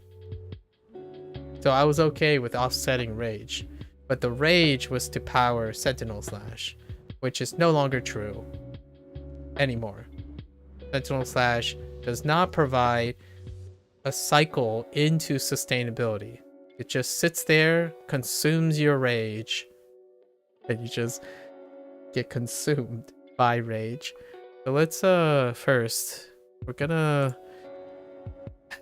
are we gonna say no to life lessons? Probably not. We're gonna take it because there's no way to generate threat. And recharge rate. I mean, like, forget AP. You need more actions. That's just it.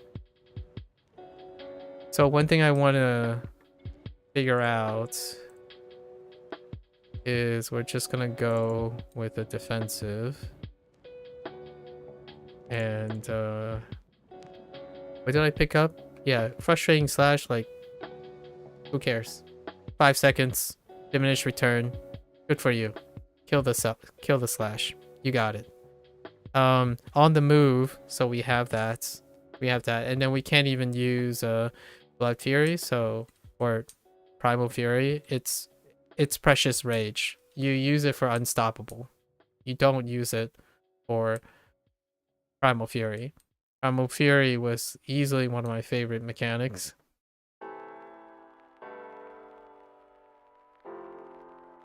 It got capped hard. Stop the cap. Still top still arguably probably a better magnitude than Mighty Leap and Not So Fast. Only by a smidgen.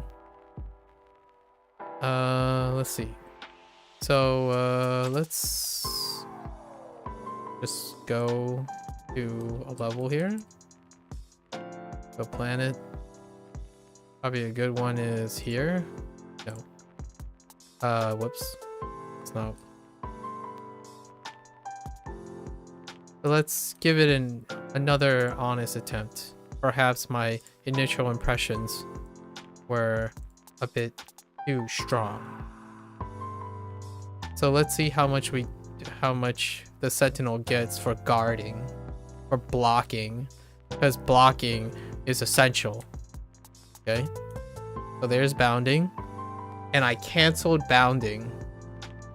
The first thing I did was hit this and get ready to guard, and I canceled bounding slam.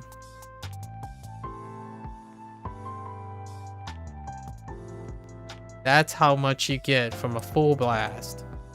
I think it's 1-to-1 with the stamina consumed. Did that just do 0? Something's off about this. Okay.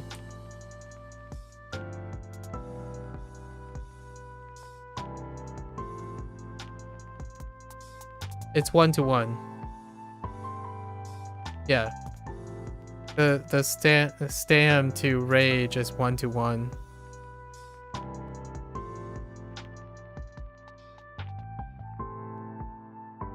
I mean, that's okay. So, I think that's fine. So what you do is you have to run Mighty Leap.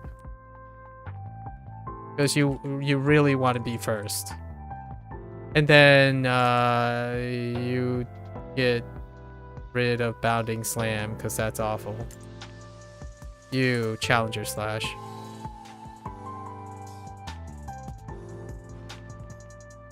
Challenger Slash is much faster. Bounding Slam is just hard to say the T word or G word, but it's hot garbage. So we're gonna say it. So like you initiate, hope you get hit, then you Challenger Slash. And then you would end with Blood Fury, usually. So it is usable. But is it better than Challenger Slash with Rage and Rally? Might not be, actually. Let's retrain again. Let's do the retraining again. Plenty of tokens. I'm too edgy for preview shard. So this is just the way we go. So we will take away punishing charge, which is just for single target. It's gonna be at bosses. So for every boss that you can't change, too bad. And this lines up with the Mightier Leap setup. So we'll do this. And then we'll take Leap, because Sentinel Slash is trash. Not so on the move, because you need on the move. This is always going to be takedown, because boasting takedown is hot garbage. Inspiring bravado is hot garbage. Right, we're gonna be a little strong about this. And then Blood Fury, because if you have a lot of HP and stuff, I guess you would never trigger this anyways. And then we take Bravery, because when you're in combat, you get more speed. You kind of want that. All this stuff, this, hot garbage, except for trials. You can use Challenger's Charge for trials. This, diminished return. You have so much threat generation. This diminished return. If you don't have an action, it really doesn't matter. If you really want this, you have a problem, because there's also this, and this, and this. It's redundant. It's incredibly redundant. You know what? Primal Fury also increases threat. You know what doesn't, though? All your defensive things. Like, come and get it? Nothing.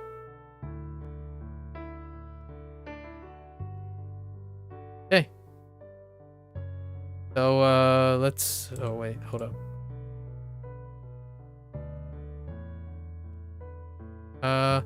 You know, Spinning Strike? I mean, it has control immunity, right?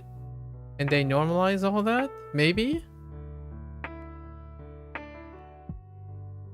I mean, Spinning Strike is pretty bad. It's 1000 mag. It does increase your movement speed, though. It's probably Crescendo. Just stick to your boss while you have Unstoppable or something. Alright. So what? What do? You jump in. Come and get it. Or not so fast. And then you sit there and you wait for... Oh, wait. I still have Short Strike. You probably want to use Challenger's Flash to get the rest of your rage. Oh yeah, that's right. Switching encounter powers while in combat puts it on cooldown.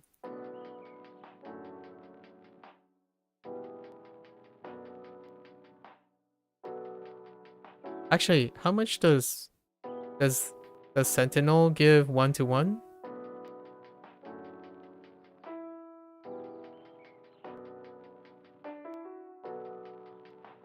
You have to actually take damage. So here's a bigger, here's an even sadder thing, I suppose. In order to generate rage, you have to be able to take damage. But if you're a tank, you're gonna aim to mitigate damage. So when you're really heavily geared, you actually generate less rage, in my opinion. I think that's how that works. So like that guy didn't give me any rage because he didn't do any damage. So let's try. And the downside is the moment you hit tab, you stop generating rage. So now what do? You sit here and wait for rage to come up. This is what you're gonna do. Sentinel Slash.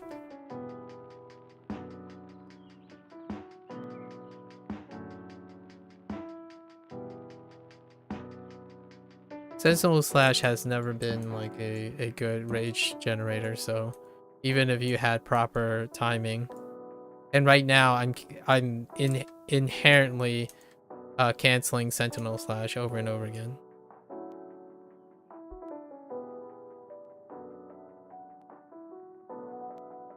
Yeah. So what do? This is it. You do this. You hope you get damaged a lot with Challenger Slash, right? Your Challenger Slash, then you Blood Fury. And then you're gone. That's it. You filter back. And then you do it again. And that's it. The thing you lose is exactly what it is. You lose Sentinel Slash. No alternatives. Like if you Savage Advance in, there's your rage, right? You get the extra rage because dailies generate extra rage. But now you're down a daily. What do you do now? Your Mighty Leap is down too. And now you're down everything because you're running Primal Fury and you don't have rage to use Primal Fury.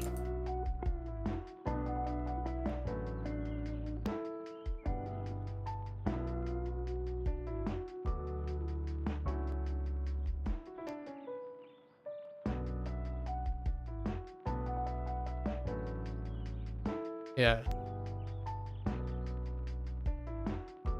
Silver lining. The defense animation is fantastic. It's kind of weird. It's awkward looking, but it's great.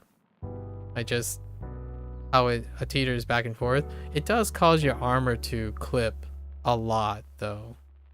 So that's a downside. It's still relatively the same. Just now you don't use Sentinel Slash for this part ever. It's still the same.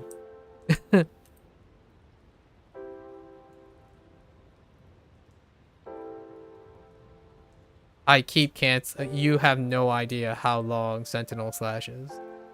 Like, it is really long. It is longer than the casting time would suggest. Dude, for even the minimum amount. Unless this place is lagging. It is so long. But there's no alternative. Short Strike is the alternative. In fact, I'd probably just say always Challenger Slash. The nice thing about Sentinel Slash is it's a block. Which is how I used it functionally already. But you can still do a lot of damage. What I mean is with Challenger Slash into a Blood Fury. But if you don't take damage, your Blood Fury does negative. Like it's worse than having anything else.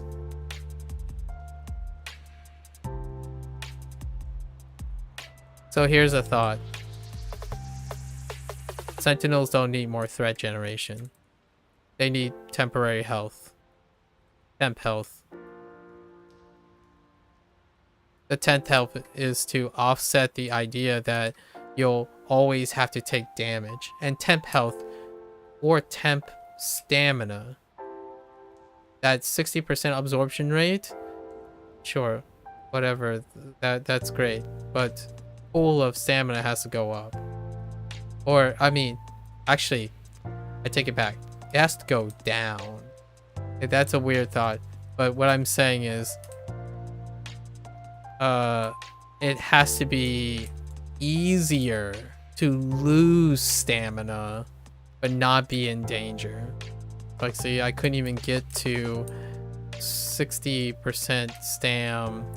And it's important that it's in this environment because you wouldn't be doing this intentionally on bosses. I really hope.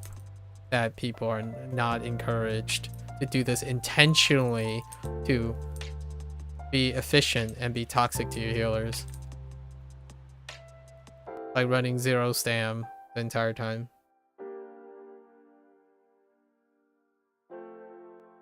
Like rage is okay, provided you have recharge speed, which I do have. I have a lot of recharge speed, actually. A ton. As much recharge speed as I can find, I suppose. And movement speed. Does this help new tanks? No. Most definitely does not help new tanks, but I don't think the change to Sentinel would help new tanks. The blocking thing was to somehow help new tanks, apparently. Weird. Kind of reverse thought. Taking a tool away is to help new tanks.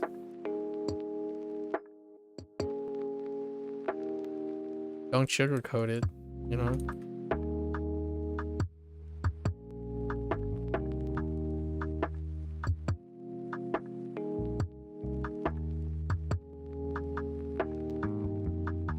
I mean, it's still the same routine as usual. You're just slower in every way. And all this new stuff, they're not alternatives. So, misleading, misconstrued. There's no objective way around it.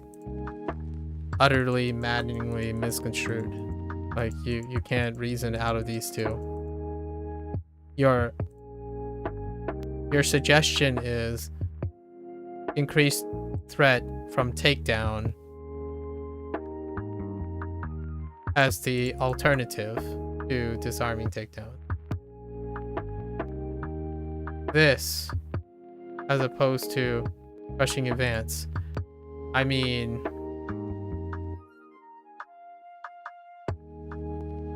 I would take, I personally would say, if it said Battle High now increases the maximum HP of all your party members, period, by 15% for 10 seconds, regardless of range.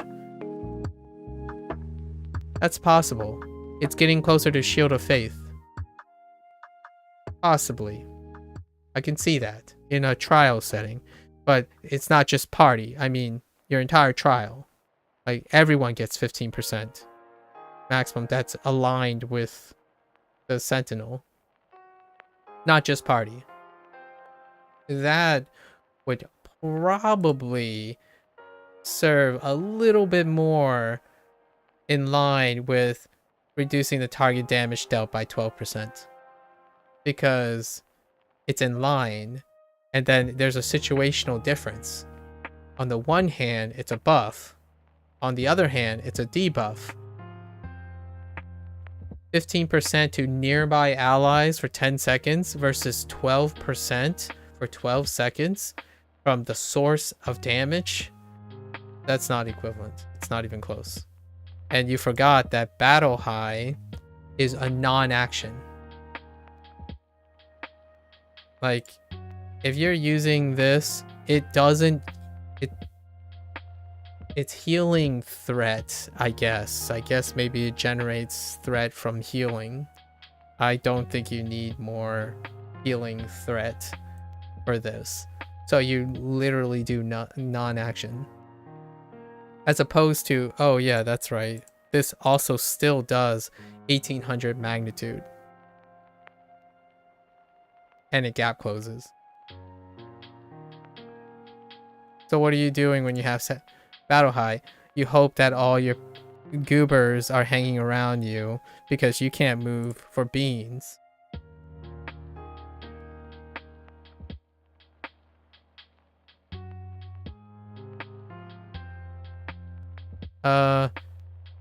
Alternative? All nearby allies gain, I don't know, 15% movement speed. 10 seconds. I mean, 10 seconds is too short. Like 15 seconds. Maybe. I could see a situation where you would choose this in a boss fight versus this.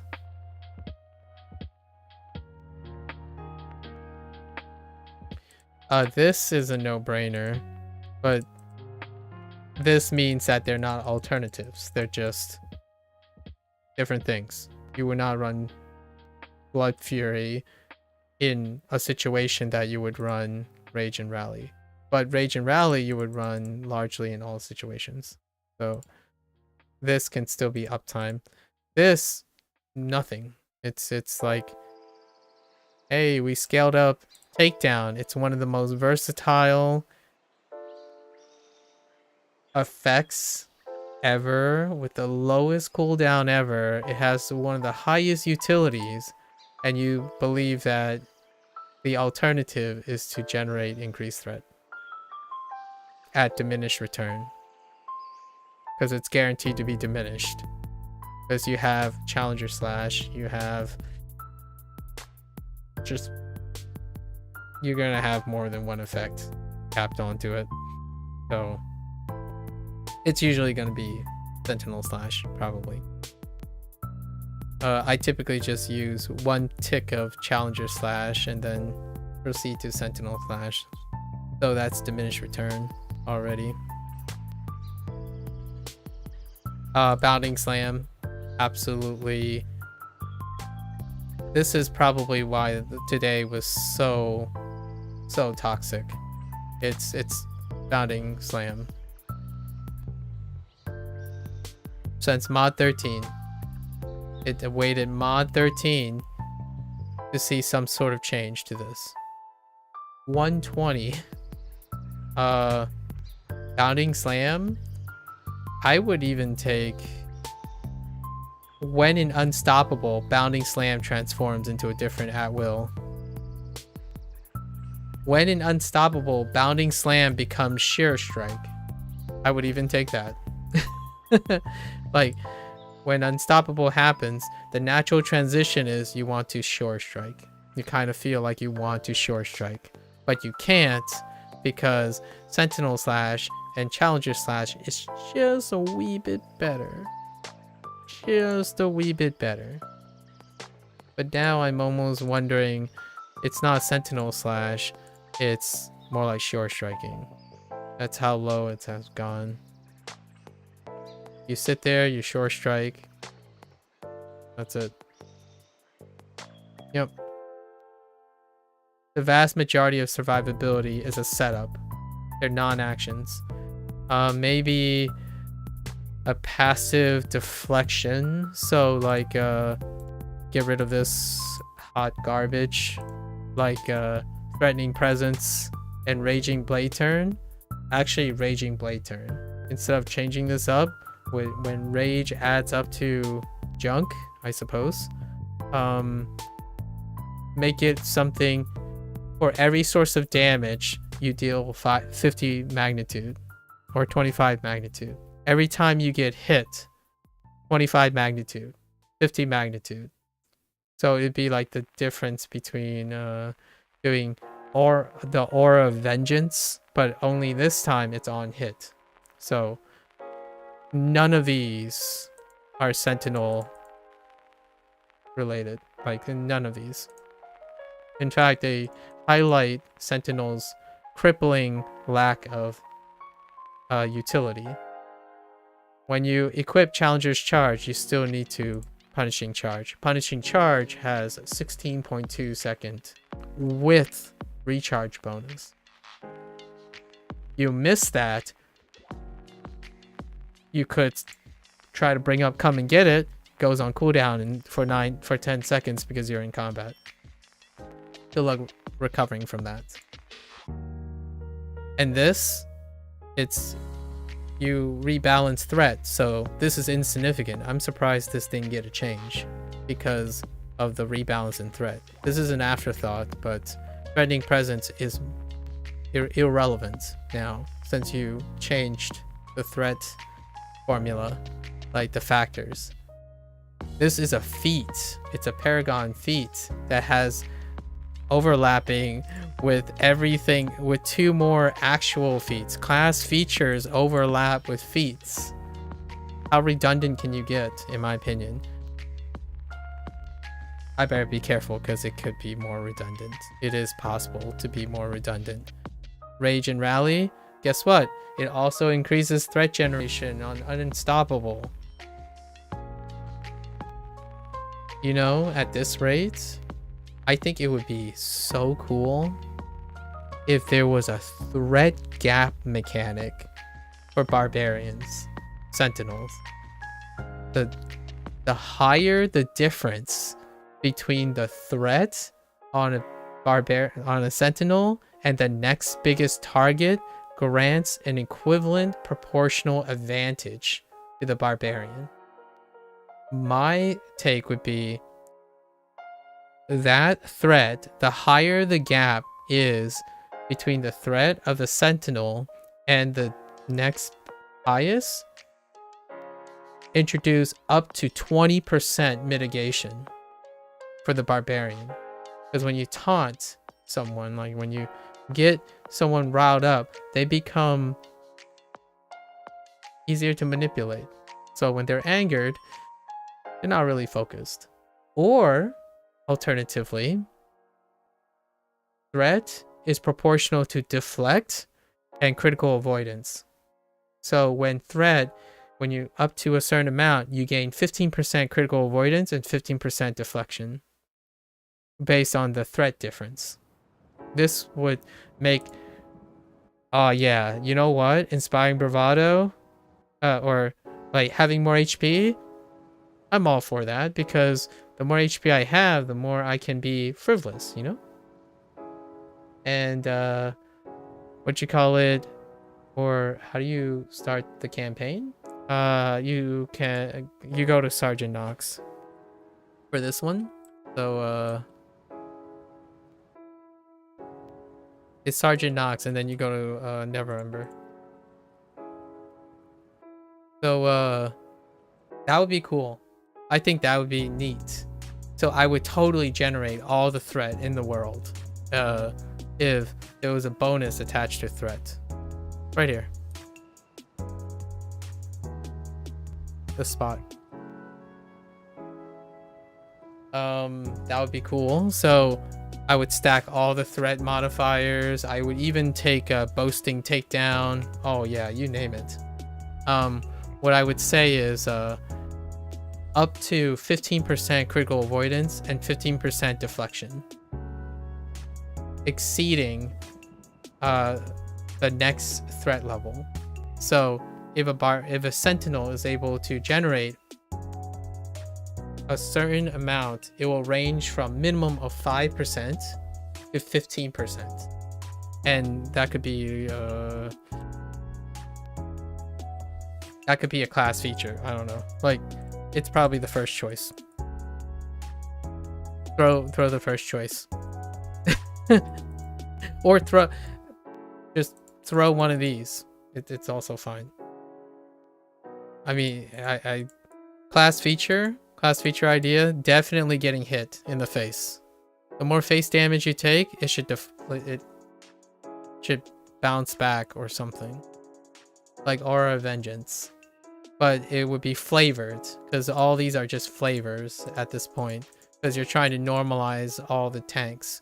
So if Sentinel was overperforming in some way, as in their at-will was better, in isolation you nerf the at-will, because you're trying to standardize it. Well, standardize the class feats. That would be an argument using the same philosophy. You have 4 duds. The other ones don't have 4 duds. Actually, it's more like 6 duds, but we haven't even gotten there yet. So there you go. All for it. You can keep boasting takedown. You can keep even frustrating slash and leap into action if generating excess threat actually mechanically serves a purpose that is functional. It's not. It doesn't. It functionally serves a purpose for like Justicars and Vanguards, because They don't require additional function anymore. You have to generate rage to get threat. Or threat to get rage. Like you have to get aggro, generate threat, then get rage, and then you can finally do your thing. When you enter combat, the other two tanks do it immediately with no setup. Admittedly, paladins are weaker in single, and vanguards are stronger in single. Sentinels are weaker, period, because they need to set up. I don't think that has ever changed since its introduction. Undermounted is the same. It's always been that. Say, hey guys, can you wait till I get aggro? Wait, guys, I don't have a daily. I need to start with a daily. So what was the solution to that? Well, at least Sentinel Slash can guarantee a daily to start most of the time. It usually, a lot of times it doesn't, because a boss is behind a gate and it's all at the planning of yourself. So for me, right before we get to a boss, I make sure I have a daily up, because what else are you going to initiate with on a Sentinel? You can initiate with a noodle attack, because guess what? You still have to use these actions to increase threat. And then when you use those, you can't change out of them. Or you can try to change out of them, I suppose. I do that all the time. Like sometimes I would toggle this in real time. So you're telling me that you want new players to do that. Like when you're doing this, I do this a lot, and I would hit C just to bring up my character menu, and I would just like right click while doing this and still running. I do that just to compensate. And now it's even more critical, because or actually it's not more critical, because there's no alternatives anymore. It's just you can click whatever you want here. It's relatively insignificant outside of just this and this. Everything else is insignificant. You take these two, walk along, watch your pain givers do all the work, get to the boss, and then you snap to the boss like your life. You hug the boss as hard as you can, because the only threat to you is dying, because you have no mechanics. You have threat mechanics, so you definitely will not have problems getting the boss's attention. You don't aid your team. Well, you kind of aid with this. That's why this is mandatory. You aid your team with this. You aid yourself with this. And all the other stuff, yeah, you sit there and you use them when they come up. One thing you have to run most of the time, since Bounding Slam is garbage, you run Come and Get It. Because if a new wave shows up and your rogue friend decided that he has that person has Path of Blades down already, well, you gotta stop them somehow. Otherwise, they're gonna run around and then all the mobs follow them. And what does the Sentinel do? Well, chase them down with Sentinel Slash, apparently. I'm not even describing the worst case scenario. It happens all the time. What can Justicar do now? All they have to do is hit tab. That's all they do now. Like, hey, I'm looking forward to picking up a random Master Temple of the Spider run, because the first thing I do is like, hey, the mobs are about to come up. It's like, hit tab. That's it. You can outperform a Path of Blades or someone who has AoE down already by just hitting tab. You can actually miss Come and Get It. It's nearby enemies. You can actually miss Come and Get It. I mean, the radius is 30. Divine Champion is 50. Vanguard just has problems with that because Vanguard is a single thing, right? So that's their trade-off for. There's no trade-off in for Sentinels. Like where's Divine Champion at? It doesn't even say. It just says ranged self. The range just says self. Alright, well. It's bigger than Come and Get It. And Come and Get It, after you do Come and Get It, you actually have to hit the targets. Or else they're just going to go and run towards their target again. Because any source of damage removes it. It only sets you at top. It doesn't have a magnitude with it. So it doesn't guarantee that. It's a setup move again. It doesn't have a positive action. It's a setup move. So a Come and Get It is followed by a Not So Fast. They're paired up. So you have to tell a person, like, if you're gonna do Come and Get It, you might want to keep your hands on Not So Fast. And generally speaking, in a boss, it's usually Not So Fast, a flex with Come and Get It, a flex would Come and Get It, and then your mobility of choice. It's usually PC, because what happens if you screw up? Well, challengers charge. So you only have one flex one, and it's paired up. So if you're going hard like me, you would take down and IBS. And assume there's going to be no ad waves. So nowadays, most dungeons and trials and stuff come with ad phases and singular boss phases. In fact, that's actually one of the philosophies that was disclosed. They want to do more ad phases. So what do? You have another setup. It's Come and Get It and Not So Fast. You've locked in all the time. And what's your choice? Well, you can flex in a mighty leap, sure. That's it. Is this choice? It's not choice. It's just, it's very prescribed. I mean, I'm okay with using this. It's fine. At least I think it's fine.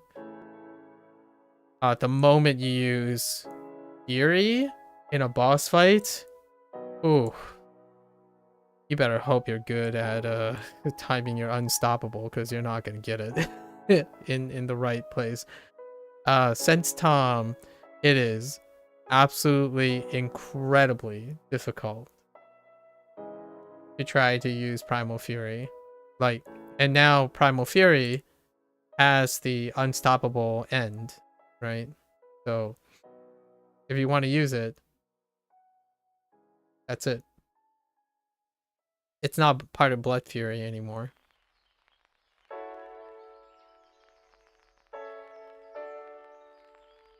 I mean, it's kind of nice that it's reduced to 30 costs. So there's that. But you're running Rage and Rally when you're in a boss. So it's gonna cost way more if you ever want to run it. So would you give up Rage and Rally? No, you would not. In a boss. Not a chance in a lifetime you would give up Rage and Rally. It's already locked in, so if you're saying, like, I keep hearing words, like, let's throw out some buzzwords. Viability, competitiveness, alternative, and helping new tanks, or smooth out tanks, and having options. There's a singular tank that doesn't do any of that, and it's the Sentinel. And then factor in all those sweet talk and like concessions and whatnot, it's still the same at the moment, at least personally, anecdotally, and it's worse. How competitively viable is it as a new tank? Yeah. It's so rough. Like, what I want to say is there's something here. I know there's something here that's I think it's so good. It's just that I don't know how coding works in this game. Like, I don't know how difficult it is. The threat thing is my jam. I love that idea. I mean, it's not just because it's my idea. It's actually an idea I borrowed. Like, most of my ideas in like gaming and stuff is like a influence and inspired off other mechanics. Like when you anger someone, right? Like it's a mechanic in RPG all the time. Maybe not in MMOs. When you enrage someone, either the target takes more damage because they're more reckless, or they miss you a lot because they're enraged, right? And that's kind of the barbarian theme. When you enrage someone, they get sloppy, so maybe they miss you more often, like you dodge more often, or they hit you harder and you benefit from getting hit harder, which can work because your rage is equivalent to how much damage you block. And also, they can be crit more easily because they're less focused. And they also most definitely take more damage. So the themes are here. A disarming takedown increases the damage taken, right? And all the themes are based around getting the person angry at you. Yet it has no benefit. It's like, what's a great example? I'm number one, right? I'm number one at folding paper. So I'm going to fold even more paper and get even further at number one. Functionally, that serves no purpose. Emotionally, that can be very rewarding. So that's what I'm applying here. You can flex at how easy it is to generate threats.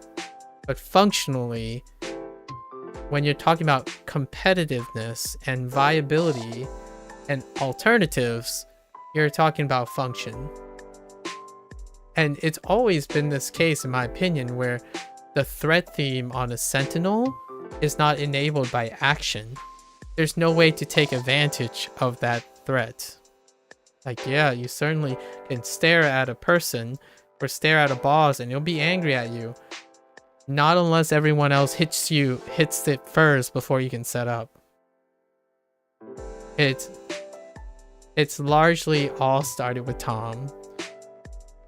And you know what? The only saving grace is that most people accepted that, hey guys, we have a sentinel tank. Give him a few seconds, okay? Because sentinel tanks need to set up. It's like, yo, you know what? Why do a sentinel tank? I mean, they have great survivability. That's no longer the case because you nerfed sentinel slash. So there's no sustainability. Let's just get over that. We have to lick our wounds, get over that, right? Why don't we just get can we cycle around? Can you Blade Master, please? So we can get like a Justicar in here so that they could just whomp the boss's face and then not have to worry about this. Cool. What does the Vanguard do? They do it better. It's like, oh yeah, there are a lot of ads. It's like, that's okay. We'll excuse you because you're busy keeping the boss busy. The Sentinel goes around. It's like, it's all right. I can't do any of that anyways. It's fine. Like I'll keep hitting the boss. It's okay. I can't do anything about that. It's fine.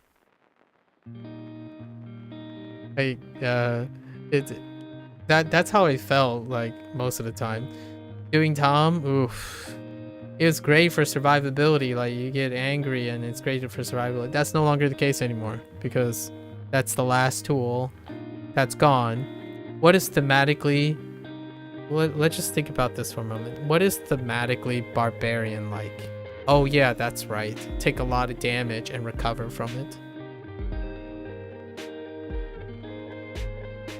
Or get something very, very aggressive at you and reduce its damage, right?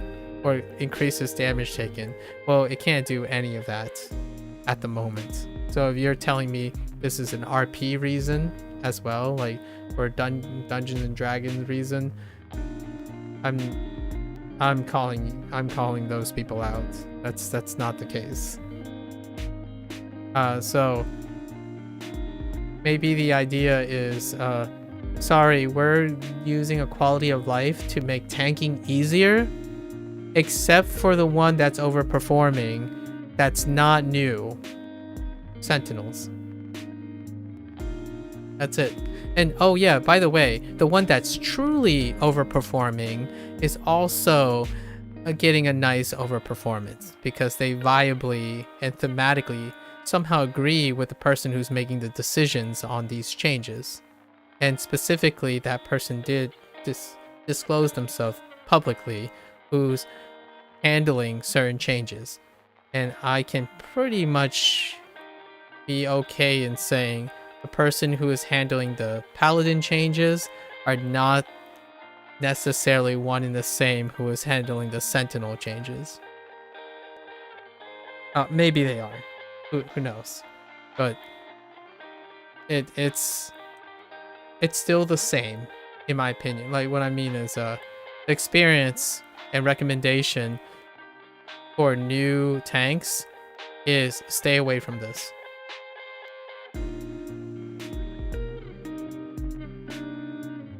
Yeah, it really is stay away from this. Unless you want to play one thing.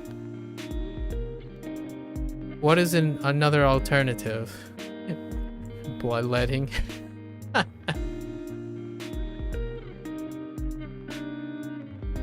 Yeah, bloodletting is the only alternative.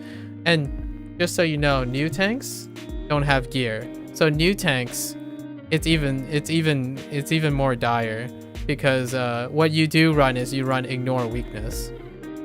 And I still run ignore weakness because when Halster blasts you for 80% of your HP, you hope it's ignore weakness.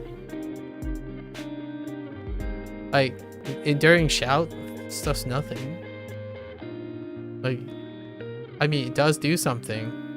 Like, heal yourself. What does healing do? Generate more threat.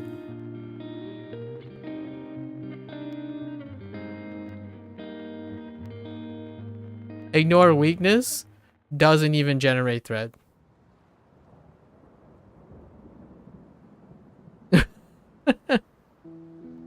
It gives you your stamina back though. So I love ignore weakness. Ignore weakness has a cast time of 0.7, but its cooldown is so high that if you ever play against a boss and your cooldown exceeds the boss cycle, it's no longer, it's legitimately, you will die. And that's how I handle Tom originally. The Hallister throws a ball like every 13 seconds. So every other ball, I need to come up with a companion blocker to keep the Sentinel alive. And that's meaning timing unstoppable. So you have to take in an average of 2 tank busters for every unstoppable. Now it's worse. It's even slower to get to unstoppable. What does the other 2 tanks do? They hit tab.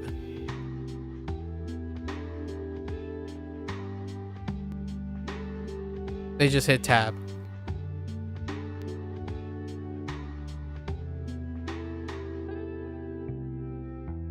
Tab. Like, anytime. Like, you can even be safe and not use tab and you're still okay. Like, I can't tell you how many times dig in. Most people just hold shift instead of digging in at the right moments. Or digging in while sitting in a pool of lava. And then the other one, the alternative is hitting tab Divine Champion, running around, showcasing exactly where you are because you have the radius bubble of the aura bubble of, you know, the entire continent of Asia. And then you see how goofy it is because you're doing this. And you're just like running around saying, hey guys, I'm blocking. I'm blocking. Yep, I'm still blocking. Alright, I'm gonna cancel. Oh, hey, I'm about to be in danger. Alright, I'm blocking. Oh, also, there's a soft lock, which I think a soft lock is still a problem. I'm still gonna say, you know, you don't normalize to Sentinel, and don't normalize these tanks to Sentinel, because there's still a soft lock on this. When you deactivate, you can't activate. There's a huge cooldown. All right, watch this. I'm gonna hit shift. I'm gonna hit tab as rapidly as possible, and look at how long it takes to reactivate.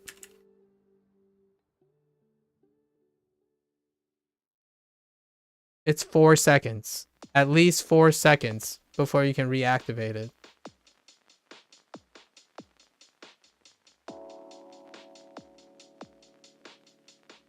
Divine Champion. Cooldown. 4 to 5 seconds. Right? That's still a thing. So, yeah, it has limitations too. Fair enough. What is the cooldown of Unstoppable? Average? 20 seconds in a boss fight, because the boss isn't going to keep slapping you enough to get rage, and your rage fades. Like, it's not increasingly accumulating all the time.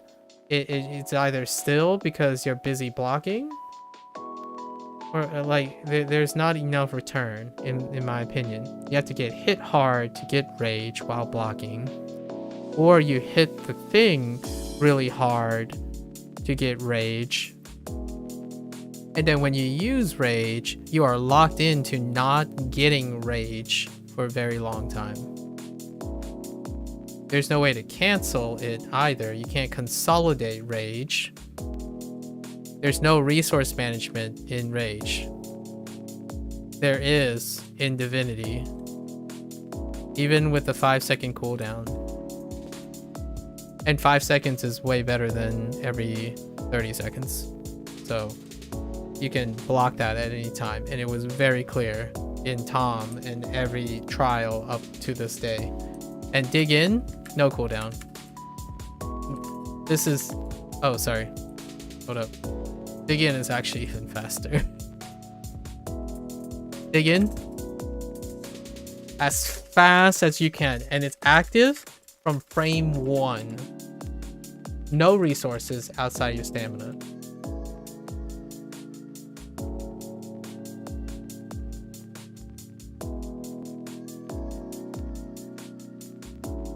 That's it. That's it. If you're standardizing, that's a load of baloney. Do not, in my opinion, it is perfectly acceptable to say you're not doing that, because you aren't. So when you suggest, yeah, we're trying to reach a standardization by proposing these changes, in my opinion, it's a great disservice when you either do not demonstrate your understanding or notice that there's a really large disagreement that it does not achieve that benefit. Standardizing means there's a standard. What's the standard? Is it this? This is clearly not the standard, right? If you want variety, I'm all for it, because there's variety. Variety comes with losers and winners. This is variety. You're advertising, you're trying to standardize, increase quality of life overall for everything. But you have variety, which those quality of life changes treat differently. This, when you change AP gain and how block works and block timing works, it doesn't affect this. It most certainly doesn't affect this at all, because you have variety. It's actually a strength of Neverwinter. It's one of my favorite things about Neverwinter. This is variety. But when I read, don't worry, it'll be compensated, we'll offer alternatives that are equally as competitive This is not it. I'm rapidly hitting tab. What's happening? What's happening here as a sentinel? What does tab do when you're standing here? It does nothing. There's nothing here. It's variety. It's fantastic. It's why playing 3 different tanks feels personally, biasly rewarding. But when you go out and somehow think that when you write, you're standardizing something by changing it across the board and suggesting that it's balanced or it's appropriate, that is ludicrous. I don't see how one, in my opinion, sorry, I don't want to, this is going to sound a little bit rude, for sure. Like, I don't see how one can be comfortable typing or writing saying that this is appropriate standardization when you apply the standard to fundamentally different mechanics. Okay, let's blanketly change all the rework the threat and say, hey guys, don't worry, this actually overall improves everything. Everyone interacts similarly, and I still concede it does. It probably does in a way, but I'm not conceding that it's disingenuous and misleading. It's kind of the best thing that reminds me of an error that I made professionally a lot of times is I look at my data, right, when I'm in science, and you look at it so long and you just want it to have a nice, elegant narrative, and you want to sell that elegant narrative, and you get lost in your tunnel vision. So all the data you want to see points to one conclusion. It's a win-win. It creates elegance where it doesn't. So somehow, in the wisdom of being heavily invested, I'm not suggesting the developers don't care. They absolutely care. In fact, I actually think they care in a way that caused the tunnel vision. And that tunnel vision is having a duality of design that causes this situation. Where things are unloved, Bond of Virtue is unloved. It's just a product of tunnel vision. There was a theme there for Bond of Virtue and it just didn't work. What is the tunnel vision for Sentinels? There's absolutely unnecessary amount of increased threat. It's so incredibly obvious, but when you're really passionate about a specific theme, you worked with something really long, maybe even a deadline pressure, resource pressure, or just downright crummy period during a development cycle, it's very understandable. So I'm trying to be very empathetic here because it can be frustrating, even to a scientist who spent over 10 years looking at data for what he does. You still get tunnel vision. You focus on where there's a problem when there is not, and you find a solution to something that isn't the solution to the first thing you think about. And here, there's checks and balances, right? My tunnel vision is because I have a supervisor. I had a boss, I had colleagues and coworkers that say like, yo, dude, hold up. I see increased threat here, increased threat here. More increased threat. More increased threat. Wait, didn't we just say we were implementing diminished return on increased threat effects? More increased threat. I think half the kit is available with increased threat. Can't we do something with that? Or can we deviate something with that? Like, there's more than 5 things you can allocate to increased threat. Your whole kit can have increased threat outside of your dailies, which is non-existent now because you don't use dailies. I'm going to be real.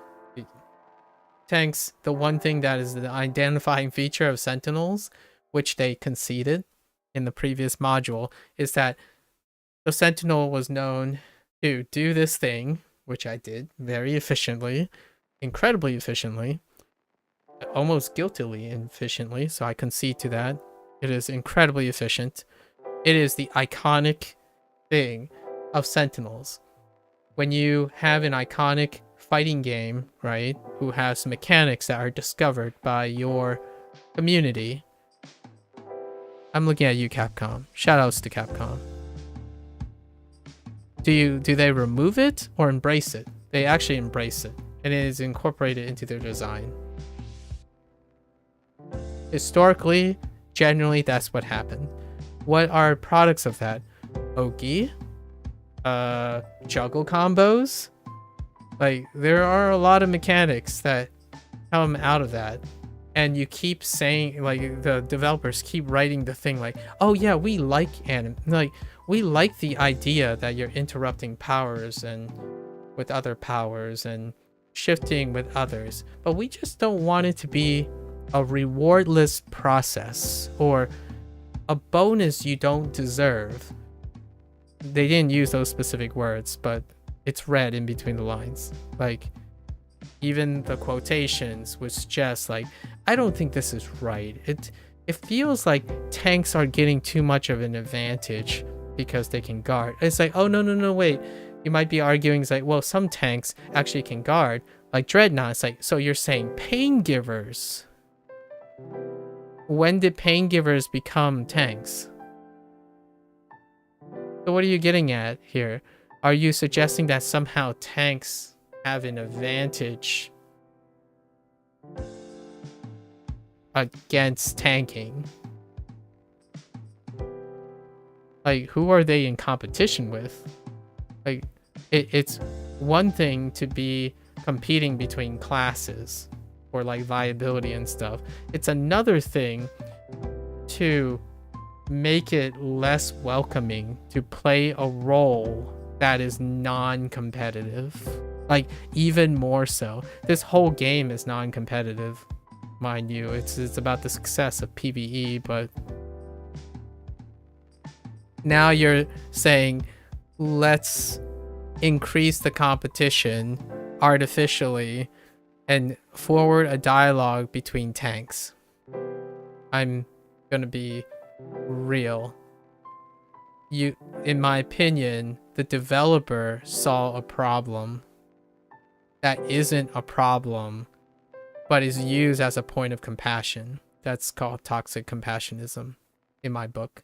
So you were worried that new tanks and old tanks feel like it's unfair, non-competitive, that a class like Sentinel can generate a lot of AP, so there are a lot of Sentinel tanks.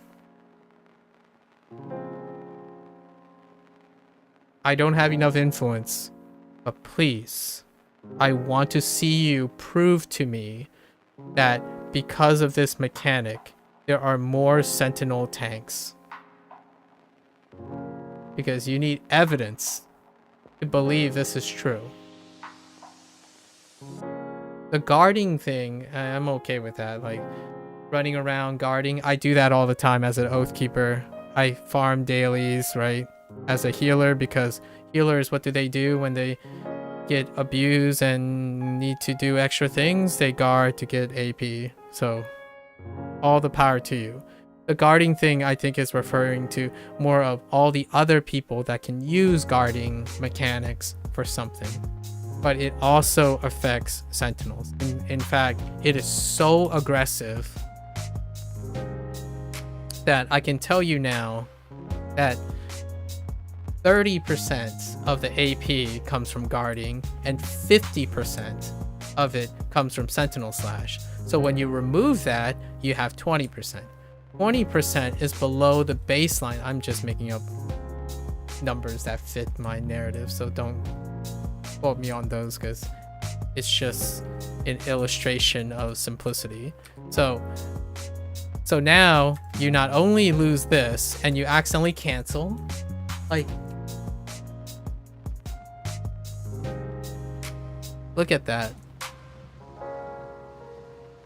That's over 1 second.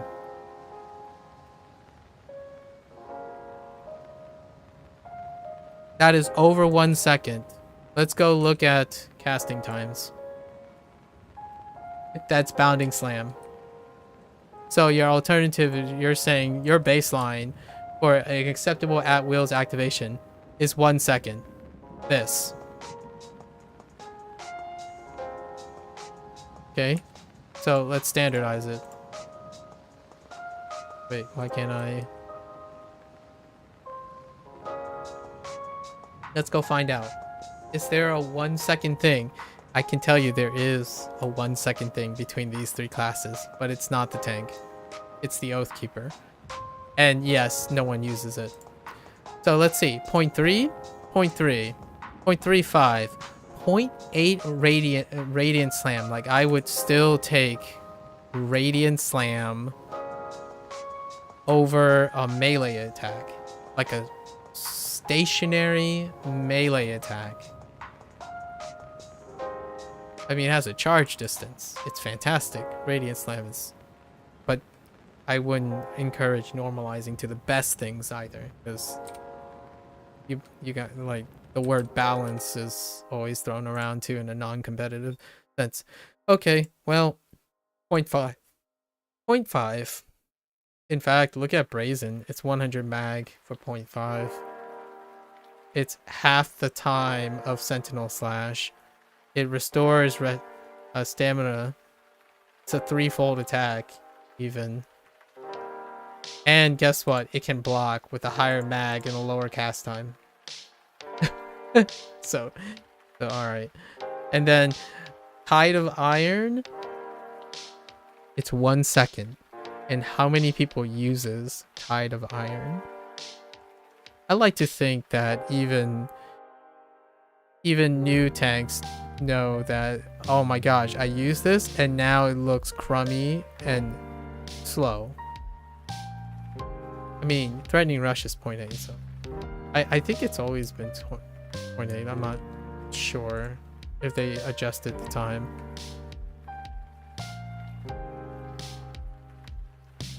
This is a case of overcompensation. But overcompensation, in my opinion, is typically a symptom of tunnel vision, right? There's an eyesore, and we have to overcompensate. So what do? You nerf it into the ground. And this has happened. I really thought it's like that wouldn't happen for a while again, because there were nerf apocalypse, and then there's like a retraction. It's more resources, more time. Just don't play Sentinel and then play something else. Be content, because I believe that the person's account is a representative of the player's depth of skill. Now, what happens when someone says they want to... What do you think about the Sentinel tank? Reroll. Can you reroll in this game? You can't. In fact, because of things like this, you might as well just remove all the retraining tokens. If you're so concerned about new players, a modern standard, respec and rerolling is free. It's just free. Does that hurt your bottom line? Probably. I don't really know, but maybe. So rerolling your class. Just implement it and it's free. Then there's no argument from me. There's absolutely no pragmatic argument from me. Absolutely nothing for new players at all. Because pragmatically, they have the choice to do it. So what do? They become a paladin. Until you decide you have a novel idea, you know, the developers have a novel idea, try to spin it, then the paladins become sentinels again. The Justicars become sentinels again. What do modern titles do? That's what they do. Say, hey guys, we have a great idea. Let's introduce all these new skills. Someone wins out, they re-roll to it. But here's the thing. Modern titles have universal roles. They don't have traditional roles. So somehow you think it's reasonable to make it competitive within a unique role, which is tanking. So you just have less tanks. Great. Awesome. have less tanks.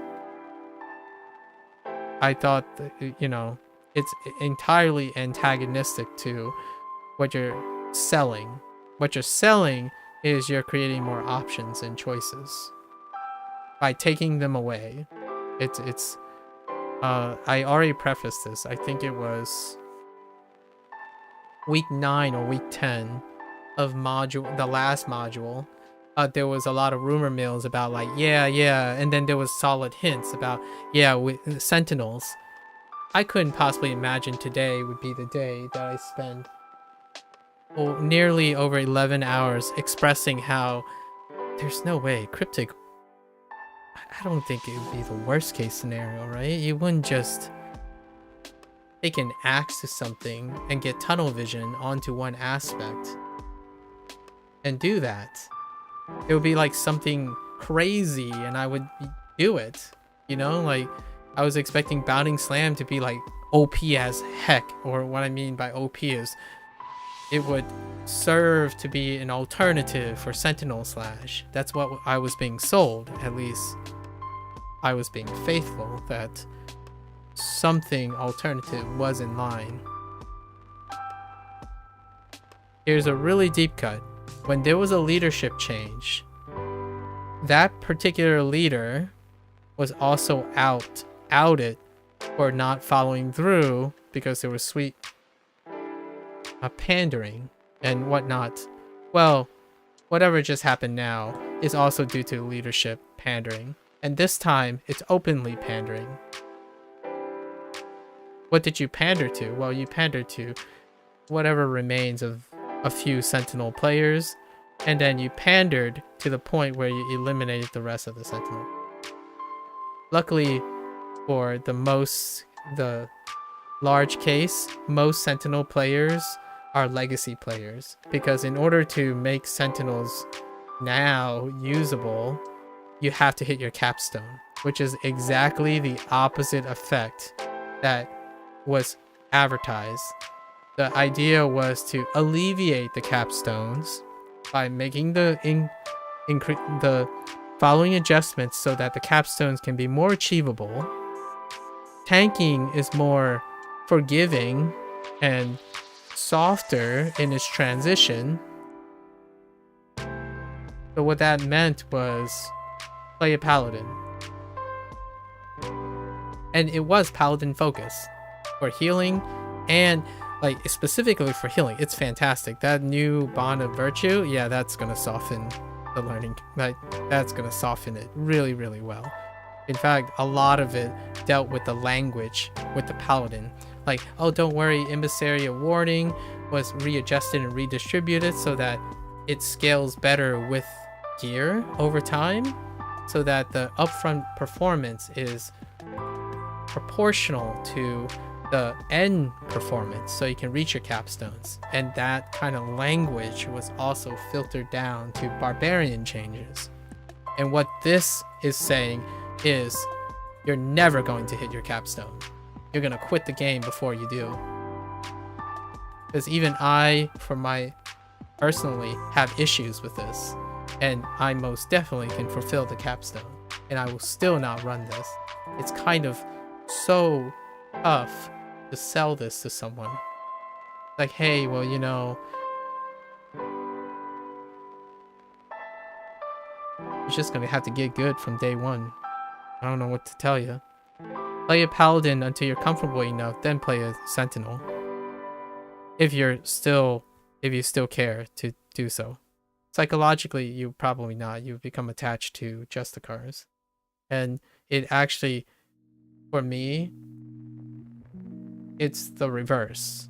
I played Sentinels, and then the moment I swapped to a Justicar or a Vanguard, it would become immediately clear that I do that for casual play. I still, out of pride and arrogance, use Sentinel in a context that people don't see Sentinels, which is basically anything endgame, because at this rate, they're unicorns. And after this change, they're not unicorns anymore. They're extinct. I mean, you can always get Jurassic Park. So when Jurassic Park happens, occasionally one of the Sentinels get resurrected.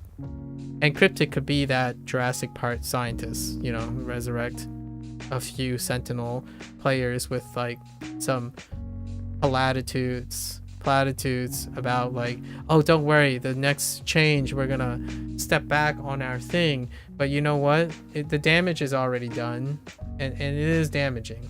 And what I mean by that is when you pander and you fall short of the pandering, when you backtrack, it also means you don't follow through and you lose a vote of confidence in both ways. It's a really tough situation and it sucks.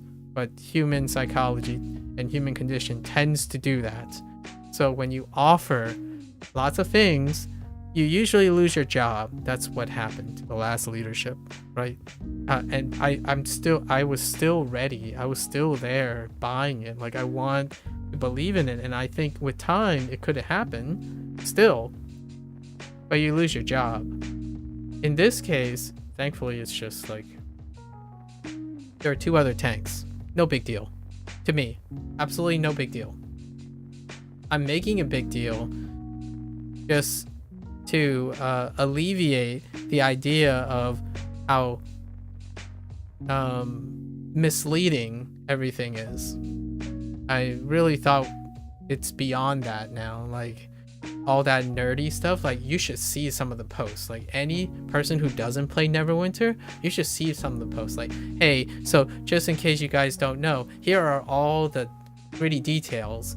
And the new stuff, like the mount powers, have some wonderful things. I absolutely love it. It's fantastic. So I want to leave on an encouraging note, really.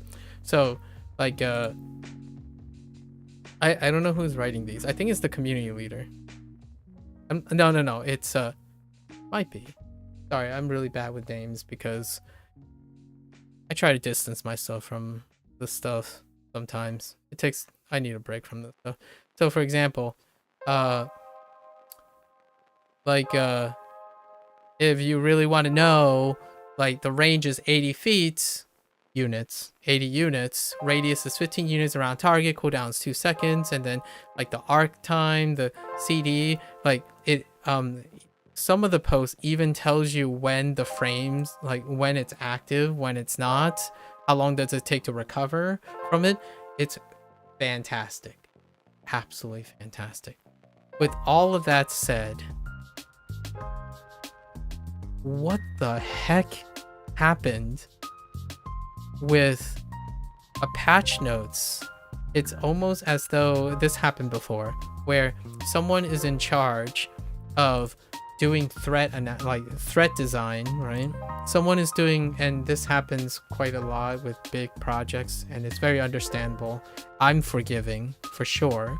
Actually, I'm not only forgiving, I think it's going to happen. It happens all the time. You have a compartmentalized workforce with workflow, and they didn't necessarily overlook or double check or just, you know, it's good enough kind of thing. So it happens a lot, even within a lab with like tightly knit 4 highly educated scientists that work under one PI. It happens. It still happens.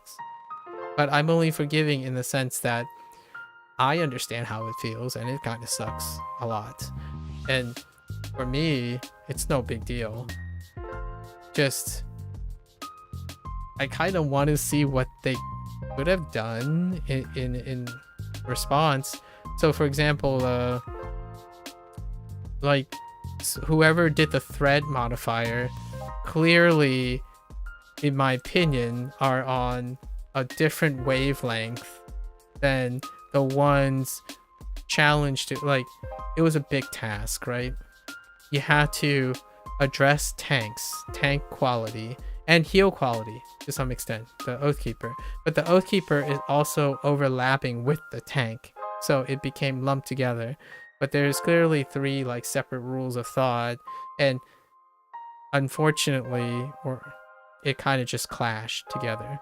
So the threat changes made lots of things moot.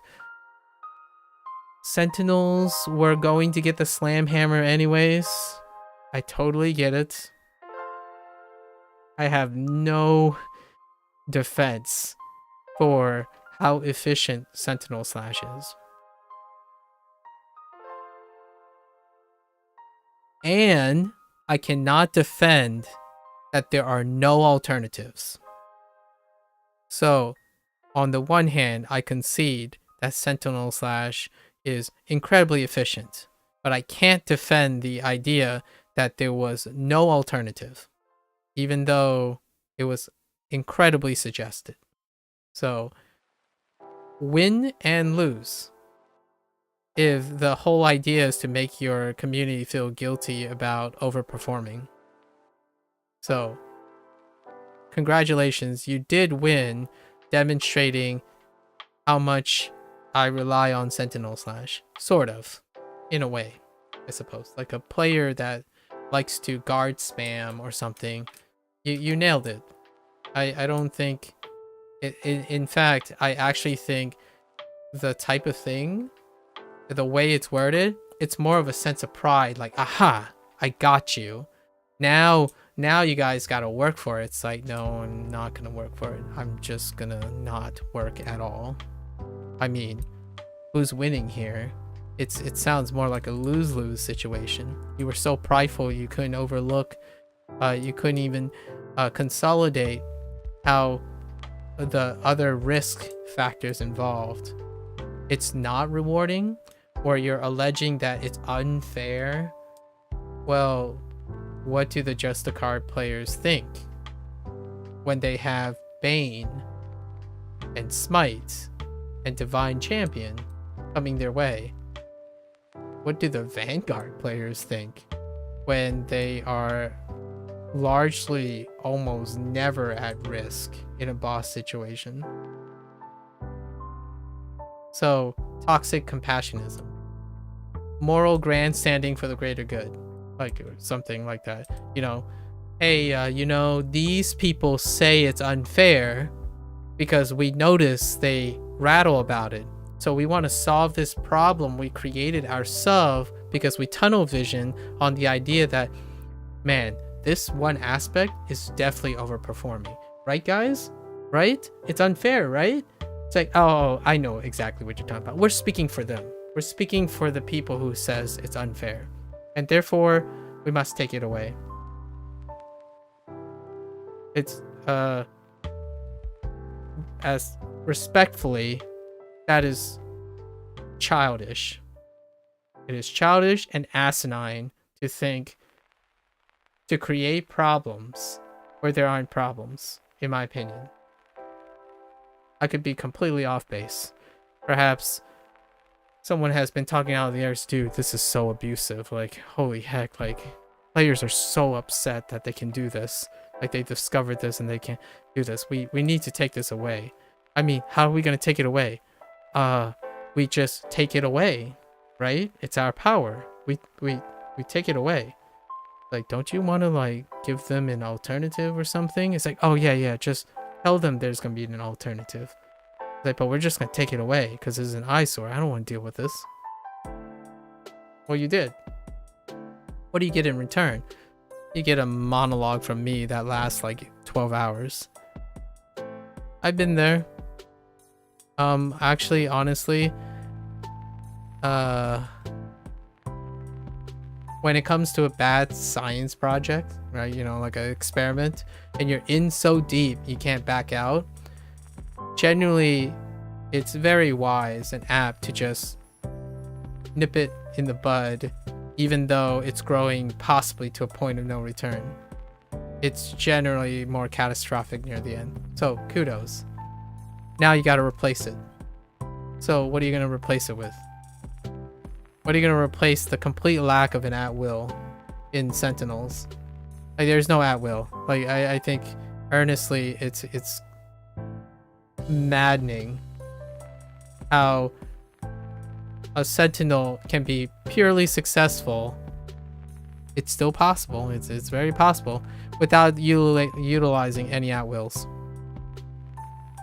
Oh yeah, you know, increasing battle. Hey guys, they did increase how much rage at-wills generate for a class for a Paragon that barely gets an opportunity to use at wills. Because you know why? They should be blocking. That's the message. You should be blocking. Whenever you're not using encounter power, definitely choose to block. Hold block. What happens when your players complain that you're not holding aggro? Just tell them you're acting too fast. Like, wait. What do you mean acting too fast? Well, you see, every time you do 4 actions, I do 1. So, even if I can over-threat one target, I can't respond to new targets. I mean, Vanguards can't either. So, I mean, they can to some extent, but it's still limited. Justicar fares a little bit better. Though what's happening is the gap between APMs is just getting so large that even the sources of damage is outpacing a healer's actions per minute. A tank taking damage, if you try to single target heal them with the spell, is slower than the source of the damage. Almost inherently so. Especially when it's a really heavy hitter. It's easier, actually, and preferable that the pain givers or the group that wants the tank to tank the stuff, it's almost encouraging to give the tank scrolls to revive because they just take the dive. It's faster. When you take the dive and revive, it takes less time, less resources, and you might be able to save a pain giver as a healer. Because if you try to out heal that, well, guess what? Your cast time, right? It's one of the limitations of Oathkeeper that they address. Excellent job.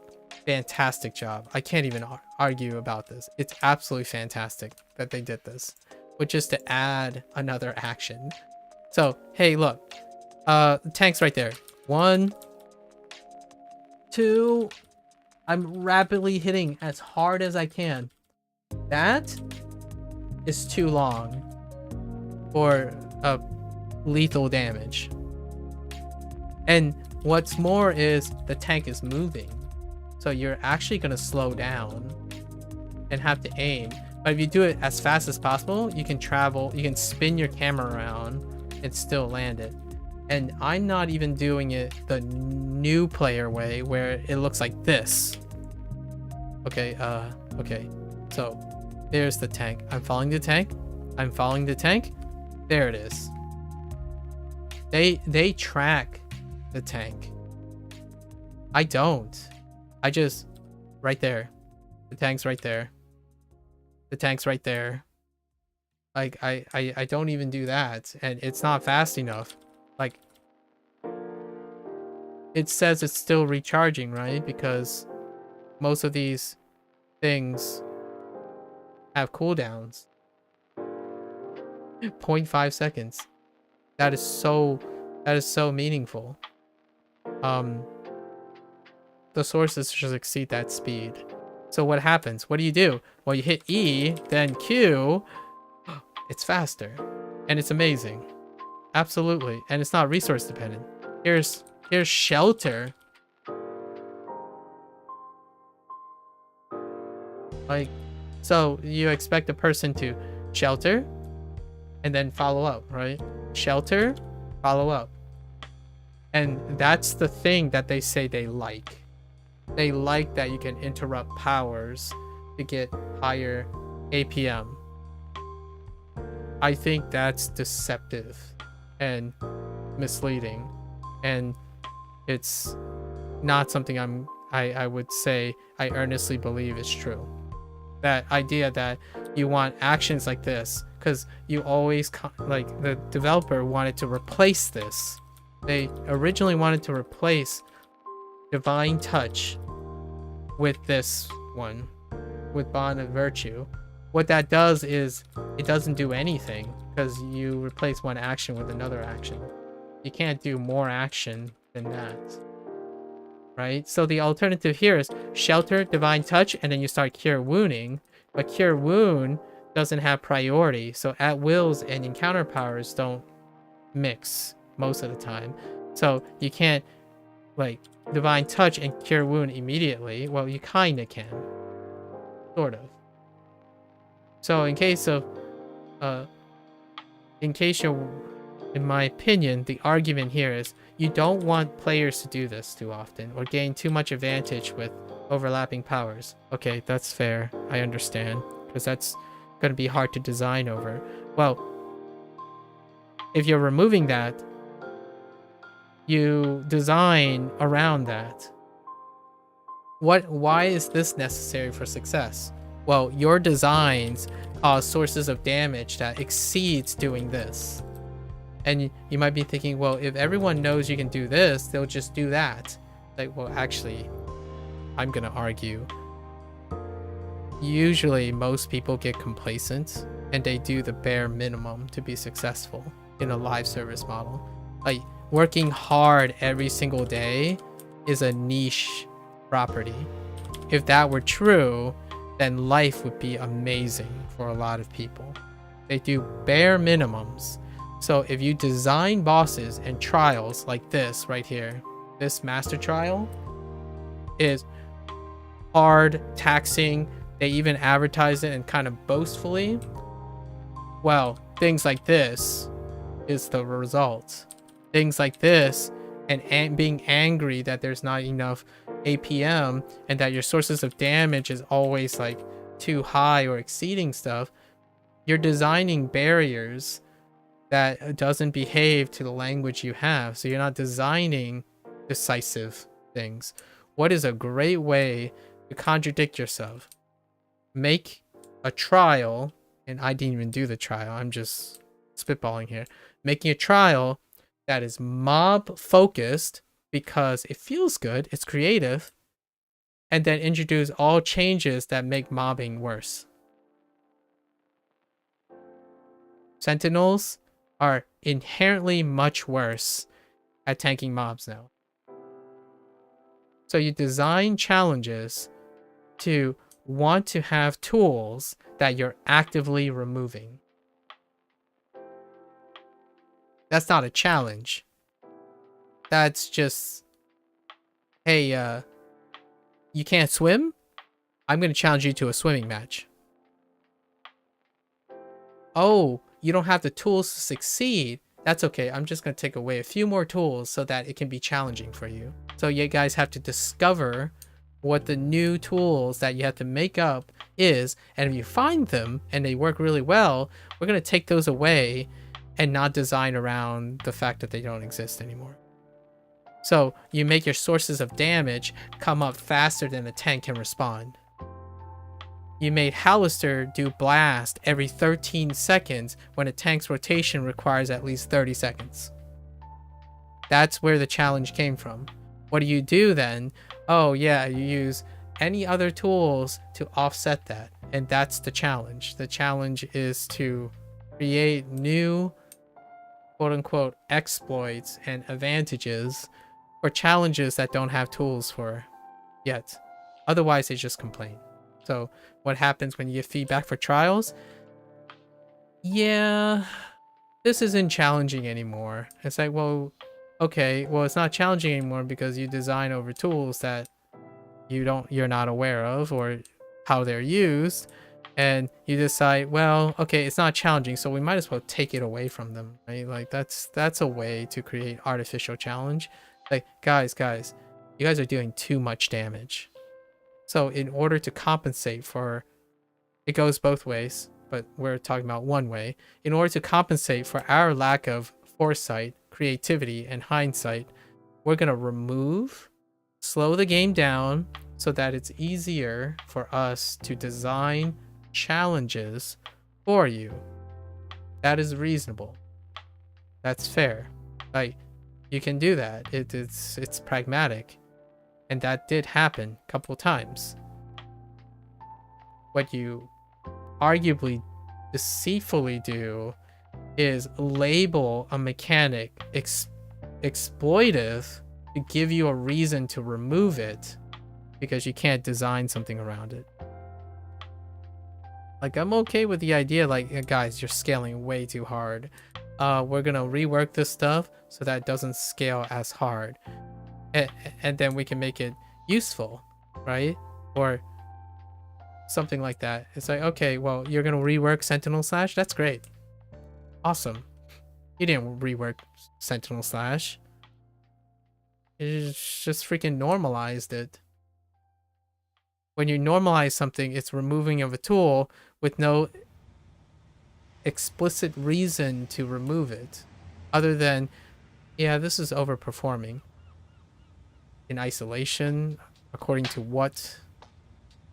Where, well, you know, all the other tanks can't generate this much AP, and all the other roles can't generate this much AP. So naturally, it goes without saying, apples and oranges comparison entitles us to reasonably and logically remove something that's an orange and feel like no one's gonna be hurt. Well, I'm gonna concede here. You really didn't hurt a lot of people because your sentinels, there aren't too many sentinels anyways. Like, in fact, there aren't too many tanks anyway. So when you dwindle down the choices, you're not really losing much. I would say the vast majority of tanks are still vanguards and justicars. How about addressing why there are very few sentinels? I could be completely wrong, and that's great. If you demonstrate to me or openly say, hey guys, we're removing sentinels because there are a lot of sentinels, and all those sentinels are using this tech, and this tech is overrepresented in the player population. I'm all for that. That seems reasonable, pragmatic, emotionally, both intellectually. Capcom, when a character is incredibly overperforming statistically, it is disclosed that it is, and that is the rationale to do it. Not willy-nilly, whatever comes up. It's like, dude, guys, I got assigned Sentinel, and Sentinel needs to change, and this thing just popped up. So, you know, I gotta submit something to change. Here's something to change. Well, guess what? Just like blocking, in my opinion, just like blocking, you can choose not to change it. If you don't change it, it's still an action. And the worst thing you can possibly do, in my opinion, for a new tank who wants to stay with this game longer, is treating inaction as acceptable. The community, especially when you get into the later game, when you do nothing, it is the first reason that someone's gonna be toxic to you. Hey, dude, get in the bubble. Like, dude, come on. And the guy's like computer would be like still booting the cache shaders for the trial that they never do. And then it's like, dude, what's the holdup? It's like, dude, are you ever gonna hold aggro? It's like, I don't even see the tank when people say that. Like, hey, dude, like, where's our tank at? It's like, well, you left him back there. Like, that's okay. You're the healer, right? You're here. All right, let's keep going. None of this actually happens verbally. It's understood. Like, this guy, oh yeah, he's gone. All right, I'll keep up. That's a new tank. Don't worry about it. The new tank, no growth, no nothing. It's fine. What do you do for those new tanks? Just definitely remove more tools over and over again because other players are overperforming. Like, just definitely remove those tools so that inherently your game is going to grow because you always normalize to the people who are already here. Well, you lost a lot of people, in my opinion. Like, I don't want to spell doom. I think as long as it is communicated with transparency and reasonable doubt, and it requires like a checks and balance, usually it's a win-win. With that, let's change gears because it's been a long time. Like, what I mean by change gears, we're gonna look at the weapons a little bit. It'll be over the next couple. Let's cleanse our palate and just look at what rewards there are, because that involves a separate different people too. I know, at least historically and by explanation, that people who do rewards like weapon designs, they might rotate or they might share certain liberties, but usually they're compartmentalized. So weapons designs and stuff, it's an entirely different philosophy, I suppose, sometimes depending on who gets cycled, but it's usually variant. So let's look at the Master Trials exclusive stuff, because that's probably the thing that will raise eyebrows, because generally speaking, it's incredibly biased and almost segregating and discriminatory, the philosophy that is used to produce the thing that you want as the hardest barrier instead of around. It's so backwards in my opinion, but the community and the developer is old school, it's traditional, and the hardest challenges reaps the greatest rewards. That's a recipe that doesn't promote growth, and psychologically it's just not. It's the most rewarding, as in the one that enables the most, is the first reward, because you want to enable them to seek smaller rewards in the sake of self-improvement. So that's what beginner gains are. It's very encouraging when someone gets the enabling skill up front, so they proceed to reach for excellence. You put a barrier so high, they're gonna look at that barrier and it's like, pass. No thank you. I'm out. See you never. There's a live service game. They play every day. So if you get on and you see a freaking screen like this, right? I'm not sugarcoating this. You see a screen like this, Alt F4.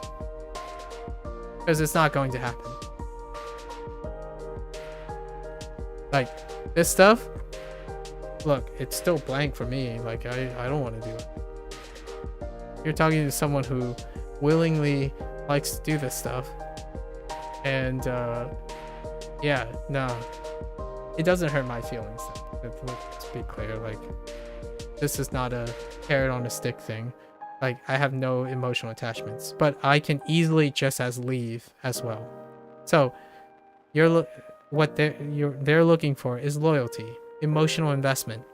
So these have to be enticing enough to have an emotional investment to overcome the barrier. So the emotional investment has to be greater than the barrier for this. And the vast majority is a big fat no. So making tanking harder, taking away tools, only increases this barrier.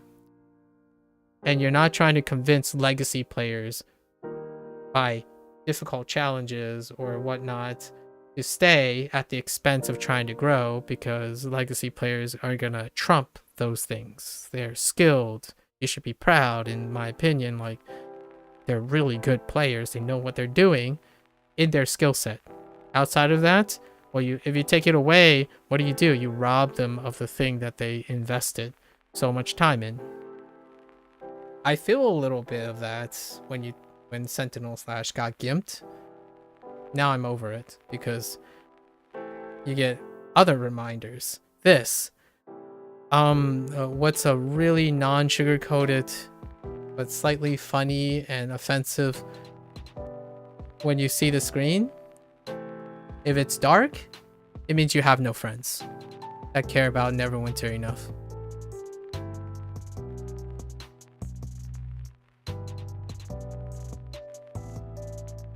I'm sorry I'm talking about myself too, right?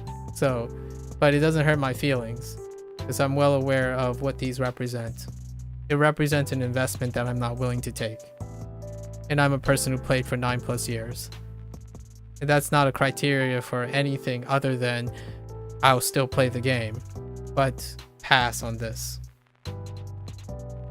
Let's see if this is the same. This is probably like the fortified of... This is probably the free thing. No, it's probably not, actually. Do you even game, bro? This is probably not the free thing. This is the Master Trials thing.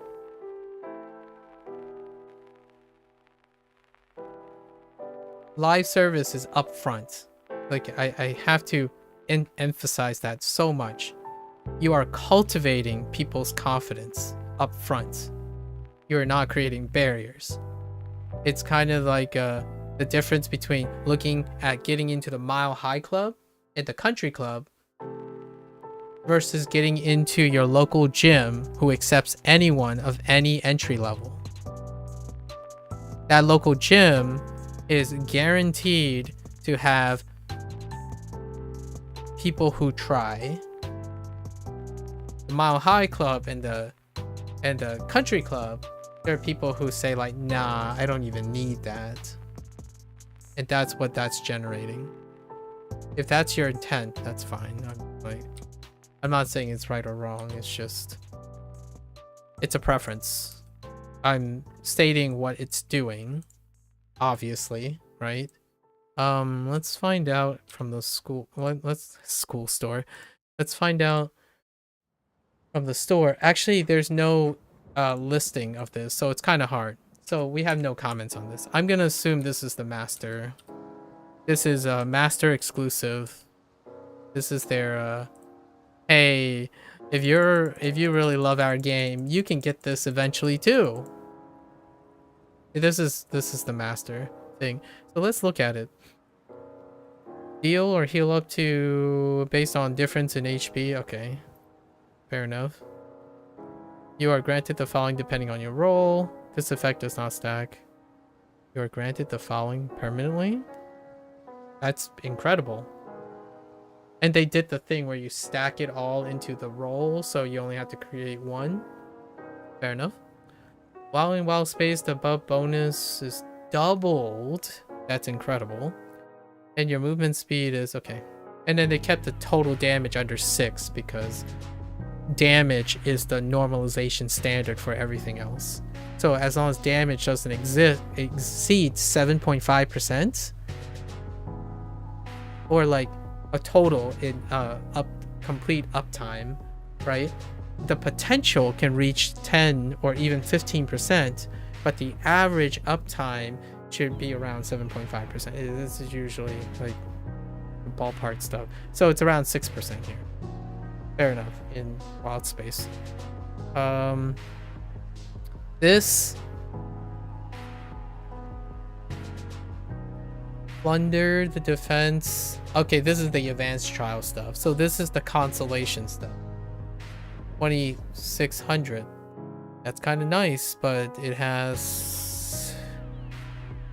is using... Okay, let's look at the modifiers. Let's see the helmet. For every 5 seconds you are in combat, second class citizen modifiers, of course. It's almost like they're intentionally tiered, which they are. They're intentionally tiered by how hard they think you work to how hard the reward is. When you normalize that, you stay with that. Makes sense. Because what isn't here? Well, everything else that's still here, like even way back to here, where there's modifiers like divinity and threat generation, ironic, right? Like 6% more, like just inherently more dynamic modifiers. So all of this stuff is a pecking order. This is horrendous. And then let me guess, you can upgrade them, but the currency to upgrade them comes from the master trials. Oh no, it's just blatant. It's just from master trials. So what are these modifiers?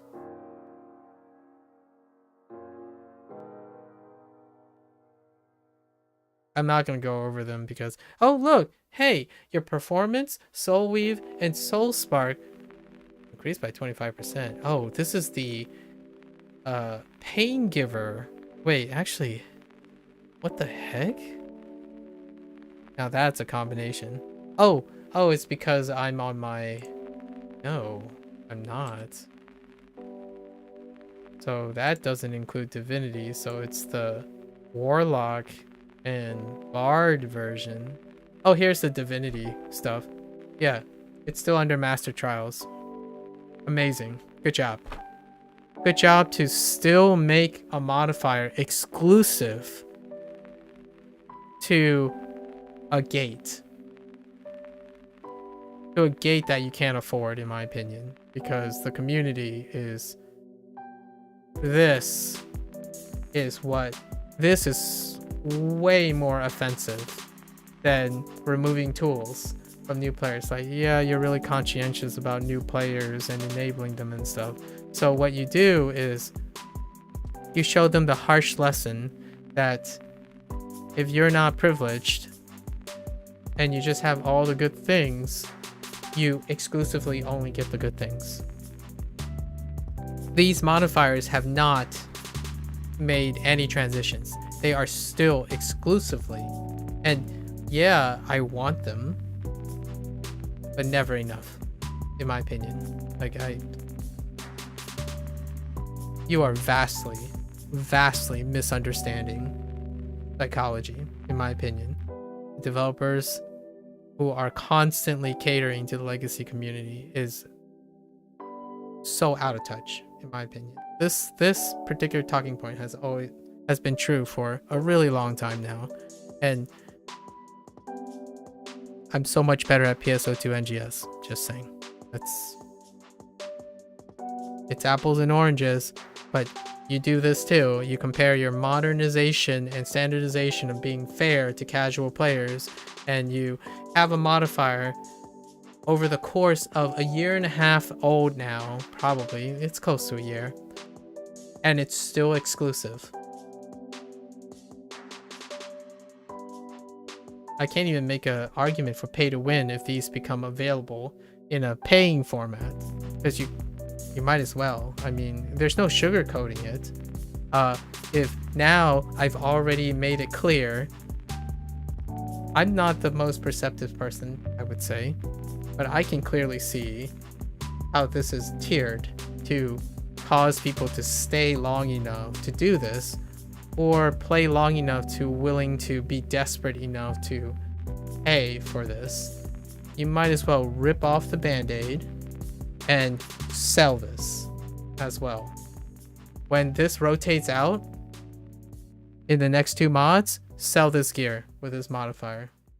It's no different, in my opinion. It's the same logic. You might as well sell tickets.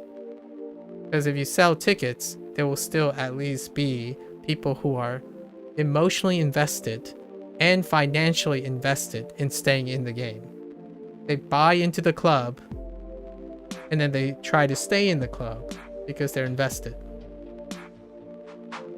It sounds terrible, but you're not going to change any minds that this is a pay-to-win game. Like, those who don't think this is too much, it's already a pay-to-win game to them. And what I mean by pay-to-win, I don't mean just money, emotionally and everything, time and any form of value. So keep on doing this. Like, I can't even make commentary with this because all it is it's going to be reinforced by your legacy community, your influencers who are boastfully the loudest and most privileged is going to say this is fine, because rewards come with great responsibilities, right? Great power also comes with great responsibilities.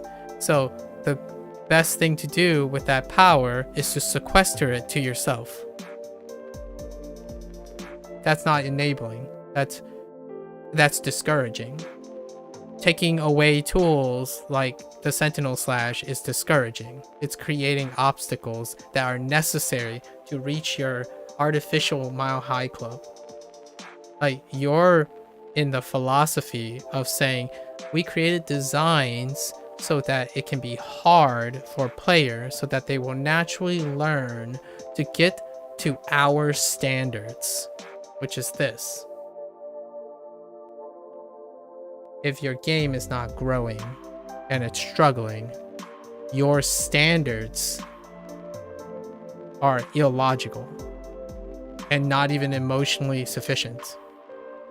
So if your game is growing, then you're getting onto something. It's not growing. It's so hard for me to be convinced that's going to, but it's not shrinking either. It's not shrinking like really fast. Every once in a while, every single change will shrink a little bit, but I think the legacy community is very comfortable. I mean, I'm comfortable and I don't even have this stuff. So you've sold me. You're not having to convince me with really shiny loot. I'm telling you now, like, without a doubt, because this has Master Rin over it, the first thing someone has this gear is going to do is like, oh dude, yeah, you don't have the full experience of Neverwinter. Like, look at my gear. It's so awesome. Like, I'm a bigot.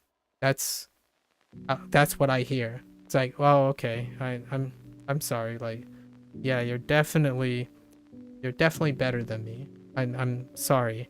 So I'm going to go to a place where you can't possibly be better than me, and that's off this game. It's the harsh truth. Game's not growing. In my opinion, one of the crux of this game's non-growth, but non-depreciation, it's not shrinking either, is you cultivating this. So in the next module, cross my fingers, a divinity modifier will be introduced to enable players. It will be a tool that is accessible to improve with, or even to lax with. When you don't have anything and you never start with anything, you don't get to anything. This isn't instructive. This is destructive. In fact, the people who can get this don't even need this. It's pride, it's arrogance, it's privilege. So, yeah, guess what? They probably already have all of these things because they went to the preview shard, already cleared it 10 billion times, and probably kept a lot of exploits in their pockets, and because it's advantageous, and then gave you some feedback, and you probably ignored most of the feedback, and then it came out, and they'll still break it. And they get these things. It's like, look at my trinkets. We're all in the great club. You know, get circle jerking. And then every time when there's another person who wants to be in the club, zero tolerance, zero understanding. And it's cultivated by the developers, in my opinion. It's an interpersonal relationship. They feed on each other. The developers constantly treat specific player set as second-class citizens, while their loyalists gets treated like this. So I'm still waiting for that day. Maybe one day. I look at gear for that very reason. So I just scoped through all the modifiers, right? Inherently, all of these modifiers, if there was a stat point, right? Let's say D&D. This is roll 15 out of 20. That's the value system of this. This is roll 1 through 5. Anything greater than 5 is a success. This is anything greater than 15, at least. This, you don't get a roll. You have to buy the roll. And then all this other stuff is just, we're helping people bridge, with clearly disadvantageous stuff because it helps them scale up. Like, cool. Nope. I mean, like, I'm not gonna even bother reading these, honestly. It's so painful to see how these are appropriately designed to be meager so that you can reinforce the logic.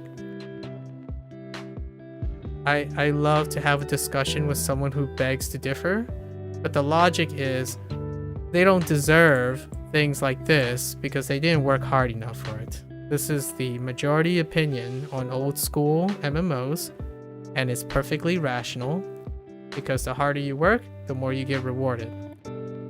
If you get rewarded too easily, it doesn't feel like it's worth anything. That's also that same group. That's the trade-off, right?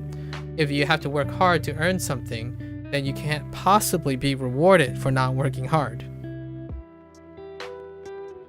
There's advantages to that. So they're hard workers and they know that they have to work hard for their things. That means this excludes anyone who work harder than they need to because they want to, and then it excludes all the other possibilities. And the most, I would say the most farmable possibility and the most generous community are those who are foundationally supported by people who say they can work harder because they want to. So therefore, when they see someone in trouble, they become their crutch.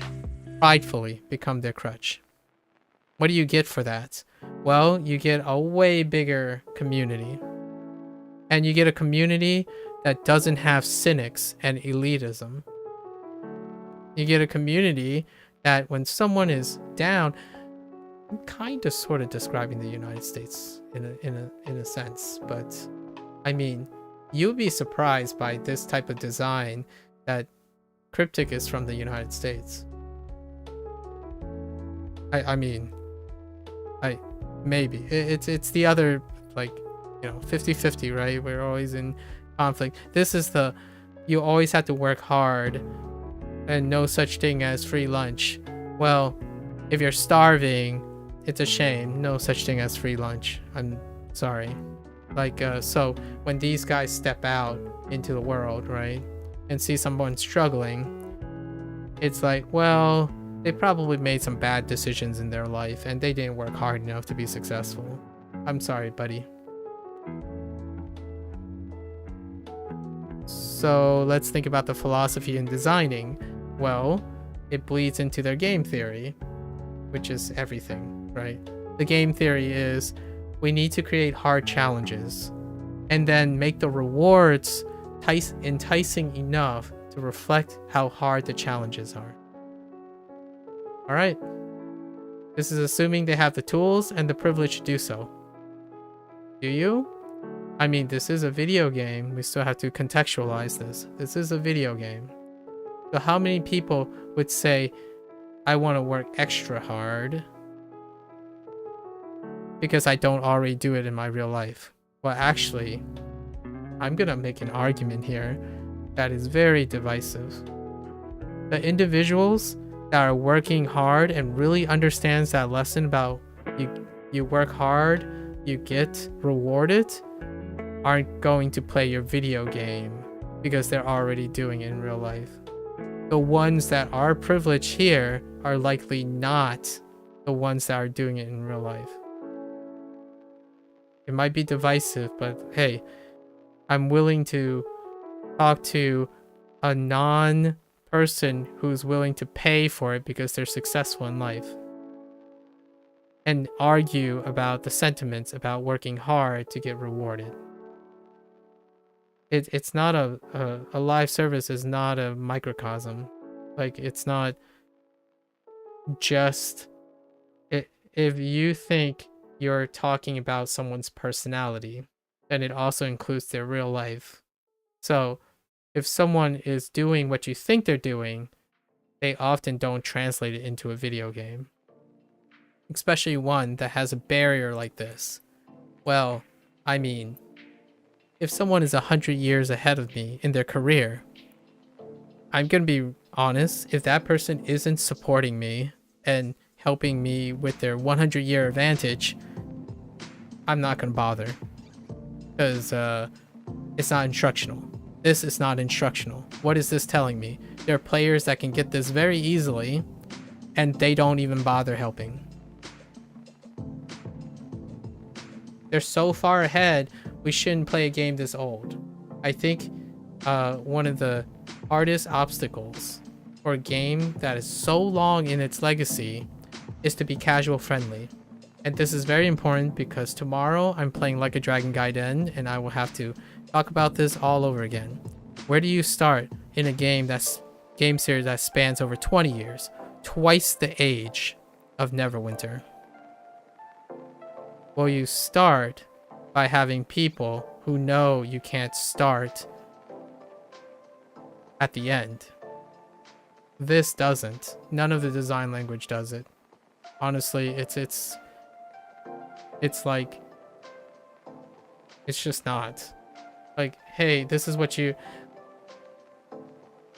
They didn't advertise this though. Totally fine. I think it's a step in the right direction, in my opinion, to attract new players, but it's also misleading. It can be both ways.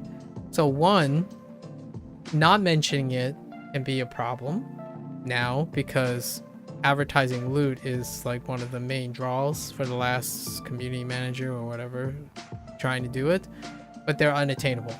Now they don't talk about it. They celebrate what's the content, right? So that's good, in my opinion. It keeps people ignorant long enough, and ignorance is bliss in this case. But for me, there's no more ignorance. It's pretty obvious. Like, do I want this? Well, I can never test this, so I'm not going to. What am I going to do? I'm probably going to go back to MTOS, like Temple of the Spider, and get its equivalent. Right? Diminished returns. It's the hand-me-down. I'm always one season behind because, sure enough, it's not about getting everybody on the same page. It's about keeping people down when they are down and keeping people up when they are up. It's a power struggle. So don't sugarcoat things like we care about new players and stuff. You don't, in my opinion. Your design does not suggest that. Like, the people who clear this,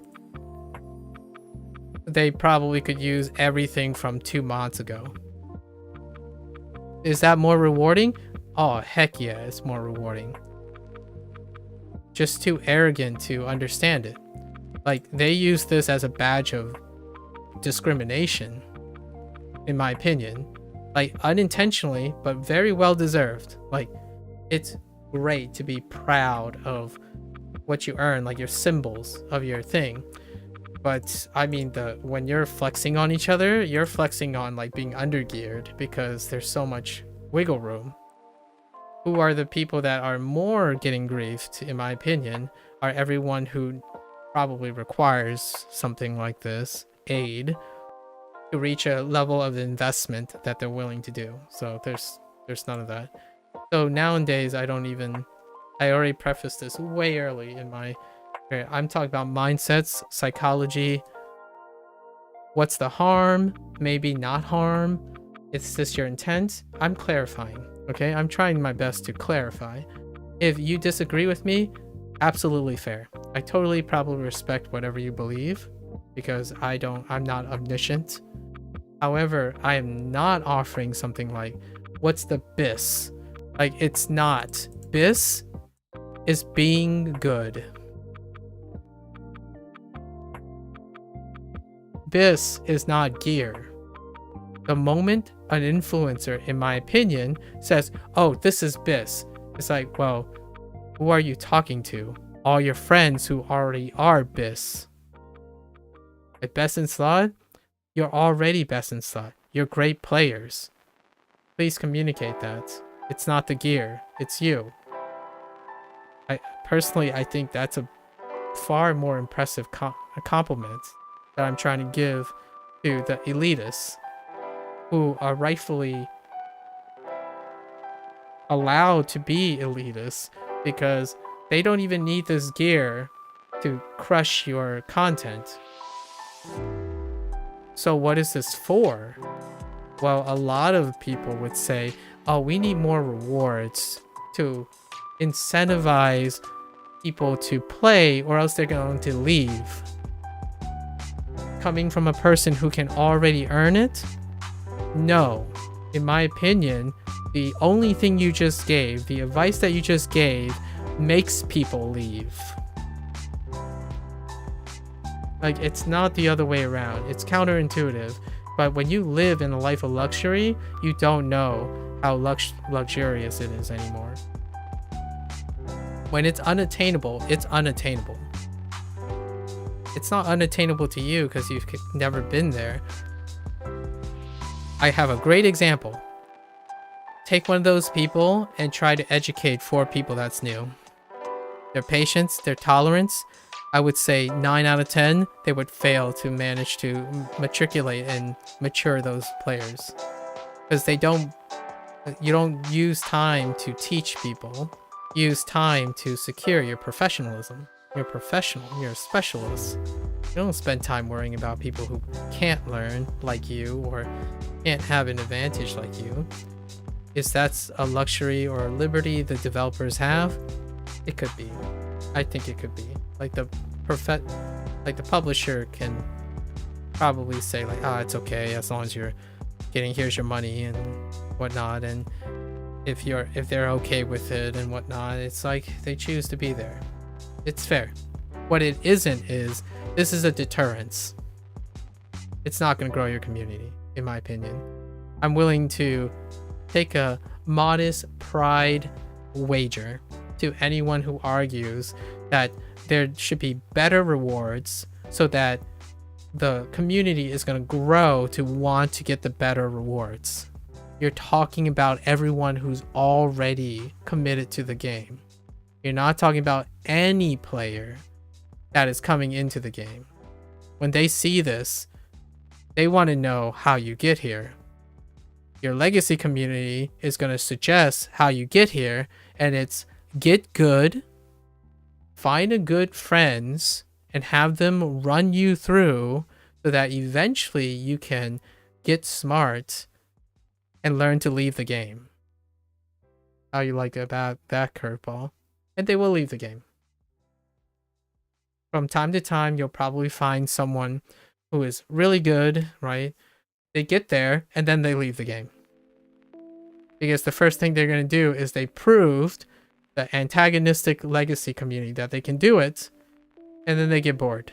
Because the self-selection is so strong, the only type of players that would stick around against an uphill battle, both psychologically, subconsciously, and abuse, is someone who knows they're good, righteous indignation, prove that they are good, and they get bored and they leave.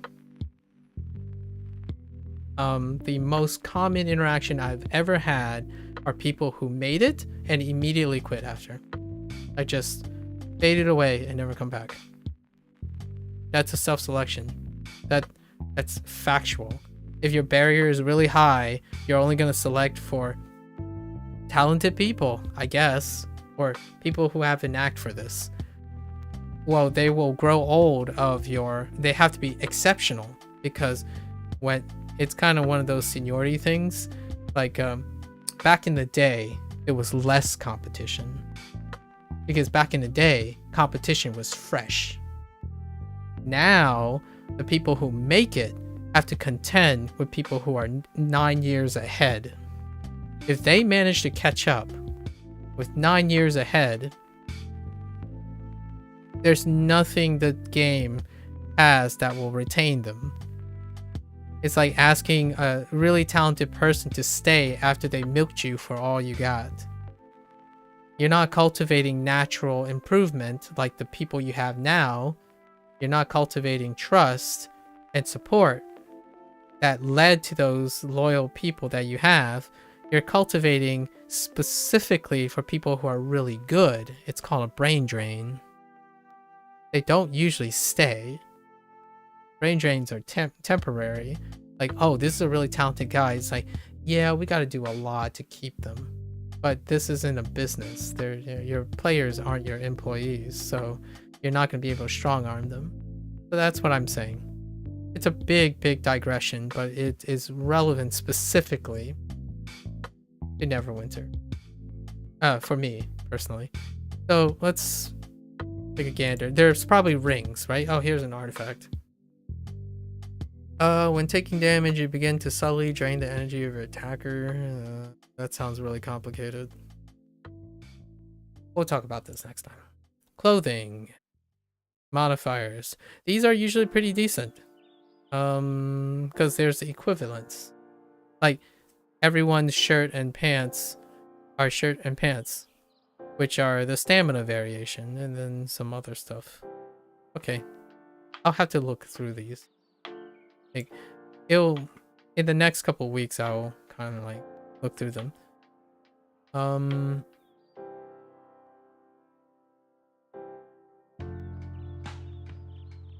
I'm just trying to get like a...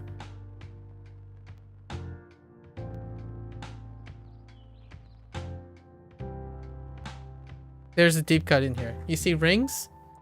Okay, I see rings, right? You see rings. It doesn't matter. Rings? Set rings are locked behind masters. So Demon Web Pit, the other trial, Master Trial, Master Temple of the Spider. These are set rings. It's just exclusive modifiers to masters. So you look at rings, and I don't underestimate human beings for seeking the best for themselves. Just like the elitists, okay? The first thing they're gonna see is, yo, I know these rings are like a step,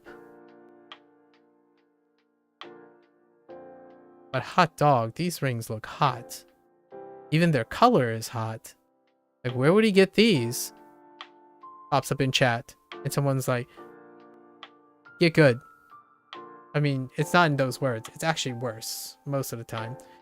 It's every like creative way of saying, yeah, dude, how long are you gonna play this game? 3 months? You're not gonna get here. Just don't worry about it. Like, you just go run this and see if you can hack it. It's like, are you gonna help them do that? It's like, you sound so sure of yourself. It's like, nah, I don't have time for that. Of course you don't. Not everyone has time to volunteer when their real life skills is somehow trumped by their specialized skill in a video game. Just saying. I love to have a deeper discussion about a person's reward in real life, and maybe someone is like a really famous billionaire or something. You think a billionaire and a millionaire wouldn't just buy their stuff and then go to a different game that doesn't merit something that they can use their success in their life to purchase? That's a real big leap of psychological shenanigans. But okay. We have new companion gear. That's probably interesting. It's an incremental thing. Companion gear is free for all. I actually legitimately think, yeah, companion gear, sure. That's probably one of the most enabling things that's available. Sort of. But before, companion gears was actually even exclusive too. Now everything is exclusive, largely. It's pretty incredibly disappointing. Like, this is disappointing. It's not the low light. I don't play for loot or anything. I like the creative process. Unfortunately, this is not creative. Sorry, as much as I can be fair to this, it's taking modifiers, tiering them, and then allocating a point system to give lower tier things that are less difficult by some standardization, lower value modifiers, and those modifiers are recycled for the lower tier. There has generally rarely ever been a tier jump or tier transition. It's always lateral. So epics, mythics, that's how they're arranged. there is a possibility, like, it is actually possible to create an epic with an enabling mod that sacrifices points that makes it insufficient or inferior in some way to an overall stat of a mythic item. There is no indicator that has ever been attempted. Like, functionally. Like, their modifiers are functional. They are dependent on the performance of a player. They can be designed in that way, and actually they are usually designed in that way, where you work around them. Instead of encouraging a playstyle, you cap a playstyle. So why aren't your players improving or complaining or struggling, and why is there this huge gap? Well, everything you design makes it so that there are less tools for new players to succeed at the expense, because your players that succeed too well. So when you're standardizing, I'm calling Cryptic out and saying you're standardizing to exceptionalism so much more than standardizing to maybe there's a conflict of interest. Like the person who's writing that really wants to standardize to new players, or the average, or even the median, maybe that's not representative of the people who design rewards or something like that. It's fair. So there's an argument there. But overall, collectively, this is not a school. This is a facsimile of real life.